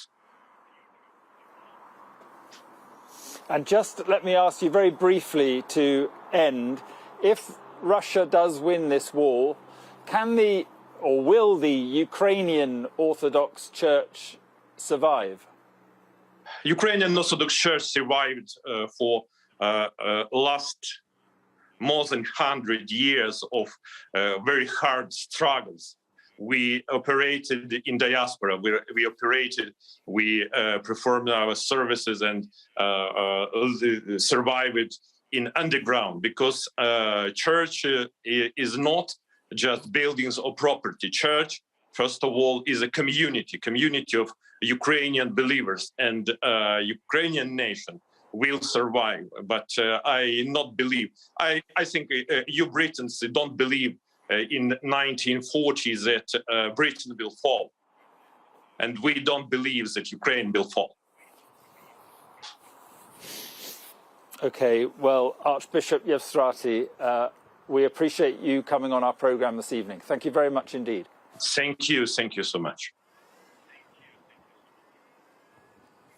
Now let's get the latest on the movements of Russian troops and the areas that they may be targeting next. Kamali Melbourne was joined by the security and defence analyst Michael Clark. So as we know, the Russians are in a number of positions around Ukraine. Just tell us where we are on day 8. Yes, Kamali. I mean, day 8, it's a two-front war. There is a northern front where the Russians are trying to surround Kiev and move in to actually remove the government, and a southern front where they're going for territory, and eventually those northern and southern fronts, they would hope, will actually link up. There's surrounding cities now. That's the stage we're at. So Chernihiv, Sumy, Kharkiv are all surrounded, as are the big cities in the south. Yeah, so it's a fight for the cities in the north, but you mentioned the cities in the south, and as we know, in the past day or so, the city of Kherson in the south has, as we understand it, fallen to the Russians. Just explain to us the importance of these cities. We can see Odessa there, Kherson, Mariupol, these cities for the Ukrainians. Yeah, 3 big cities in the south. Mariupol should have fallen within hours of the assault beginning. Day 8, there's no water, no electricity. They're still hanging on. I don't know how they're doing it, but they are. Surrounded. Kherson, taken and surrounded. There is still some fighting in Kherson, and Odessa increasingly looks as if it is going to be surrounded. And Odessa, of course, is the port. Taking Odessa, which I'm sure the Russians will try to do, will be economically disastrous for Ukraine. Yeah, and we have seen some footage coming out from the last couple of hours that shows some ships off the coast of Crimea. Now, what do they tell us about what may well be happening next? Well, there's more than 30-odd major battleships, Russian battleships in the Black Sea. At least 7 of them are missile-carrying ships, 3 submarines. But among that group, there are 6 assault ships, 5 standard ones, 1 very big one. Those assault ships normally carry about 12 tanks, maybe 36 armoured personnel carriers, and they carry about 300 troops. So 5 or 6 of those is quite a punch to actually deliver if they're all going to be used together. In preparation for an amphibious assault? One would assume an amphibious assault on Odessa is probably the next step. OK, Michael Clark, thank you very much. Michael Clark there, Deborah Haynes is back with me. And what do we know now about these humanitarian corridors that are being proposed from these talks in Belarus? The two sides were getting together again, second round of talks, I think it was, in in Belarus today? It falls far short of what Ukraine was wanting. They were wanting a complete ceasefire. They need a ceasefire. Their forces have managed to slow the Russian advance, but the fact is that their cities are being pulverized, as we're seeing from images that are being playing out across the world. Yet the two sides have agreed to these humanitarian corridors, limited humanitarian corridors, the potential for limited temporary ceasefires. But it's only a solution in terms of there's horrendous potential for suffering on a huge scale in some of these cities if you aren't able to get the wounded people out, if you aren't able to get civilians that are trapped out. And clearly President Putin, given the narrative that he's giving to his people, including today, of this being all about Russia coming in as the saviour of Ukraine, they're going to want to have to do something to alleviate the humanitarian crisis, which does seem to be what these talks have produced at least. But we heard President Putin in the last hour. We've listened to his spokeswoman today. This is not a Vladimir Putin who looks like he's going to stop this. No, he sounds as though he believes that he is on a path to rid this country, as he sees it, of these neo-Nazis, as he calls them, people in charge of a country that poses a nuclear threat or potential nuclear threat to Russia. It's all baseless, it's all false, and yet these are the reasons that he's been giving to justify the action. And also in terms of how he described that action, he said that everything was going to plan, and yet the reality is that it doesn't seem to be going to plan at all. Day 8, only one city that's potentially fallen, even that's being contested by the Ukrainians, and others still standing. Yep. Deborah, thank you very much indeed. And I can also tell you that those talks in Belarus, they agreed to hold more talks. So a third round of talks could well be taking place. This is the News Hour at 6. Coming up, I'll be speaking to a human rights lawyer as Russia is accused of war crimes here in Ukraine.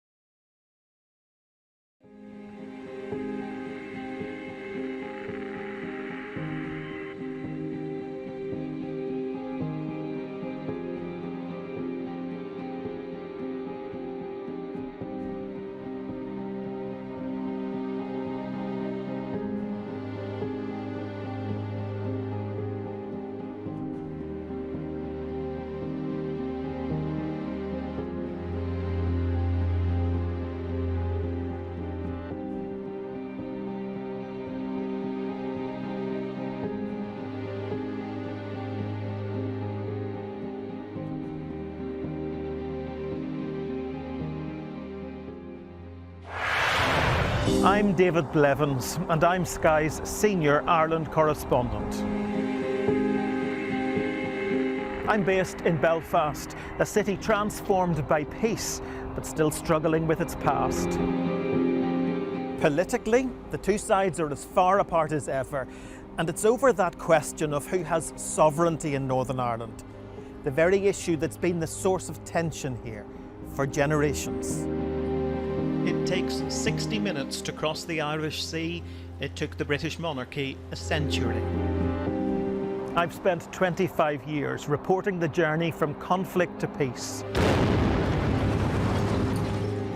The political parties of Northern Ireland have reached agreement. We help you understand the world with us. Today, we have reached an agreement with the Conservative Party on support for government in Parliament. We already know what the government gets out of this deal. What exactly does the DUP get out of it? Well, £1.5 billion. Welcome to Winterfell. It's an iconic location in this globally acclaimed drama. Ophelia was the most powerful hurricane this far east in the Atlantic on record. You can't live in a place like this and not appreciate the environment.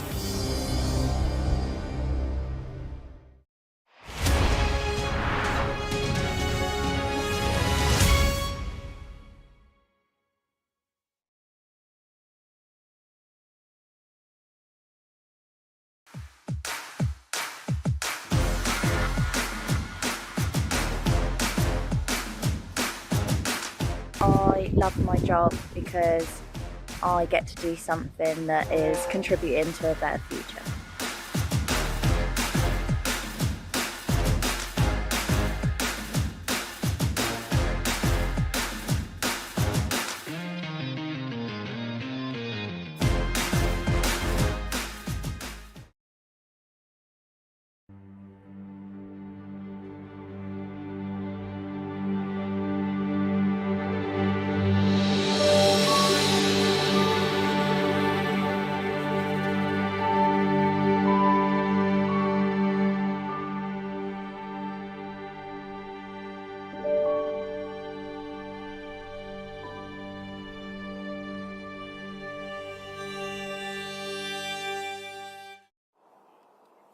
Welcome back to the city of Lviv in Ukraine. The International Criminal Court has officially opened an investigation into possible Russian war crimes in this country. The court's chief prosecutor, Karim Khan, confirmed work to collect evidence has begun after the UK and 37 other countries referred atrocities to the ICC. Well, war crimes include intentionally attacking civilians, intentionally targeting non-military buildings and using weapons indiscriminately in civilian areas.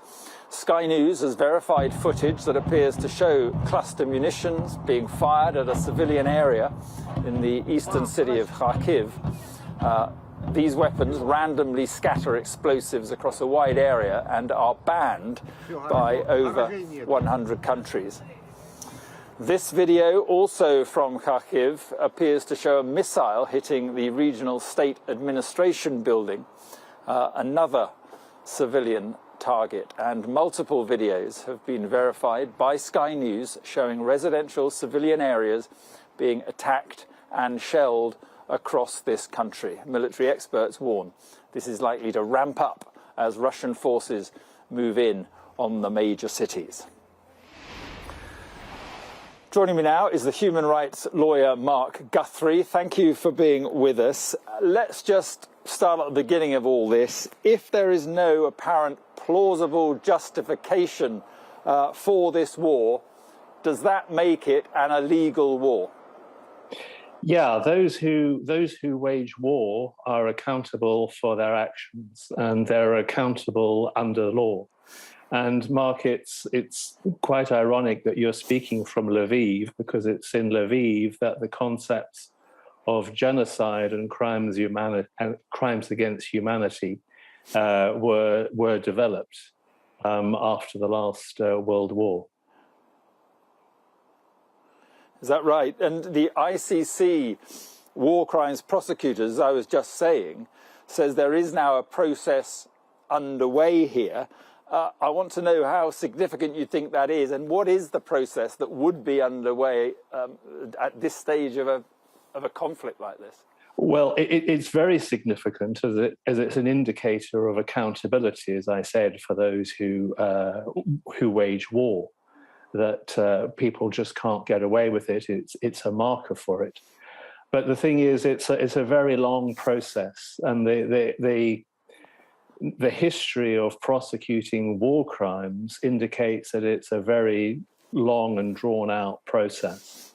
If you think of a good example of the former Yugoslavia, a conflict which ended 26 years ago, began in 1992, well, the International Criminal Tribunal for the former Yugoslavia only wound up its work at around the end of 2018, and the prosecution within Bosnia-Herzegovina of war crimes is still ongoing and has quite a long way. So although it's absolutely right that the prosecutor is investigating potential war crimes, this is not going to be a quick solution, and sadly, it's not going to stop any atrocities. It's important that sorry, Mark, Karen? No, I was just going to ask you, what are the chances of, people responsible for those war crimes being held accountable? Well, that's going to be difficult. those responsible are right from the top to the bottom. So at the very top, you've got Vladimir Putin, you've got his generals, potentially you've got the foreign minister, and then you've got the foot soldiers. So all are potentially liable at their particular levels. But actually putting them on trial is not going to be easy.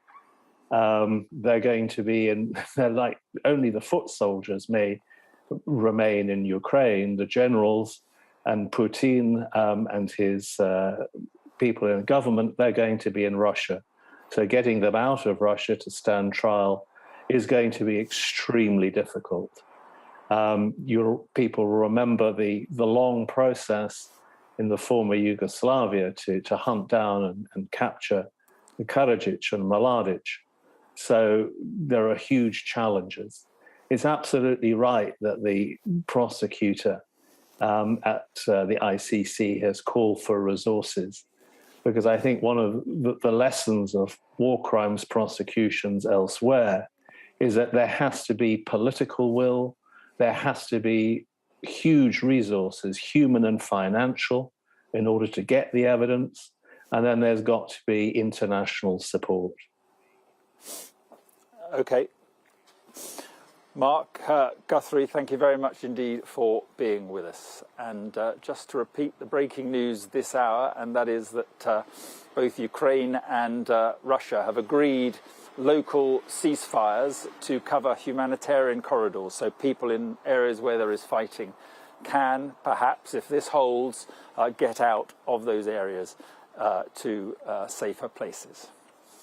Well, the Emergency Committee, Disasters Emergency Committee, has launched an appeal to support those fleeing the conflict here in Ukraine. The government has pledged to match donations up to £20 million. This afternoon, the DEC thanked Her Majesty the Queen, saying she had made a generous donation. Here's how you can help.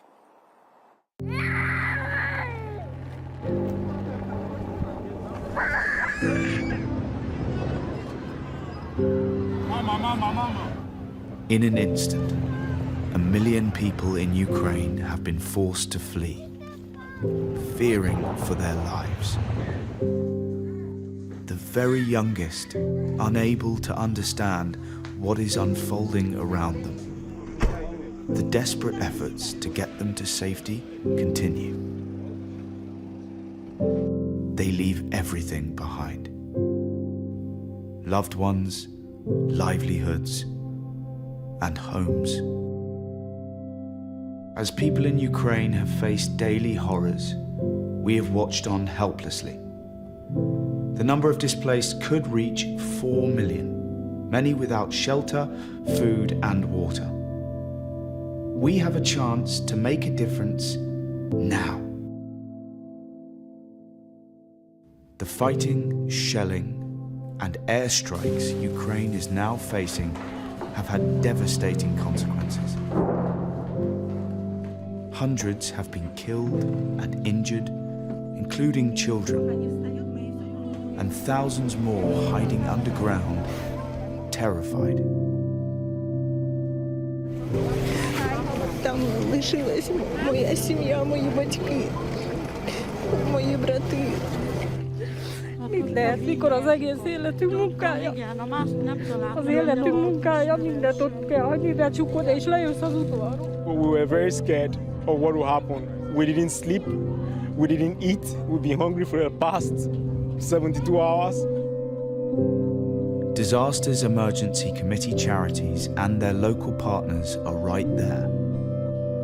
But they urgently need your help to scale up their aid effort and support the increasing numbers in need.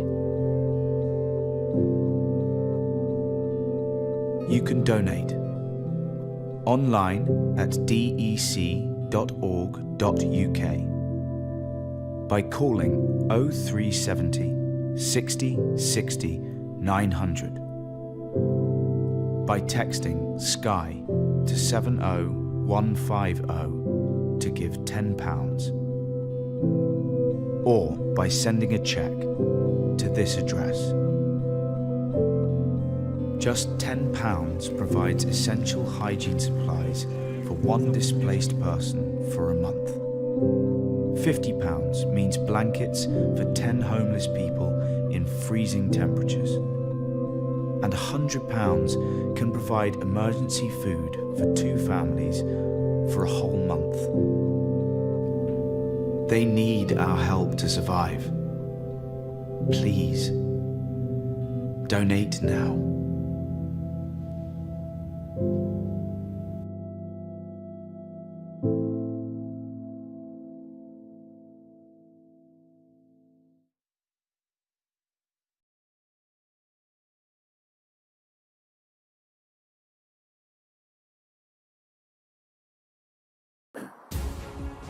It is 7 o'clock. This is Sky News live from Lviv, Ukraine, with a special programme on the Ukraine invasion on the 8th day of this conflict. Mariupol in southeast Ukraine is encircled and under siege from Russian invaders. The mayor of the city describes it as genocide. Russian forces advance into the southern city of Kherson, but both sides claim to have control. Russia is accused by Ukrainian ministers of war crimes, but Putin insists his campaign is going according to plan.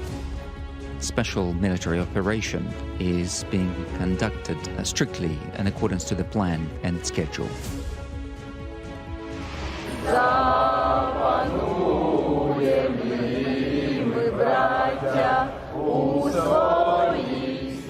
United in defiance, hundreds of Ukrainian MPs meet in secret for just 10 minutes and sign off new laws to arm the resistance.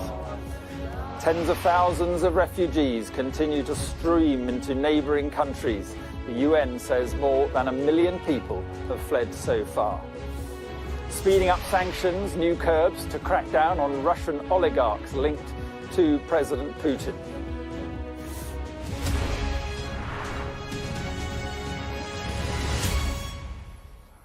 And good evening from Lviv in the west of Ukraine, just over a week on from the start of the Russian invasion. Life for the people of this country is getting more difficult. Cities in the south are being bombarded. Mariupol appears to be under siege and coming under heavy attack, and its mayor has described it as genocide. In Kiev, the nervous wait continues as a Russian convoy waits on the outskirts of that city. Let's take you through the day's key developments on the ground here. And Ukraine says Mariupol is under pretty constant attack now. The city's mayor says Russia has deliberately cut rail links to prevent civilians evacuating. The city has no water or power supply. To the west is Kherson, which Russia now says is under its complete control, a claim disputed by Ukrainian sources. And close by, there's a battle underway for control of Enerhoda, home to Europe's largest nuclear plant. That's according to the local mayor there. Well, in Chernihiv, Ukraine's emergency services say 22 bodies have been recovered so far after a Russian airstrike hit 2 schools and houses earlier today.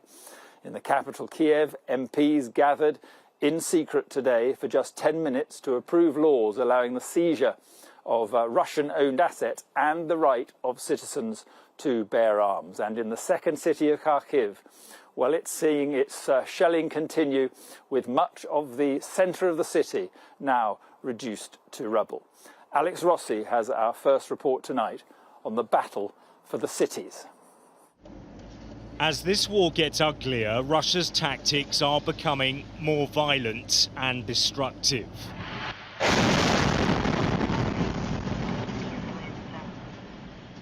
This video from Chernihiv shows a missile strike on a residential apartment block. The blast wave shakes the entire city. Whilst the building burns, emergency workers rescue dazed civilians.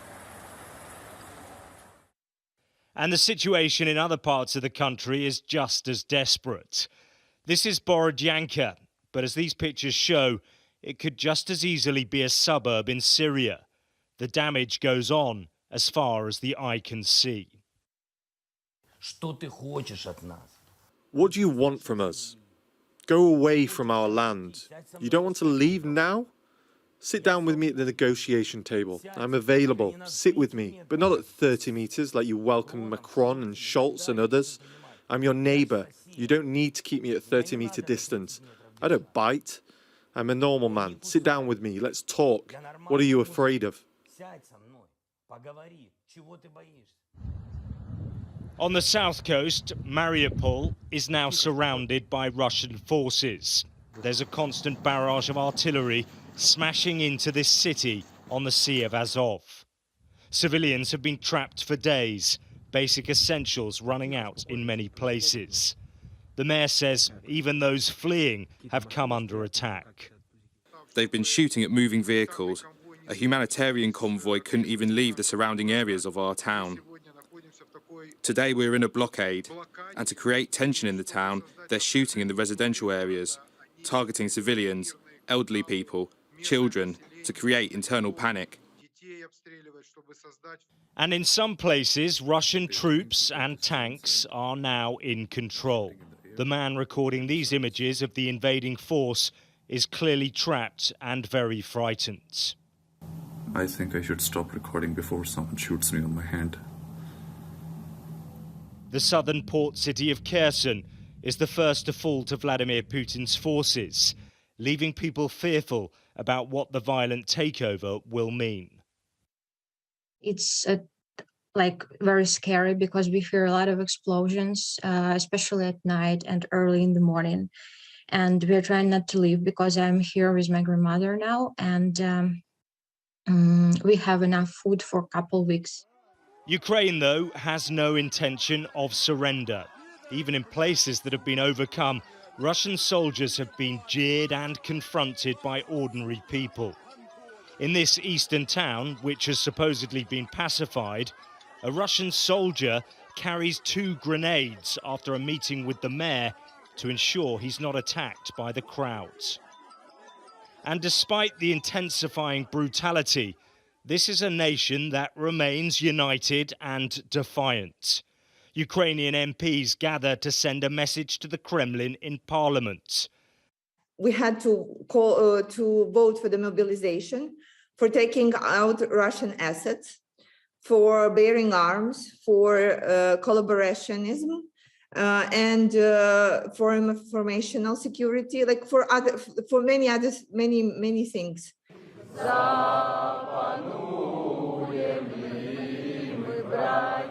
They are singing the national anthem, but their words are being heard far beyond the walls of this chamber. Alex Rossi, Sky News, Eastern Ukraine.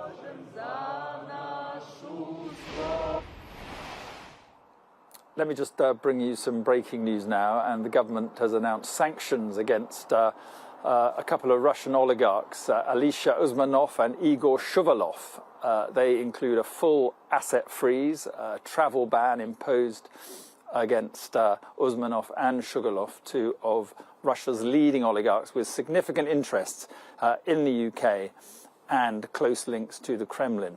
Usmanov has had significant interests in English football clubs, Arsenal and Everton. He had interests in, he owns a Beechwood house in Highgate worth an estimated 48 million, and the 16th century Sutton Place estate in Surrey. Shuvalov's assets in the UK include 2 luxury apartments in central London worth an estimated 11 million. He is also a core part of Putin's inner circle and headed up Russia's bid for the 2018 World Cup. Now, as we've been saying, there's been heavy shelling in the strategic port city of Mariupol, which appears now to be encircled with civilians trapped by intense shelling. A 40-mile-long Russian convoy remains on the outskirts of Kiev.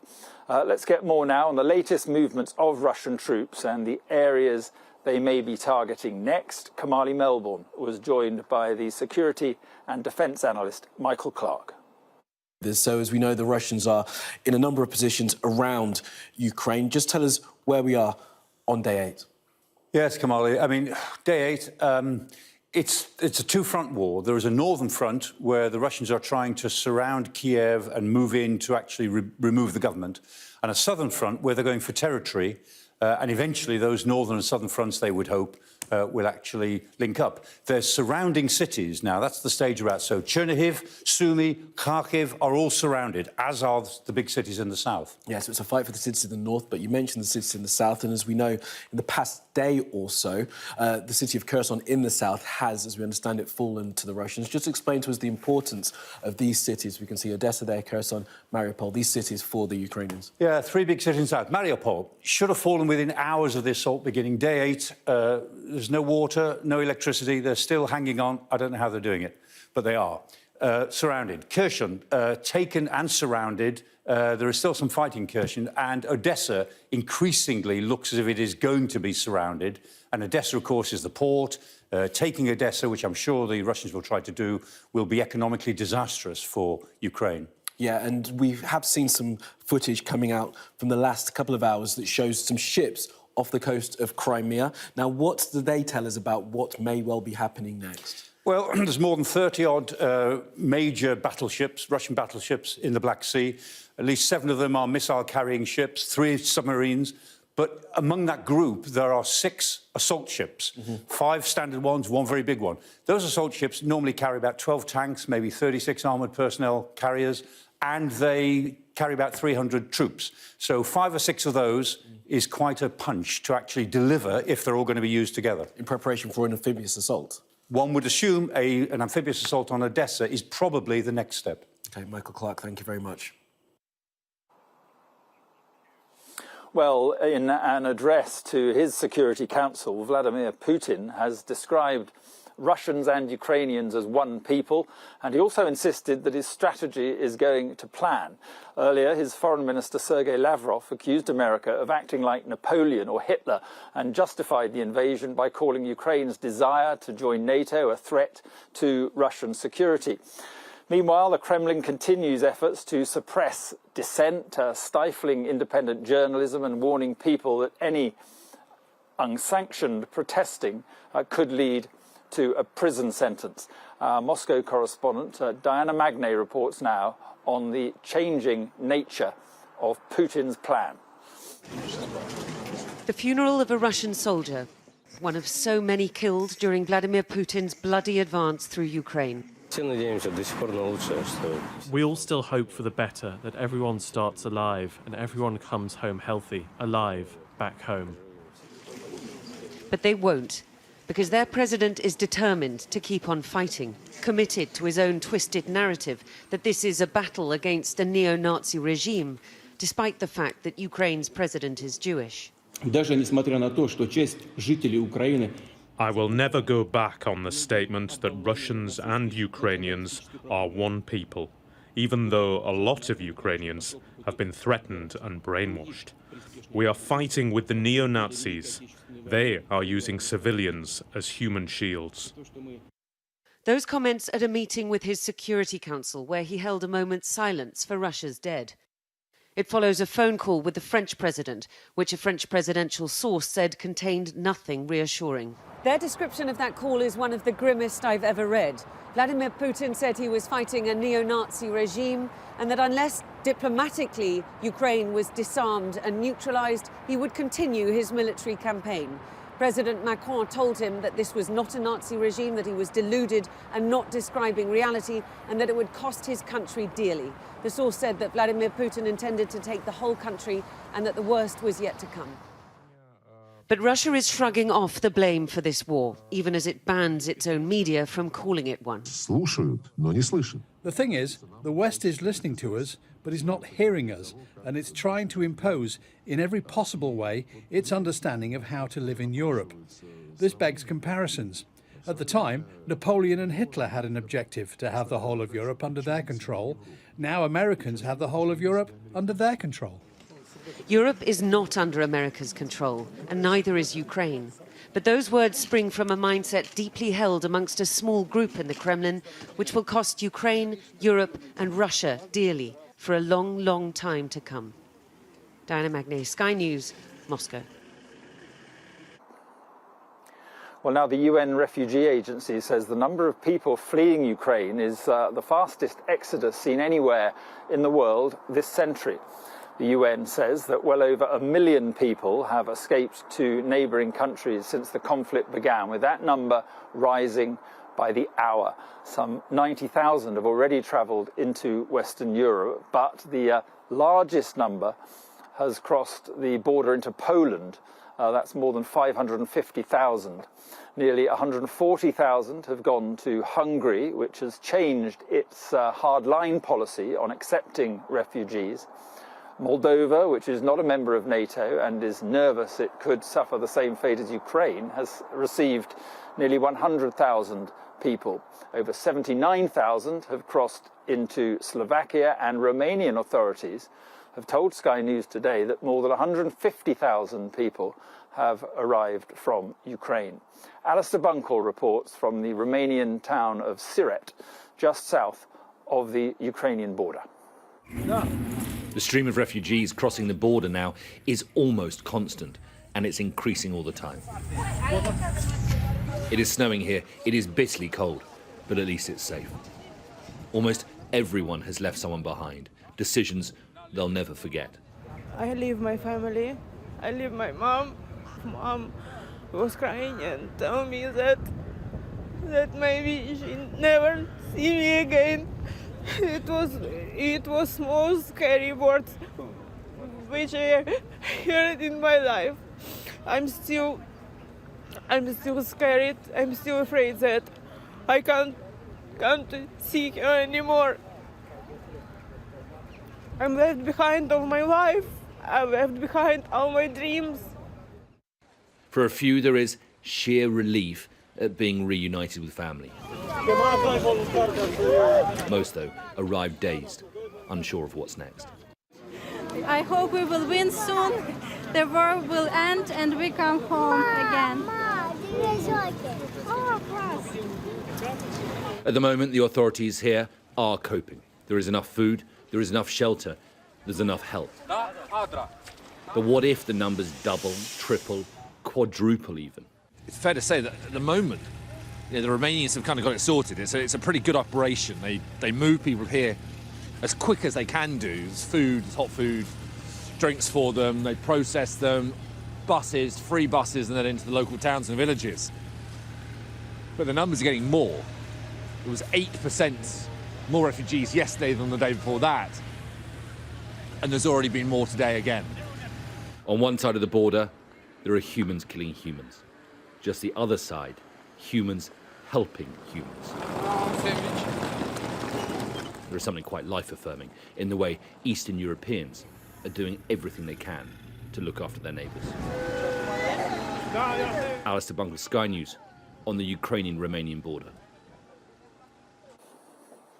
Deborah Haynes is still with me here in Lviv. So, Deborah, these humanitarian corridors that are being talked about after these talks in Belarus tonight, could they be significant? I don't think we should read too much into it, because the Ukrainians went into these talks wanting a complete ceasefire. Their cities are being pulverised, and they have been for the last 8 days. Their military has managed to slow the Russian advance, but this is a relentless Russian force, and they have more backup. They clearly have more firepower, and as they are becoming frustrated in terms of the speed of their operation, then they're using more indiscriminate fire, and that's what we're seeing in these cities, such as Mariupol.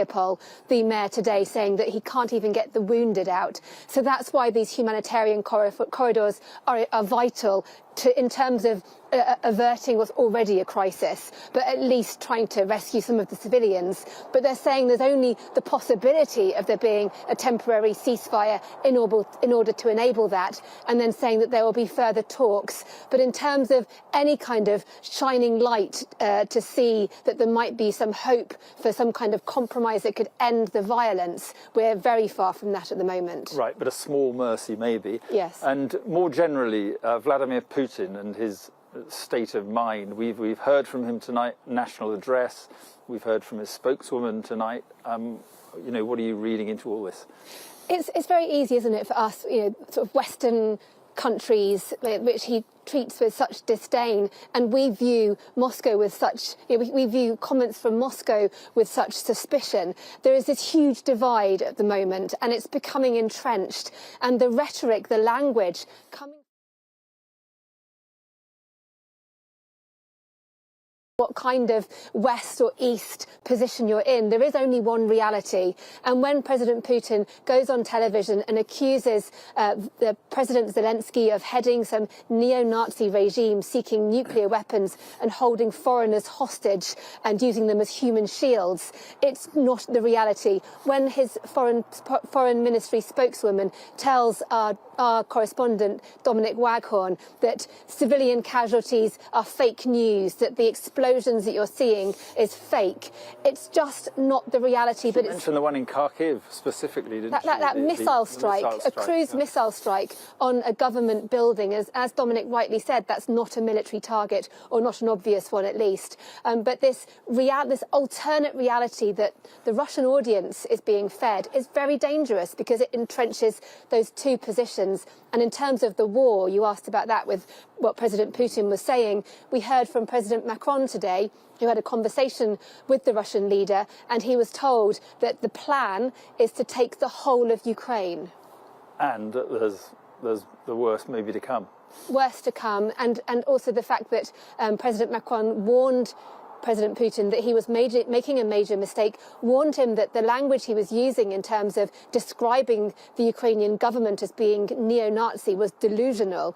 And yet there is that huge disconnect. President Putin either believes this fantasy or believes that maintaining this fantasy is sufficient to justify the actions that he's taking. Either way, it's bad news for Ukraine's people and the country as a whole. Yeah, and it does not bode well. Deborah, thank you very much indeed.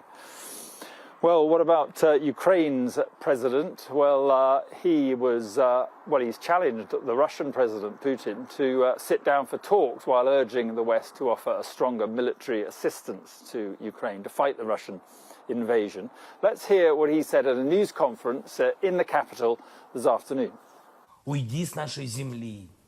Go away from our land. If you don't want to go away, sit down at the table of negotiations. I am available. Sit down, but not 30 meters away like you did with Macron, Scholz, etc. I'm your neighbor. You don't need to keep me 30 meters away from you. I don't bite. I'm a normal man. Well, NBC's chief foreign correspondent, Richard Engel, was at that news conference, and I spoke to him a little earlier. I was surprised, first of all, that he agreed to have this small gathering with reporters, considering the security constraints that he is under. But he is in Kiev. We met at a government building, and there were probably 15, 20 different journalists in the room. He arrived without a massive security entourage. He did have security with him, but he was carrying his own chair. He put it down in front of the room. He sat down. He appeared calm, relaxed, in good humor. He made some jokes.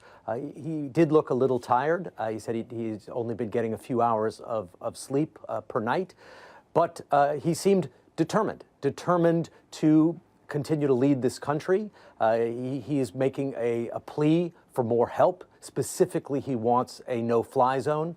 He emphasized once again that he believes that Vladimir Putin will not stop at Ukraine, that he will continue to go through Eastern Europe, and he said that he will continue his offensive until he reaches the Berlin Wall. So he truly believes that Vladimir Putin is on a mission to relitigate the Cold War with force and with a different outcome for Vladimir Putin. He also mentioned that this country needs more weapons. So he made the appeal for dialogue with Putin, a no-fly zone, and weapons. But he did seem quite calm, and I would say even in good spirits. NBC's Richard Engel speaking to me a little earlier. This is Sky News Tonight. Coming up, athletes from Russia and Belarus are banned from the Winter Paralympics after protests from other nations at the Games.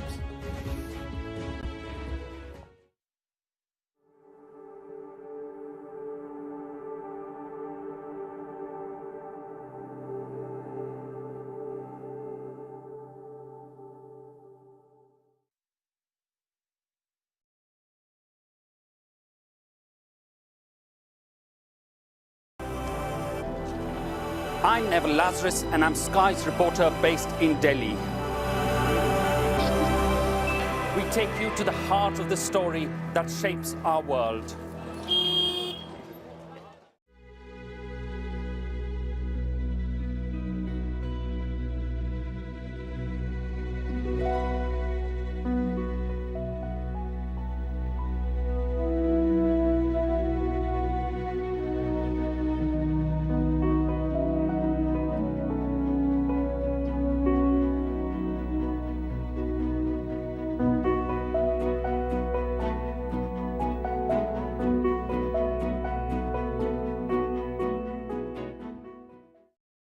The Ukrainian government is confirming that they are now engaged with Russian soldiers.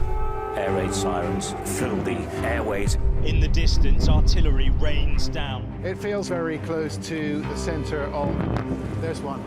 They found this devastation to their apartment. Lots of people live here. Quite a few of the windows of the houses have been blown out by the blast. And it feels that it's changing each day.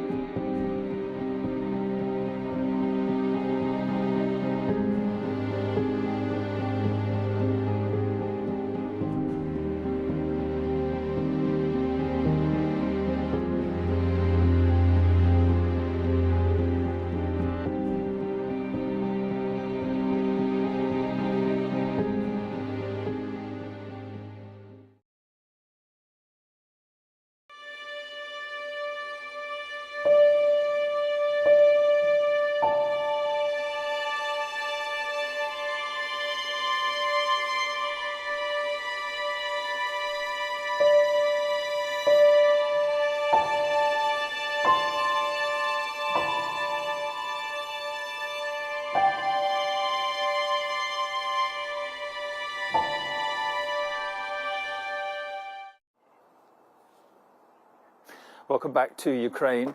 Russia has been further excluded from international sport because of its invasion of this country. It will not be allowed to host a Formula One for the foreseeable future. And Russian and Belarusian athletes have been banned from the Winter Paralympics, which start in Beijing tomorrow in a last-minute U-turn. The International Paralympic Committee was heavily criticised when it initially said it would allow the athletes to compete as neutrals. But after a public outcry, it's changed its mind. Our sports correspondent Tom Parmenter reports now on pressure at the Paralympics. Three words that just don't go together. Neutral, athlete, Russia. The Paralympic organisers thought that it could work, but almost everyone else here was saying no. The wheelchair curlers from Latvia were among the first to refuse to play the Russians. You can feel the tension. It's hard to explain, but when you see someone from the Russian Paralympic Committee, you know that there is this war happening, and you know that they probably are not supporting it, but they are not speaking openly about it as well. With a growing rebellion, the Paralympic organisers had to change their minds. The deaths in Ukraine were staring right at them after a journalist showed them the story of a 19-year-old who competes in biathlon for Ukraine, who was killed this week in the battle for Kyiv. At the end of the day, this is not on the IPC. This is on Russia. The IPC shouldn't be having to deal with this. I mean, what country who co-sponsors an Olympic truce bombs everywhere in a massive country? The Russian Paralympic team said the decision was illegal and wrong.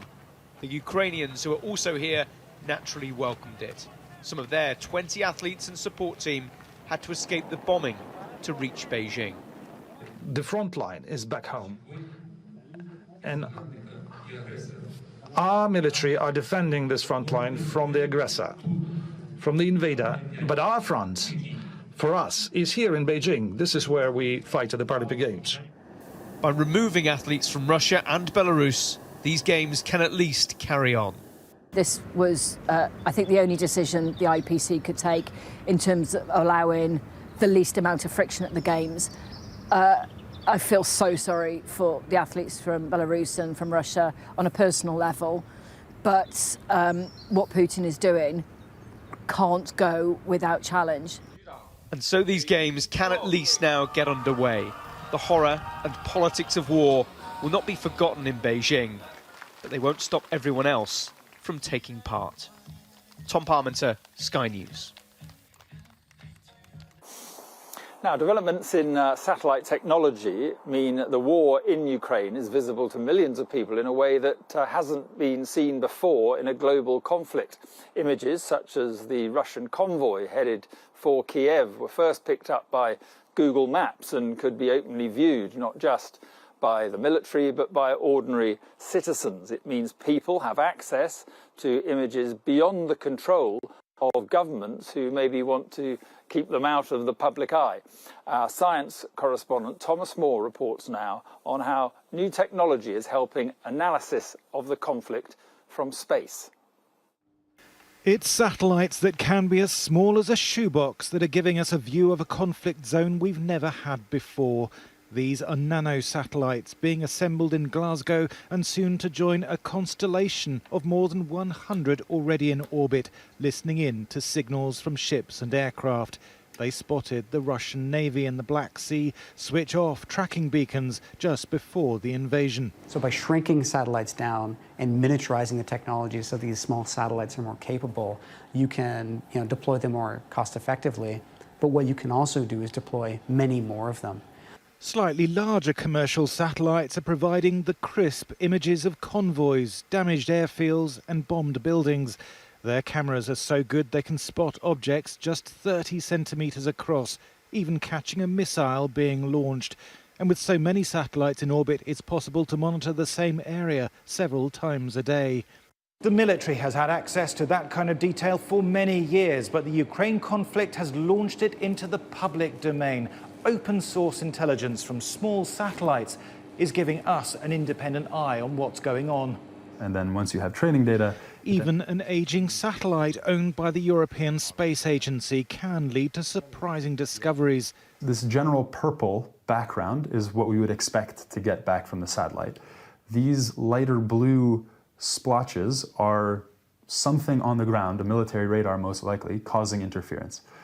It's a training exercise in Belarus just before the invasion, and the scientist has now written radar detection software so anyone can search images from the Sentinel satellite. In the conflicts that I've lived through, the invasion of Iraq and all of that, the only imagery that came out of it were the images that were being released by the U.S. Department of Defense, and you just kind of had to take their word for it, Now anyone with an internet connection can check for themselves.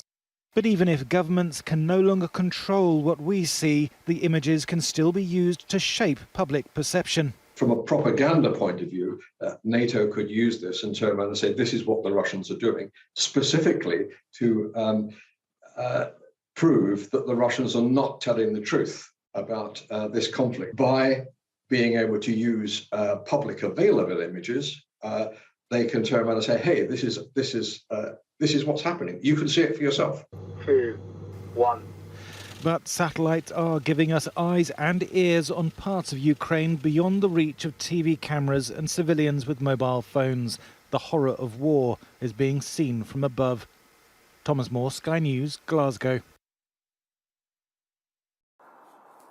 This is a Sky News Ukraine invasion special. Coming up, has Britain done enough to seize the wealth of Russian oligarchs?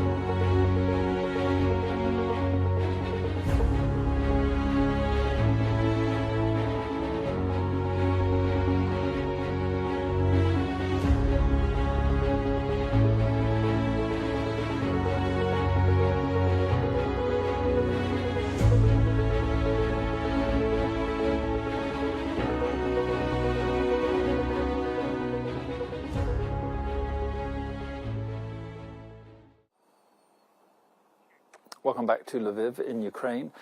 2 Russian oligarchs have tonight been sanctioned by the Foreign Office, restricting their ability to carry out any financial transaction in the UK. They are billionaire Alisher Usmanov, who has links to Everton Football Club, and former Russian Deputy Prime Minister Igor Shuvalov, who was named by Keir Starmer in Parliament yesterday under parliamentary privilege.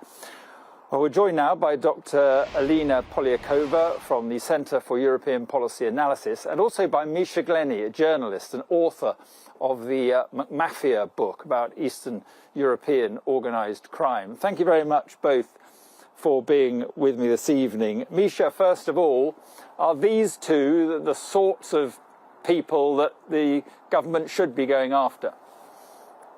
I think definitely their track record is fairly clear. Both Usmanov and Shuvalov have been closely engaged with Putin for a very long time. It's slightly surprising that it took us this long to get there. Britain appeared to take the lead on engaging with the sanctioning of oligarchs earlier this week, about a week or so ago, and then they started to drag their feet, and the European Union actually took the lead. And of course, yesterday, Usmanov's absolutely extraordinary yacht. I mean, it looks like a cruise liner was seized in Hamburg. So the Germans were on it. And yes, these are the sort of people who are very close to Putin and whose relationship involves not only political engagement, but probably financial engagement as well. And Anna, a simple question really, does sanctioning oligarchs work? Does it have the desired impact? Well, I think it depends on what we mean by work. I mean, it's certainly very disruptive to Putin's inner circle. And we have to remember that Russia isn't run like a democratic country like the UK or the United States or others. It's really run by a sort of clan. And some people that belong to that clan are in government, some are outside the government. And certainly they're all intertwined from a financial perspective. And we don't know exactly how. But every time we hit one of these high-level close members, a deep part of this clan, it will reverberate and have effects on others, including Mr. Putin, most likely. And certainly, I think in the longer term, it may make some of these individuals a bit more reticent about supporting Mr. Putin's policies if he can no longer guarantee their access to their own wealth and their financial assets, which has been the basis really of their support for Mr. Putin for all these years. Misha, what do you make of Abramovich, the Chelsea owner? You know, he's clearly disposing of his assets there. Will other oligarchs be doing similar things? Yes, I believe so, and a lot of them will have been working on this for a little time, even before the invasion, I would have thought.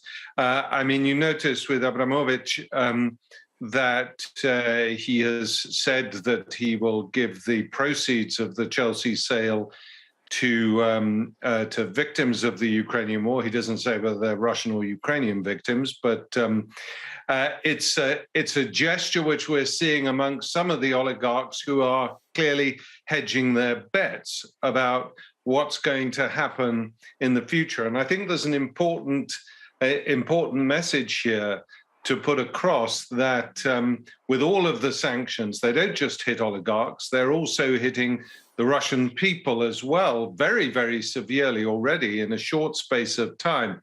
And I think the message is to send out that these are not designed to hurt the Russian people per se. They are designed to put pressure on the economic and political elite, and particularly those around Putin, and they're two different things. Because if we accept that this is a highly undemocratic society, and particularly in the last week, I think that Putin has gone full North Korea in many, many respects, including in the media, then we also have to expect that the Russian people don't actually know what's going on really in Ukraine to a large degree. So it is important to target individuals and not to say that we are targeting the Russian people as a whole because they happen to be Russians. And Dr. Polyakova, why does it, why is it that it seems that sanctioning oligarchs takes such a long time? What is the process that needs to be gone through? And is it, I suppose, part of it is proving, you know, some sort of link to Putin? Well, it's certainly incredibly complicated. These individuals, of course, don't hold their assets or their money in their own name.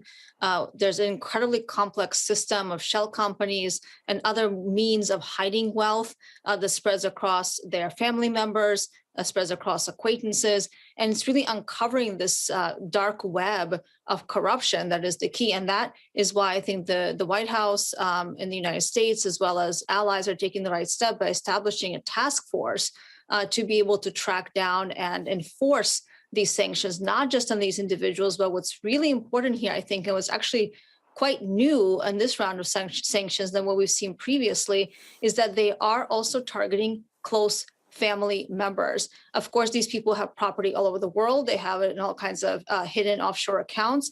And I think we have to aggressively track these down, shut them down, so they start to hit really hard, these individuals at home. And certainly there will be effects from broader sanctions, not these sanctions, on the Russian people. But I think what's really interesting to watch now is that most of the effects are now happening from companies, American companies, UK companies, European companies, from pulling out of the Russian market, even though they are not being forced to, but the sanctions regime is making it difficult for them to operate there. And just today we saw a run on IKEA happening in St. Petersburg because IKEA announced it will no longer operate in Russia. So I think these kinds of second-tier effects are actually what's needed to start to really make it clear to the Russian people that their government has been lying to them, and that they unfortunately are going to have to bear some of those costs because of the Kremlin's brutal war against Ukraine. Right, and Misha, what about these, you know, wealthy Russians who are giving money to the Conservative Party? I mean, not necessarily would they have close connections to Putin, I suppose? No, not necessarily, but you have to understand why this this sort of environment has emerged in the first place. And that's why it's really important when we do this is not just to target Russians, but to target the mechanisms which successive British governments have actually facilitated so that people from all over the world can turn London into the money laundering capital of the world. And with regards to the Tory party, I think we should really start to scrutinize where the wealth of those people who donated to the Tory party actually came from. If you look, for example, at Yevgeny Lebedev, who was ennobled, of course, by Boris Johnson, despite the House of Lords Appointments Committee arguing against that that ennoblement because of this was after they'd received information from MI6 about Lebedev, is you know, are we looking at money that was made legitimately in the 1990s by his father? Or was there some dodgy stuff in operation there? We have to look at all this stuff. If you look at the House of Commons Select Committee from 2018 on security and intelligence, the report on Russia that Boris Johnson tried to kick in the long grass and postpone its publication until after the election in 2019. If you look at that, there are two clear messages that came out of that. First of all, the Tories receive a lot of money from Russians.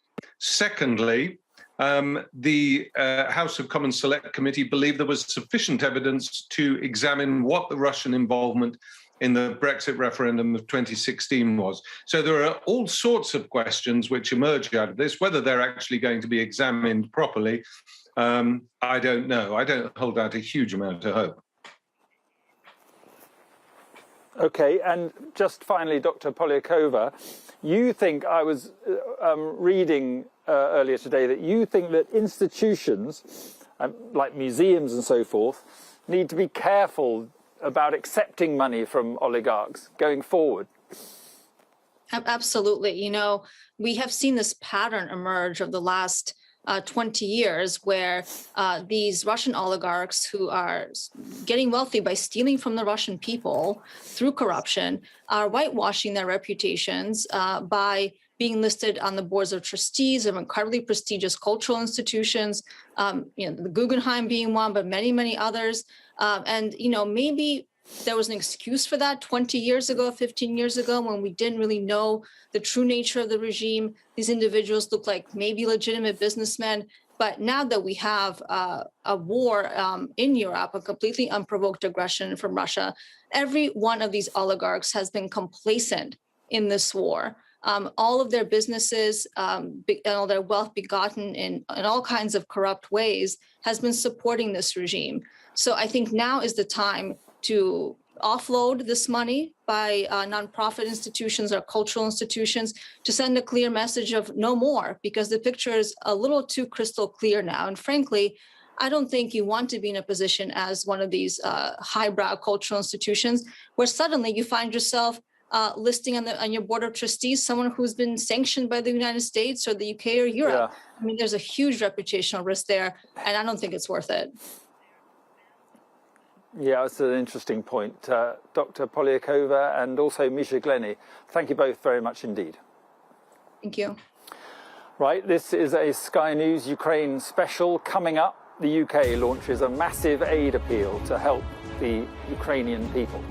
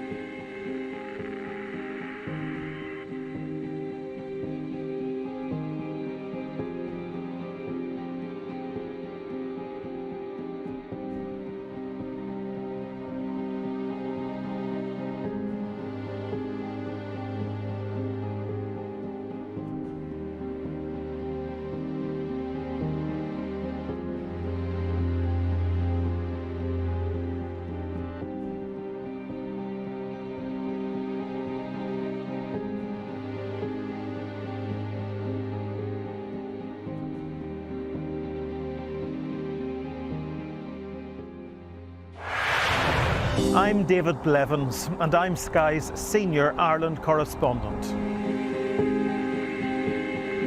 I'm based in Belfast, a city transformed by peace, but still struggling with its past. Politically, the two sides are as far apart as ever, and it's over that question of who has sovereignty in Northern Ireland, the very issue that's been the source of tension here for generations. It takes 60 minutes to cross the Irish Sea. It took the British monarchy a century. I've spent 25 years reporting the journey from conflict to peace. The political parties of Northern Ireland have reached agreement. We help you understand the world with us. Today, we have reached an agreement with the Conservative Party on support for government in Parliament. We already know what the government gets out of this deal. What exactly does the DUP get out of it? Well, £1.5 billion. Welcome to Winterfell. It's an iconic location in this globally acclaimed drama. Ophelia was the most powerful hurricane this far east in the Atlantic on record. You can't live in a place like this and not appreciate the environment.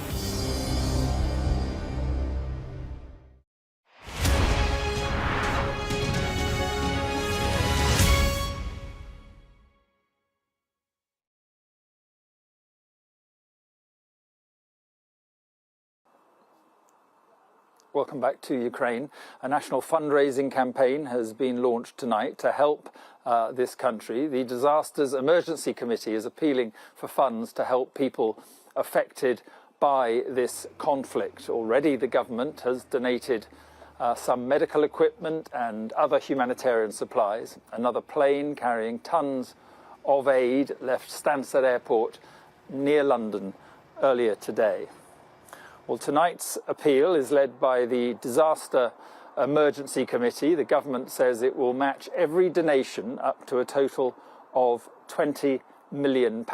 We're joined now by the Chief Executive of the Disasters Emergency Committee, Salah Saeed. Thank you very much for joining us. And as we've been seeing on Sky News all day, the need is really very, very acute now. Indeed it is, Mark, and we've seen the news today that 1 million people have sadly fled the conflict in Ukraine, across the borders into neighbouring countries such as Poland and Romania.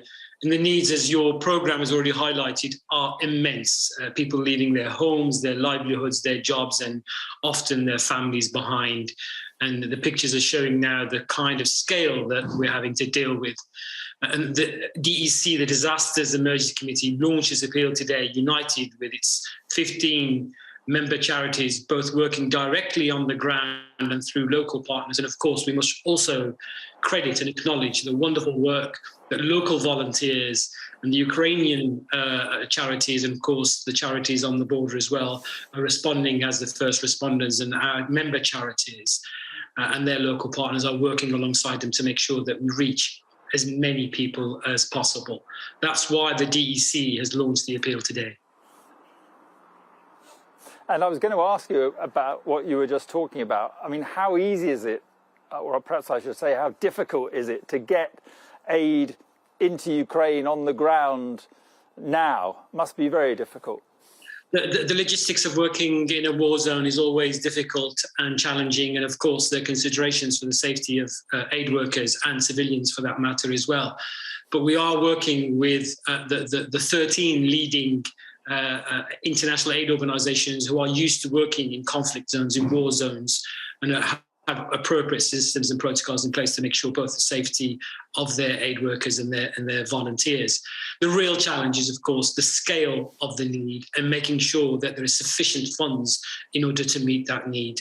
The United Nations has estimated that it needs $1.5 billion in order to meet that humanitarian response. And we're incredibly grateful to the UK public who in that first day of the appeal are already responding hugely generously by donating on our phones, on our website. And we of course urge people to continue to support the appeal so that we can reach even more people in Ukraine and in surrounding countries. And most of this aid will be focused, will it, on those countries who are receiving most of these people? That's correct, both for those displaced inside Ukraine, and the concern now is that up to 7 million people will eventually, sadly, be displaced in Ukraine if this crisis continues. And up to 4 million people could flee Ukraine into neighbouring countries and beyond. The DEC appeal will target and help the most vulnerable communities, in particular women and children who seem to be the worst affected by this crisis, both inside Ukraine and in those surrounding countries. Okay, Salah Saeed of the Disasters Emergency Committee, thank you very much indeed for being with us, and good luck with the appeal. Thank you. Right, it has been day 8 of the invasion here, another violent day. Coming up next in the next hour, the latest from here as President Putin says his special operation, his special military operation is going to plan.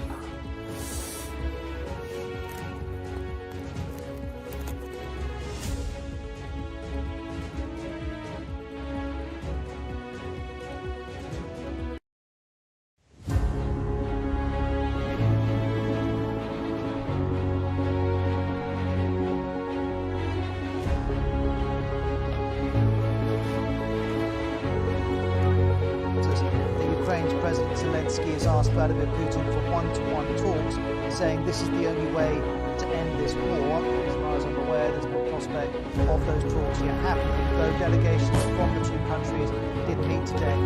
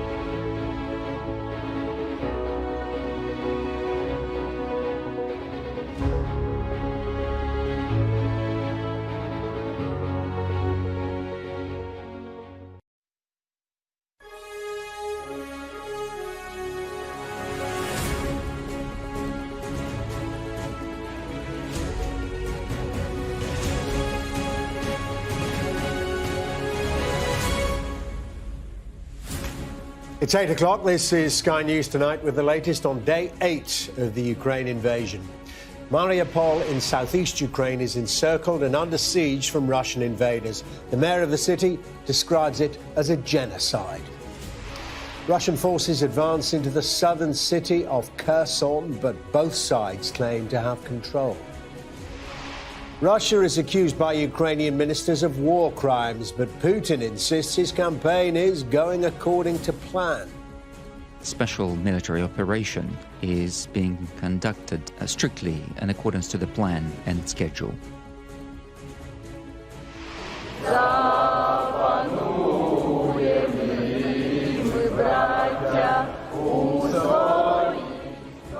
United in defiance, hundreds of Ukrainian MPs meet in secret for just 10 minutes and sign off new laws to arm the resistance.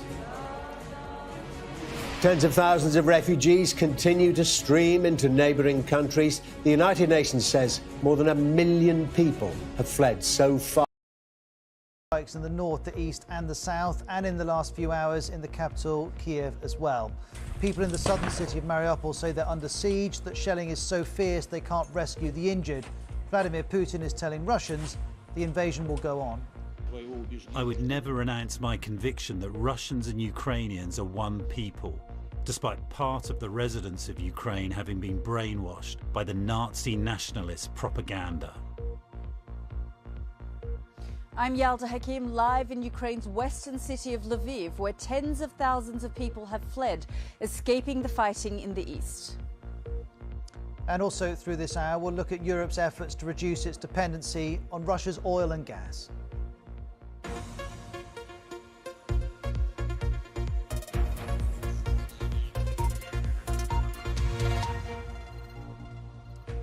It's now over a week since Russia invaded Ukraine. Millions of people are still under continued attack and civilian casualties continue to rise. The Ukrainian president has had this message for Vladimir Putin. We will restore every building, every street, every town. We are saying to Russia, learn the word reparations and contributions, because you will compensate us everything you've done against our state, against every Ukrainian, in full.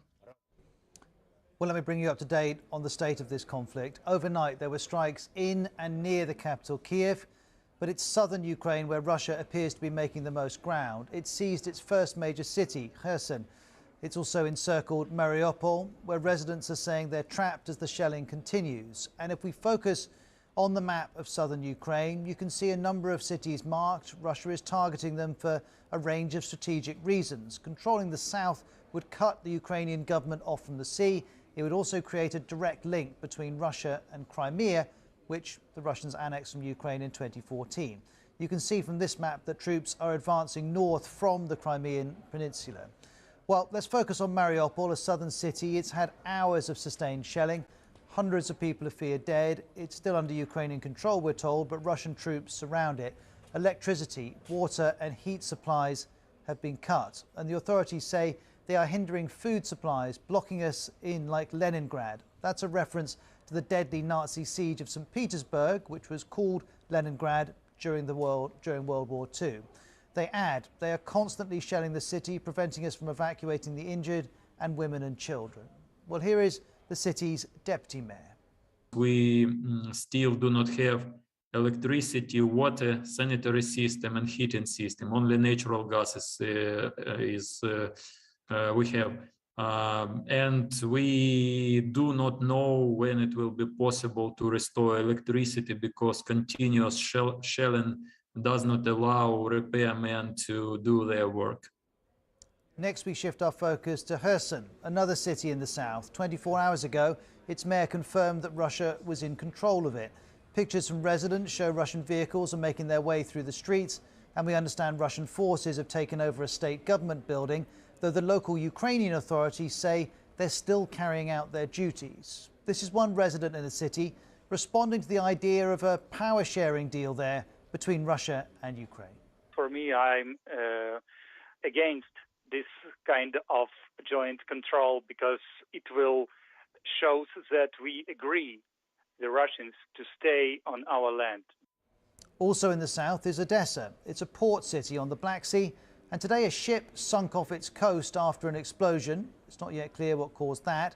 But in the city itself, residents are preparing for the arrival of Russian troops. One man spoke to the BBC.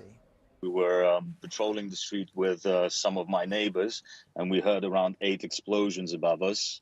So things are going on here, actually, but we are certain that the center of the city is fully barricaded. There is a lot of militia traveling around the city. There is a lot of locals who are joining those forces to protect their homes as well. And the spirit is pretty strong. You can feel that definitely, but the intensity is still there. Next we move to the capital, Kiev. There was a huge explosion overnight there. This CBS correspondent had to duck for cover, as you can see. A railway station had been hit, and this injured man was carried out by rescue workers. We don't have any figures on the number of people killed and injured. Next, there are these pictures, and be aware they have been released by Russia's defense ministry. They appear to show Russian troops entering the Kiev region, though the location is unknown. You can see they're moving in on this map from Russia to the east, Belarus from the north, moving in to try and attack the capital. Also in the middle of this map, you'll see a place called Chernihiv, right in the middle. It's about 2 hours from Kiev, and there have been attacks there too. This is some of the heavy shelling. This explosion was caught on camera, as you can see. This area is still under the control of the Ukrainians. This is also in the city. It's the aftermath of a strike on an oil depot. And then I wanted to show you these drone pictures from a place called Borodyanka. It's about an hour north of Kiev. As you can see, many buildings have been completely reduced to rubble by the shelling and the airstrikes. Well, on the outskirts of Kiev is this long convoy of Russian military vehicles. We've talked a lot about this week. Doesn't seem to be going anywhere at the moment, though we think its end destination is designed to be Kiev. Here's the BBC's Lise Doucette on that. We hear both from British defence experts, US defence officials and the Ukrainians. They report that there is mechanical breakdown, congestion, wheels stuck in the mud, shortages of food and fuel. All of this sending an image to the world that the brave Ukrainian army, however outmanned and outgunned by the Russian military, is still standing. So that convoy may have stalled for now, but as you'd expect, Kiev continues to prepare its defences. Civilians have made barricades in the centre of the city. These are made up of tyres, wood and metal scraps to stop Russian tanks getting through. And then these workers are making anti-tank barriers too. They've changed their daily construction work to help with the war effort, and one of them had this message for Vladimir Putin. You need to understand, we're a nation of ants. Everybody knows what to do. That is why Putin could not win. We will win. Now, people in the city have been told to go underground for safety, in particular when there are airstrikes. This is the basement of Kiev Children's Hospital. It's become a bomb shelter for Ukrainian women and their children. These children and these babies are inpatients at the hospital. As you'd imagine, there's concern about their safety too, as this doctor explains. We have a lot of patients, we cannot move them to another hospital, it's very hard. Some patients we move to west of Ukraine. A lot of patients don't want because it's the biggest hospital and they're treated here and they know the situation in another hospital, that's why they don't want to move sometimes. Well, Kharkiv is the second biggest city in Ukraine. It's been receiving intensive shelling for the last 2 days, and this is what the centre of the city now looks like, a complete scene of devastation. Well, if that's in the northeast, next we go to Lviv in the far west of Ukraine. It's close to the Polish border. It's not occupied for now, but the people who live there know all too well what it means to be invaded. This report comes from the BBC's Fergal Keane. It is relentless. In a station where they load aid for the embattled armies in the east, and coming the other way, families propelled into exile by President Putin's war. These are Roma gypsies who fled the Russian advance on Kharkiv, 1,000 kilometers to the east. What is it like in Kharkiv? The war, it's difficult, said Pavel. Everything is burning, everything is destroyed. No one is listening to us, no one wants to help us. His daughter Sonia says it's terrible. The Roma have an inherited memory of war's trauma. Tens of thousands were murdered by the Nazis in World War II. And this city of Lviv, a crossroads of east and west, saw one of the worst pogroms directed at Jews by the Germans and Ukrainian collaborators. This isn't about trying to draw exact historical parallels, and both Russia and Ukraine suffered terribly during the Second World War. But if you're somebody who has a personal lived experience of that terrible time, then this is a period of increased anxiety, history casting a long, deep shadow. I met someone in Lviv who grew up in the shadow of trauma. Tatiana Zabramnaya is 84 years old, a survivor of the Holocaust. Я ее спрашивала все время про войну, что, как и почему. Она мне никогда ничего не рассказывала, начинала дрожать, плакать и просила не напоминать ей про войну. Видно, муж сестры моей мамы, сестра пострадала, да. Они были в Киеве. Мне мама говорила, что их расстреляли или как, не знаю, в общем. Now Tatiana has family who are trapped in Kyiv. У меня есть дочка и приемный сын. У меня есть внучка, которая сейчас, к сожалению, находится там, где идут бои, в Киеве. Кто бы мог подумать, что повторится 22 июня 1941 года со стороны России.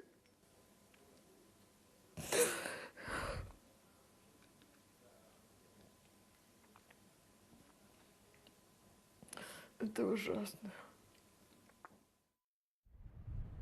Lviv is the city where lawyers first discussed the very concept of genocide and crimes against humanity. It is a city of thinkers. Like historian Sofia Diak, who now helps refugees and worries for Ukraine and the world. You cannot rebuild life which was killed, and there are so many of that happening right now. And the question for us is what kind of world we want to live in the future. The world where, because of geopolitical situation and world order, we can pay the price by human lives. I mean, this is about here, this is about Syria, this is about so many places in the world. At the station, a volunteer plays Ukraine's national anthem. Lviv's history is a story of survival, but also of war's immense continuing cost. Fergal Keane, BBC News, Lviv. Let's stay in Lviv and go live to my colleague Yalda Hakim, who's with us. And Yalda, people will immediately be able to tell that you've hardly got any light on at the moment. Just tell us what's happening in the city. Ros, it's just gone 10 p.m. and the curfew has kicked in, but at the same time, we've had the sirens go off, and we're told that when the sirens go off, all the lights need to come off in the city as well, and that's obviously for the safety and security of the citizens, residents, the migrants who have all flocked here looking and searching for safety. But of course, this is a nation at war. It's a nation in turmoil. People are fleeing the fighting in the east, in the south, in the north, in the capital Kiev. They're coming here to Lviv, where there's relative safety for now, but these sorts of things just remind you that we are at war, that this is a nation at war, and they are on high alert, and people are very, very afraid and concerned about what's going to happen next. There are no illusions here that even though it's relatively calm and peaceful here in Lviv, in the west of the country, and we're only 65 kilometers away from Poland, that doesn't mean that things aren't fluid in this country, and that doesn't mean that there isn't fear that things could change very quickly. And so I understand, Yalda, is the siren to mark the beginning of the curfew, or because the authorities think there might be a Russian attack? From what I understand, the curfew has been put in place for the last week from 10 p.m. through to 7 p.m. And the first time that the city of Lviv heard these sirens was in the last 24 hours. So it's not to mark the actual curfew, but it's actually to mark concerns that there may be some kind of attack here on Lviv. Like I said, the situation is so fluid and people are so on edge and tense that, as you can see, we're in complete darkness. There was some kind of announcement in Ukrainian that took place in the last few minutes explaining the siren, explaining why it was happening, and that everyone needed to get off the streets and we needed to be in pitch darkness. So you've turned the lights off and you were mentioning that people are flocking to this city at the moment. Just tell us more about how that's manifesting itself in the last few days. Well, as you saw there in Fergal's piece, Lviv really has now become a hub between east and west. It's 65 kilometers away from the Polish border. Those who can afford to stay in hotels, we're seeing so many people who are internally displaced staying in our hotel here. I met a family, a young family with a 2.5-year-old child who told me they'd come from Kiev, and I said to them, how long do you plan on staying? And they said, maybe for another 2 weeks. We don't know. We hope to go back to our home, our parents, our families. Families here are torn apart. Some families, their parents don't want to leave their homes behind. They don't want to leave their land behind. They want to stay and protect what they've built their entire lives for generations. And then, of course, there's martial law that exists here in Ukraine and has been enacted and put in place for the last week, which means men between the ages of 18 and 60 must remain and stay and fight and confront the might of the Russian army and deal with the shelling and the bombings. So, of course, on the Polish-Ukrainian border this morning when we were coming through, we saw devastated families, children weeping as they said goodbye to their fathers. Of course, they don't understand the full extent of what is happening here, what this war is about. Like so many other Ukrainians, the children don't know why they're fleeing and why they're leaving their homes, but they know that they're leaving their fathers behind, they're leaving their brothers behind, they're leaving, sometimes in some instances, their grandfathers behind, people who choose to stay and want to defend this nation. So it was a devastating situation on the border there, seeing families, mostly women and children, leaving this country, uncertain about when they will return. Okay, Yalda, thank you very much indeed. We'll speak to you in the coming days, I'm sure. There's Yalda in Lviv. Well, let's shift from Ukraine to Russia, because Vladimir Putin gave a televised address earlier. He insists his military campaign is on track. He's accusing Ukrainian forces of using foreigners as human shields, and he's saying this. I would never renounce my conviction that Russians and Ukrainians are one people, despite part of the residents of Ukraine having been brainwashed by the Nazi nationalist propaganda. Well, Sergei Lavrov is Russia's foreign minister. He's also been speaking today. He's repeated the Kremlin line that Ukraine's aspiration to join the military alliance NATO is a threat to Russia's security, and he's used that as one of the justifications for this invasion.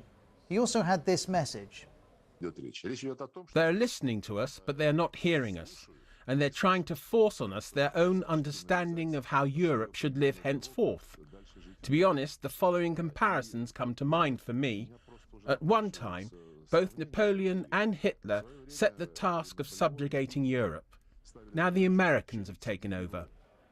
Well, with her thoughts on what we heard from both Sergei Lavrov and Vladimir Putin, here's Jenny Hill in Moscow. The people around Mr. Putin continue to justify this war, although of course they don't call it a war. No one here is allowed to call it a war, with several justifications. The first is that they say Ukraine needs to be, in their words, denazified. The second is that NATO and its expansion represents a threat to Russia. The third that we've heard them saying is that Ukraine wants to get its hands on nuclear weapons, and that is something that Russia will not tolerate. So again, we heard Mr. Lavrov repeating the accusations against the West, and that is the expansion of NATO is something which Russia just cannot agree to. Now, as Vladimir Putin's war leaves Russia increasingly isolated, let's have a look at what life is like there right now. Jenny was in Moscow, so is our Moscow correspondent, Steve Rosenberg. At Echo of Moscow, they're still broadcasting on social media. but their radio programmes and website have been blocked. Censorship over their coverage of the war in Ukraine. Tatiana has worked at Echo for 18 years. Now, Russia's oldest liberal radio station says it's being forced to close. We just can say welcome to the North Korea, or maybe welcome to the USSR.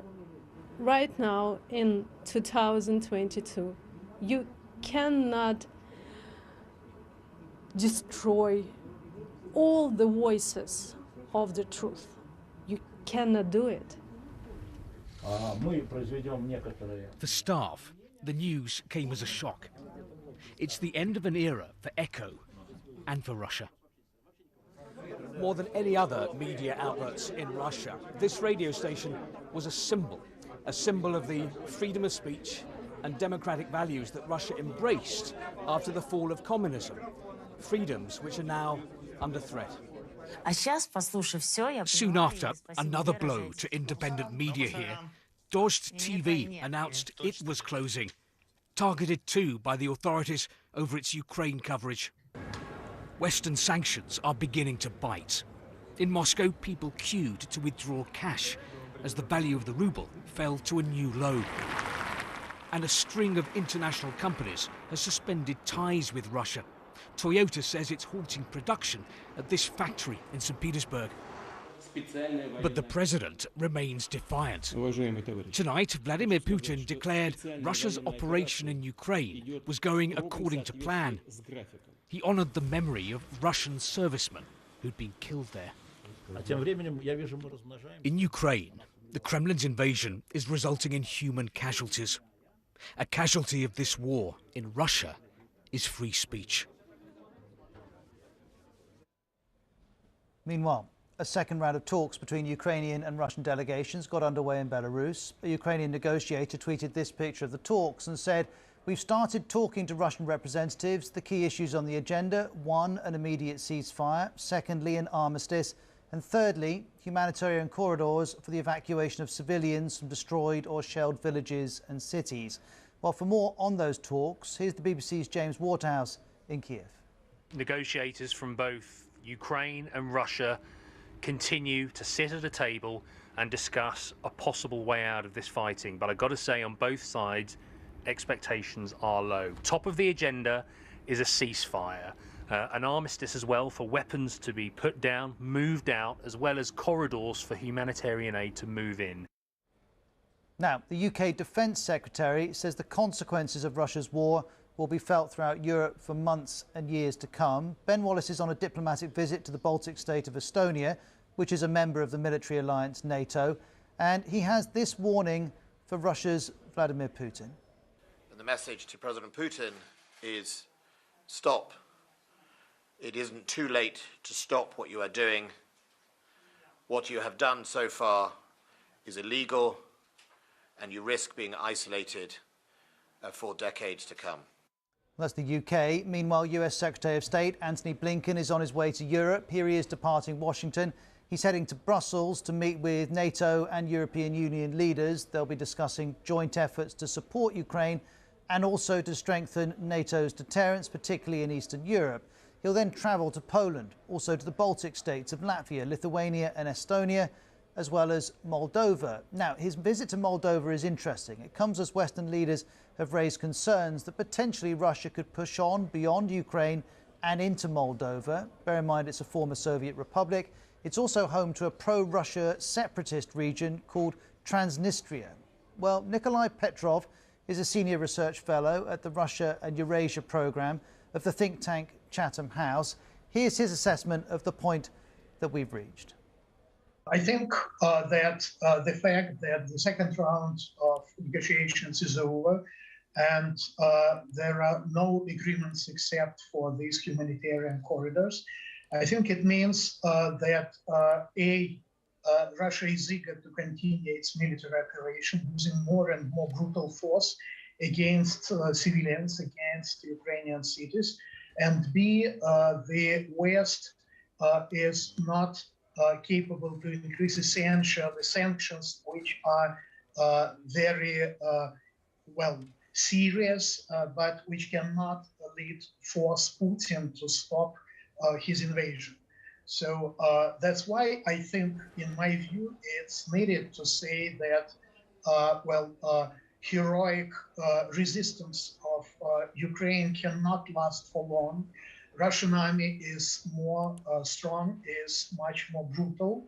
Let's turn back to what the Russian army is doing. Vladimir Putin says his invasion is on track, but it's been 1 week and Russia has taken one city and met with fierce resistance. Here's more from Frank Gardner. So this is how Ukraine is looking on day 8 of the Russian invasion. The areas in red are the parts of the country where we know for certain the Russians are in control.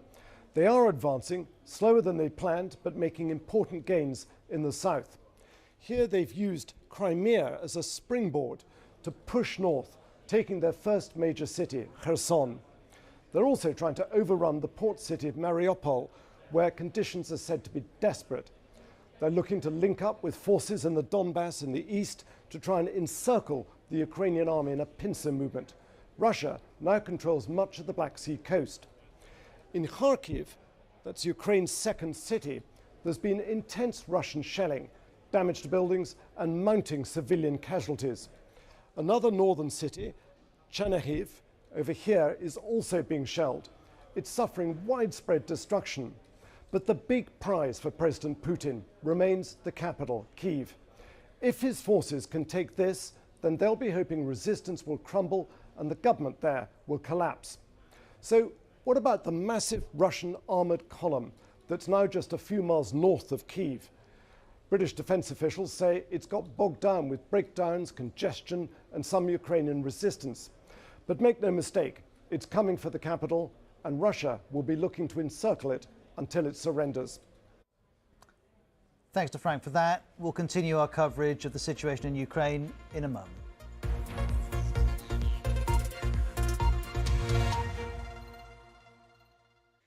Hello again. For many of you, it's been another grey and cloudy day. This is how the weather looks in Cumbria. Misty, bit murky, low cloud, and also a bit of rain in the air as well. In Bingley, meanwhile, temperatures only got to 5 degrees Celsius. That's in the hills of West Yorkshire. But we did have some sunshine, particularly for Northern Ireland, but also across parts of southeast England and in East Anglia too, where temperatures reached 13 degrees Celsius. So contrasting the amount of cloud, contrasting the temperatures as well. Still, for most of us, we had the cloudy weather thanks to this very slow-moving weather front. And the reason it's slow-moving is trying to move over to Europe, but it's getting blocked by this area of high pressure. And indeed, as we head into the weekend, it's going to reverse and stop moving eastwards, start moving back west.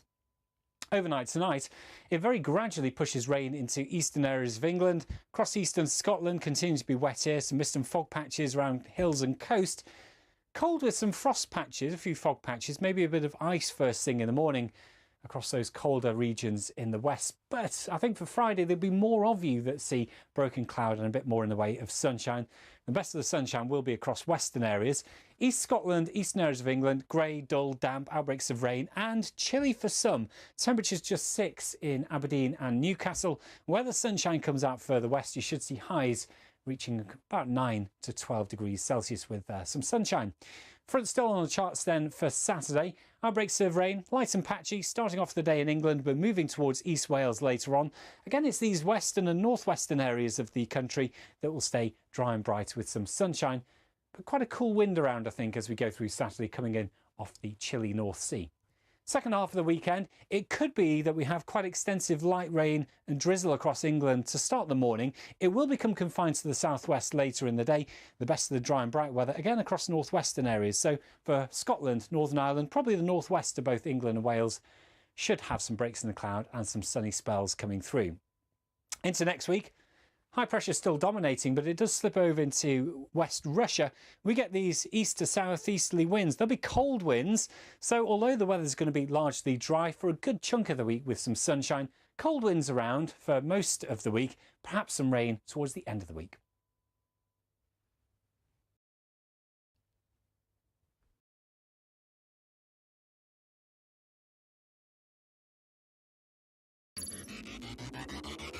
Welcome to Click. We're outside again. The sensors to track dangerous hotspots. The robots are operating like a swarm of bees would. I'd love to be a cyborg.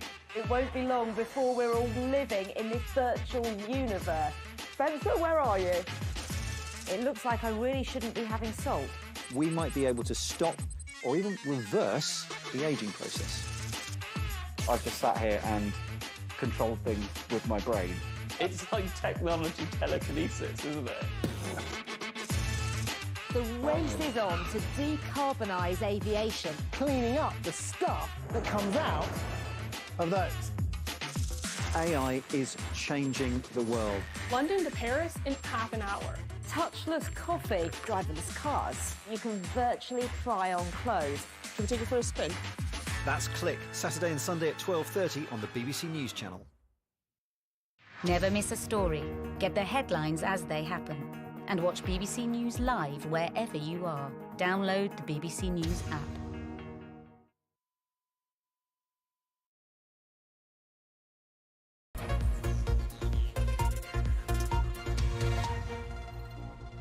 I'm Ros Atkins, this is Outside Source. We're still here in the BBC newsroom as we continue to cover Russia's invasion of Ukraine. It has taken the first major city of this war, and Russia's bombardment continues. There are strikes in the north, the east and the south, and in the last few hours in the capital Kiev too.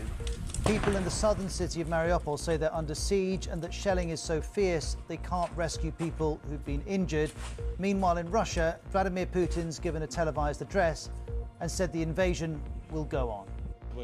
I would never renounce my conviction that Russians and Ukrainians are one people, despite part of the residents of Ukraine having been brainwashed by the Nazi nationalist propaganda.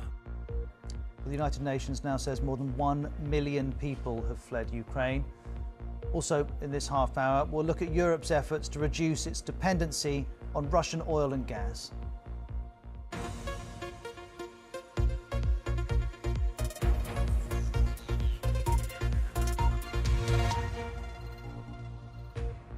President Putin is insisting his military campaign in Ukraine is on track. Meanwhile, in Kiev, President Zelensky is appealing to the West for more help. He's warned that if Ukraine falls, other Baltic states like Latvia, Lithuania and Estonia could be next. Here's the latest report from my colleague Clive Myrie, who's in the capital, Kiev. This is the city of Chernihiv, 80 miles north of the capital, Kyiv. And this is war.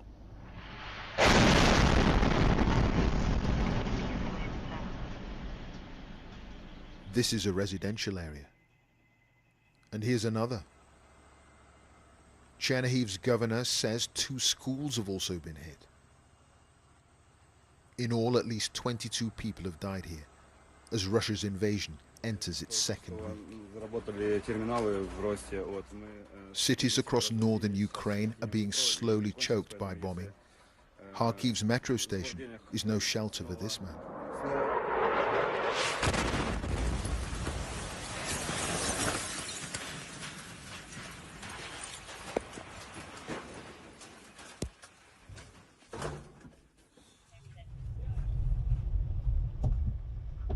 Ukraine says Russian targeting is indiscriminate. In the town of Borodyanka, population 12,500, wastelands of destruction.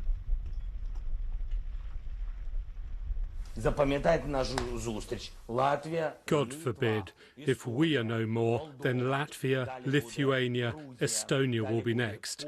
Then Moldova, Georgia, Poland, and so on. They will march to the Berlin Wall, believe me. It's the same story of destruction in southern Ukraine. Large parts of the port city of Mariupol are being shelled. Russian forces are slowly overwhelming the people here. And resistance, though noble, is futile in the city of Kherson.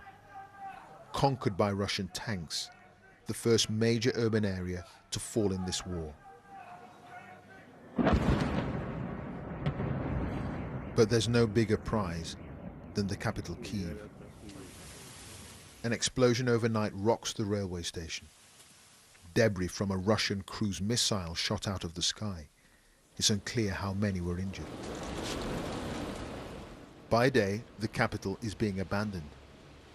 These cars have been dumped outside the railway station as thousands flee. It is pretty much deserted here, a couple of people out for a stroll in the snow, but this is a city that's so much on edge, and all the checkpoints that we've come across.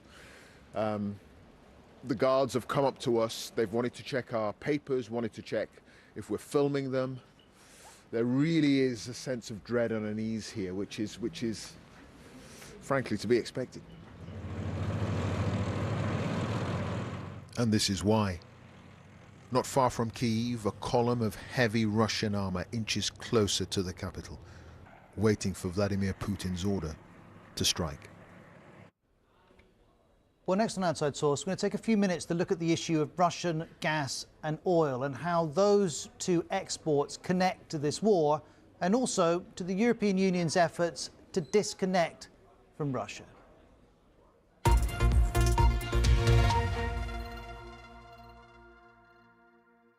This is the message from Ukraine's state energy company. If the whole world wants to avoid spreading this war, if they want to avoid expansion of Putin's empire that threatens, again, people all over the world, it should make this very clear choice to get rid of this dependency on Russian gas and oil. We know Russia's economic might in part rests on fossil fuels. It's the world's biggest exporter of natural gas and the second biggest exporter of crude oil. That's worth over $160 billion a year.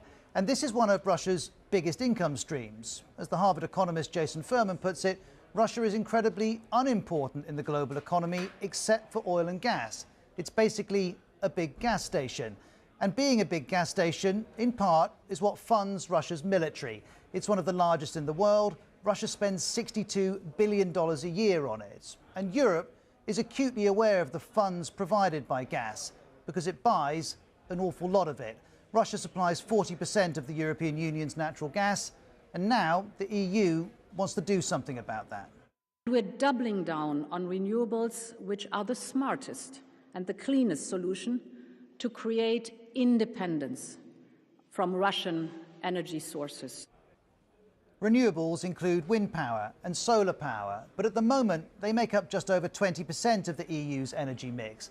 That cannot increase overnight. Europe has taken action on a new gas pipeline called Nord Stream 2. It reaches from Russia all across Europe.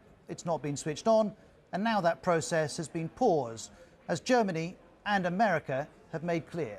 Because of Russia's actions, we've worked with Germany to ensure Nord Stream 2 will not, as I promised, will not move forward. Nord Stream 2 may be gone for now, but Russia is seeing possibilities elsewhere. Pakistan's Prime Minister Imran Khan says he wants more Russian gas. And as Russia looks to Asian markets, it's taunting Europe. The former president, Dmitry Medvedev, has tweeted, "Welcome to the new world, where Europeans will soon have to pay 2,000 euros per 1,000 cubic meters." He's expecting prices to double. And the EU accepts that prices will rise. There's going to be turbulences on the markets of energy. It's easy to understand. It will happen. It's happening. And it will increase prices. And prices will be paid by consumers. Wholesale prices are already moving. Since the invasion, they're up by over 30%. Now, the UK is not as exposed to this as the EU because its energy mix is different. And don't forget that in the UK, we've been able to reduce our dependency on Russian gas very substantially. Only 3% of our gas supplies now come from Russia. UK prices are still likely to rise, but for Europe, the challenge is harder. And there's an uncomfortable truth. When Russia annexed Crimea from Ukraine in 2014, it was widely condemned. Sanctions were introduced. But the EU kept buying vast amounts of Russian gas. With Nord Stream 2, it planned to buy more still, which means that as Russia bombards Ukraine, the military might we're seeing in part connects to the economic might that gas and oil exports provide. Europe knows this needs to change. Why it hadn't done so already is one pressing question. Whether it can do so now without crippling price rises for everyone is another.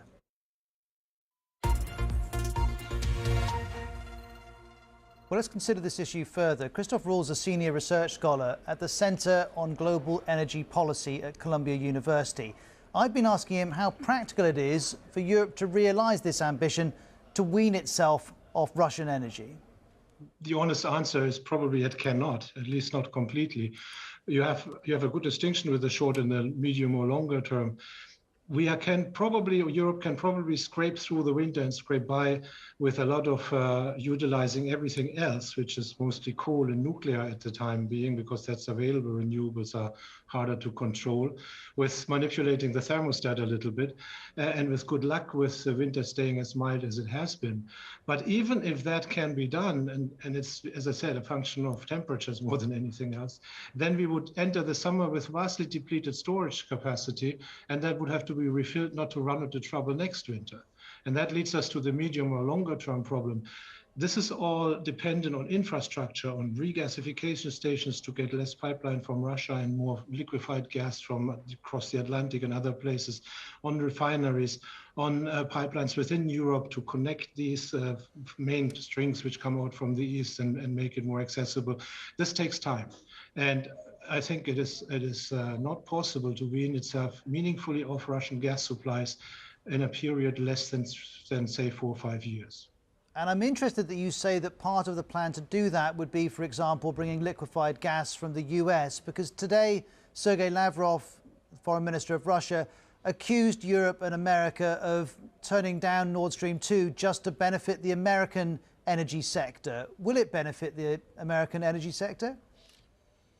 Well, America has become, luckily for Europe, has become the biggest importer now, and Europe has become the biggest consumer of liquefied natural gas in the world. Here it pays to step back one step and just explain something which is not so commonly understood. Because who follows the gas markets on a regular basis? Gas used to be a fuel transported by pipelines. If you have pipelines, you have one producer, one consumer, long-term contracts, because there's no market between those two. They have to make a deal somehow. So it was a rather long-term, boring, stable market. Along comes liquefied natural gas, the ability to cool it down, liquefy it, put it on tankers. And all of a sudden, this pipeline market becomes into a globalizing market with tankers crossing the ocean and capable of changing directions. That requires short-term pricing, spot prices, flexibility, offers vast opportunities for both producers and consumers, and makes the whole thing into a global market very much similar to the oil market. And what we have seen before the crisis happened was already price spikes, huge volatility. These were the birth pangs of a developing new globalizing market. And Russia and the conflict with the Ukraine sort of hit at a spot where there was already insecurity, uncertainty, volatility, and high prices in place, made an existing situation more difficult. But last year, just to give you a sense of the proportions, was the first year during which interregional gas transfers by liquefied gas by ship were larger than by pipeline. And that, of course, means that Europe can now get gas from anywhere, as can other countries. And Christoph, finally, one question. Given that you're saying the solutions to this desire to walk away from Russian gas and oil are medium and long term, in the short term, that gas will continue to come into Western Europe. So why will the prices go up, given that Russia will still provide it and Europe still needs it? The prices at the moment go up because even though energy has not been sanctioned, because of all the existing financial sanctions and disruptions, many trading houses, many shipping companies, many refineries do not touch Russian energy imports do not want to touch them with a 3-foot flagpole. And the reason is simply that they don't want to get involved in the sanctions, that there's no insurance available, no letters of credit available, so it's market disruptions. But we know one thing. That is that markets are very good in dealing with these short-term disruptions. So as long as sanctions are not, as energy exports are not sanctions, and as long as Russia doesn't cut them either, this situation will normalize and will just mean, it's what an economist calls an increase in transaction costs, means the stuff gets more expensive to us as consumers a little bit, but not in this volatile manner which we see today. So we've looked at the dimension of energy in this story. Let's look at arguably the most immediate dimension, the refugee crisis that this war is creating. The European Union has agreed plans to give Ukrainian refugees temporary protection for up to 3 years. The European Commissioner for Home Affairs is calling it a historic decision. Bear in mind, the UN now says more than 1 million people have fled Ukraine just since Russia invaded a week ago. Most of them are women and children because men between the ages of 18 and 60 are required to stay and fight in Ukraine. This map shows where the refugees have been going, mainly to Europe's neighbouring European states of Poland, Hungary and Slovakia. The larger the arrows here, that indicates the bigger population flows. Let's begin on the Hungarian border. This was earlier on today. You can see Hungary's Prime Minister Viktor Orban was visiting. He said, well, he's already said a few days ago that he condemned Russia's invasion and that he supports Ukraine's position. And he spoke to reporters today. I don't have message to anybody. I have message only to those refugees who are here.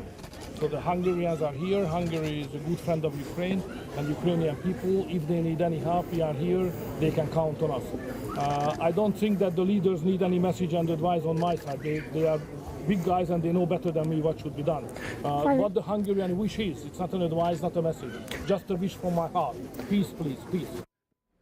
Well, in that press scrum was our Central Europe correspondent Nick Thorpe. Here he is in a village in Hungary, very close to the border.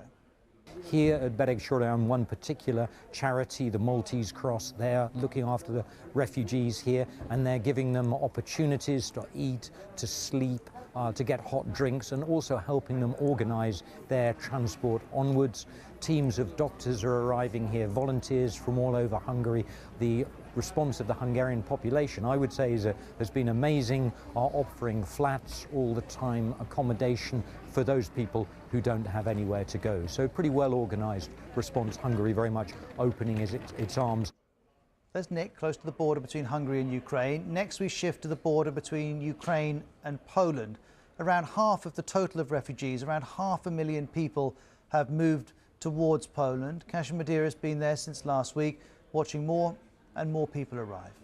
Just today alone, in this border crossing, this is Korczowa, 10,000 people crossed into Poland. 10,000 people in the space of just a few hours.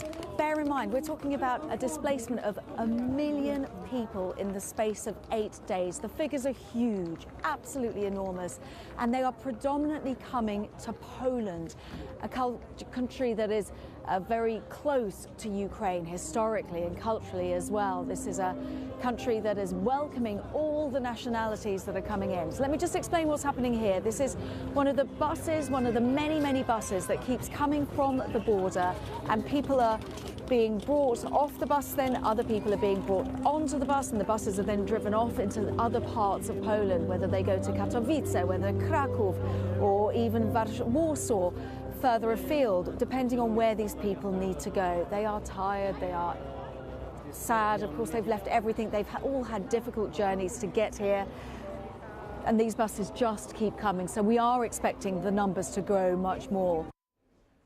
Now, as we heard a little bit earlier in the programme, refugee centres are being set up in Lviv, in the far west of Ukraine. They're being staffed by local volunteers.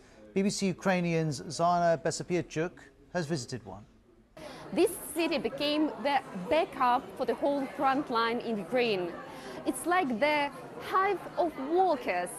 Everybody here, hundreds of volunteers from Lviv and other cities and towns of Ukraine, try to do their best to be helpful and useful, to supply the army and internally displaced people with everything they need, with essentials. For example, these potatoes will travel soon to the battlefields and even to the sieged towns in southern Ukraine. And you can feel that the mood and spirit of people here is very high. People sing patriotic songs and national anthem of Ukraine. They say that they have no time for despair and no time for sleep. They do believe that with their hard work, every day they will save themselves and the country.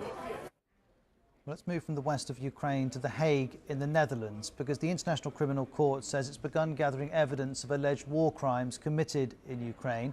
Here's the ICC's chief prosecutor, Karim Khan. He says he's planning to open an investigation as rapidly as possible. The referral to do this comes from 39 countries, including the UK, France and Germany. The fact it's arrived in that form means that this investigation can be launched without the need for judicial approval. Bear in mind, Ukraine's President Zelensky has already accused Moscow of war crimes, in particular because of strikes on the city of Kharkiv, in which civilians were killed. The ICC says it will look at past and present allegations of war crimes, crimes against humanity, and alleged genocide in Ukraine. It will not just look at the past week either. It's going to go back as far as 2013, so before Russia's annexation of Crimea the following year. Well, Hannah Gary is a professor of law and international human rights. Here's her reaction to the ICC's move. The prosecutor, at the invitation of Ukraine, has been looking into alleged war crimes and crimes against humanity since the seizure of Crimea by Russia in 2014, and now is able to build upon those investigations since 2014. And with the strong support of 39 countries in Europe and elsewhere, referring the situation to the prosecutor so that he can immediately investigate without having to get judges' approval at the ICC. I am very hopeful, and I call upon all countries, including the United States, to support that effort. Also on this, let's hear from Sergei Petyukov. He's a former Deputy Justice Minister for Ukraine. He's previously launched legal cases against Russia at the International Court of Justice. On this particular investigation, this is what he has to say. You need to prove to the international courts that there was a specific intent to target civilians or target a civilian infrastructure, and there was no justification for it. We've seen that, for example, and that's a very complicated, complex case of the downing of MH17 that happened over Donbass, where 298 innocent people died as a result of the attack launched through the Russian military equipment on the Russian-controlled territory. I mean, there, although it was possible to establish the movement of this equipment from Russia and back, it required interception of the conversation of the actual people who did that to establish their intent. The case is now ongoing in the Netherlands, and let's see how this, it develops there. But it requires direct evidence. Now, another aspect of the world's response to Russia's invasion has come from the sporting world. And the latest development on that front is that athletes from Russia and Belarus have been banned from competing at the Winter Olympics in Beijing. Those games start on Friday. The International Paralympic Committee reversed an original decision on this. Here's its president. In the last 12 hours, an overwhelming number of members have been in touch with us and being very open, for which I am grateful. They have told us that if we do not reconsider our decision, it is now likely to have grave consequences for the Beijing 2022 Paralympic Winter Games. Multiple national Paralympic committees, some of which have been contacted by the governments, teams and athletes, are expressing their intention not to compete.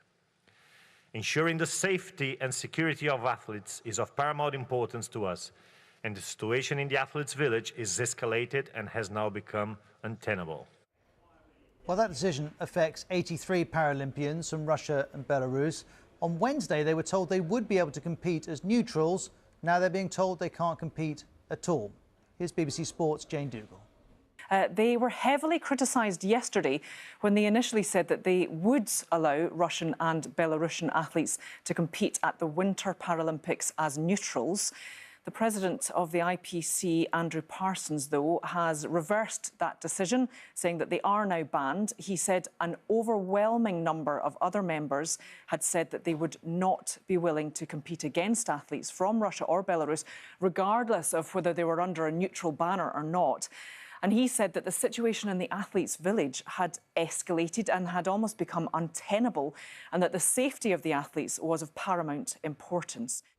Now, Russia says it's appealing that decision, so we'll have to see what happens there. Let's get the response of Baroness Tanni Grey-Thompson. She won 11 Paralympic gold medals. Here's her view of how this has played out. I do think it's the right decision, although it's taken a bit of time to get there. I mean, on a human level, I feel a massive amount of sympathy for the Russian athletes in Belarus. You know, they're not part of this. But it would be impossible to have those athletes in the village competing part of the ceremonies. And I have a modicum of sympathy for the IPC because they were frightened of Russia's appeal and it getting caught up in the courts. However, I think, you know, you have to understand the atmosphere in the village. and ultimately it was untenable. I wonder whether, to some extent, whether you needed all countries to come out and say, look, this can't work, to give a little bit more power to the IPC. But sadly, it does feel like the right decision. Now, one more thing to show you on this. Here's a clip of the journalist Lee Rainey. He's the editor of a Ukrainian newspaper, and here he is addressing the IPC president at a press conference before the decision to ban these athletes. I want to know what you would say to Yevhen Malashev's parents. Yevhen was a biathlete on Ukraine's national junior team. He was killed yesterday. He was killed yesterday in a bombing in Kyiv. You talked earlier about giving athletes the chance to compete. He will never get a chance to compete again. So on behalf of his family, I want to know what you would say to them about allowing athletes from the aggressor states to compete when he will never get that chance. That was before the decision to ban the athletes. Mr. Rainey then spoke to the BBC after that ban was introduced. Well, I was surprised more yesterday by their initial reluctance to ban the athletes. I did see they opened up a can of worms. There would have been protests virtually every day. There would have been athletes that refused to compete with the Russian and Belarusian athletes. And so I just couldn't understand the position yesterday. And they defended it so forcefully yesterday that it was a big surprise this afternoon when they did reverse the decision. And that finishes this edition of Outside Source. Thanks for watching. We'll see you soon. Bye-bye.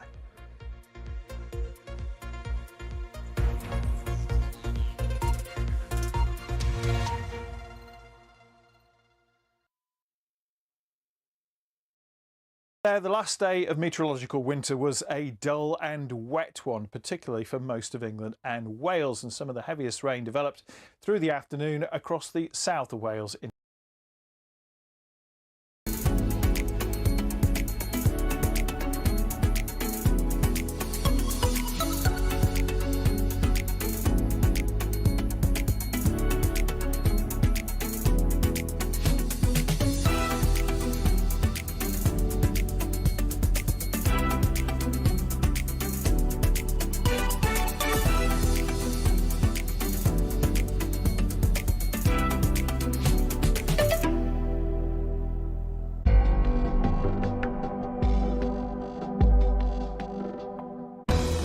To the point.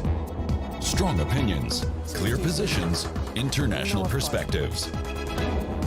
Ominous uncertainty in Ukraine as people wait to see how brutal the threatened second stage of Russia's onslaught on their country might be. Vladimir Putin is effectively trying to wipe Ukraine off the map. Can the destruction, already devastating, get worse? To the point. In 30 minutes on DW. Enter the conflict zone with Tim Sebastian. Russia's President Putin has reminded the world of his massive nuclear arsenal by placing it on higher alert. Is the NATO alliance a credible deterrent? And how real is the spectre of a Third World War? General Sir Richard Shirreff, former Deputy Supreme Commando of the NATO alliance, and my guest this week from London. Conflict zone. You have to be prepared. In 90 minutes on DW. Not just another day. So much is happening all at once. We take time to understand. This is The Day, an in-depth look at current news events, analyzed by experts and critical thinkers. Not just another news show. This is The Day. Weekdays on DW.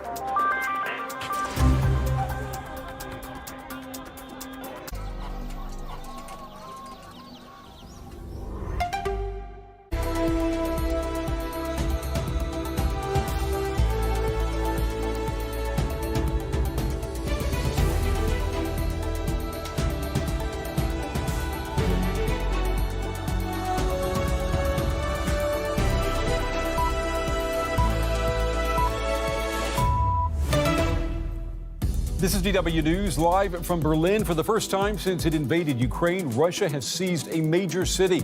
The mayor of Kherson confirming that the Black Sea port city is now in the hands of the Russians. President Volodymyr Zelensky of Ukraine is saying Russia will pay for what it's done. Also coming up, Ukraine and Russia hold a second round of talks. Humanitarian corridors may be in the works. And Moscow's crackdown on independent media continues. The editors of a 30-year-old radio station say they've been shut down because they refuse to broadcast pro-war propaganda.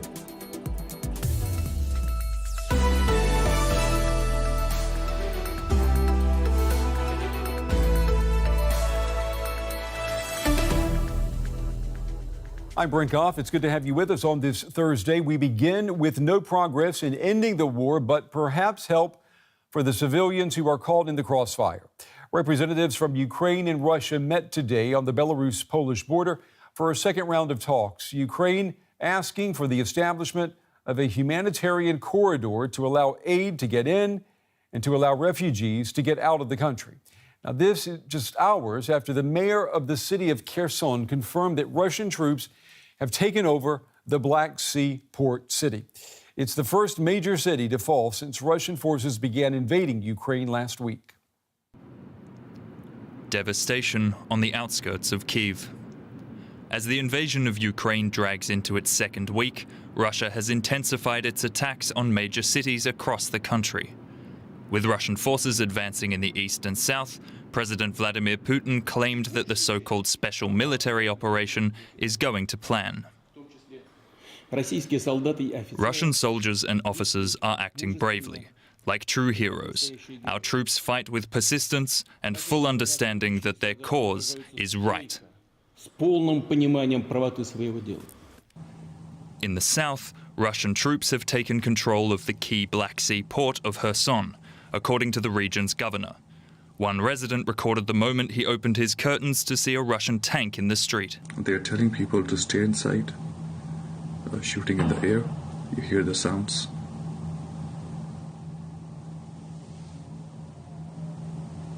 I think I should stop recording before someone shoots me on my hand. While in the east, Ukraine's second-largest city, Kyiv, is still standing, despite Russian advances. But heavy bombardment has left buildings in ruins and dozens of civilians dead.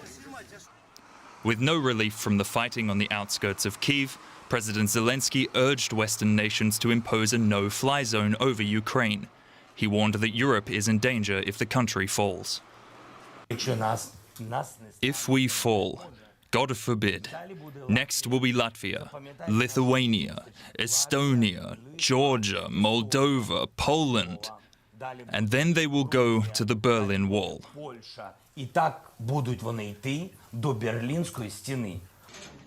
But a second round of talks between Russian and Ukrainian negotiators has met with some progress, as the two sides agreed to establish humanitarian corridors in some areas. For those residents who have not or cannot escape, any such corridors could provide some desperately needed respite. Well, here at the big table with me is our chief international editor, Richard Walker. He's been following these talks. So, Richard, what came out of these talks? I mean, they're in the middle of a war, and they're talking, and they've agreed to keep talking. Yeah, well, in fact, this time it does appear that something concrete has come out. We hear this from statements from both sides, that they've agreed on this idea of humanitarian corridors to enable people supposedly to get to safety from the areas that are under attack.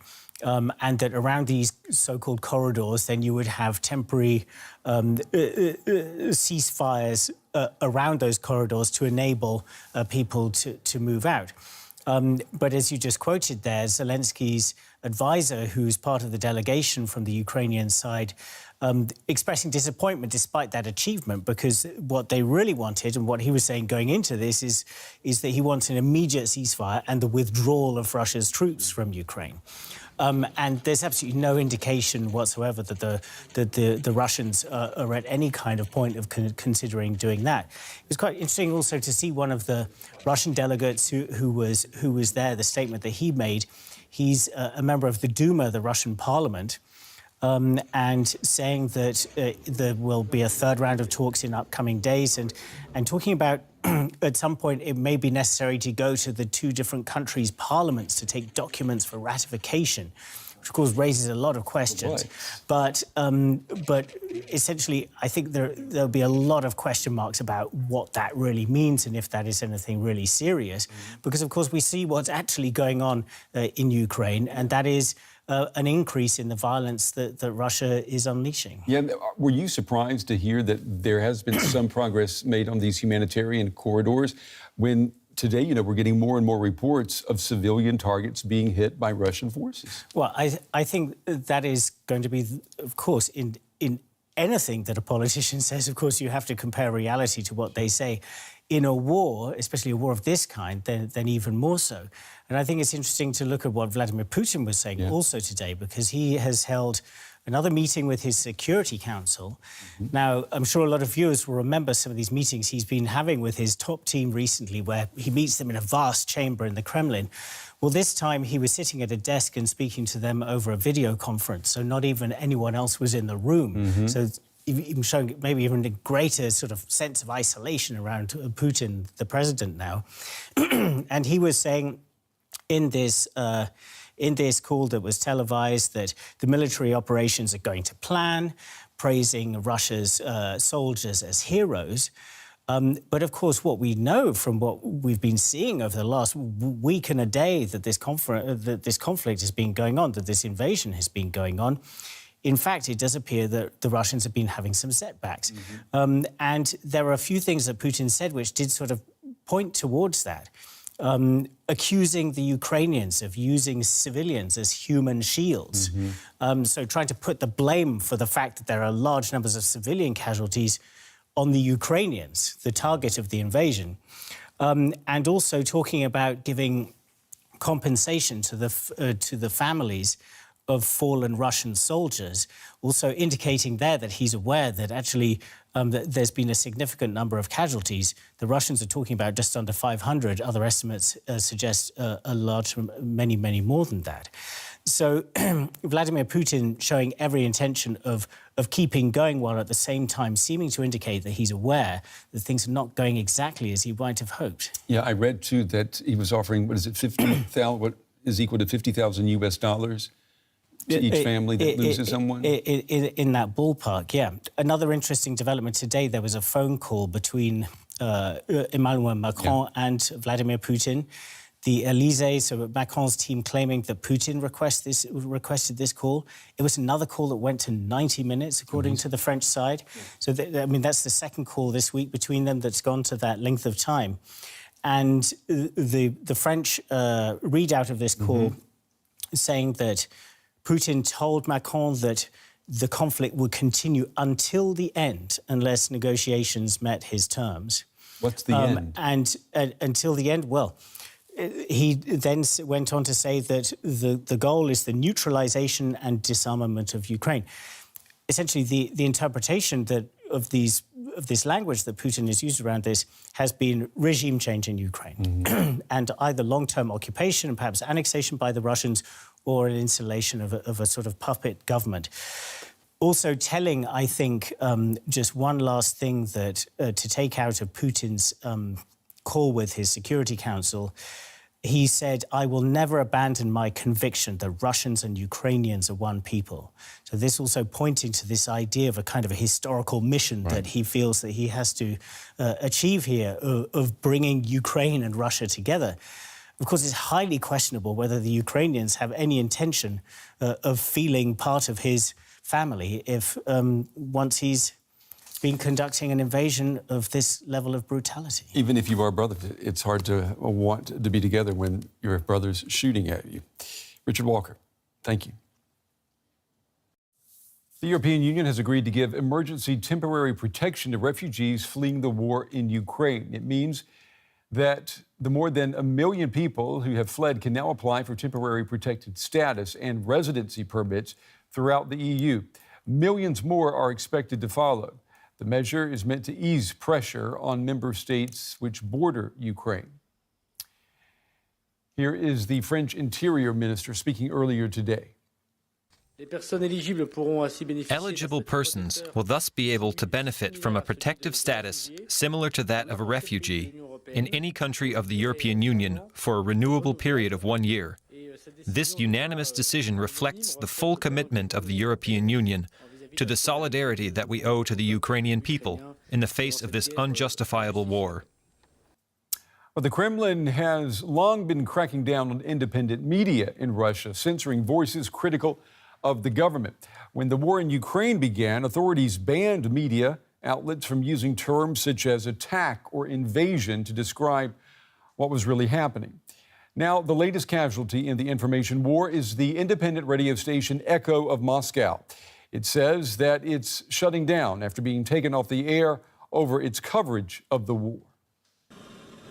Crackling and hissing, that's all that can be heard on the frequency that Radio Echo Moskwy used to broadcast on for 30 years. It was the only national radio station not under the control of the Kremlin. Echo's board of directors voted to liquidate the station after Russia's media watchdog ordered its website blocked. The way we covered what the government calls a military special operation has led to this. The government is nervous and irritated. Our editorial policies are the same as they were in the Georgian, Chechen or Crimean War.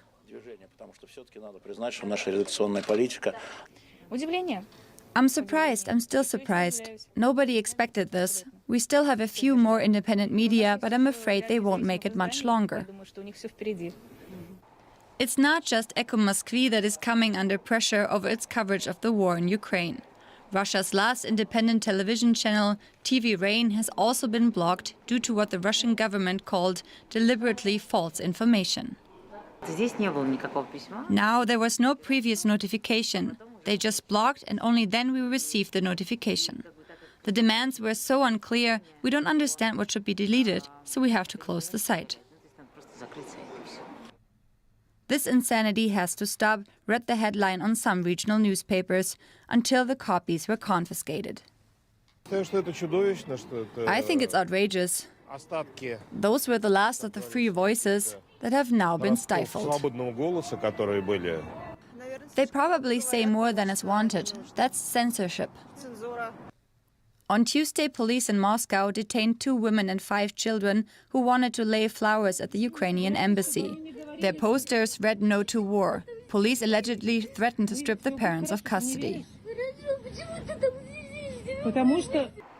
Citizens are still finding ways to protest. "No war" is written on houses, bus stops, balconies and elevators. But the words are quickly removed. The German carmaker Volkswagen has halted its Russia business, making it the latest in a series of major companies responding to sanctions imposed over Russia's war with Ukraine. Daimler and BMW are also quitting the Russian market. German business leaders say the sanctions effectively amount to a full embargo. In the Russian city of Kaluga, VW's assembly lines will soon be standing still. Normally, the group produces Polos, Tiguans, or Skoda Rapids, but they aren't in production now. Normally, 4,000 people would be working at VW's facilities in Russia, including in Kaluga and Nizhny Novgorod, where VW produces Skoda-branded cars. The Volkswagen Group has also stopped all exports to Russia. Subsidiary Porsche shipped 6,000 cars to Russia alone last year. VW blames the current crisis for the export stop. The move brings VW in line with other car producers, like BMW and Mercedes-Benz, who have already stopped all exports. The U.S.'s General Motors and Ford has as well. You're watching DW News. DW Business News is up next with Stephen Beardsley. Stick around. He will be right back.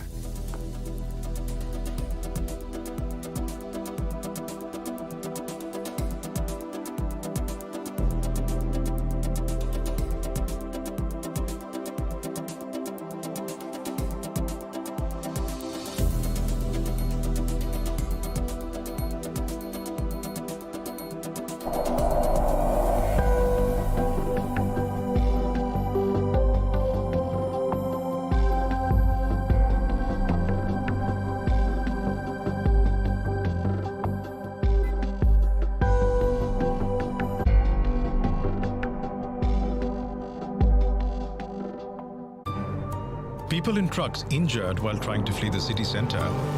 More and more refugees are being turned away at the border. Families fleeing bomb attacks in Syria. Police crackdown in Venezuela against demonstrators. People fleeing extreme drought. A raft carrying 200 people has sunk in the Aegean Sea. Around the world, more than 300 million people are seeking refuge. We ask why? Because no one should have to flee. Make up your own mind. DW. Made for minds.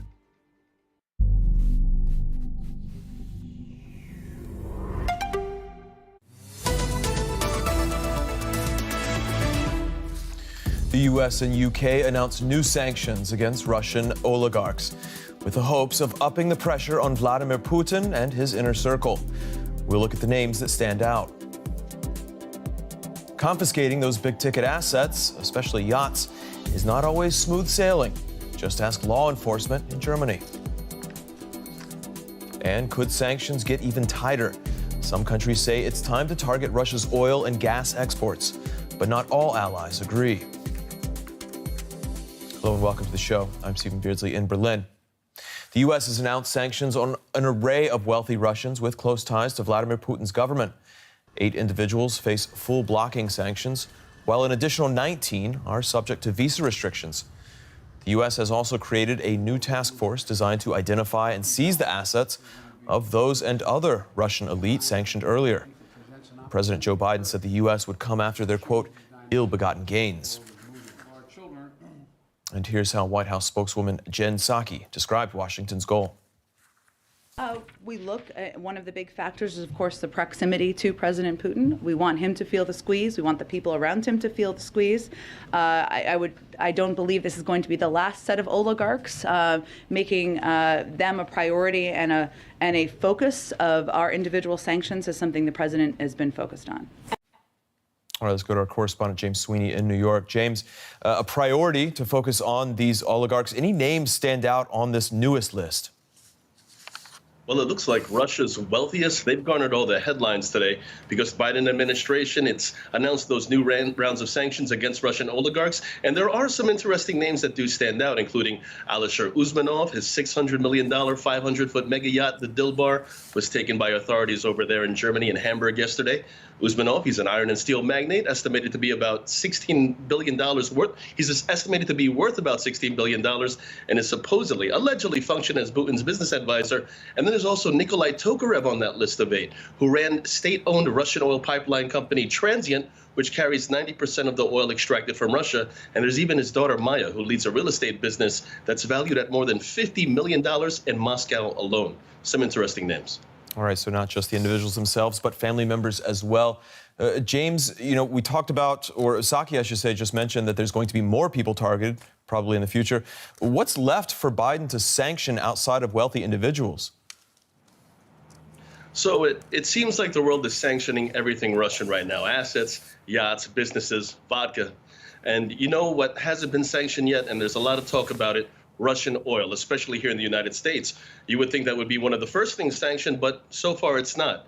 And here in the U.S., it's very rare that you have both sides, Republicans and some Democratic leaders, openly saying they're in agreement and calling for a ban of Russian oil. But White House Press Secretary Jen Psaki just a short while ago said she's not doing that because Joe Biden's objective is to maximize pain on Putin's regime while minimizing the effects of the conflict to Americans. Which, by the way, if these current effects are minimal, according to the press secretary, then, well, I don't think Americans really want to know or hear or even think about what standard and maximum effects would be like because it's rough enough as is. All right, James Sweeney in New York. Thank you very much. Well, British Foreign Minister Liz Truss has also spoken in favor of sanctioning oil and gas. Today, the UK announced new sanctions, however, on 2 wealthy Russian individuals. Truss also praised the cooperation between London and its allies thus far. We've worked with the US, the EU and G7 to cut off funding for Putin's war machine, kicking Russian banks out of the financial system. We've also shut our airspace to Russian planes, and we're fast-forwarding sanctions against Russian oligarchs. But the British government has faced criticism over already existing sanctions. London had only 9 wealthy Russians under sanctions, saying legal complexities slowed the government from doing more. In the EU, officials have also found that carrying out sanctions can be complicated, even when the yachts themselves aren't hard to find. Take a look. Luxurious yachts are a common sight in Hamburg, but these tarps cover a special one. The Dilbar, worth 800 million euros, is an especially impressive ship, as seen in this marketing clip. It belongs to Russian oligarch Alisher Usmanov, who has been sanctioned by the EU. He's seen as a confidant of Russian President Vladimir Putin. Usmanov says he's been unfairly vilified and will fight the accusations. The German government had carefully planned the seizure. We have only received the exact wording of these sanctions less than 48 hours ago. We are now focused on finding ways to execute the sanctions. The goal of the EU sanctions is to limit the oligarch's economic power. Since a yacht is hardly part of a business and doesn't help it earn money, it was initially unclear whether or not it could be seized.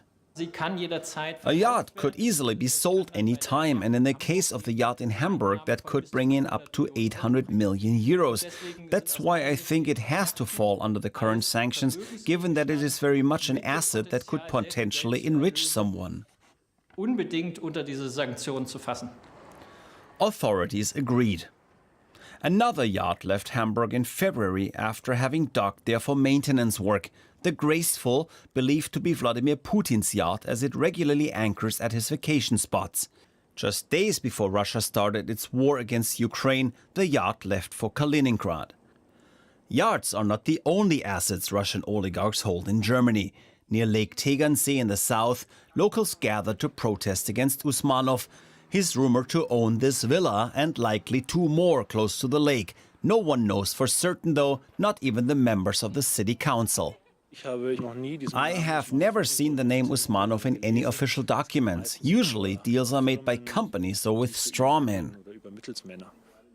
Such business practices are common among oligarchs. They're used specifically to avoid sanctions. The main problem will be to prove that an oligarch is the legal owner of a property. Looking at an oligarch with potential assets, I have to have proof that those assets are really theirs. Luna is another yacht anchoring in Hamburg these days. It's also presumed to belong to an oligarch, but that one's not been sanctioned.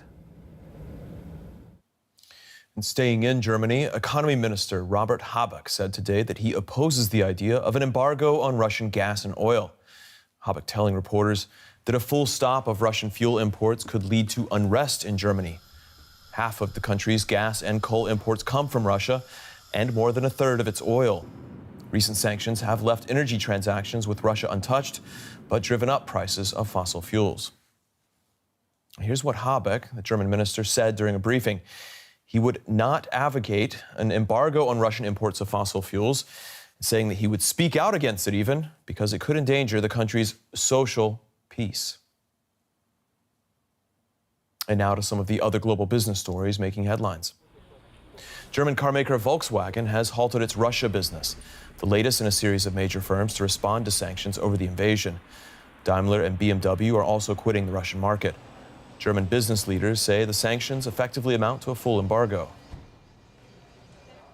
Swedish furniture giant IKEA is also suspending its operations in Russia and Belarus, affecting nearly 15,000 employees, 17 stores, and 3 production sites, once again in response to the war. IKEA is one of the largest Western employers in Russia. Amazon says it will use its logistics capability to get supplies to those in need in Ukraine. The online giant will also provide its cybersecurity expertise to help governments and companies. Earlier this week, Amazon pledged to donate up to $10 million for humanitarian efforts. Western drug makers and medical device companies say their humanitarian commitment to continue selling products to Russia are being complicated by the spate of economic sanctions. Now, the sanctions do not apply to medicine and medical equipment, and under international law, the industry has a responsibility to continue supplying those items. Ratings agencies Fitch and Moody's have downgraded Russia's sovereign debt to junk status. The agencies saying the invasion and Western sanctions have hurt Moscow's ability to repay debts and that they've raised the risk for the economy and stability. The news drove the Russian ruble to new record lows against the dollar and the euro. Efforts by the Russian Central Bank and Finance Ministry have failed to halt the slump. Russia and Ukraine are among the world's biggest exporters of grain, but the war is expected to lead to production losses and cancel deliveries, with potentially grave consequences for some of the poorest regions in the world. In war-torn Yemen, the wheat reserves will last for another couple of months, according to the government. But many, like here in the capital city of Sana'a, worry about the rising prices for flour. The Russian war against Ukraine will affect the whole world, not just us. It'll hit imports, exports, and trade. Yemen will undoubtedly be affected.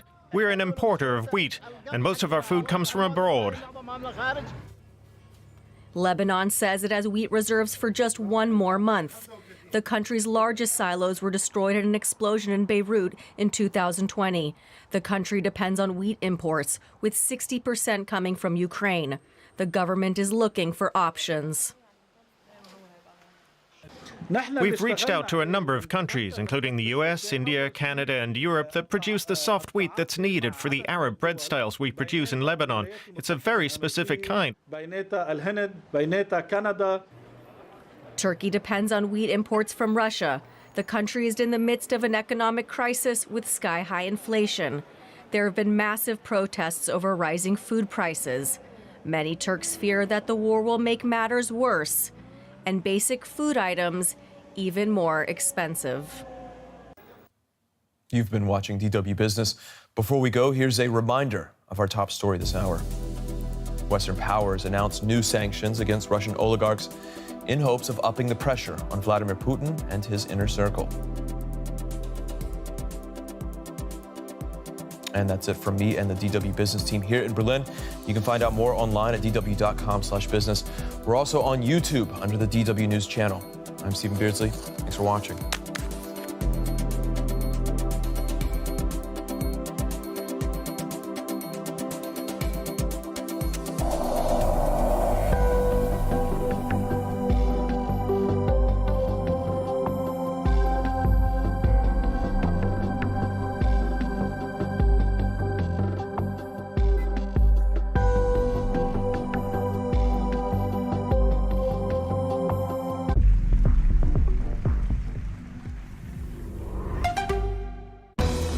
To the point.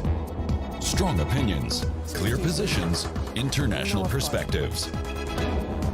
Ominous uncertainty in Ukraine as people wait to see how brutal the threatened second stage of Russia's onslaught on their country might be. Vladimir Putin is effectively trying to wipe Ukraine off the map. Can the destruction, already devastating, get worse? To the point. Next on DW. Enter the conflict zone with Tim Sebastian. Russia's President Putin has reminded the world of his massive nuclear arsenal by placing it on higher alert. Is the NATO alliance a credible deterrent? And how real is the spectre of a Third World War? General Sir Richard Shirreff, former Deputy Supreme Commando of the NATO alliance, and my guest this week from London. Conflict zone. You have to be prepared. In 60 minutes on DW.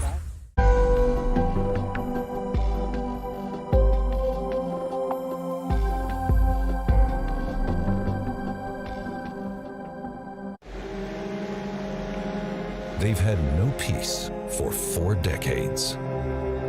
The people of Iraq. Their country is devastated, and there's no end to the violence. How did it come to this? Key eyewitnesses reveal an unprecedented story. Misery, no more life.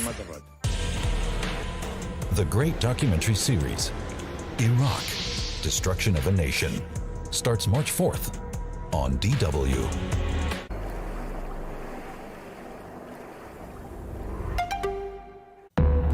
Russia's invasion of Ukraine is entering a new phase. It's being described as Phase B and looks set to be even more brutal than what went before. The central Russian target still appears to be the capture of the Ukrainian capital Kiev, but Ukrainian forces are putting up a bitter fight.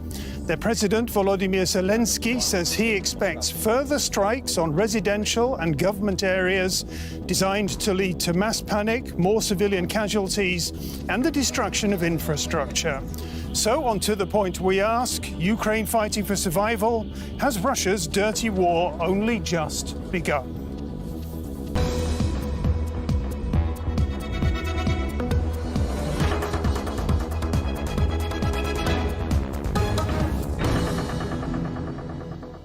Well, thanks very much for joining us here on the show, where my guests are Julia Friedrich, who is with the Global Public Policy Institute here in Berlin, Gustav Gressel from the European Council on Foreign Relations, and Sergei Medvedev from another Berlin-based organization called the Decembrists, an NGO promoting human rights in Russia and Eastern Europe.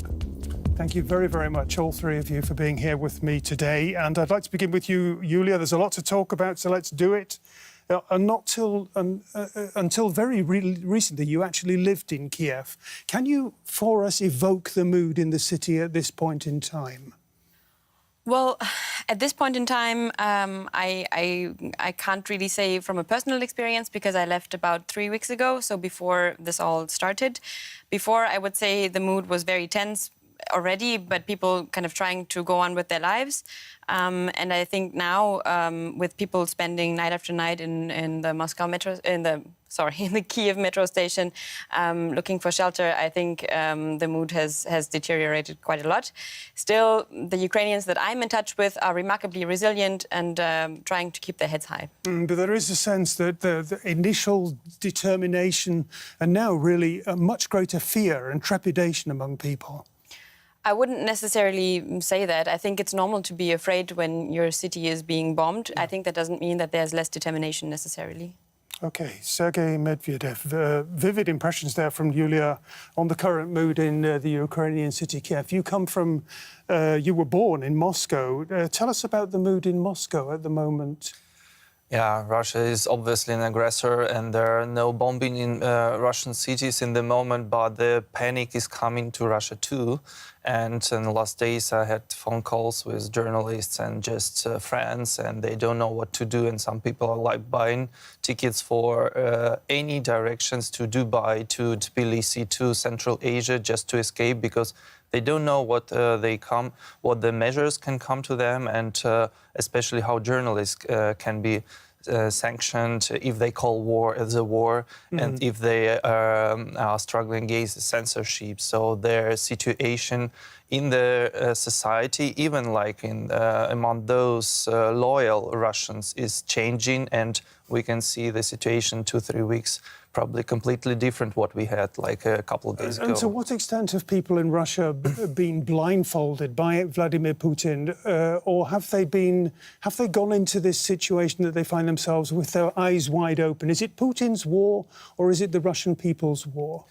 Yeah, firstly, like Russian society is split, and there are a lot of Democrats and critical Russians who said already 10 years ago, after the first mass protest, that Putin regime is illegal, there's election fraud, mass human rights violations and repressions against LGBT people, against opposition leaders, and so on and so forth.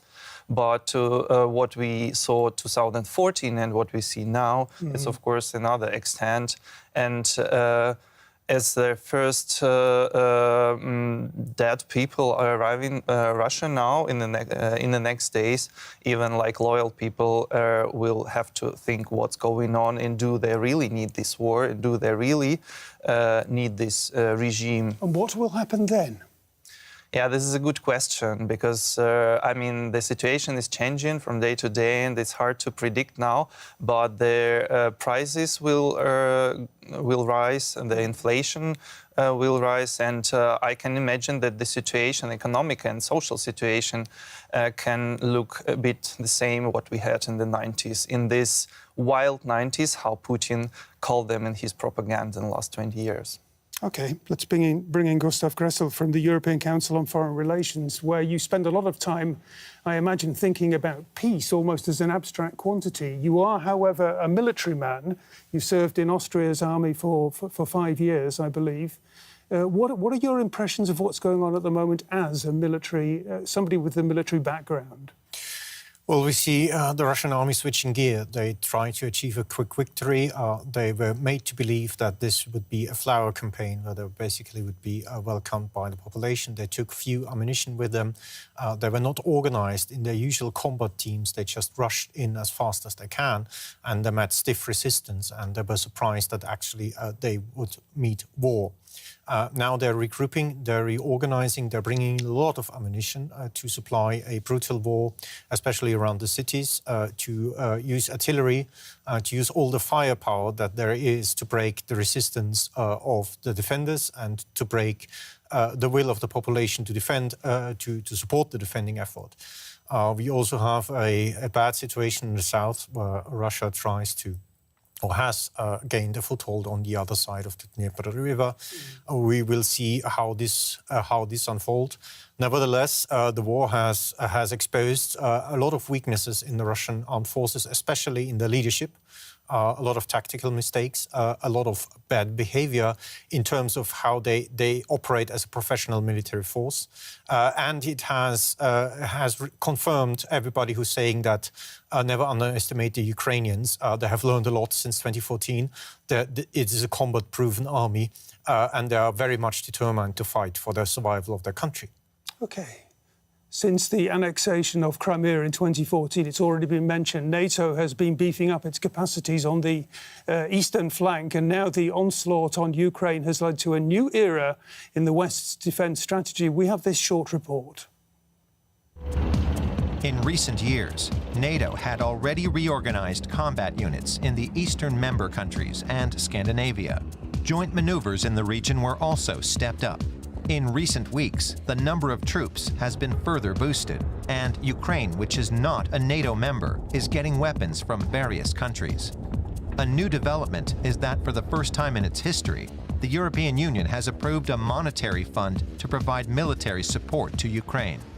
You know that this €500 million will be devoted to provide defensive arms, but high-caliber arms, anti-tanks, all kinds of equipment in order to repel the aggression. Germany has also made a dramatic about-face in its strategy, releasing arms shipments to a war zone. In addition, the Bundeswehr, Germany's armed forces, is to be better equipped over the next few years, with €100 billion in additional funding. Furthermore, the 2% target for defense spending, which the U.S. has long demanded in vain, is to be implemented this year. Is a new arms race looming? Is a new arms race looming, or indeed, I mean, Sergei, you live here in Berlin, and in the last few days we've had this decision by Germany, by the EU, to send weapons to Ukraine. How important is that? I think it's important. Pardon. I think it's very important because Ukraine is a poor country, and it needs support from all the sides, also with their defensive weapon. And Putin declared the war against Ukraine, but actually he also declared the second Cold War against the so-called Western world. And he, as we know from the last 20 years, he will not stop in Ukraine. This is not the first war, and Europe and the world has to do everything in order that it is like the last war. He will not stop in Ukraine. What will then happen next? I mean, there are several neighboring countries, former Soviet republics, and I cannot do focus in the moment, but we saw a war in Georgia, 2008. In the 90s, there was the war in Transnistria, and Abkhazia, and I mean, there are a lot of so-called frozen conflicts. And we have Belarus, the situation with dictator Lukashenko there, and it's also this situation has to be solved somehow, and we don't know if it will be peacefully or not. Gustav, do you share that impression that this is the first domino falling and there will be many other dominoes after that? I absolutely second that, and I want to paint even a more gloomier picture. We see now a total war unleashed on the Ukrainians, and the aim is the destruction of the Ukrainian nation as a political entity, as a social, historical entity. It will come with enormous repression because, as we've seen with unarmed civilians getting in front of tanks, you will not make the Ukrainians to accept whatever put before them without brutal force, and that requires the most repressive tactics we have seen in the 20th century so far. And you're not doing this to the DNR or LNR, to isolated or to small territories. You're doing this to a huge country, the largest country in Europe, and almost 40 million people. This will involve a large amount of security personnel from Russia, if it happens, who will then be radicalized, brutalized, involved systematically in war crimes. They will depend on Putin because otherwise they will face court and jail, and they will transport their methods of repression to the Russian people. And that they will make us responsible, because this is Putin's mindset, where everybody resisting to him and his plans is a stooge of the CIA. He will make us responsible for it, and he will use the means he has employed so far, which is violence, repression, and the threat of war, to make us back off. Okay, this will be a very uncomfortable Cold War. Very strong and very distressing military logic. Julia, when you listen to that kind of logic, do you envisage that Kiev becoming a city that is where there is street-by-street fighting, house-to-house fighting, and a very high price in human suffering? Well, I mean, I think this depends on a lot of factors that we can't accurately predict just now. I think we will have to wait and see a little bit how this goes on. But I don't think that the Ukrainians would surrender Kyiv easily. So that is why that is a scenario that I think is that can potentially happen, and that might even be likely, which of course will have a tremendous human cost. But I don't see Ukrainians surrendering their capital anytime soon. Mm-hmm. A very important figure, obviously, in this unfolding tragedy is Ukrainian President Volodymyr Zelensky. He has been talking about what he and his countrymen and countrywomen are fighting for. This is what he said. We are fighting for our rights, freedom, and life. And now we are fighting for survival. And this is our main motivation. But we are also fighting to be equal members of Europe. Fighting to be equal members of Europe. Should Ukraine get fast-track EU membership? On a moral level, I would say, or on an intuitive level, I would say yes, it would only be fair. On a practical level, to be honest, I doubt this makes much difference at this point in time, because we know that even though the EU has shown unprecedented speed in the last couple of days in making its foreign policy decisions, enlargement has been an issue for many, many years, decades even. And so I doubt they will come around this quickly. And even if they do, membership and accession is a lengthy process that will take some time. And so that's why I'm not sure this would weigh in any way on the way the war is going now. It is certainly being talked about a lot here in Germany and a lot in Brussels. Is it a move that could prove helpful? In a middle or long-term perspective, definitely, but in the moment I cannot see any chances how the country being bombed and under aggression of Putin, joining the European Union as a member state. But after the war, after this bloodbath, we need to secure people, at least in this means. Gustav? I second that. We are facing also negotiations, and we know the Russian demands. even in the process of that, and don't get me wrong, I'm not Mr. Ribbentrop. I'm not telling anybody what to concede and what to give up.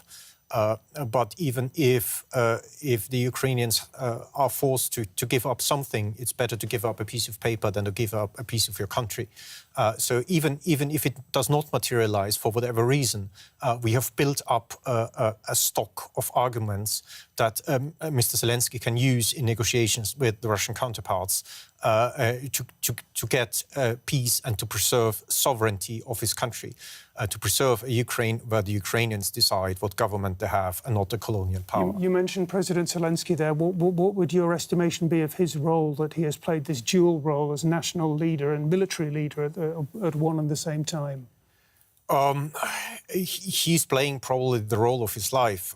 Now his prime goal is to mobilize international society and to mobilize the entire country for the effort to come.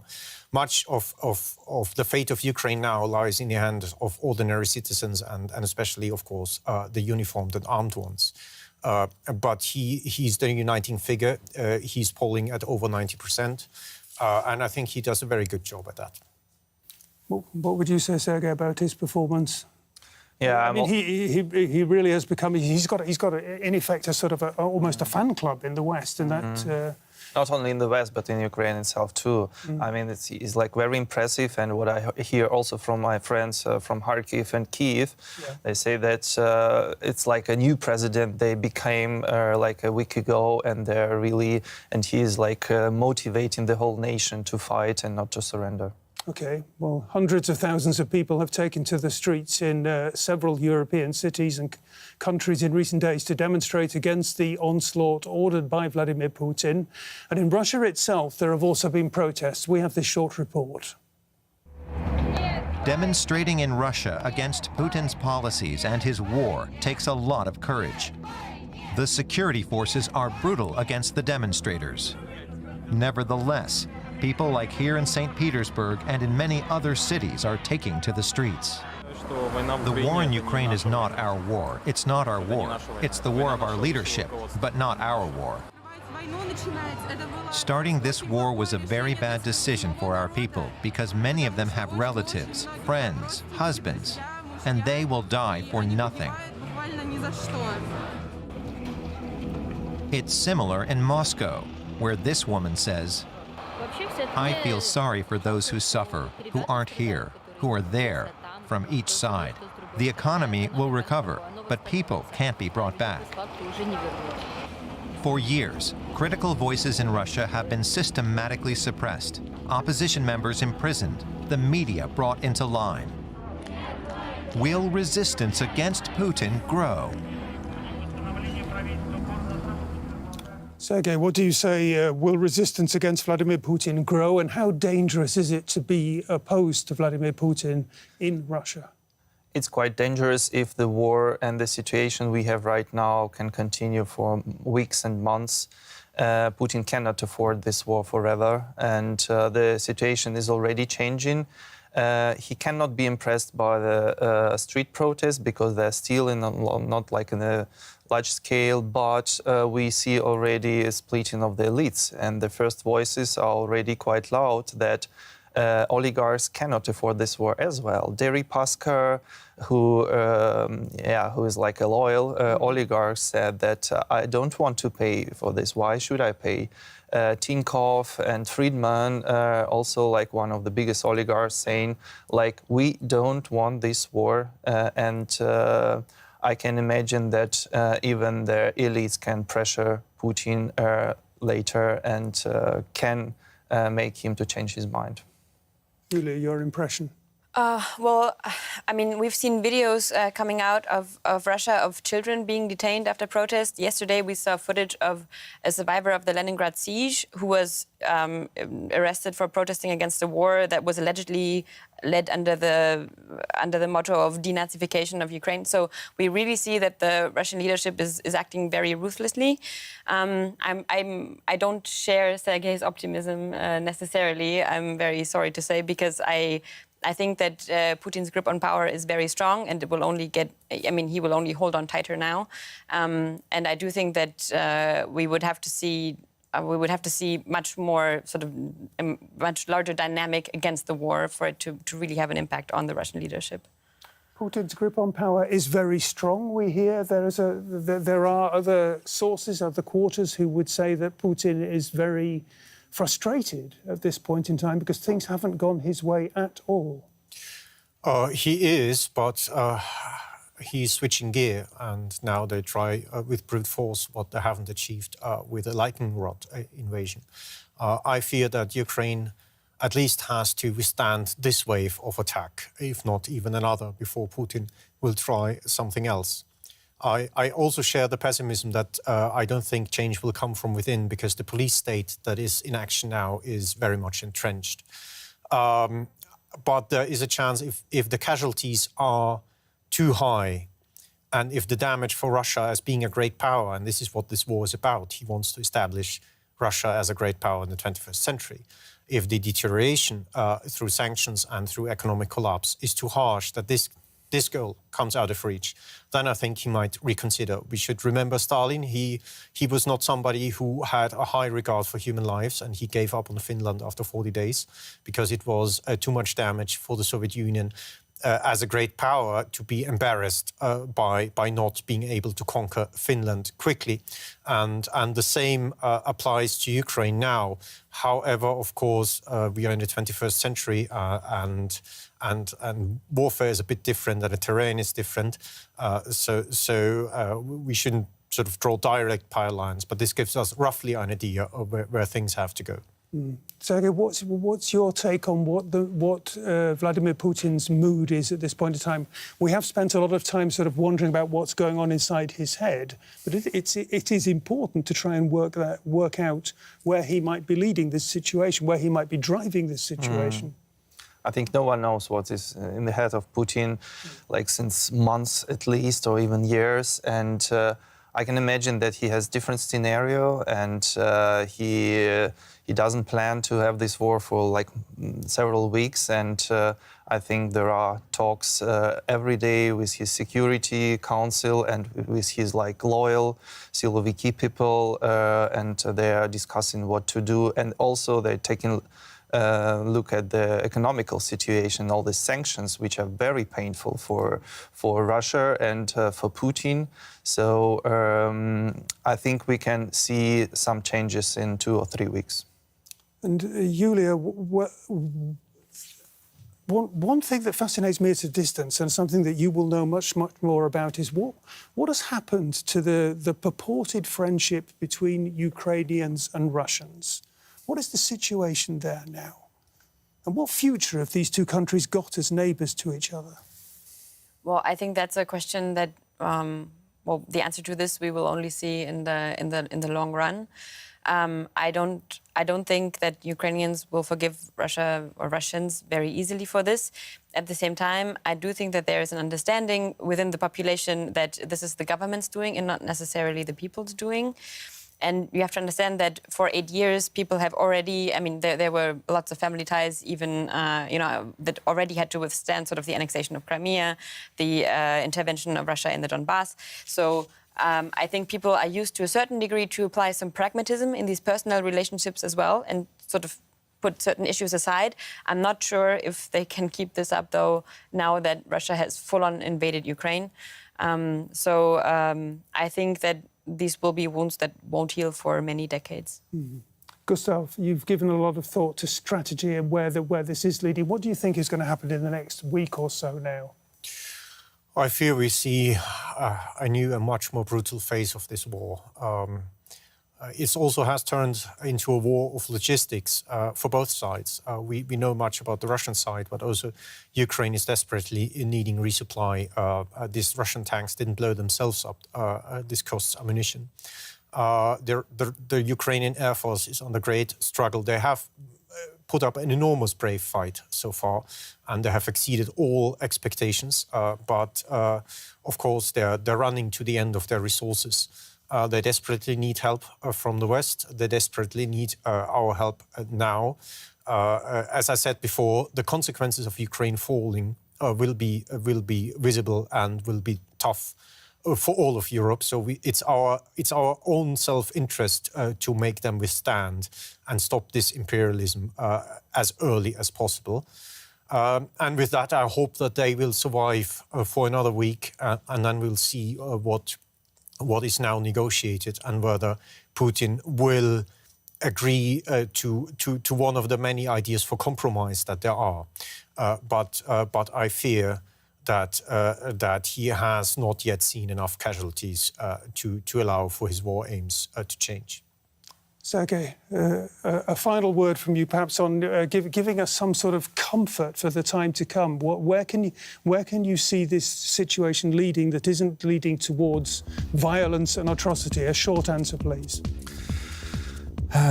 It's a hard question, and I hope it's leading in the long-term perspective to the end of the Soviet regime of Putin and Lukashenko. And we also need to talk now to the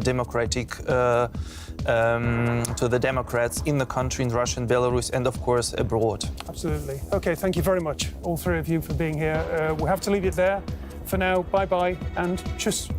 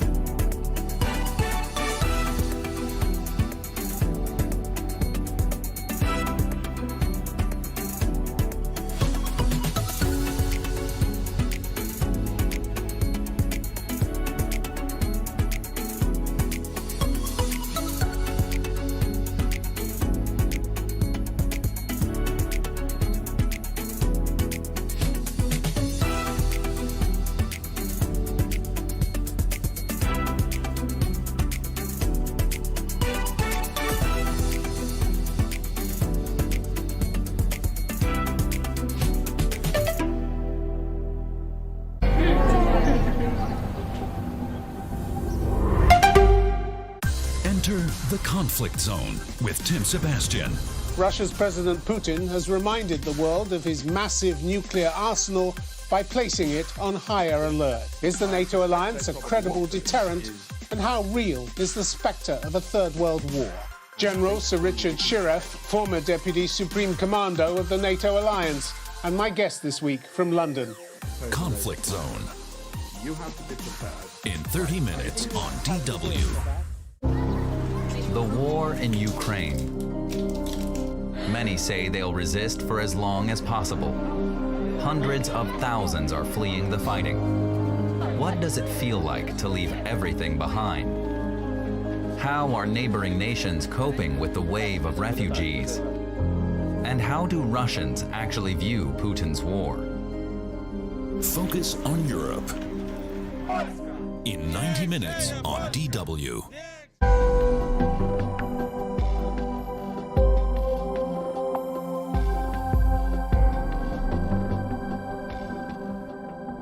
Some are driven by merciless greed. Others are fighting the destruction. When the invaders came to Brazil, they shot down the natives. Today, the government is trying to destroy the indigenous people with large-scale projects. Land grabbers are exploiting the Amazon rainforest. Indigenous peoples are now bravely opposing them because it's not only the Earth's green lungs that are dying. Without the rainforest, we cease to exist and our people die out. A long-term report from the heart of Brazil starts March 9th on DW. Are you ready to get a little more extreme? These places in Europe are smashing all the records. Step into a bold adventure. Just don't lose your grip. It's the treasure map for modern globetrotters. discover some of Europe's record-breaking sights. On Euromax, YouTube, and now also in book form. Sometimes a seed is all you need to allow big ideas to grow. We're bringing environmental conservation to life with learning packs by Global Ideas. We will show you how climate change and environmental conservation is taking shape around the world and how we can all make a difference. Knowledge grows through sharing. Download it now for free.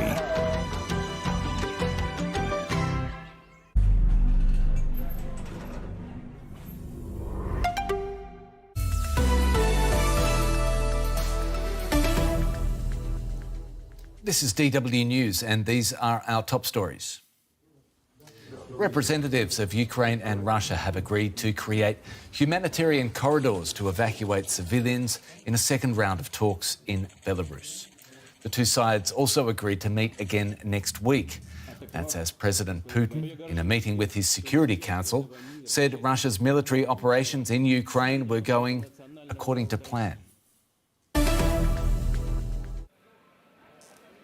More than 1 million people have fled Ukraine in the week since Russia's invasion began. The majority have crossed into Poland and other Western neighbours, where authorities and volunteers have been providing food and shelter. The UN predicts the fighting could force millions more to flee their homes in coming weeks. Two of Russia's last independent news outlets have gone off the air.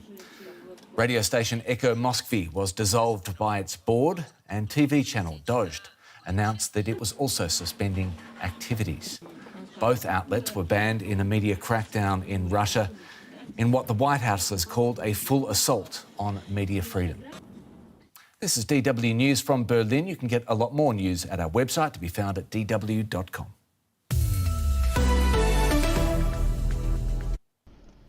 Russia's war in Ukraine, the skies are becoming more lethal by the day.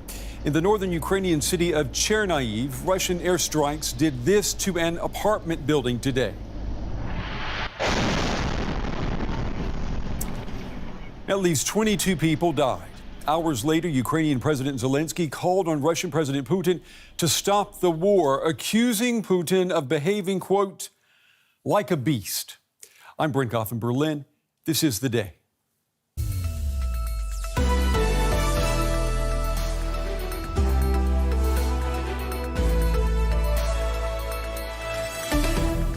I want to be very clear about this, that Mr. Putin is a war criminal.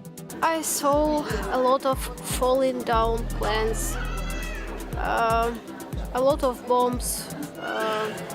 It was like hell. Today, all of us here have a choice. Stand up and be counted, or act like none of this matters. This is mass murder, and that's why I can't keep quiet. Our soldiers strive to avoid civilian casualties. President Putin has proved he has no respect for human rights. He has to sit behind the bars in International Criminal Court. Also coming up, in just 1 week of war, Russia has forced 1 million people, that's 2% of the Ukrainian population, to become refugees, fleeing their country. Hundreds of thousands of people are fleeing for their lives, heading west for the border. Now, all these people from across Ukraine are running from the same thing, but are they all getting the same treatment? To our viewers watching on PBS in the United States and to all of you around the world, welcome. We begin the day with Russian gains in Ukraine. As the second week of Vladimir Putin's attack on Ukraine gets underway, Russian forces have now captured their first city, the Black Sea port of Kherson. The advance means that Russia could soon occupy the entire coast of Ukraine, turning it into a landlocked country. And there are no signs that Russian President Putin is considering a U-turn. After a phone call today with Putin, French President Emmanuel Macron's office issued a pessimistic readout of the conversation, saying that Putin seems determined to invade all of Ukraine. Well, today, Ukrainian President Zelensky appealed to NATO and Western countries for more military aid, including a no-fly zone over his country. Zelensky saying, if you can't fly the planes, give us the planes and we will fly them ourselves. God forbid. If we are no more, then Latvia, Lithuania, Estonia will be next. Then Moldova, Georgia, Poland. And so on, they will march to the Berlin Wall. Believe me. The world must show its strength without fighting, without losing lives, because strength lies in diplomacy.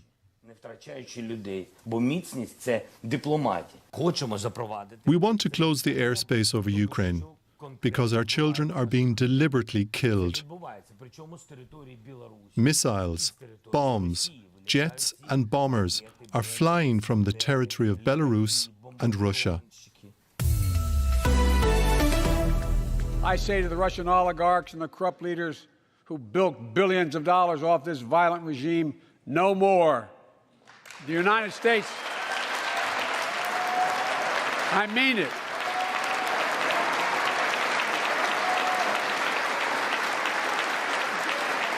The United States Department of Justice is assembling a dedicated task force to go after the crimes of the Russian oligarchs. We're joining with European allies to find and seize their yachts, their luxury apartments, their private jets.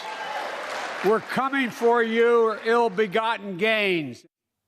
That was U.S. President Biden earlier this week declaring war on Russia's oligarchs. They are the ultimate symbol of wealth and influence, floating palaces where the mega-rich can live in luxury on the sea. Around the world, super yachts are on the move. Russian billionaires hiding them to prevent them from being seized as the Western world takes aim at oligarchs with links to Russian President Putin. French authorities seized this yacht at a shipyard near Marseille where it was undergoing repairs. The vessel belongs to a company linked to Igor Sechin, the chief executive of Russian energy giant Rosneft, who's also a close confidant of President Putin. Well, Putin and his inner circle of oligarchs may claim to hate the West, but in reality, they fully embrace its luxury and its lifestyle. Russia's richest own expensive property in the capitals of Europe. They send their children to Western Ivy League schools, and they hide their wealth in offshore accounts. Well, now the West is cracking down on the extravagant lives of Russia's mega-rich, targeting those who help prop up Putin's regime economically. Western nations have frozen their bank accounts, denying them access to funds and barring them from conducting financial transactions. They're tracking and seizing their assets, including yachts, luxury apartments, private jets. And the European Union, the U.S. and Canada have banned Russian planes from their airspace, grounding the private jets of Russian oligarchs. Well, one of the tools that allowed Western nations to implement economic sanctions against Russian oligarchs so quickly is known as the Magnitsky Act. It's a U.S. law that punishes Russians who are considered to be human rights abusers. My next guest led a campaign to punish Russian officials for the death of his friend Sergei Magnitsky, and he later lobbied the U.S. Congress to pass the Magnitsky Act.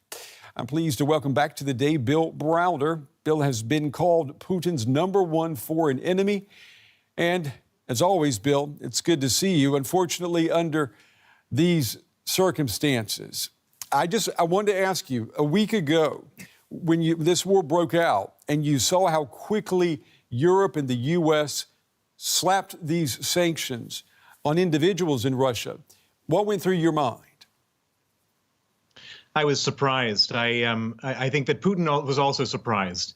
We have seen Putin do many terrible things over the last decade, even longer. He invaded Georgia. There was no sanctions. He took Crimea, and the sanctions weren't very serious. He poisoned people in Britain, no sanctions.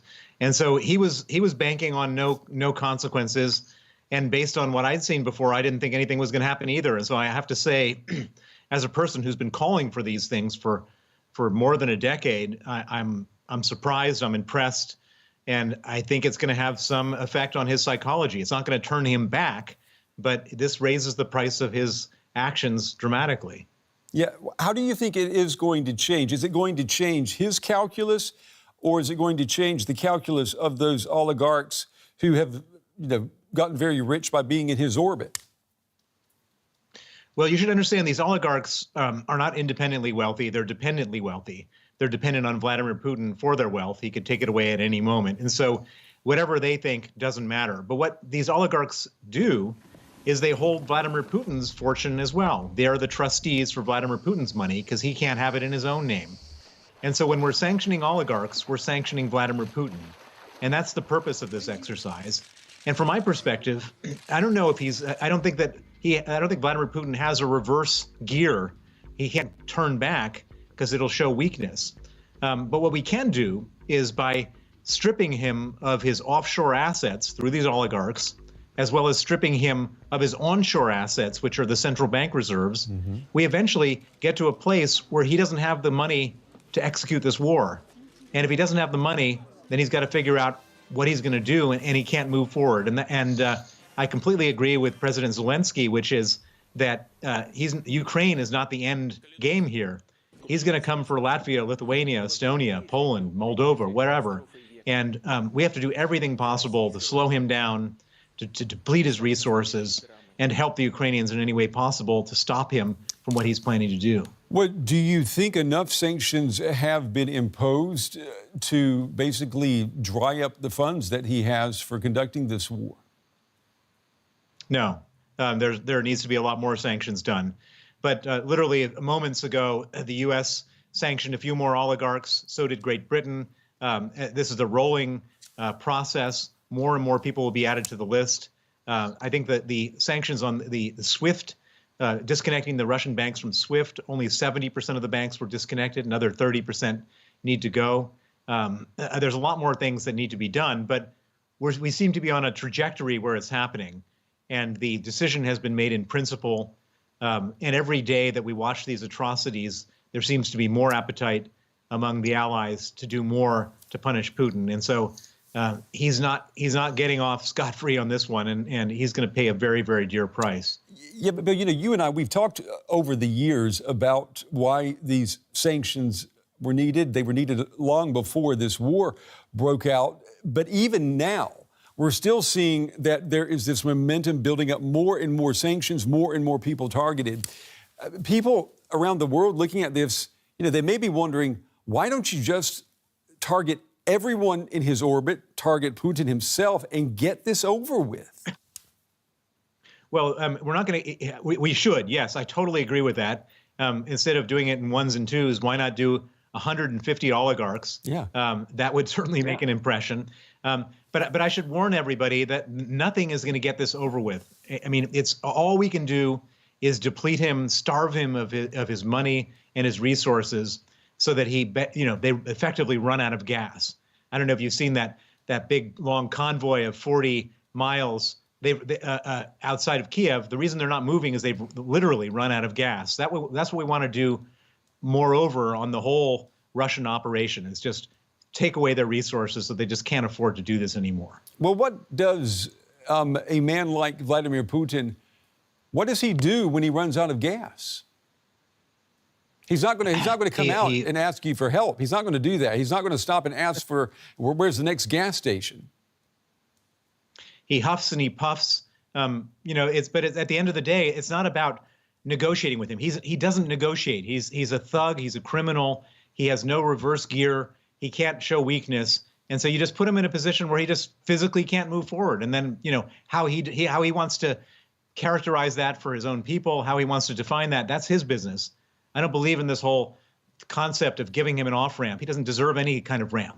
We should just stop him and use every tool we have at our disposal and get every ally on board and pressure anybody who's sitting in the middle to side on the side of right, because he just needs to feel completely and absolutely isolated. What about the possibility of these oligarchs that are being targeted? How about them saying, okay, enough is enough, we're going to turn on Putin now? How probable is that? It's a nice fantasy with like a 0% probability. The oligarchs don't have the wherewithal to do that. He's constantly looking out for betrayal. He's looking, he's a paranoid little man who's constantly trying to figure out who might do that and get to them first. I don't think that's ever going to happen. Yeah, but he's not God, Bill. I mean, all of these people around him, he can't control the minds of everyone. Isn't there someone in his orbit who's going to feel the pressure so much that they're going to just snap? You know, I would love it if that was true. I mean, if you were watching that day when he had all of his defense ministers and head of the, you know, the Secret Service and all that kind of stuff, and he was, I mean, you saw the body language. He was humiliating these people right. on national television. I mean, everybody is scared of him. He's constantly, you know, he's surveilling, he's bugging, he's watching everybody to see whether there's any sign of disloyalty. And they're all terrified. They're all, I mean, and they're right to be terrified. He's a true monster. Mm-hmm. He will kill them in an instant if he thinks there's any chance that they're going to turn on him. Last question for you then. Let's say he is put into a corner. He has no money. He has no options. Is he the person, based on what you know, is he the type of person who would say, I have nothing left to lose, but I do have the nuclear option?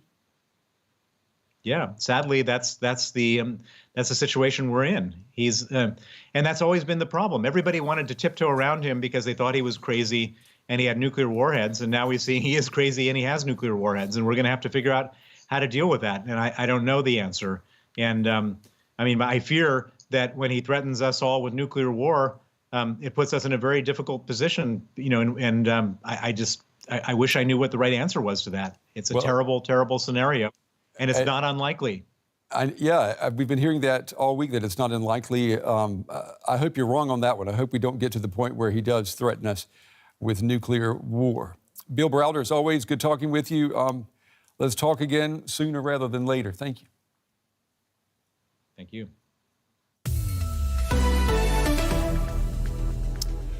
Well, one consequence of the war in Ukraine is that Europe is now scrambling to reduce its dependence on Russian energy. The price of gas was already high before the invasion.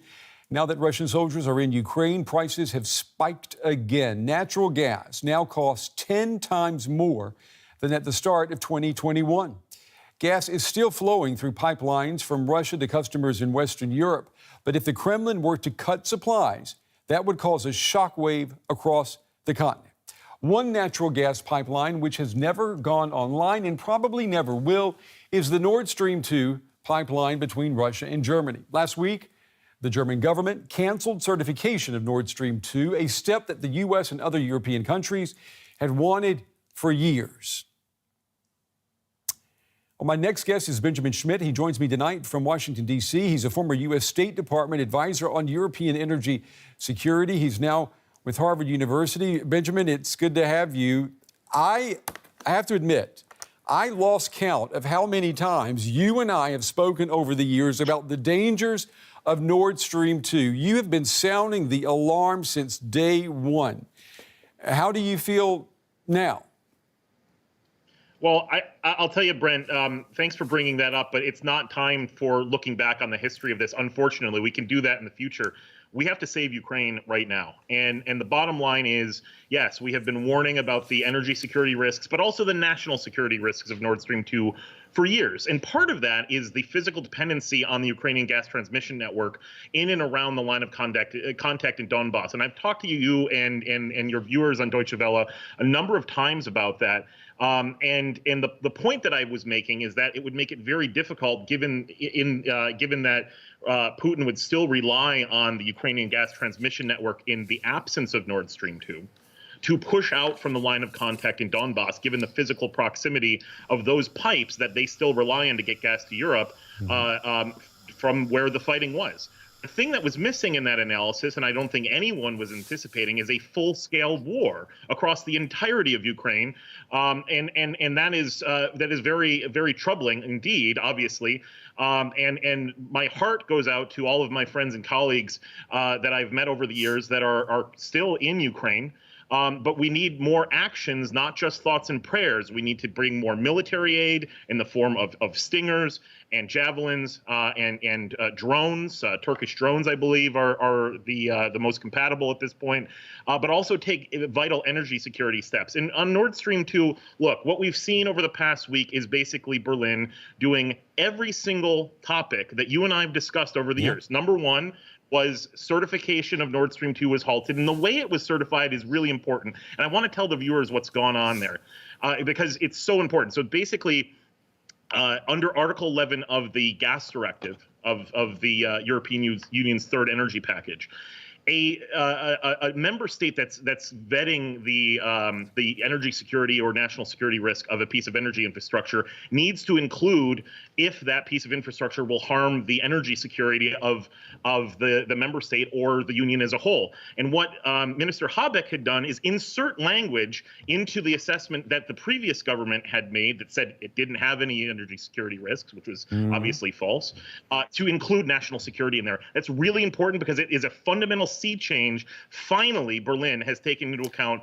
that energy security is national security, and it's not just a commercial deal, as has been said over the years. Yeah, Benjamin, I want you to listen to what the German economics minister said today. He was talking about energy issues, and yeah, this is what he said. Listen. I say this with great regret and without any joy, that Germany is dependent on Russian energy. We must free ourselves from Russian energy imports. That includes gas, that includes coal, and that includes oil. We're doing everything we can to achieve that. Benjamin, you know what this was? Someone described it to me today as an energy come to Jesus moment for Germany. But it's taken so long. The signs have been there the whole time. The reality has been there. We've finally got it. Is it too little too late? It can't be too little too late because it has to take place. So we've seen the statements by Chancellor Scholz to take very positive and very rapid steps to implement basically what the European Union has been doing since 2015 is an energy union concept to reduce dependency on Russian natural gas in particular. So building LNG terminals to import global supply. Remember, you and I have pointed out that Russian propaganda that was stated by many German supporters of Nord Stream 2 was that diversification infrastructure in our U.S. opposition to Nord Stream 2 was, quote unquote, just to sell U.S. LNG. Well, look where we're at right now. That is actually what we've been talking about.